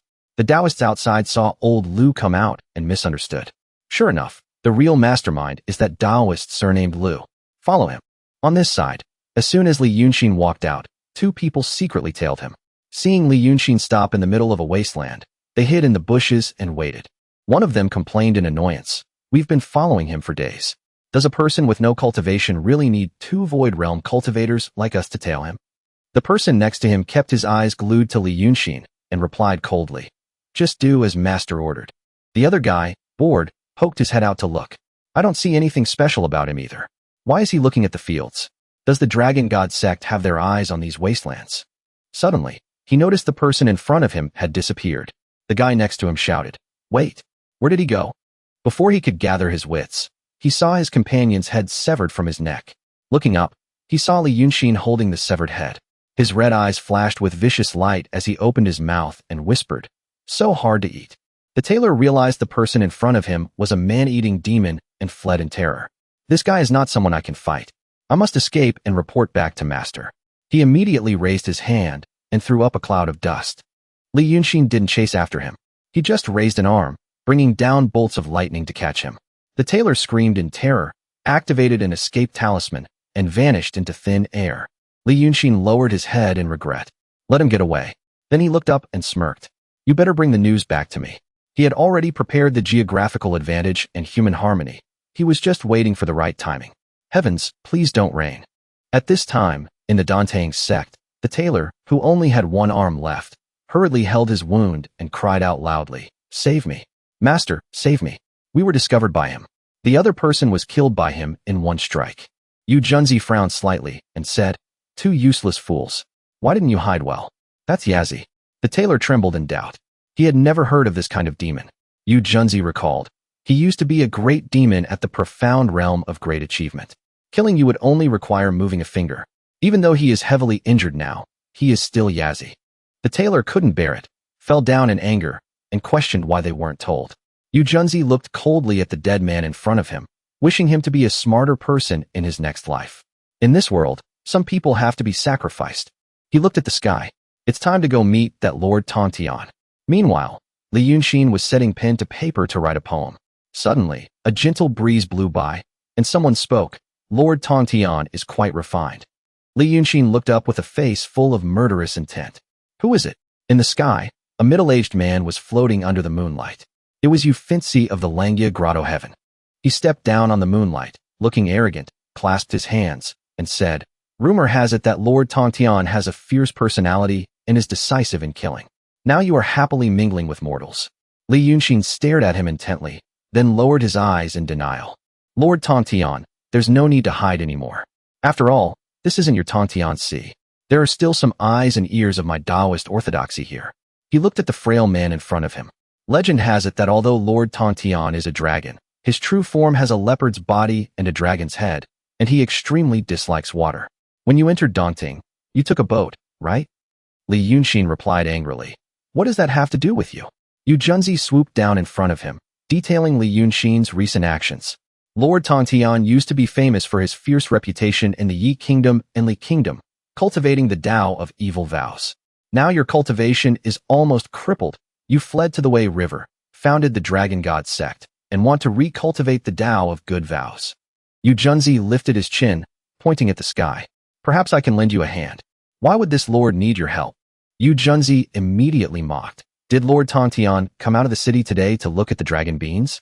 The planting season is approaching, and the farmers are all hoping for rain.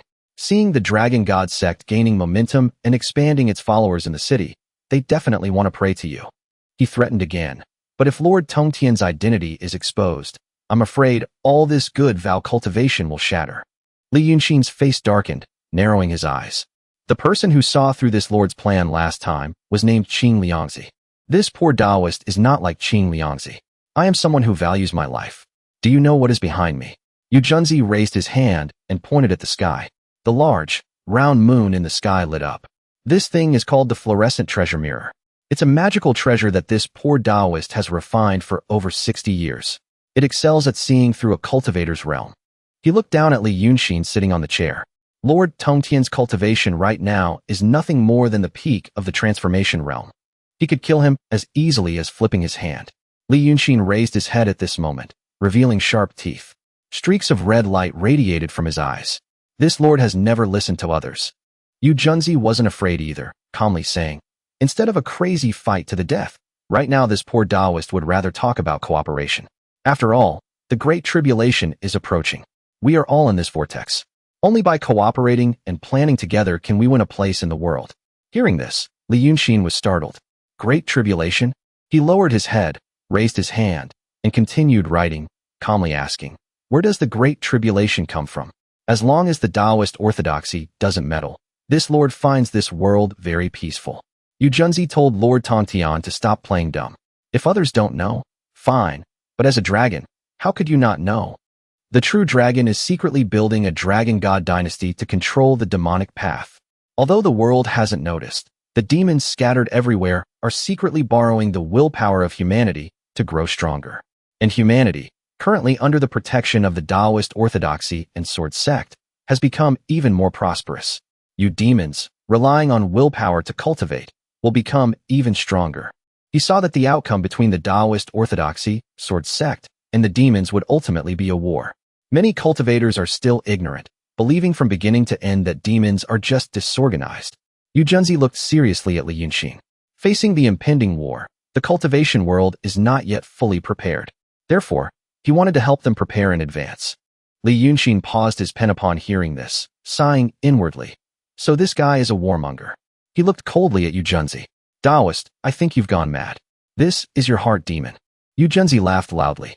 No, this is my Tao heart. His eyes turned red with stubborn madness. I used the heart demon to transform into the Tao heart.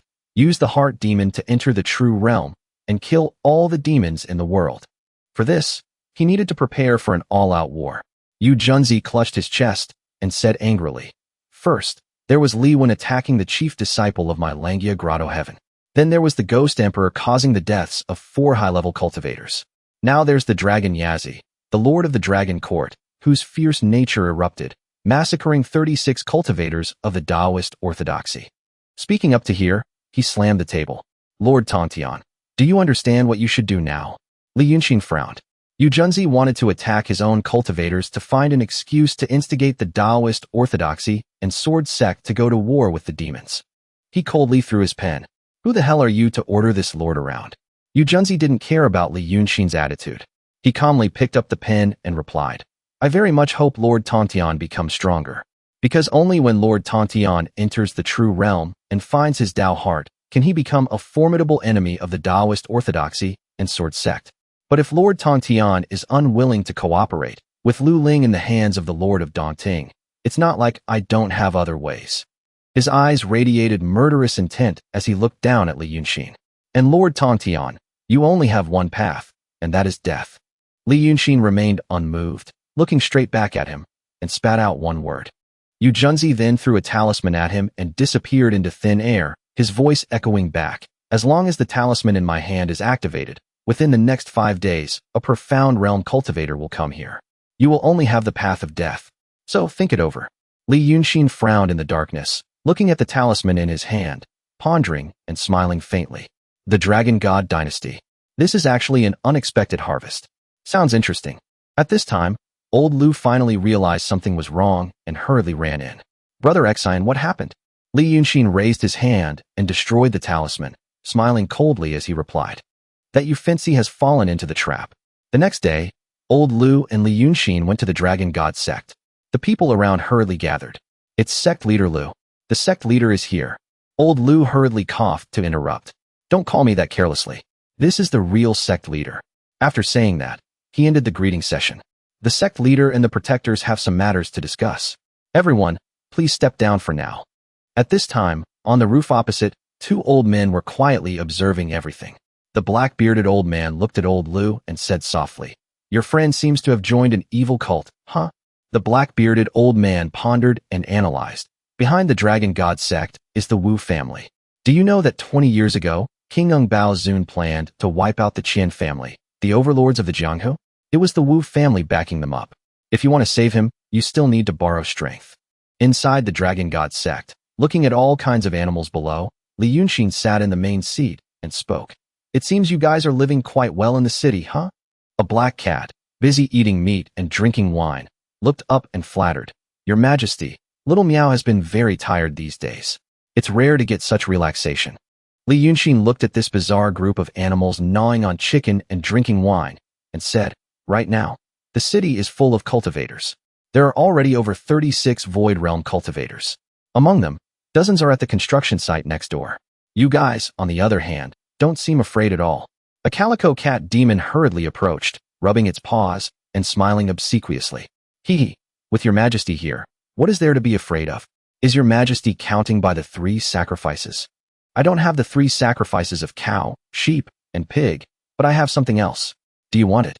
Hearing this, the calico cat demon's eyes lit up, and it jumped up. Something good? Is it a body? Li Yunshin gently fanned himself and smiled. Yes, it's a body. But before I give it to you, I must say this. He took out a painting of a busted succubus with 2 horns on her head, warning in advance. Although the transformation realm can turn the fake into real, if the original painting is torn, the true form will also be lost. That's why I've never painted a body for you. But recently, I thought of a new method we can try. The cat demon looked at the beautiful woman in the painting, its eyes shining. It happily held its face with both hands and said, "That's great. Give it to me quickly." Li Yunshin didn't waste words and shouted softly, "Go." The painting instantly burned to ashes. The demoness in the painting shot out as a physical entity. The calico cat immediately jumped over. "I'm coming." Third Sister Hua finished entering her new body, happily twisting her body and asking, "Your Majesty, look, am I beautiful?" Seeing Third Sister Hua successfully enter the body, Li Yunshin smiled and praised, "Beautiful."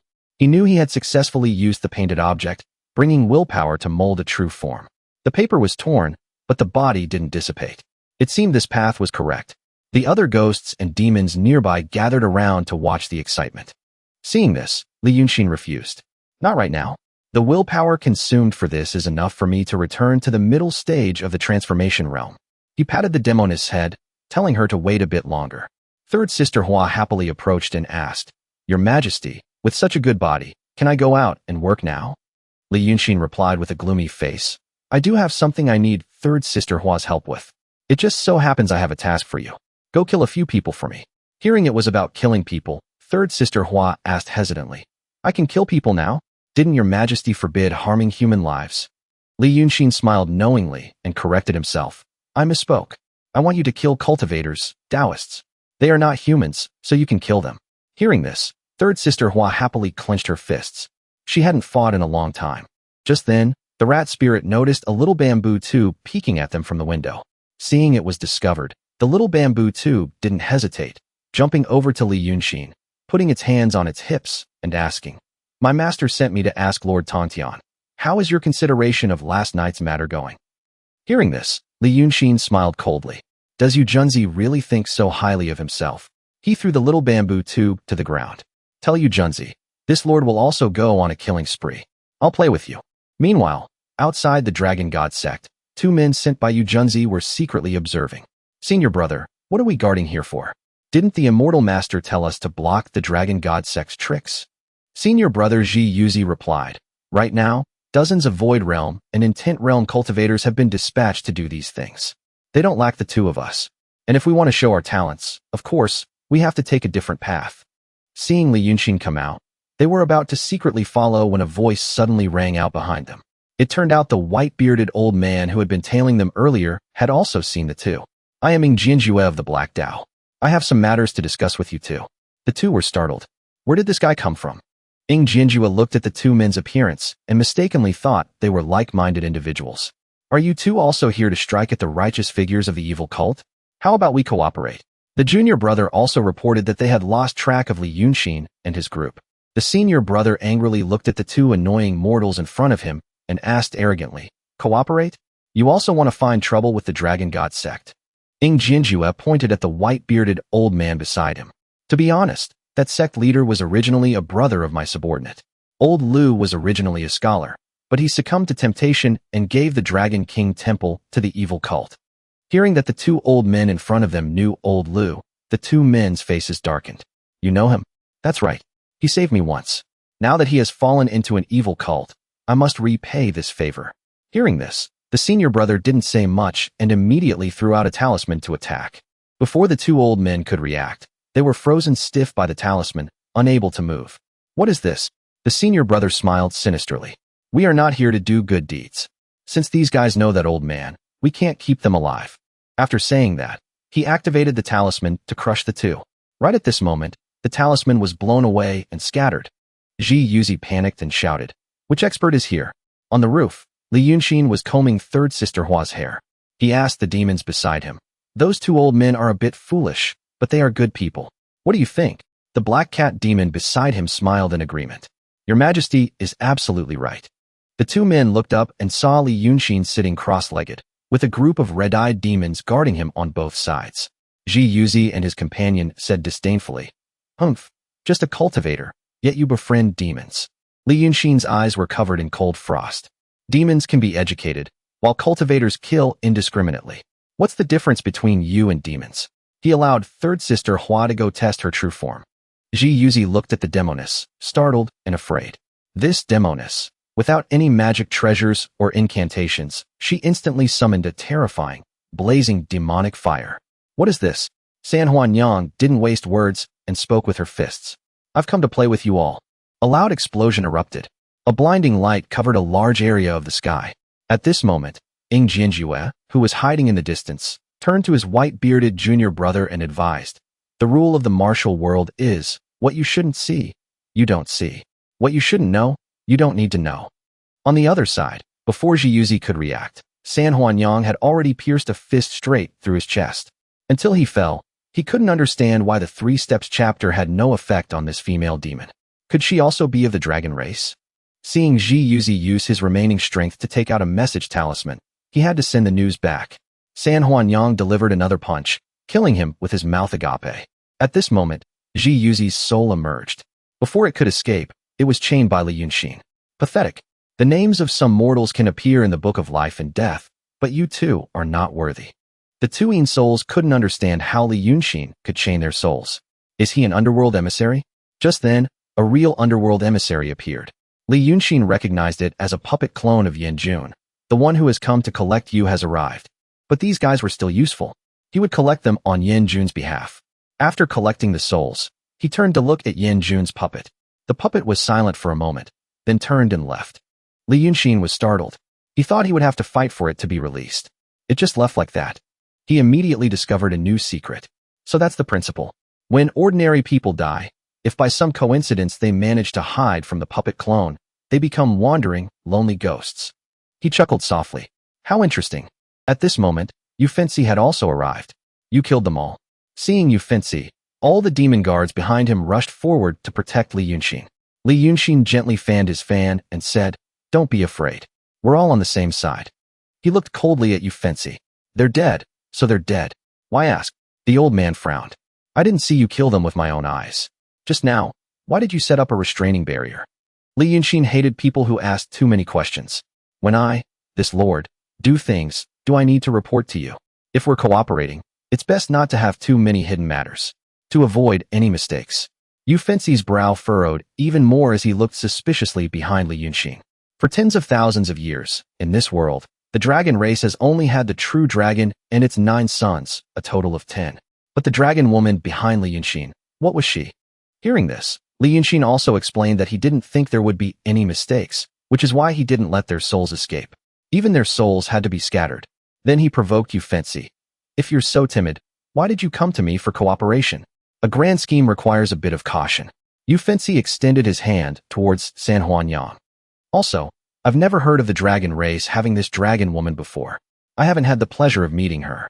May I ask, Lord Tongtian, which great power is she?" Li Yunshin snorted loudly, turned directly, and led San Huanyang away.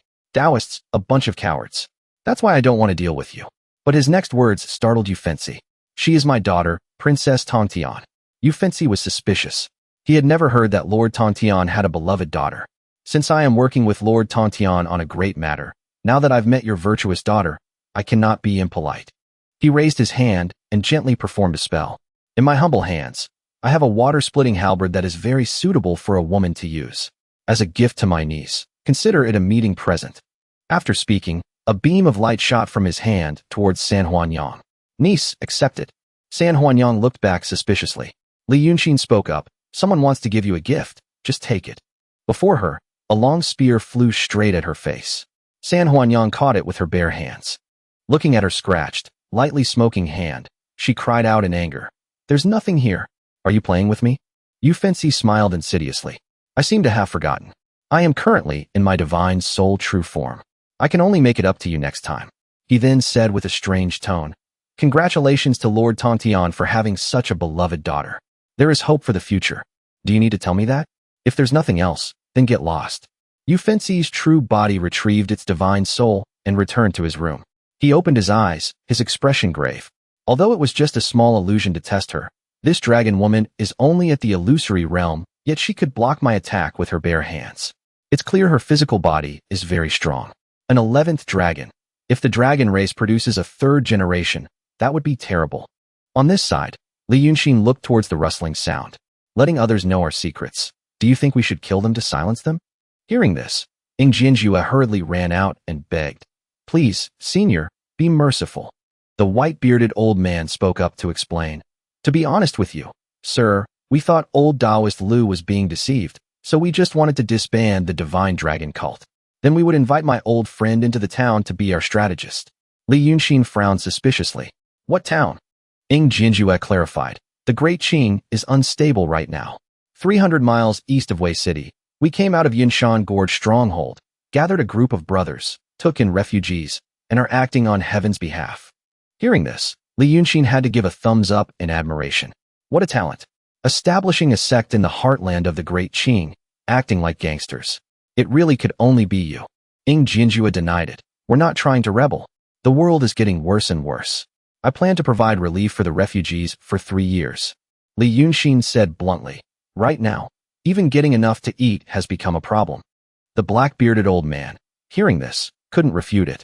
He's too persuasive. Go back to the town and pack up. From now on, follow me. I have a say in Wei City now. Hearing this, the white-bearded old man was worried. In the camp, there are over 1,000 elderly, women, and children within these 300 miles. Before the old man could finish, Li Yunshin had already turned and left. Whether you come or not is up to you. I've given you a path. Think it over carefully, and then talk to me. Great hero Ing, what should we do? Ing Jinjua pondered for a moment and then decided. Go back and bring everyone here. San Huanyang asked suspiciously. Great King, what do you need these people for? Aren't we enough? People. Of course, he needs as many as possible. Li Yunshin looked up at the sky and chuckled softly. The war has already begun. The next day, in the bean fields outside the city, a crowd of people gathered. Li Yunshin raised a shovel and said heroically, the drought has lasted for a long time, and the fields are barren. Today, I summoned the great dragon god, who has commanded my divine dragon cult to repair the roads for the people. After speaking, he slammed the shovel into the ground. The first shovel, to stabilize the dragon chi. The people below shouted, Thank you, Dragon King. We'll come and help too. Li Yunshin handed the shovel back to Steward Lu. No rush. Steward Lu, you dig the second shovel. When you eat the beans, don't forget the one who dug the well. Let the villagers remember the kindness of you benefactors. The villagers below were moved to tears. The benefactors are digging the ditch themselves. At this moment, Li Yunshin continued to win over the people's hearts. Everyone, let's repair the ditch together. Pray for favorable winds and rain to show our sincerity. Everyone enthusiastically participated. Before long, a large ditch had been formed. Seeing that everyone had gathered on both sides of the ditch, Li Yunshin spoke up. The path we have dug is a testament to the divine dragon cult and the love of all the villagers in the country. I think it should be called the Divine Dragon Canal. He held up a bucket of water. Let me lead the way with this first bucket of water. The people below all raised their hands and shouted, May the dragon god protect us and grant us a bountiful harvest. At this moment, Li Yunshin directly poured the bucket of water into the ditch.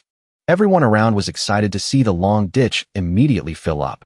At this moment, Yufinsi was watching everything from above, his brow furrowed in suspicion. What is Yazid doing now? Returning to his study, Yufinsi drew the clues he had gathered recently, circling old Lu. The shape of the ditch, Lu Gongsan, the dragon temple, Yazid. Suddenly, he spoke. Still haven't returned? Behind him, 2 women appeared. Qing Fuzi threw Lu Ling to the ground. Following the immortal master's instructions, the person and the item have been delivered.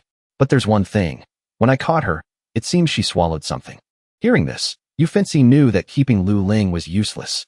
Then put her away. Lu Ling, her face covered in wounds, trembled and said, How can you do this and still be worthy of the reputation of a prestigious sect? Yufinsi didn't even bother to look. To him, killing someone who sided with demons was nothing wrong. Do it. Siding with demons. What's wrong with me killing you? Do it. Qing Fuzi, her face twisted into a sadistic smile, held a knife to Lu Ling's throat. Immortal Master, I'm afraid of blood. So, I'll have to trouble you to bleed out completely before we proceed. Lu Ling's carotid artery was immediately severed. Her eyes, filled with hatred, stared at the 2 people before her. Demons, you are the real demons. Yufinsi looked back at the clues in his hand. This hard art is not one of the 108 Dharma gates of the Taoist sword sect. It seems to be the heavenly heart, true Dharma. He chuckled softly. In that case, it can only be the Danqing Taoist art. So Lu Gongsan cultivates the painting Tao. Yufinsi stood up, clasped his hands, and sighed mockingly. Yazid. What a grand scheme. Even I almost fell for it. All this talk of repairing roads and bridges, bringing blessings to the villagers, spreading the faith, absorbing the power of incense offerings. It was all just a smokescreen. He had seen through it. Li Yunshin wanted to use the land of Wei City to draw it in. The ditches, roads, bridges were all part of a grand formation. He slammed the table and laughed loudly. What a demon, Lord Tontian. To think there's such a character among demons. Yu Fenxi's eyes were bloodshot with excitement and a sinister smile. Now this is a worthy opponent for Yu Fenxi. Using the Wu family and the Divine Dragon cult to repeatedly attack the city around Wei City. Only the places where Yazi and Lu Gongsen personally participated became the marks of the painting formation. Yu Fenxi was now completely lost in his own thoughts. If Li Yunshin had such courage, and he still had the sword heart, he was determined to let Li Yunshin die a glorious death on that day. On this side, Li Yunshin was bored, resting his head on his hand. It seemed that everything was progressing smoothly according to his wishes. Old Lu reported. This morning, the people from the Wu residence said they are quickly building the main altar by our Tao Creek Road. Next, several places in the outer city still need locations for repairing bridges and roads. We also need to arrange that. Li Yunshin immediately stood up, also preparing to go to the next location. Old Lu looked at his condition and advised with concern. Brother Exine, these past few days, your cultivation has dropped to the early stage of the transformation realm. Why don't you rest for a bit? Li Yunshin knew he couldn't rest now. Old Lu, if I don't go, how can we infuse the spiritual energy? Yu Fenxi is an enlightened true person. Every brushstroke must be flawless. Li Yunshin clasped his hands and added, besides, our enemy, I'm afraid, is not just the people of the Taoist sections. At this moment, the black cat suddenly ran over, calling, Great King. Li Yunshin knew that the investigation from before had yielded results. What is it? Last time, I told you to give that family a gold ingot. Any news? Yes. Last night, there was a loud noise in their house. That Wang Sheng rushed to the Wu residence early this morning to inquire. That shop is also considered the Wu family's property. And then what? The black cat continued to report. After that, Wang Sheng didn't return for long. While he was eating lunch, his head was cut off. The head immediately disappeared without a trace. Li Yunshin smiled. So they've arrived? On this side, Yu Fenxi was asking Qing Fuzi where Yazi had gone this morning. Fuming Creek outside the city. Before she could finish speaking, a strong wind blew past. Her whole body went limp, and her eyes flashed red. Yu Fenxi looked at the woman with a cold expression before him and realized something was wrong. Who are you? She opened her mouth. Lin Liangzi and Qing Liangzi are the same person. Then she arrogantly ordered, kill that dragon. The sooner, the better. Preferably tonight. After it's done, my sect will reward you handsomely. Yu Fenxi was angry. What a big talker. Do you think my Langya Grotto heaven is short of your things? I am friends with Qing Liangzi, but not with you. I hate being ordered around the most. When that dragon dies, and how it dies, I will arrange. If you want to kill it, go kill it yourself. But if you ruin my good work, I won't be polite to you. She half closed her eyes and smiled. Since you are so stubborn, I hope you are well prepared. Don't fail. Immediately, Qing Fuzi's body flashed with a red light, flew out, and then fell down. On this side, Old Lu followed Li Yunshin and asked, is there a problem with Wang Sheng's house? Li Yunshin smiled coldly. Someone is preventing this world from progressing. Or rather, from changing. That person didn't think I was still alive. The black cat beside him was worried. Great King. The head of the scene cannot be without the Great King. Old Lu, remembering, also had a pained expression. Brother Exine, it hasn't been easy for you to get this far. Seeing the two of them worrying about him, Li Yunshin showed a rare, warm smile. It's not easy, but I have to survive. Through death, he learned that having eyes, a nose, ears, a mouth, and being able to feel this wind, to talk with friends, he learned that being alive is very good. Old Lu, hearing this, had tears in his eyes. That's right. If it weren't for Brother Exine, I would have long been a pile of yellow earth. At this moment, Li Yunshin stopped and comforted him. Old Lu, Yu Fenxi's people have crossed the South Mountain. Don't think too much. We have important things to do now. Ahead, a group of people were arguing loudly. The sect master's blueprint has already marked it. This road will go straight through there. The several strong men building the road angrily pointed straight at the mountain. Look clearly. Ahead is a small mount. Why not go around it instead of through it? A subordinate of the Divine Dragon cult coldly held up the blueprint. No. Everything must be done according to the sect master's map. At this moment, Old Lu spoke up and told them not to make a fuss. The sect master is here. The several strong men building the road hurriedly clasped their hands and voiced their opinion. Greetings, Sect Master. You've come at the right time. If we are to follow the Sect Master's way of doing things, we need to open up the mountain and break the rocks. I'm afraid the construction time will be more than double. Li Yunshin smiled faintly and told the old men to step aside. Let the brothers start construction. Turn back. One of the road workers whispered under his breath, cutting a road through a mountain. Isn't that just a joke? I don't know what this Sect Master is trying to do. Old Lu, hearing this, immediately told everyone to get out of the way. At this moment, Li Yunshin gently raised his left hand. A bolt of lightning immediately and powerfully shattered the small mountain into hundreds of pieces. The road workers' jaws dropped in fear. No way. This Sect Master has such divine power. He looked at Li Yunshin in fear. What did we just say? At this moment, Li Yunshin turned his head back, his expression cold and full of warning. Now the road can be built straight, right? On the other side, Yu Fenci was also redrawing Li Yunshin's painting formation. He calculated, it must be a straight line to connect a part of the painting like this. Just for this, he's already in a hurry to show off his divine power. Looking at the painting formation before him, Yu Fenci's eyes shone with a crazed excitement. So this is what you're drawing. It's rare to meet such an interesting demon. Then let me play with you. Time passed. On the 16th day of the 6th month, the main altar of the divine dragon cult was about to be completed. In the outskirts of Wei City, a total of 16 righteous deeds, 19 roads, and 6 bridges were under construction. In addition, 24 rain shelters were being built in various places. And among them, 36 Taoist cultivators sent to Wei City had all been killed. 21 of them died at the hands of the divine dragon cult. The remaining 15 were trying to escape from Wei City. In half an hour, their clones were killed by Yu Fenci, their souls scattered. On this side, Li Yunshin heard Yu Fenci recount this story and clicked his tongue. TSK. Taoist Master, you are truly ruthless. You can even kill your own fellow Taoists. Yu Fenci acted as if he had no choice. You didn't follow our agreement. I had no choice but to act in your place. I never agreed to anything with you. Yu Fenci didn't pay attention and reminded him. Tomorrow is the day Li Yunshin stands before the believers to pray for rain. He kindly gave him a reminder. After you've consolidated the believers and obtained their faith power, you'd best leave Wei City. Hearing this, Li Yunshin put down his fan, puzzled, and asked for the reason. You are the first in spirit to so brazenly perform miracles in a major city. Yu Fenci will also report the news of the killed cultivators. The Taoist sects will realize the seriousness of this matter. Yu Fenci clasped his hands and looked at the sky. Perhaps he will also be mentioned and criticized, but for the time being, his position cannot be replaced. The higher-ups will let him continue to preside over Wei City. But next, the assistants sent by the Taoist sects will not be small fry, but people who can really get things done. Li Yunshin frowned suspiciously. Are you really that kind-hearted? Yu Fenci didn't care whether Li Yunshin believed him or not, left a sentence, and then turned to leave. You don't have to listen to me, but you should know, peaceful coexistence is beneficial for both of us. Old Lu, beside him, also stroked his beard suspiciously. He's gone? What does he mean? Li Yunshin said grimly. He wants to make a move. He's here tonight to probe for information. Yu Fenci returned to his room, also frowning in suspicion. He has believers, so why has Lord Tongtian's aura become weaker? Beside him, someone suddenly spoke. Have you realized something is wrong? This person was Lin Liangzi. Yu Fenci asked him what he was doing here again. Lin Liangzi came to remind you. Don't mistake the person. Yu Fenci asked back, confused. What does that mean?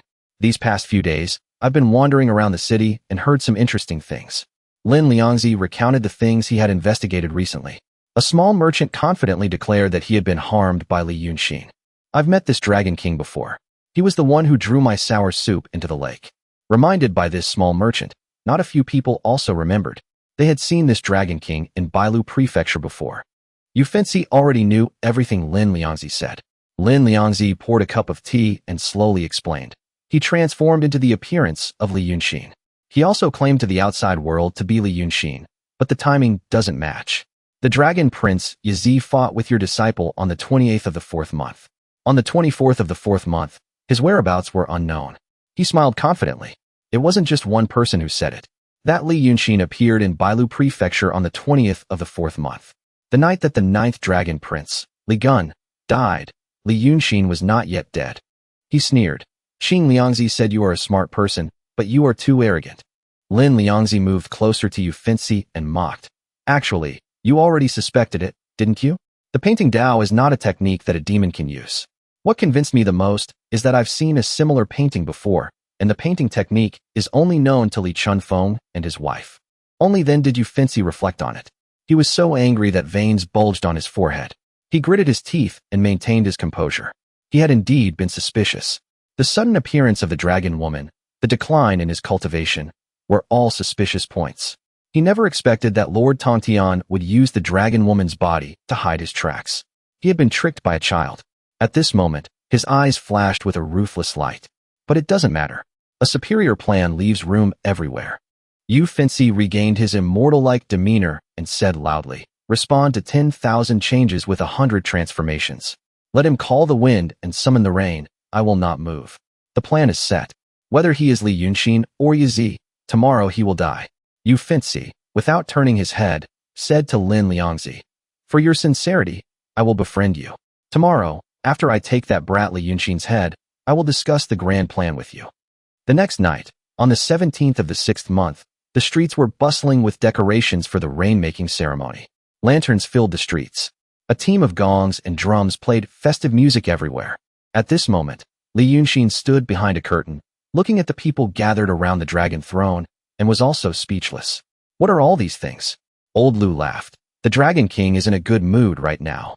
At this moment, the gongs and drums sounded. Cheers for a bountiful harvest, favorable winds and rain, and blessings for the people echoed everywhere.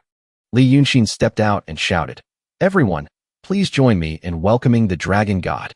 The Dragon King is a true sage. The true dragon is a true sage." As soon as he finished speaking, a bolt of heavenly thunder struck the ground, tearing through the night. San Huanyang, her head ablaze, stepped onto the stage. Below, everyone was surprised and awestruck. "It's real? The true dragon is a true sage." Yu Fancy, below, was furious at this scene. "You've finally revealed your true face, Yi." On the stage, San Huanyang laughed with joy, and fierce flames erupted on both sides of her. "Haha, it's finally my turn to become a sage." Yu Fancy, seeing this, was also confused as to why Lord Tontian was doing this. Just then, the sound-transmitting jade tablet on his waist lit up. He ran out of the crowd and answered. It turned out to be the sect leader, Kun Wuzi, calling. "Greetings, sect leader." He was puzzled. Strange. Why would the sect leader personally appear at this time? On the other end, Kun Wuzi had an important mission for him. 5 days ago, I investigated the whereabouts of the second dragon's son and Yi. After the battle, he has now entered the Qin kingdom. The second dragon's son's cultivation has been restored to the harmonious true person realm. He is just one step away from returning to the mystic realm. Hearing these words, Yu Fancy's eyes widened in disbelief. He continued to listen to Kun Wuzi. "The Taoist sects are determined. I need you to coordinate in the south and fight together." He was silent for a moment before asking, "Sect leader, are you sure it's the second dragon's son and Yi?" Kun Wuzi frowned. "Certain. Of course it's not wrong. You must be careful. Pay attention to any abnormalities inside." Immediately after he transforms into a human body, his body is long, he likes to wear a yellow robe, and he wears a golden crown on his head. Remember his appearance. If you meet him, fight him. Don't be careless. Yu Fancy was suspicious. Yi has just entered the Qin kingdom. So who is the person on the stage? At this moment, on the stage, San Huanyang was joyfully performing. "I am the three-flower dragon woman under the Wei River Dragon King, Li Gun." Hearing this, Yu Fancy was so angry his blood vessels were about to burst. Li Gun is the name of that dead ninth dragon's son? So I've been tricked in a big way. I thought I was the chicken, but it turns out I'm the rice grain. These people, I want to peel off several layers of their skin. A bunch of thieves, daring to use Yi to trick me. Li Yunshin, on the stage, continued his performance loudly. "A few months ago, a demon appeared in the vicinity of my Wei City. The Dragon King manifested his divinity to slay the demon, fighting 300 rounds with it on Wild Plain Mountain before killing it. Because of this, the Dragon King's vital energy was greatly damaged, which is why the world is now in a drought, without a single drop of rain. The people below were worried. If there's no rain, how can things be good? The bean fields are about to dry up and die. We begged the Dragon King to find a way to make it rain." On the stage, Li Yunshin spread his arms and shouted, "Today, the Wei River Dragon King, out of compassion for the people of my Wei City, has sent my divine dragon cult and the three-flower dragon woman to perform a divine feat." His expression was sincere and earnest as he said, As long as you are moved by and remember the great kindness of the Wei River Dragon King, who has protected our city, then sincerely chant the title of the sect master of my divine dragon cult, the Wei River Dragon King. The Dragon King will send down a heavy rain today, bringing blessings to tens of thousands of people. The people below hurriedly and enthusiastically shouted, and 1,000 people sincerely knelt before Li Yunshin. Thank you for the great kindness of the Wei River Dragon King's protection. We pray for the Dragon King to send down rain. Li Yunshin saw that the time was right. He raised both hands and slammed his magic staff onto the ground. Immediately, a wave of sound spread through the air. At this moment, the people looked up in amazement. A strong wind carrying moisture suddenly blew across the sky. The wind is blowing. Thank you for the great kindness of the Wei River Dragon King's protection. Just then, Yufinsi, from below, loudly pointed at Li Yunshin and cursed, a bunch of nobodies daring to fish in troubled waters in front of me. It's a good thing the sect leader reminded me just now, telling me to clean up. He immediately used a magic treasure to cover the sky. Everyone was surprised. It's still daytime. Why is there such a bright moonlight? Yufinsi stepped on the moon and looked down at Li Yunshin, his eyes cold and angry as he recited, Langia Grotto Heaven of the Taoist sects, disciplinary seat, enlightened true person Yufinsi, here to slay demons. The people below were confused. The demon the immortal is talking about is. Before the ordinary people could understand what this meant, they saw a woman covered in injuries run over, shouting and interrupting. You've all been deceived. Many people have died in the city. The one on the stage is not the Dragon King, but a demon. It wants to kill all of you, refine you into souls. There's no rain. There was never any rain. We've all been deceived. Yufinsi, with a triumphant expression in the sky, said to Li Yunshin, you used a painting formation to pray for rain, just to increase your faith power. As for who the faith power is for, you, a demon, or me, it doesn't matter. Your plan is a chain of schemes, and so is mine. The people below, hearing this, were all terrified and started murmuring, is what that person said about being refined into souls true? After he finished speaking, he jumped down and put on a show with Qing Fuzi. Fellow Taoist, what is the meaning of this? Qing Fuzi hurriedly and tragically cried out, there's a change in the city. These demons have refined a group of souls in Wei City, intending to turn this place into a land of the dead. Li Yunshin, listening from the side, remained calm and smiled coldly. Humph, these two are putting on a play for me. Yufinsi smugly turned back to look at Li Yunshin, thinking his plan had succeeded. Qing Fuzi, this big commotion, the common people are all wavering. Once they have doubts, the faith power will be gone. Let's see how you brat, will deal with this. He exposed Li Yunshin's scheme. Brat, I know you're using this city as a scroll, a painting formation. But in the end, it's just a few tricks. You killed more than 20 people in the city, and I also killed several dozen. What do you think I used the spiritual energy of those souls for? As he spoke, his eyes turned red with a vicious excitement, veins bulging on his face. Let me tell you, it was to break your painting formation. He then pointed at the wounded Qing Fuzi beside him, and said casually, this person, later I will also let you kill her in front of many people, to prove that you are a demon. Li Yunshin sneered and slammed Qing Fuzi's head onto the ground. The surrounding earth and stones shattered and sank into a deep pit. Why waste words? He killed her instantly. Yufinsi was surprised that he dared to do this in front of the common people. Yufinsi gritted his teeth in anger. You still dare to show off in front of me? He flew into the sky and shouted, audacious demon, don't you dare commit violence. The people around, seeing this scene, were in an uproar and confused. The sect master killed someone. Li Yunshin raised his bloody fist and smiled coldly. Didn't you want me to kill someone to cut off my source of faith? You say Li Yunshin wants to refine souls, but the one who really wants to make a move is the seemingly righteous Taoist in front of you. He looked coldly at Yufinsi in the sky and opened his mouth to provoke him. The spiritual energy of this painting formation of his comes from the faith of the tens of thousands of people below this stage. As long as their faith is immortal, you can do nothing to this painting formation of mine, unless you really want to kill them all. Hearing this, Yufinsi took out a paper effigy talisman that was emitting a chilling aura. No, it is you, demon, who has killed them. After speaking, he raised his hand, shouted, and chanted a spell. Where's the Gong Shun? Immediately, a dazzling green light shone all around. The people of Wei City instantly transformed into vengeful souls and were sucked into the sky. They couldn't stop moaning. Why did you kill me? I died a wrongful death. At this moment, Yu Finzi in the sky was still pretending, shouting angrily and cursing Li Yunshin. Wicked creature, you want to use the lives of all the people in the city to refine your evil art? How can I, a humble Taoist, let you be so rampant? The people around who were lucky enough to be alive saw this scene and shouted in fear for their lives. Help! We pray to the dragon god for help. The dragon god? He's a demon. Yu Finzi, witnessing everything from above, clasped his hands in triumph and thanked Li Yunshin. Thank you for the faith power you worked so hard to gather. Once their faith collapses, all the faith power will be absorbed into my Yin spirits. After everyone has been killed by him, the Taoist sects will come again. As for what Li Yunshin says, besides him, who else would believe it? Li Yunshin remained calm and smiled coldly. You're really confident. Yu Finzi didn't even pay attention to his attitude. 1,000 years ago, this formation killed that demonized painting saint. Today, he will recreate this formation. At that time, the Yin spirits that were refined were 108 mystic realm cultivators. Now, this formation of his only takes 36 heavenly stems to refine the Geng Shun Yin spirits. He sneered arrogantly. Perhaps you still want to rely on that little demon you arranged outside the city to cause trouble? Let me tell you, someone has already gone to kill them.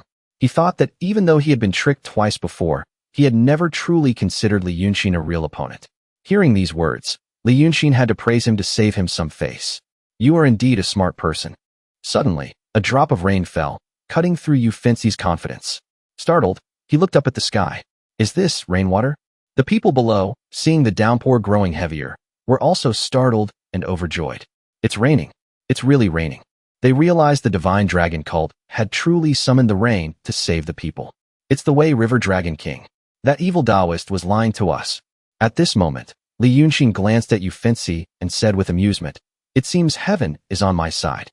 Yu Finzi immediately formed a hand seal. This heavenly timing. Brat, it's a gift for you.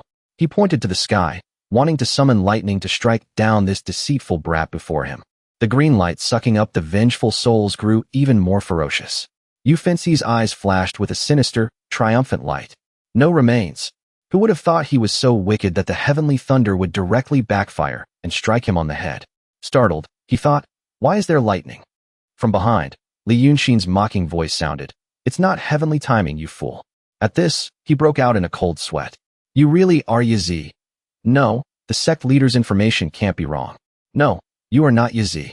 At this moment, Li Yunshin had transformed into his half-dragon form. Horns 2 meters long grew from his head. His body was clad in dragon armor, and his eyes were blood red as he said, You stinking Taoist, listen carefully. I am the Wei River Dragon King, Li Yunshin. In the rain, Yu Finzi couldn't believe it. There's still a Wei River Dragon King? Could it be that the dead Li Gun has been resurrected? I am not Li Gun. I am Li Yunshin. It doesn't matter if you don't know.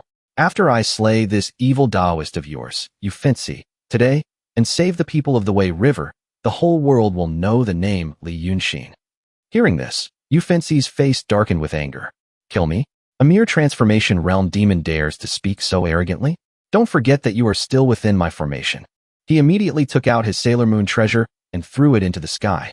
He took out an ancient scroll and unfurled it.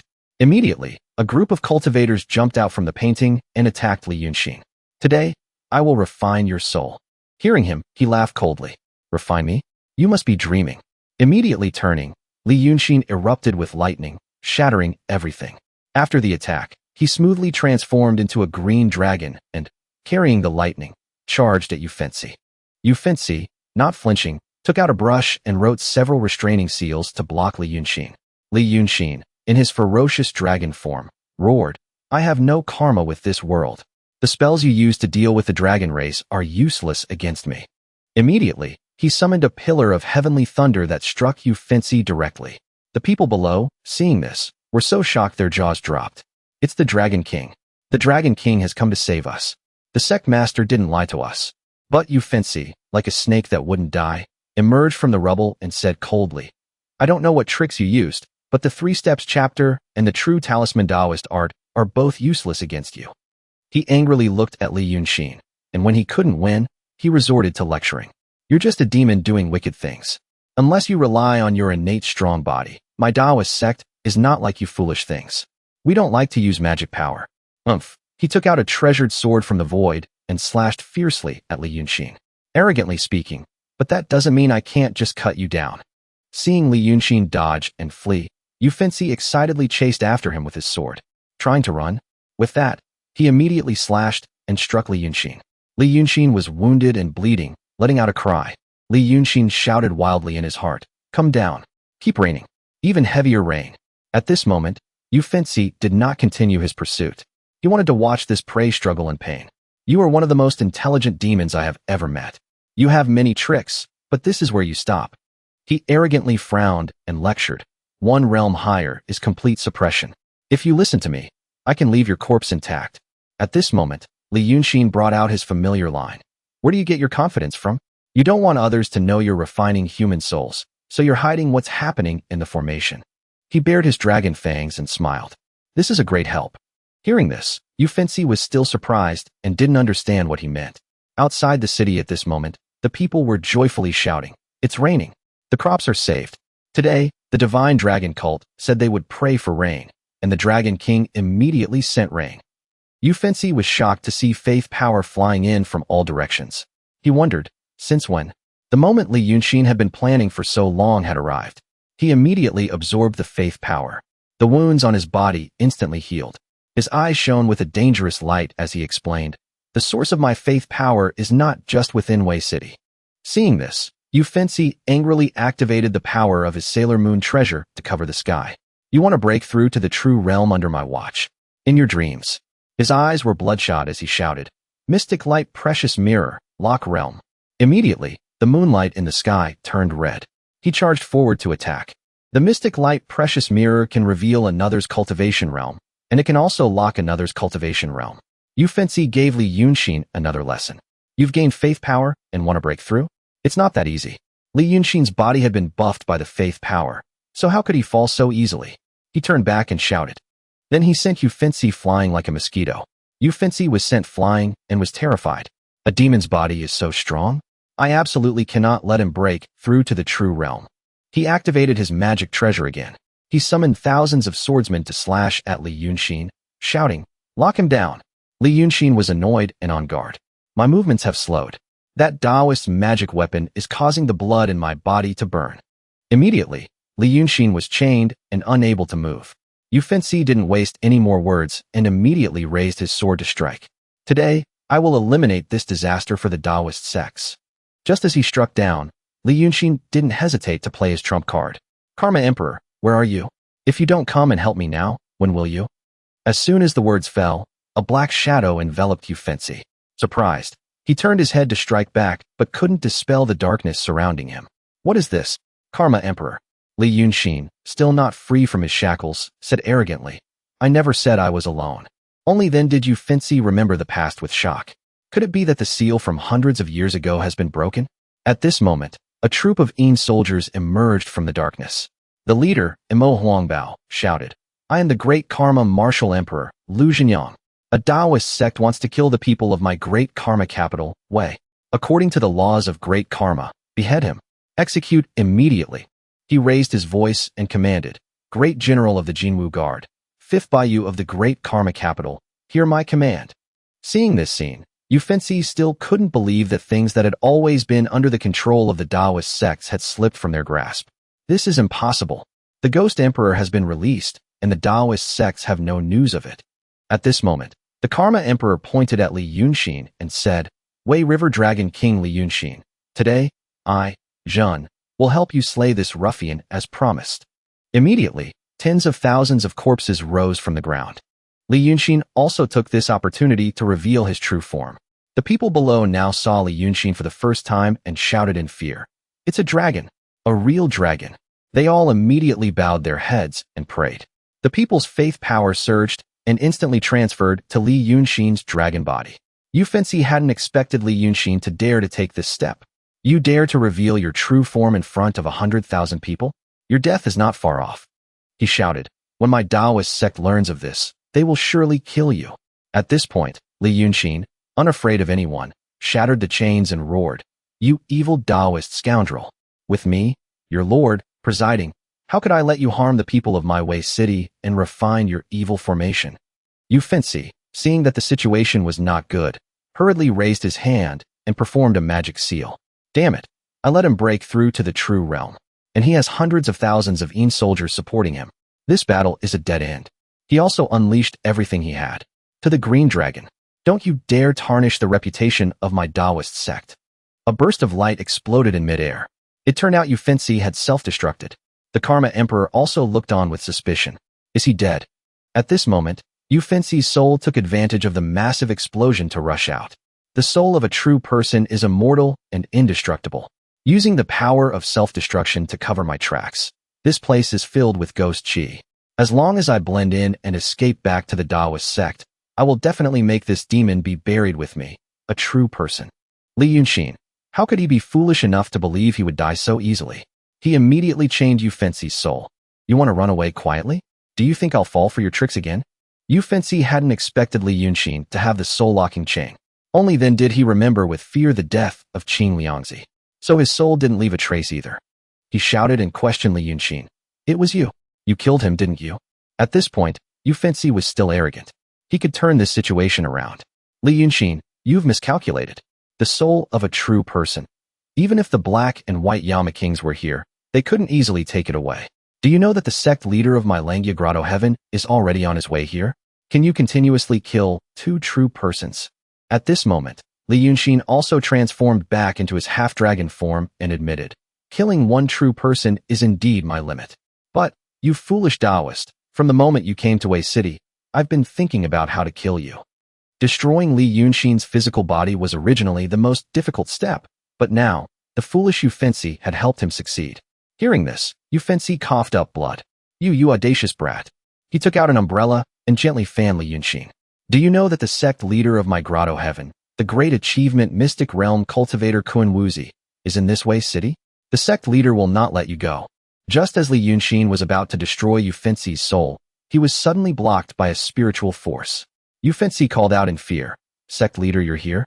At this moment, Kun Wuzi appeared behind him, coldly asking, Wei River Dragon King, why did you harm a cultivator of my Taoist sect? Li Yunshin turned around and asked, I am the Wei River Dragon King, and also Li Yunshin. Have you ever heard of me, sect leader? Kun Wuzi gave a vague answer. I heard that my Linger lost her life at the hands of Li Yunshin, so of course I've heard of him. Hearing this answer, Li Yunshin realized that the sect leader before him was clearly just a clone. It was clear he was a cautious person. He only mentioned the matter of Li Yunshin and Linkongzi, but he didn't mention Li Yunshin's background. Is it because he doesn't know, or is he deliberately not knowing? Li Yunshin's eyes flashed. In any case, even Yufinsi and Linkongzi know my background. He is a dignified sect leader in charge of a Grotto Heaven. If he really doesn't know, then this is interesting. Li Yunshin, with a relaxed demeanor, fanned his fan and condemned the sect leader's action of attacking without meeting first. If you already know about my affairs, then you should have spoken up. But, in any case, Li Yunshin has just ascended to the true realm, so he can't compare to you two. He then condensed clouds into a solid form, creating a set of tables and chairs, and invited the sect leader to sit. Flying is very tiring for us. Please, sect leader, make yourself at home. Seeing this scene, Yufinsi's heart ached. He shouted with tears in his eyes. That's my mystic light precious mirror. How can you command it? You've angered me. Li Yunshin, seeing him acting like a dog relying on its master, clicked his tongue twice and said with feigned pity, a true person, yet he's lost his mind like this. What a pity. Kun Wuzi, still maintaining his immortal aura, frowned slightly and criticized, Dragon King, you're joking. Weren't you the one who destroyed his physical body? Seeing that this pair of master and disciple liked to twist black and white, Li Yunshin didn't hold back and listed their crimes. First, it was Linkongzi of your esteemed Grotto Heaven. She wanted me to go up the mountain with her. I wasn't willing, so she wanted to fight and kill. Next, it was this fellow Taoist. He also ran to Wei City to aid in evil deeds. Li Yunshin's eyes flashed with annoyance as he continued. I have no time to run 1,000 miles to your esteemed Grotto Heaven to cause trouble. On the contrary, 2 major incidents have occurred in Wei City, and it's filled with wandering souls. According to the laws of the cultivation world, Yufinsi deserves to die 10,000 times over. Kun Wuzi, of course, did not admit it. With a calm demeanor and a slight frown, he retorted, I'm afraid this is just the Dragon King's one-sided story. Now, this disciple of his has had his physical body destroyed by the Dragon King, and he almost didn't even survive. He, on the other hand, finds it strange. Wasn't the Dragon King only at the transformation realm before? How did he suddenly become a true realm cultivator in a flash? He then cast suspicion on Li Yunshin. Who knows if the Dragon King needed the resentful energy of the Yin soldiers to form a formation to raise his cultivation. Li Yunshin was angry. Are you trying to start a fight here? Kuan Wuzi didn't speak but condensed his qi and sensed. Just now, he had felt that Wei City was filled with resentful qi, thick with ghost qi, and Yin soldiers were passing through. But they only appeared for a short time. This was just a clone. After the clone arrived, the resentful qi and Yin soldiers' whereabouts were unknown. He didn't know if there was anything strange or not. He frowned, sensing that there was a hidden but inactive grand formation near Wei City. This place is not to be stayed in for long. Kuan Wuzi immediately, without further ado, placed the blame on Li Yunshin. You used a human body to possess a dragon prince, all to plot against the cultivators of my Taoist sect and harm the lives of the people of Wei City. The Taoist sects will investigate this matter thoroughly. Killing a true person has broken the rules between the Taoist sects and the demon race. The Taoist sects will make their own decision. After speaking, he immediately wanted to take Yu Fenxi's divine soul and leave. Li Yunshin's eyes narrowed and he smiled coldly. Want to leave? Not so easy. Yu Fenxi's divine soul was immediately pulled out, to Kuan Wuzi's astonishment. Li Yunshin sat majestically on a cloud, fanning himself. He said in a low, provocative voice, "You want to take him back to the Taoist sect to complain to his parents? Fellow Taoist, you are quite resourceful. Why do you think I can use the mystic light precious mirror? Of course, it's because even his soul belongs to me. How could his magic treasure not be mine?" At this moment, Li Yunshin raised his fan. A bolt of heavenly thunder exploded, tearing across the ground. A black, resentful qi immediately surged up from the ground, locking onto Kuan Wuzi. Kuan Wuzi was horrified and asked himself, why is the resentful qi so strong?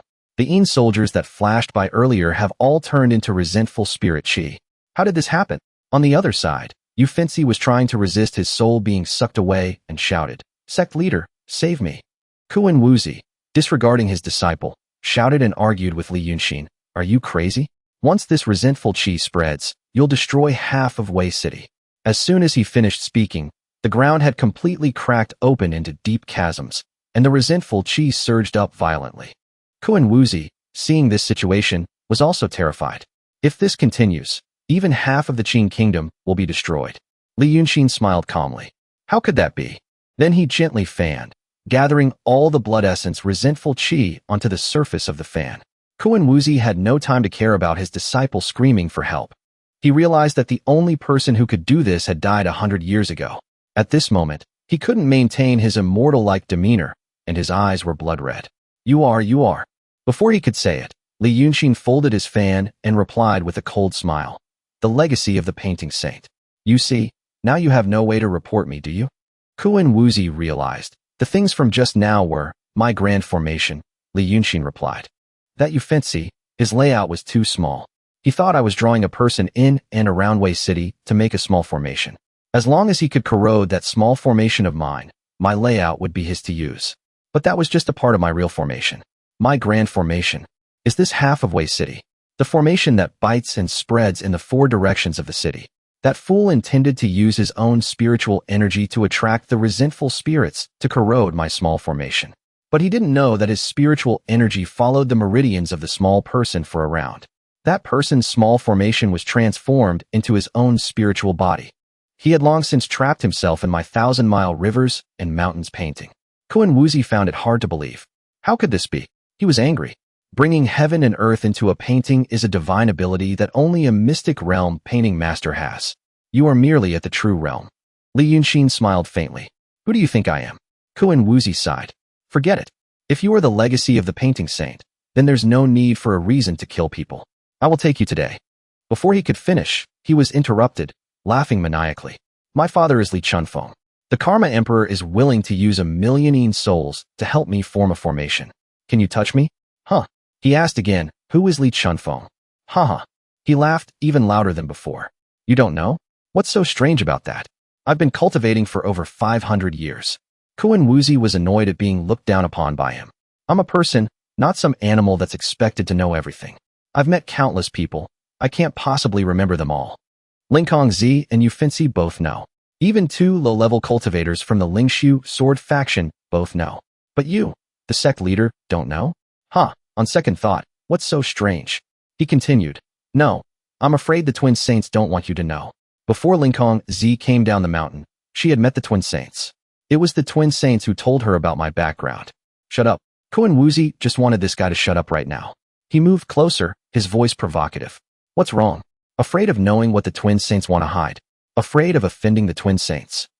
To be honest with you, I've already made arrangements. If you kill me, things will escalate, and the whole world will know. Your two great leaders won't be happy either. He smiled mockingly. Let me add one more point. You fancy knowing my background probably wasn't the Twin Saints' idea. There's someone else behind him. This guy brought those low-level cultivators to my doorstep for me to kill. He actually wants to cause a conflict between the Taoist sects and the demon race. He even arrogantly said that the Taoist sects want to declare war on the Dragon God dynasty. It's safer to develop in Wei City. Someone is rushing over, calling for the sect leader. Sect leader? But is this really what the Taoist sects want? I'm still investigating the identity and purpose of the person behind you fancy. If the sect leader is willing to help me and stop the people of the Taoist sects from bothering me, perhaps I can share the results of my investigation with you. The sect leader looked disdainful. You, on the other hand, are quite scheming. But today, these words are just your one-sided story. I will verify them later. Hand over Yu Fancy's soul to me. Perhaps we can truly cooperate in the future. He turned his back. Haha, I've said my piece. Believe it or not, it's up to you. I obtained this soul through my own ability. I have a use for it later. I can't give it to you. If there's nothing else, please feel free. I advise you to go back to your subordinates. Don't be deceived by them and not even know it. He turned his head and left, vanishing into the void before him, leaving Koen Woozi standing there, deep in thought. A human like him can actually obtain the body of a demon and scheme with the Een soldiers of the underworld. How much of what he said is true, and how much is false? Black and White Wu Chang stood on a high place, observing everything and commenting. A million Een souls. You've put so much effort into him now. It's very difficult to change people. Humph. If you hadn't begged the Karma Emperor for those words back then, this wouldn't have happened today. Wu Chang, hearing this, got angry. You were the one who got all the benefits at the beginning. He grabbed White Wu Chang by the collar. White Wu Chang looked ahead and announced, that kid is here. Someone appeared. Greetings, you two. Thank you, Yin Jun, for your help. Are you two Yin Jun satisfied? Humph.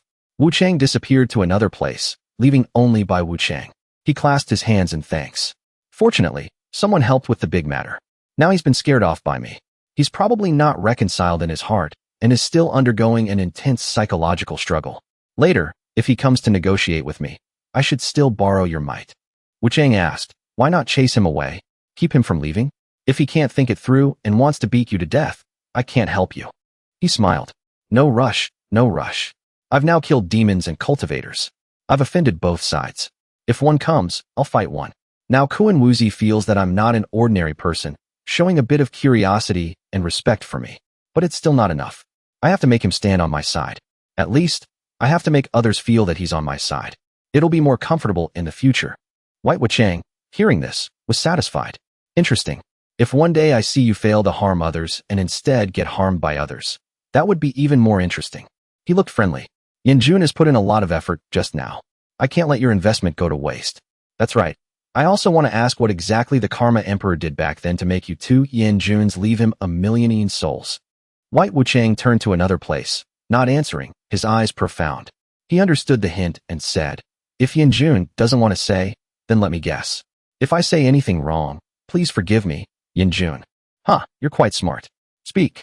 Wu Chang smiled faintly. He began his presentation. At the beginning, the Earth Ghost ate the great painter from the capital. After being subdued by Linkong Z, he was handed over to me. And when I was taking him away from the Baohua Society, I happened to meet you. If you say Yin Jun didn't discover him, I wouldn't believe it. But not only did you not catch him, you even told me how to possess him. From the beginning, I only suspected that this great ghost had a different background. Who would have known that after talking to him, I would find out? That great ghost was the emperor of the Karma dynasty from hundreds of years ago, who defended Wei City for over 60 years, Ling Yang. White Wu Chang, hearing this, got angry, his eyes glowing brightly. I never told you to possess him. Don't push all the blame onto me. This Yin Jun. White Yin Jun has reminded me many times with his kindness, and I will forever remember it in my heart. He sensed White Yin Jun's anger and immediately bowed his head to admit his guilt. But he was still not done being angry. He said loudly, do you think I will fall into your trap? You want Koen Woozi to think that I, This Yinjun am on your side? He chuckled. Yinjun, don't joke. How would I dare to have Yinjun on my side? I know Yinjun is nurturing me, surely because there will be a need for me in the future. Seeing him say this, White Wuchang fell silent. He continued, I heard that Karma Emperor say that because of some things he did while he was alive, he received a promise from Yinjun in a dream. Yinjun gave him a prosperous national fortune in this life, and it wasn't until 100 years later that the Karma Kingdom was destroyed. I never thought Yinjun would go back on his word. The army massacred the city, captured the Golden Palace. The moment the Karma Emperor was beheaded, he probably couldn't understand why Yinjun went back on his word, right? That Karma Emperor held a grudge in his heart.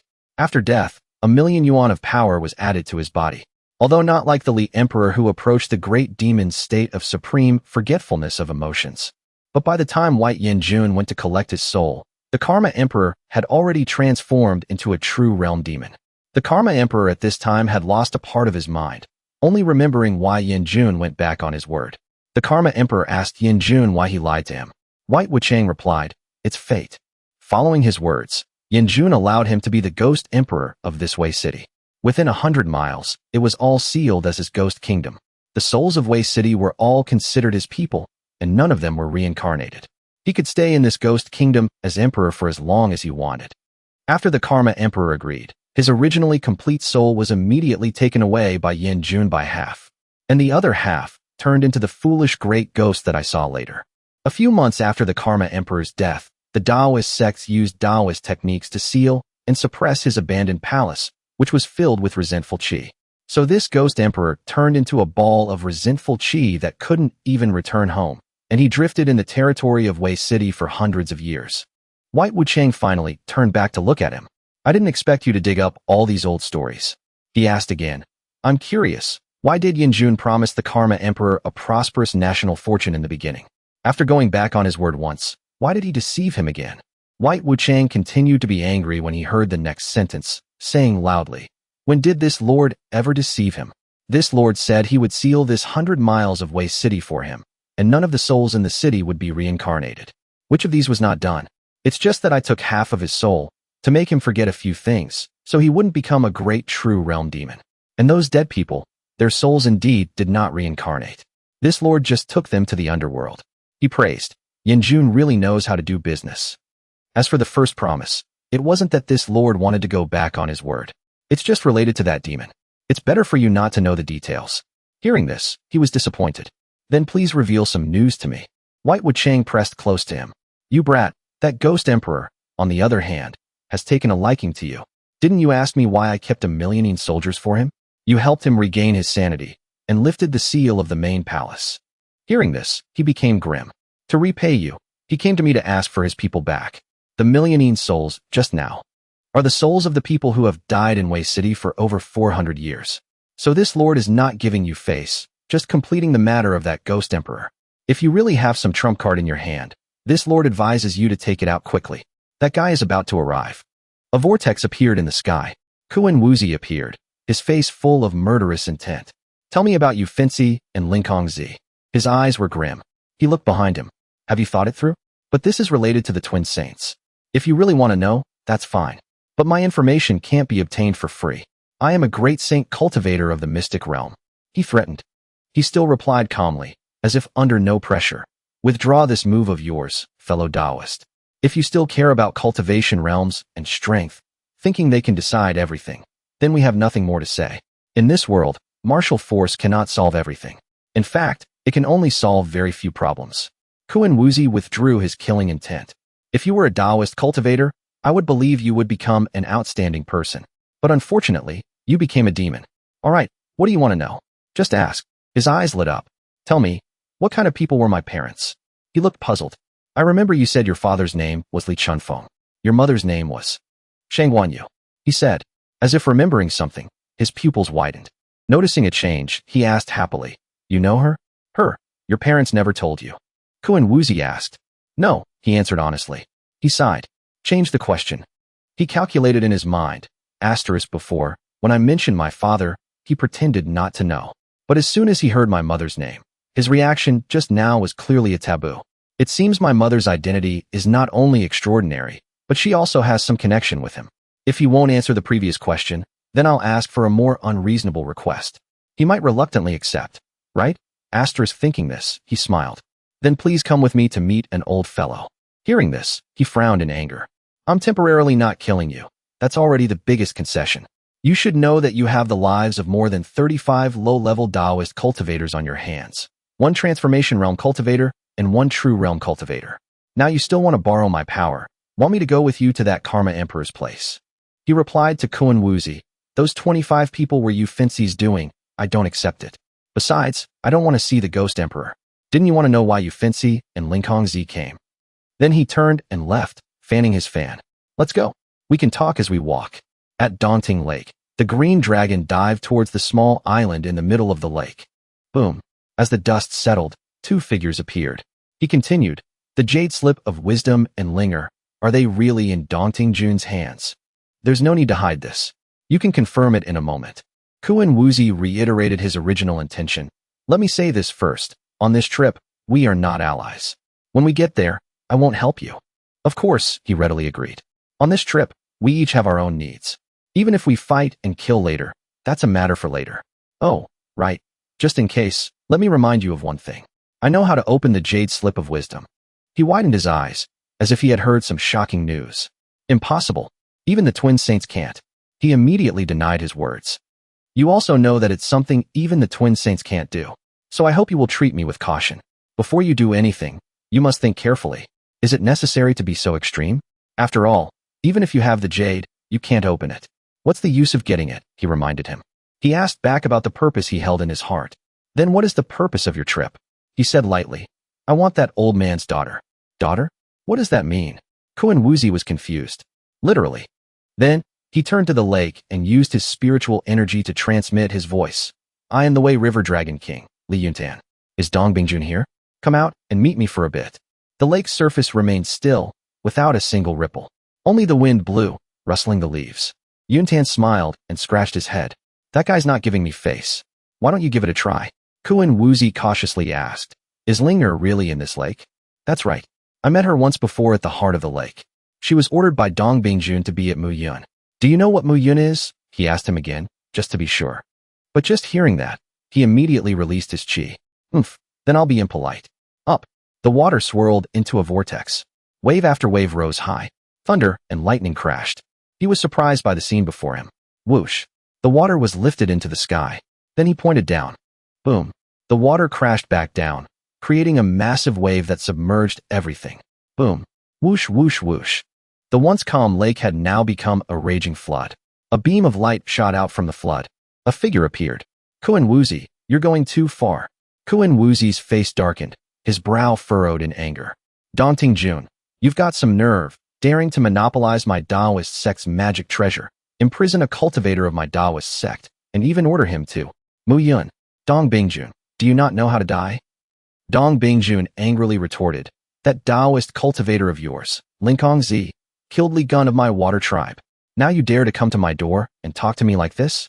The Taoist sects may be strong, but this lord has been running this area for 3,000 years. Do you think I, a mystic realm demon spirit, am someone you can touch? He asked back in surprise. Li Gun? Li Yuntan sensed danger. Kuan Wuzi. He pointed at him. Isn't Li Gun still alive and well? This kid somehow managed to possess Li Gun.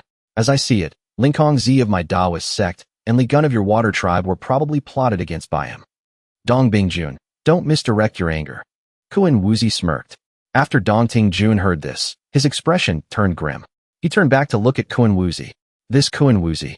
I really can't figure out his personality. Still alive? Have you seen him with your own eyes? Where? Dongbingjun's expression softened slightly. Li Yuntan was puzzled. He didn't understand. Kuan Wuzi tried to explain. I've already made it very clear. That Li Gun is not dead, but he is no longer the original Li Gun. A brat has planned to possess him. Boom. Dongbingjun remained silent. Stop acting so mysterious and trying to amuse me. I will make sure you don't leave this Dongting. Where exactly is he? His face was filled with murderous intent as he asked back. Hearing this, he became annoyed. The ninth young master is already dead. I was the one who killed him, possessed him. Now I am Li Gun. I don't know how you got the dragon chi on his body, but you are not Yizi.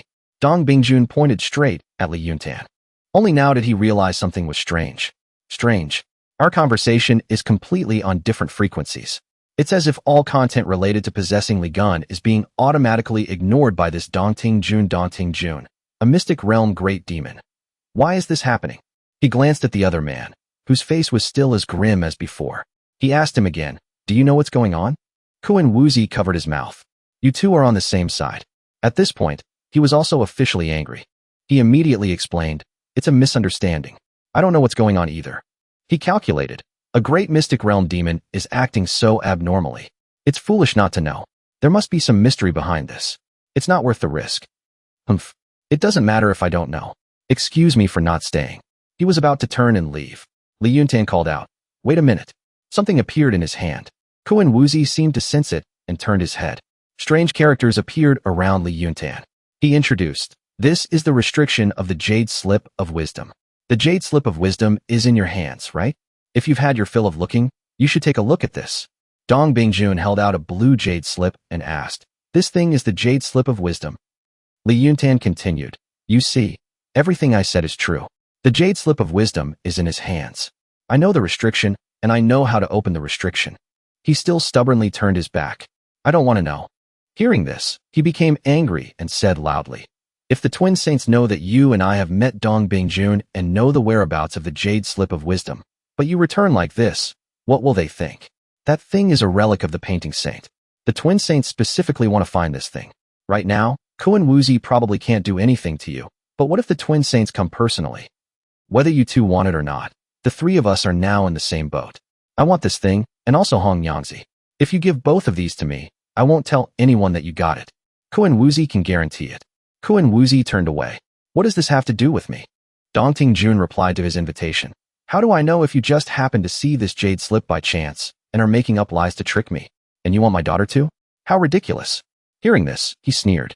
You two should know. The twin saints have let the Jade Slip of Wisdom wander outside for so long, but they have to act in secret. It's clear they absolutely don't want others to know about this thing. And they've been working on it for so long, but still haven't been able to open the Jade Slip, all because of the characters of the restriction. He spread his hands, and a string of characters appeared.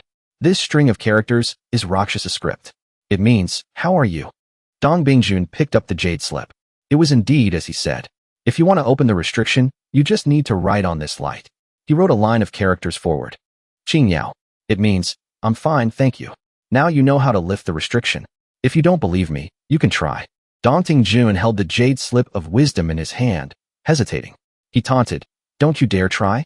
This is a secret that even the twin saints don't know. Do you two know what this means? Kuan Wuzi was angry. Brat, you dare to harm me? I'll kill you now. He remained calm, as if he had a way out. First of all, we don't know if Dongting Jun will spread this news or not, but how do you know I haven't made arrangements? Could it be that I've told the whole world about this? He raised his hand in a threatening gesture. If you don't want to die, Dongting Jun, hand over the Jade Slip. Dongting Jun was angry, his hand tightening around the Jade Slip. It seemed that in just a moment, the Jade Slip would turn to dust. He continued, you can't possibly wait for the twin saints to come and get it themselves. Do you want to risk your life against the twin saints for this Jade Slip? Then he looked at Kuan Wuzi, who was standing there with a grim expression. Or do you want it? That's right, you don't dare. If I were the twin saints, I would definitely think you had stolen what was inside. You there, you don't dare to bet. This deadly thing, I will take it for you too. Dong Bingjun, though angry, had no choice but to hand over the Jade Slip of Wisdom. He was smart enough to understand what he had just said. Seeing the Jade Slip of Wisdom return, he smiled with satisfaction. It's finally back. He clenched the Jade Slip in his hand. Kuan Wuzi sneered. Oomph, you're quite bold. But you probably don't have long to live. When the twin saints find you. As if sensing the threat, he retorted. When the twin saints find me, I'll still rely on you two to protect me. Otherwise, we'll all be dragged down by me. Dongting Jun was starting to get angry. He shouted, I don't care about anything else. Quickly tell me about Li Gun. He was annoyed because Dongting Jun had been acting like he didn't understand from the beginning. If you don't listen when I talk about Li Gun, then do you find this familiar? He took something out of his Chinkoan bag. Dong Bingjun immediately recognized it. This is Li Gun's reverse scale. He held out the reverse scale. He made a condition. First, hand over Hong Yangzi to me. I will slowly tell you the truth. Dong Bingjun was angry. I'm disciplining my own daughter. It's not your place to interfere. Don't think that just because she said a few words to you, she has feelings for you. He took back the reverse scale. I just want to say a few words to her, to see if she's safe. This request isn't too much, is it? I have the information you need. We can cooperate. If Daunting June insists on being my enemy, then I'll have to find another ally. The three of them stood in a triangle, as if facing off against each other. Kuan Wuzi assessed the situation from the side. This kid is using the matter of the Jade Slip of Wisdom to control both me and a mystic realm great demon. How terrifying. But why does he care so much about that Hong Yangzi? Could it really be the bonds of love? The people below were all affected by the flood, crying out, "Oh heavens, how can we live like this?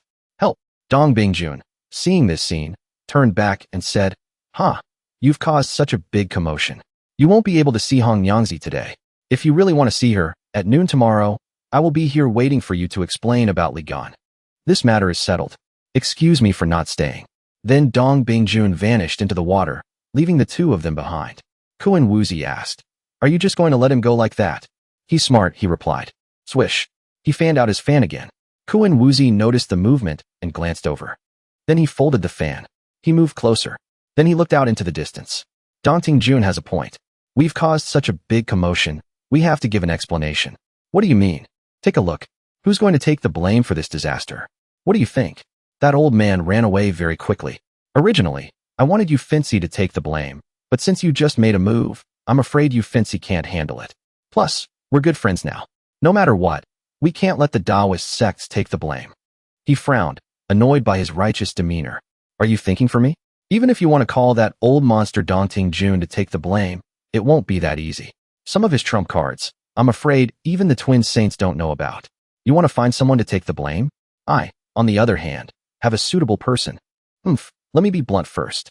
Don't get any ideas about me, he said back. Do you know that there is another great demon on the territory of Wei City? There's another great demon? He was alarmed. Swish. The fan was opened once again. He rushed over and criticized. I thought you were a smart person. I'm talking about your cheap second brother, Yizi. No way, he said loudly. Absolutely not. As a dragon prince, even if we fight and scheme in the future, our bloodlines are connected. I can't do this. Hearing this, he became annoyed, his eyes shining. He reached out and grabbed his neck. Li Yunshin, what are you playing at?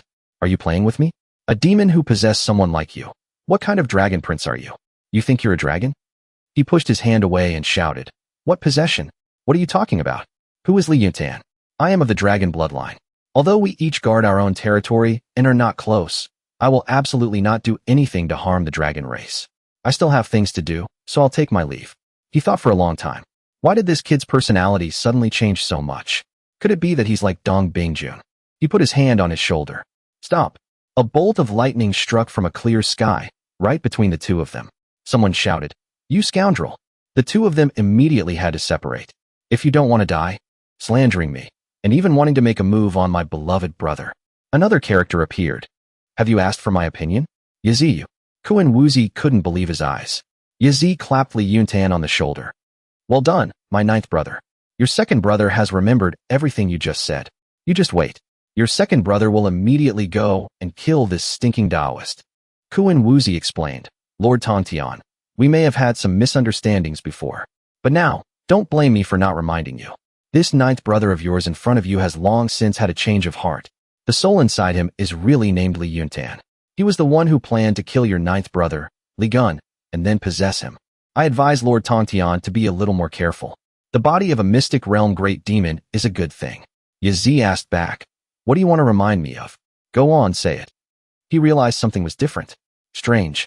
It's like the situation with Dong Bingjun just now. They're not listening to me. What kind of power is this, to be able to reach this level? I must leave. Realizing there was a change, he quickly decided on his next move. Whoosh.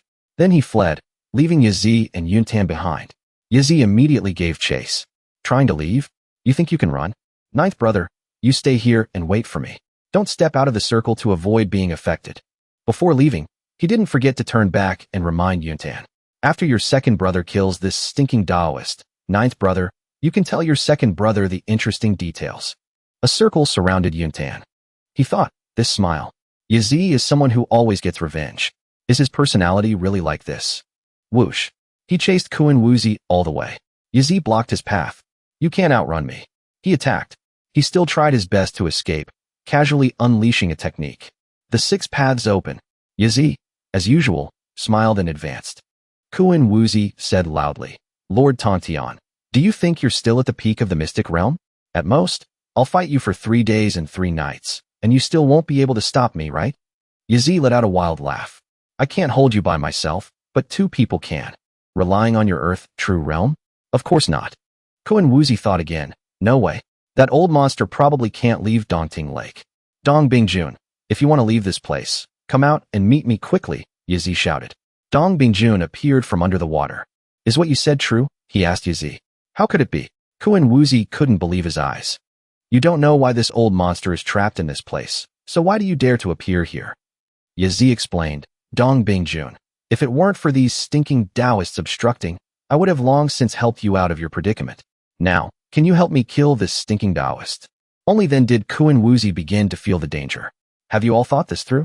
The battle between Lord Tontian and the Li Emperor resulted in the loss of 5 Mystic Realm cultivators from my Taoist sect. If you kill me today, it's a declaration of war on the Taoist and sword sections. You demons, can you withstand a full force attack from the Taoist and sword sects? Your 9th brother, and I can be considered to have a deal. If you let me go, I can still help you a little. Do you really want to start an all-out war? When Yazi heard the word war, he sneered. War? That's exactly what I want. Dong Bingjun, this is the Dragon God command. It can let you travel this world without hindrance. Yazi held out the Dragon God command. Kuan Wuzi recognized it. Danger was imminent. If he didn't leave now, he might not make it. A dazzling light appeared. Kuan Wuzi fled forward. Yazi smiled. Destroying a magic treasure, you run quite fast. That stinking Taoist really knows how to cherish his life.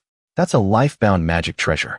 Destroying the magic treasure and absorbing its spiritual essence to escape can also damage his cultivation. Besides, he can't escape at all. I've been in Dongting for 3,000 years, and it hasn't been for nothing. He took out something. This thing is called the Misty Waves of Dongting Lake. 8,000 miles of misty waves, all within my sight. Let alone a single cultivator. Yunin seemed to realize something. It's like the 1,000-mile rivers and mountains painting of this fan. It's a spirit diagram. The fan trembled as if sensing a kindred spirit. Boom, boom, boom, boom. An oasis moved. Found it. Dong Bingjun had pinpointed the location. With this map, no matter how far he runs, he reached into the map. He'll have to be pulled back. Behind the fleeing Kuan Wuzi, a vortex appeared. Boom, boom. Go. The vortex grew larger and larger. Yuntan watched the whole scene, thinking to himself, it's also a spirit diagram. This diagram of mine can only cause things to happen in the real world, but this Dong Bingjuan's diagram can already affect the real world. This is a technique that only a mystic realm Danxing Taoist can use. Kuan Wuzi sank into the water, unconscious. Dongting Jun informed Yazi, he's been trapped. Lord Tontian, there's no need to be so hasty. I will go and capture him. Or rather, how did you escape from there?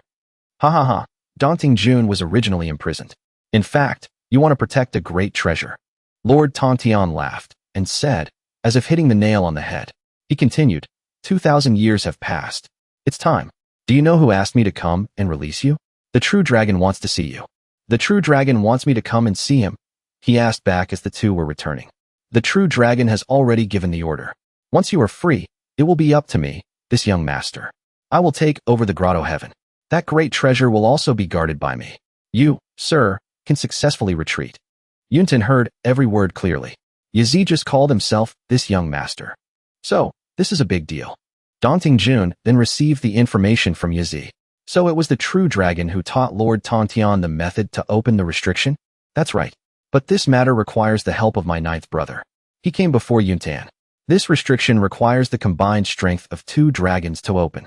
My dear 9th brother, your usual presence in the Wei River is actually the key to opening the restriction. Did you know this, 9th brother? Hearing this, he broke out in a cold sweat. This, your little brother didn't know how. The method is very simple. He placed his hand on his shoulder. This daunting restriction is yours. The eye of the formation was formed using a point of dragon chi. Now, to destroy it, you must also use dragon chi to destroy it. If there is a peak transformation realm dragon here, refine his physical body, use the dragon chi to break the eye, and then have another dragon lead it out. The restriction will be immediately lifted. If there is a true realm dragon, it's even better. His face changed, no longer as gentle as before. Dongting Jun asked tentatively, Lord Tongtian's meaning is. It's a tragic story. Our 9th dragon prince. Although he is also of the dragon race, We have never met. 2,000 years ago, I was assigned to the Tongtian Sea.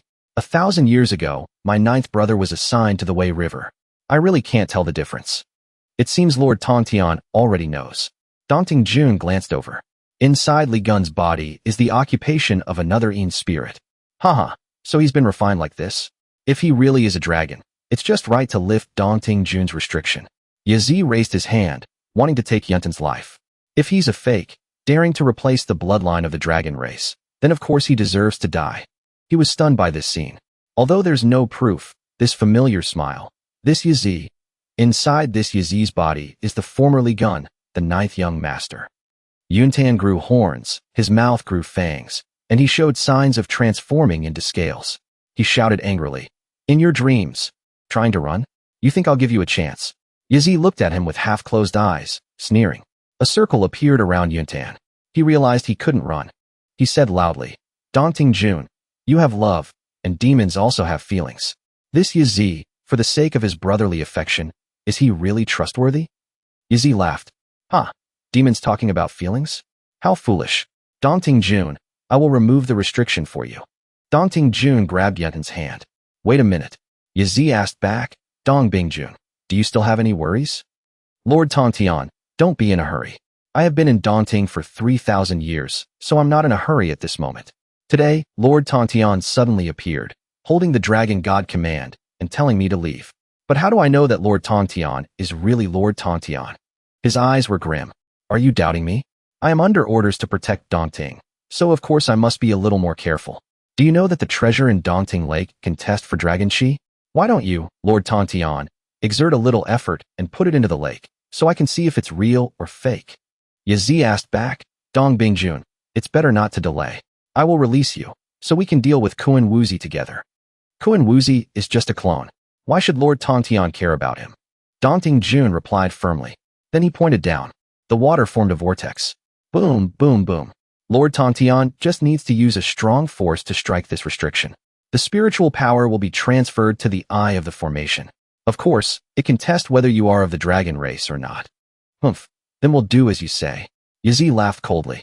Then he struck the eye of the formation with a bolt of spiritual power. The vortex swirled into a line. Dongting Jun, seeing this, continued, "Is this all the strength Lord Tongtian has? This treasure has never sensed dragon chi. If we don't hurry, that Kuan Wuzi will be pulled back by my water waves." Yazi seemed to see something. In the distance, a column of water was pulling back. "You're good. You old man. You have to cause such trouble?" Yazi was angry. He used his full power. He struck the eye of the formation. Gurgle, gurgle.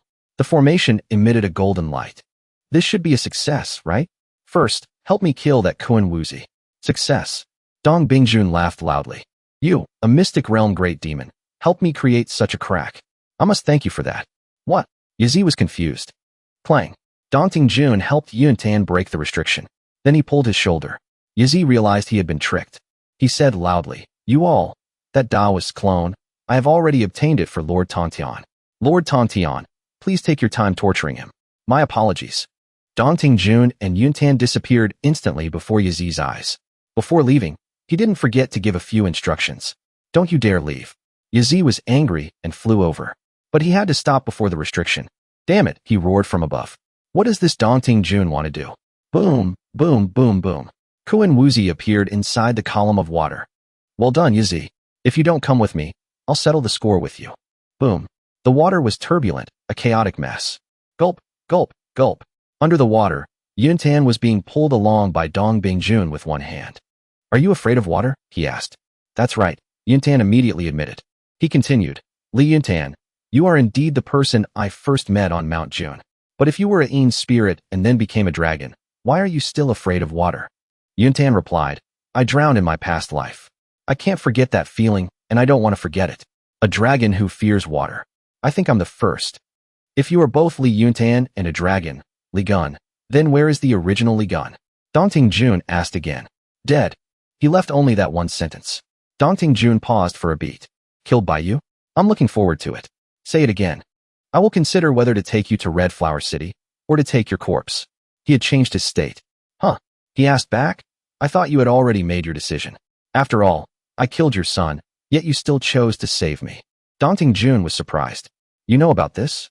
Li Gun, although he is of the dragon race, has fish scales on his body.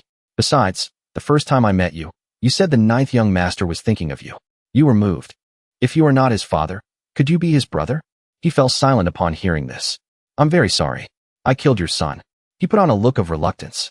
At the beginning, we were indeed considered friends. At least, he thought so. The first time we met, he could have killed me. Gulp, gulp, gulp. Daunting June sighed. In the end, he really... There were some words he couldn't say.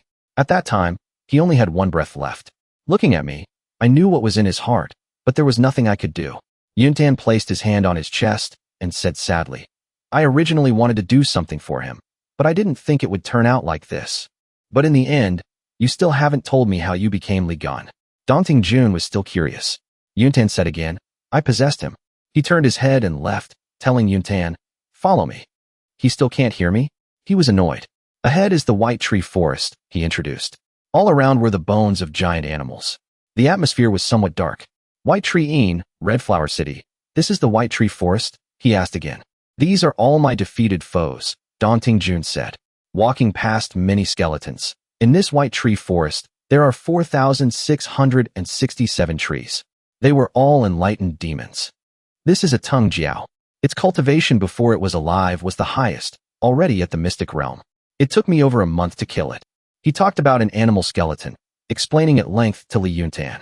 This is a pan jiao. It was cunning, but very beautiful. My daughter was almost infatuated with him. I also killed him. But now, this skeleton has some of his former style.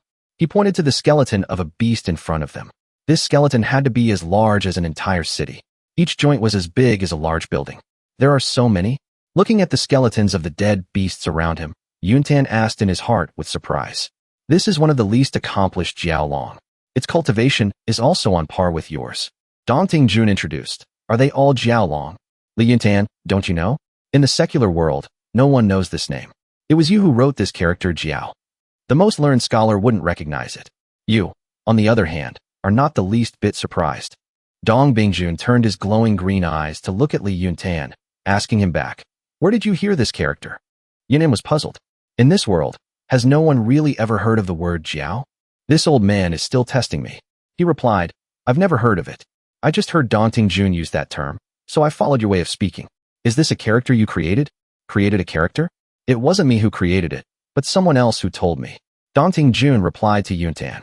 That person said, it looks like a dragon but has no horns. That is a Jiao. When you meet them, kill them on sight. What do you think I've been doing in Daunting for thousands of years? He stood majestically in the water. Yuntan, seeing his expression, thought to himself, I underestimated this old fellow. I thought everything was under my control, but things have started to take an unexpected turn. Daunting June said seriously, now that you've seen these things, do you still consider me someone to be trifled with? I know you used these tricks because you wanted me to remember my son when I saw you, so I couldn't bear to kill you. If you told this to an ordinary person, they would probably call you a daydreamer. But the method you used was not like a divine ability, nor was it like a Taoist art. I almost fell for it. Now I'm very curious, what trick did you use? How could you do it? Haha. Yuntan, hearing this, laughed loudly, as if something was very funny. Then I'll tell Daunting June. What I used is psychology. Psychology. He looked confused. Perhaps it's a term from another world. Yuntan slowly explained, you're not wrong. I had long guessed that your son was Li Gun. Now I have also become Li Gun. I thought you would remember your son, that you would cry for him. You hate the enemy who killed your son, so you will remember him that much. These two feelings are not completely opposite. There is a subtle boundary between them. I kept giving you hints, guiding you, wanting the sorrow in your heart to overwhelm the hatred in your heart. But I found that I was wrong. You weren't crying for that son of yours at all, were you? Daunting June, after listening to Yuntan's long speech, his eyes turned grim. That's right. I wasn't crying for him. You see a fan, and you remember a woman, tossing and turning. You cherish that fan, but do you like the fan itself? If that woman had originally given you just a jade vase, you would also like the jade vase, right? But one day, that fan is destroyed. You shed tears. Would you say those tears are for the fan or for the woman? Yuntan, seeing the scene before him, felt it was strange. I'm not perverted enough. Who would see their own child as a tool to remember their child's mother? So you want to, through the ninth young master, think of that true dragon. But the dragon has 9 sons. Could there be 8 other true dragon consorts like you? Do you feel uncomfortable in your heart? Daunting June snorted heavily, showing his displeasure. Humph, you're not afraid of death. You've been wrong once, and now you're wrong a second time. Why don't you think about why I brought you to this daunting? Yuntin swam to his side. Daunting June, could it be that you really want to go? As if you want someone to be in this lake. We'll talk more when we get to Red Flower City. Daunting June didn't answer Yuntin's question anymore, swimming straight ahead. Yuntin followed behind. We're here. At the largest skeleton, Dong Bingjun stopped. Huh? We're here so quickly. Yuntin thought it would take longer. This is Red Flower City. Dong Bingjun pointed to the red flower ahead. It glowed brightly in the dim space. It is also my palace. Yuntin asked again, this is Red Flower City? When I was a red carp, Daunting June recalled the past. A woman once picked a red flower in the stream and threw it at me. And I sensed this thought, and only then did I gain sentience. Do you know who that woman was? He asked Yuntin back. A true dragon transformed into a human, Yuntin replied. I thought you were a smart person, but you're so ordinary. Follow me. Then he vanished into the red flower from before, turning into a stream of air and disappearing before Yuntin's eyes. After Dong Bingjun disappeared, Yuntin stood before the flower, thinking for a while. This old man has been trapped for 2,000 years, killed thousands of true realm and mystic realm Jiao demons. His strength is unfathomably deep. I can't escape, so I might as well bet big. He carefully touched the red flower. As soon as his hand touched the petal, a flash of light erupted, pulling him inside. Before him appeared a field of eye-catching pink flowers. Beyond the flower field was a lake. In the middle of the lake was an island, with smoke rising from it. He was stunned by the sight before him. Inside Dong Bingjun's palace, there's such a vast world hidden. This is probably what Daunting Lake looked like many years ago. Walking forward, he saw Daunting June roasting a fish. Beside him sat a woman, perfectly still. He was stunned, not knowing if he should sit down, or perhaps wondering who that woman was. Sit. Dong Bingjun invited him. How many years ago was this? He asked as soon as he sat down. 3,000 years ago, Daunting Lake was already like this, he replied. That day, I was swimming in this shallow water and saw someone starting a large fire under a tree. She was probably very hungry and wanted to roast a fish to eat. I remember she was wearing yellow clothes and holding a red flower. That was the first time I met her. So who exactly is she? Yuntin was filled with curiosity. As for Daunting Jun's questions, he only replied softly. You should thank her. The reason I didn't kill you is partly because of her. Could it be? As if realizing something, he widened his eyes. But the affairs of the world are impermanent, and so is karma. Are you happy or unfortunate? That woman 3,000 years ago was just a young Taoist who had just begun her cultivation. She was merely at the idea realm, understood Taoist arts, but had no divine abilities. At that time, she looked very miserable. In this world, there are thousands upon thousands of cultivators. Even if they cultivate to the mystic realm and have heaven-defying Taoist arts, their longest lifespan is only 1,000 years. But she could actually live for 3,000 years. He closed his eyes and calculated. From the very beginning, I was wrong. Daunting June shook his head and smiled faintly. A saint, still the sword saint. At this moment, he was truly scared. No rush. Daunting June raised his hand, indicating for him to take his time. Then he continued. But this woman later got married and had a son. According to the human cultivators, this child is also considered a Taoist child, but he didn't like to cultivate the Tao. Instead, he admired the prosperity of the world. At that time, Daunting was surrounded by lakes, and there was no emperor. At that time, this place was called the 100 Kingdoms of the Southern Marshes. He gently probed. That day, I went to Mount June to meet you. On the boat, I heard you say that 2,000 or 3,000 years ago, Daunting June assisted the king of the Wei Kingdom to unify the 100 Kingdoms of the Southern Marshes. That is the shape of the Qing Kingdom today. Is that true? That's right. There are still people who remember this. He held up a fish for each person. The roasted fish is ready. The ancestor of the royal family of the Wei Kingdom was the Taoist child that the woman in yellow gave birth to that day. He married and had children in this secular world. By the 10th generation, the royal family of the Wei Kingdom was established. They lived and multiplied for generations in Guanxiu, and also proclaimed themselves emperors in Guanxiu. At that time, the royal family's surname was Xia. So the royal family of the Wei Kingdom was surnamed Xia. Shangguan. He was surprised to hear this. Shangguan. After that, the Wei Kingdom was destroyed, but a branch of the Shangguan family remained. They multiplied for another 97 generations and gave birth to a baby girl. It must be said that that little girl was also a Taoist embryo. At a young age, her talent was outstanding. She was taken by the people of the Sword Sect to cultivate the Tao. At over 20 years old, she had already cultivated to the transformation realm. Moreover, the people of the Sword Sect just investigated and found out that she was a descendant of the Sword Saint. And it is said that the genius woman of the Sword Sect later met a man. That man was a remnant of the painting saint. But who would have thought that this remnant would fall in love with that woman, causing her to betray the Sword Sect and run away with him? And that man's surname was Li, and his name was Chunfeng. So that woman's surname was Xia Shangwan, and her name was Yu. Hearing this, he bared his teeth and smiled. So the woman you met by the river back then was the current Sword Saint. I also heard that the Sword Saint's former father was the current calligraphy saint. So, I've become a relative of the twin saints. A relative? Daunting Jun asked back. For now, you are considered the only descendant of the twin saints. But 2,000 years ago, they had a falling out and have had very little contact since. Now, everyone who knows is dead. There aren't many people who know. He thought to himself, no wonder Kuan Wuzi had that reaction when he heard my mother's name. But if what you say is true, and my parents' backgrounds are so great, why did what happened later happen? And why are you telling me these things? Cutting off Yuntin's train of thought, Daunting Jun's face turned fierce as he continued. Don't be in a hurry, brat. This layer is not enough. The other matter is the fundamental reason why I didn't kill you. Do you know where the dragon chi on your body comes from? He waved the roasted fish. Please enlighten me. At the bottom of this daunting lake is sealed half of a true dragon's soul. Huh. He looked incredulous upon hearing this strange story. You're quite bold. You say I'm the consort of a true dragon, but that's just you using human thinking to speculate about demons. 2,000 years ago, the true dragon encountered a great calamity. Afterwards, it split off a part of its divine soul and sealed it at the bottom of Daunting Lake. To protect this divine soul, I split off my essence and spiritual chi. The true dragon's split divine soul became the 9th dragon prince, Li Gun. As soon as this Li Gun appeared, he was a mystic realm great demon. His cultivation was not much worse than mine at the time. But the true dragon took away half of his divine soul's memories, and also took away half of his spiritual chi. The true dragon sealed his divine soul at the bottom of the lake as the source, and used half of Li Gun's divine soul's spiritual chi to lead it into a formation. This is the Wenzhong restriction of Daunting Lake that you see today.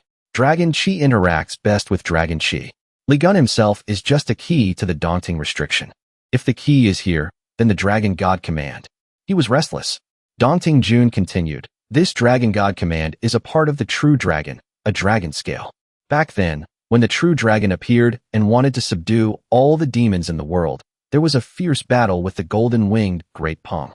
The true dragon was injured on one scale, and the golden Peng lost 3 feathers. This dragon god command is a broken corner of that scale. He held it out. Yazi said he was under the orders of the true dragon, wanting to lift the restriction and have me go see him. By combining the strength of 2 dragons, it's possible to break the balance of this dragon chi and open the restriction. But he didn't know that this method only temporarily suppresses the restriction, and the effect is not long-lasting. He also didn't know that the true dragon had also told me that if I really wanted to leave Daunting, I just needed to call Li Gun over, perform a spell to make the 2 chis clash, and the restriction would be immediately lifted. Why would I need him to save me? Daunting Jun immediately changed his attitude. This is a bit strange.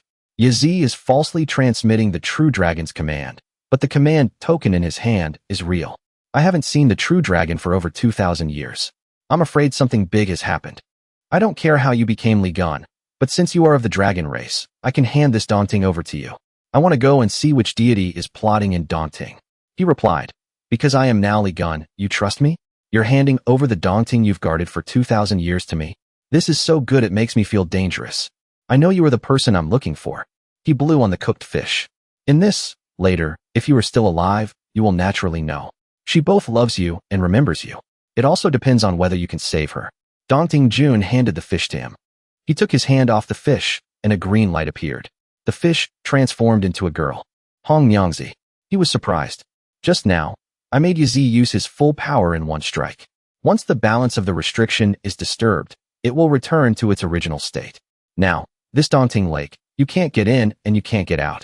Even if I try my best, it will take several years. So, you can rest assured and wait. Wait a minute. Seeing that Daunting Jun was about to leave, he held Hong Nyangzi in his arms and said loudly, the true dragon's divine soul has been sealed at the bottom of the lake, so there must be dragon chi leaking out.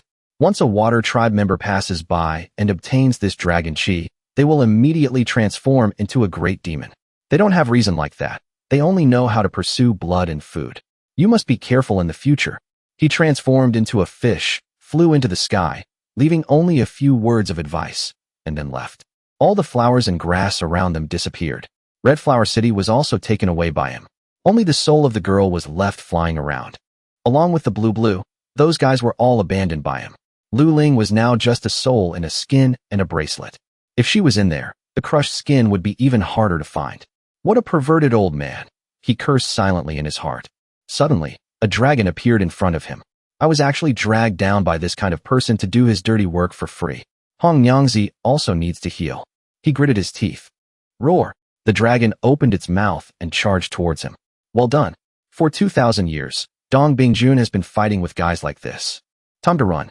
This is not something I can deal with right now. He swam forward, the dragon close behind. But it got stuck in the skeleton.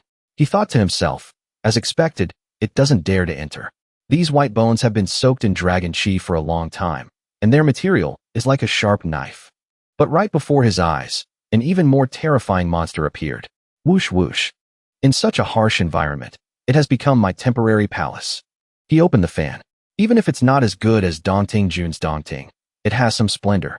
The area around him changed, and everything appeared. It's really not a place for people to live. I should fix it up a bit. Li Lang, you're here. Hong Yangzi had also woken up, her hand caressing Li Yunshin's face. Dong Bingjun has probably left Dongbing. Before he left, he threw you to me. He briefly explained the current situation. Before, he used wood to roast. He treated you like that because of me. Hong Yangzi replied, it's not because of you, but I'm very happy. You've come to Dongting. You don't understand my father. The branch you saw is the Jinmu branch. That bonfire is the red tail fire. I am a Yin soul ghost cultivator, always afraid of Yang Qi. My father refined the Jinmu branch and put it into my body. It was also infused with his red tail fire. So even though I am a ghost cultivator, I am not afraid of those things. You were first killed by him, then became a ghost cultivator, then suffered a lot, and stayed by my side. And you still say you want what's best for me, he muttered. But how can you tell what's sincere and what's fake? She looked at herself. Li Lang said before that he admired me, but it turned out to be a lie. He said it was a lie, but now he has personally come to Dongting. Li Yunshin was speechless. Li Lang can say it was out of necessity, can say it was for Ling Kongzi. Some words, once said, you don't know if they're true or false. It's better not to say them. In this world, no matter how you live, isn't it all about coaxing others and being deceived yourself? Her hand covered Yuntin's mouth, preventing him from saying any more. You're doing something very dangerous. He took Hong Yangzi's hand. If I were you, I would stay away from people like me. The pain I bring you is 100 times greater than the joy I give you. In a moment, I will take you to Mount June. Although this Dongting is sealed, it's so big, you have a place to go. Don't appear before my eyes again. You? Hong Yangzi was a little annoyed to hear this. What if I say that without me, there are some things you can't do? She hugged herself. He turned his back to her. Without you, what can I do? She replied, aggrieved. I heard my father say that Li Lang initially planned for Bai Fenchen to kill Ling Kongzi, precisely to make the Golden Peng's adopted daughter misunderstand that it was Ling Kongzi who killed you, who killed the 9th young master. Does Li Lang know why Bai Yuntan is so angry? She sighed and closed her eyes. This is the layout I arranged. Of course I know. Bai Fenchen likes to eat dragons, and besides, there's the 9th young master. He turned his back. Sigh, Li Lang. She interrupted. Bai Fenchen says she likes to eat dragons, but the 9th young master is just a transformation realm demon. For a true realm Bai Yuntan to catch him would be as easy as turning over her hand, because for 1,000 years, she has never eaten him. Hong Yangzi voiced her opinion. He turned his head, frowning. Hearing you say that, it is indeed a bit strange. Li Lang, think again. That 9th young master has been in the Wei River for 1,000 years. How could Bai Fenchen not know? She moved closer. But why did she let him escape a while ago? She pressed herself against Li Yunshin. He glanced at her. I originally thought that the 9th young master was, after all, a son of a true dragon. Bai Yuntan, although she is the daughter of the great sage Jin Peng, couldn't just eat dragons as she pleased. Hong Yangzi blushed, looking into his eyes. It's rumored in the world that the golden-winged great Peng King likes to eat dragons. But how many dragons are there in this world? 1 true dragon and 9 dragon sons, that's all. Where would you go to eat them? But if this is a rumor, the true dragon, as the co-ruler of all the demons in the world, How could he allow such baseless rumors to spread? She bit her fingernails. So the legendary golden-winged great Peng who likes to eat dragons is actually, after this? He seemed to have thought of something. Li Lang is indeed smart. That's right. Bai Finshin says she's traveling the world, but in reality, she's looking for food for her adopted father. The ninth young master is the one who communicates with her, and I am the representative of the people of Dongting who communicates with the young master. Li Lang can think about it. The thousands of skeletons, blood, and flesh in this lake, where have they all gone?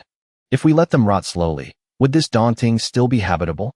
Thinking back to the scene of Dongting filled with white bones, he replied, these Jiao dragons, no matter what, have been tainted with a part of the true dragon's divine soul's spiritual energy. If the true dragon knew that the golden-winged great Peng was eating this, wouldn't he be furious? She smiled. What is Li Lang worried about?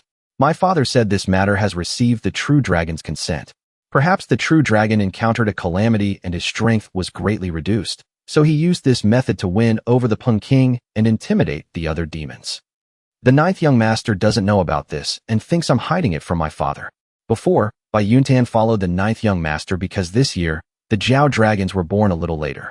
The golden Peng had no patience, and Bai Yunnan had no patience either. To put it bluntly, she was going to take the ninth young master and give him to her adopted father. It's just that, Li Lang, this Dongting is now sealed. There's no more Jiao meat to give to Bai Yuntan. Does Li Lang have a way to deal with this? Hong Yangzi took Li Yuntan's hand and placed it on her chest, her eyes clearly showing her admiration. Anyway, I'm sealed in this Dongting. I can't beat that Jiao dragon either. If Bai Finshin wants something, she can think of a way herself. We'll deal with it when the time comes. He replied foolishly, seemingly unable to think of a countermeasure in this situation. He scratched his cheek, secretly calculating in his heart. But why did Dong Bingjun keep me here and tell me about my background? Linkong Zi went to see the twin saints. Did she only talk about the jade slip of wisdom? Is it related to me? I've received too much information at once. I need to slowly sort it out. I also don't know how Linkong Zi is doing now. If I knew what the twin saints said from her, perhaps I could add another piece to the puzzle from a different perspective. Boom, boom. The space suddenly shook violently. The two of them lost their balance. Hong Yangzi warned, Li Lang, there are people fighting outside. They've touched the restriction of Dongting.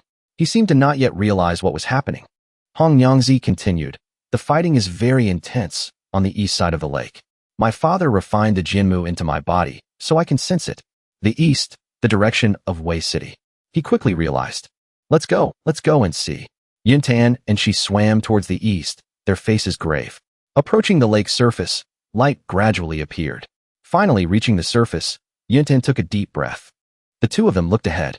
The sky was filled with fire. He said to Hong Yangzi, let's go over there and see. I don't know how Wei City is doing. I still have several assistants and friends outside. Hong Yangzi immediately conjured a wooden boat. The two of them quickly got on. So that's why I said you would need me. A boat with two people sped towards the sea of fire in the distance. He realized something. Be careful. A beam of light shot towards the two of them.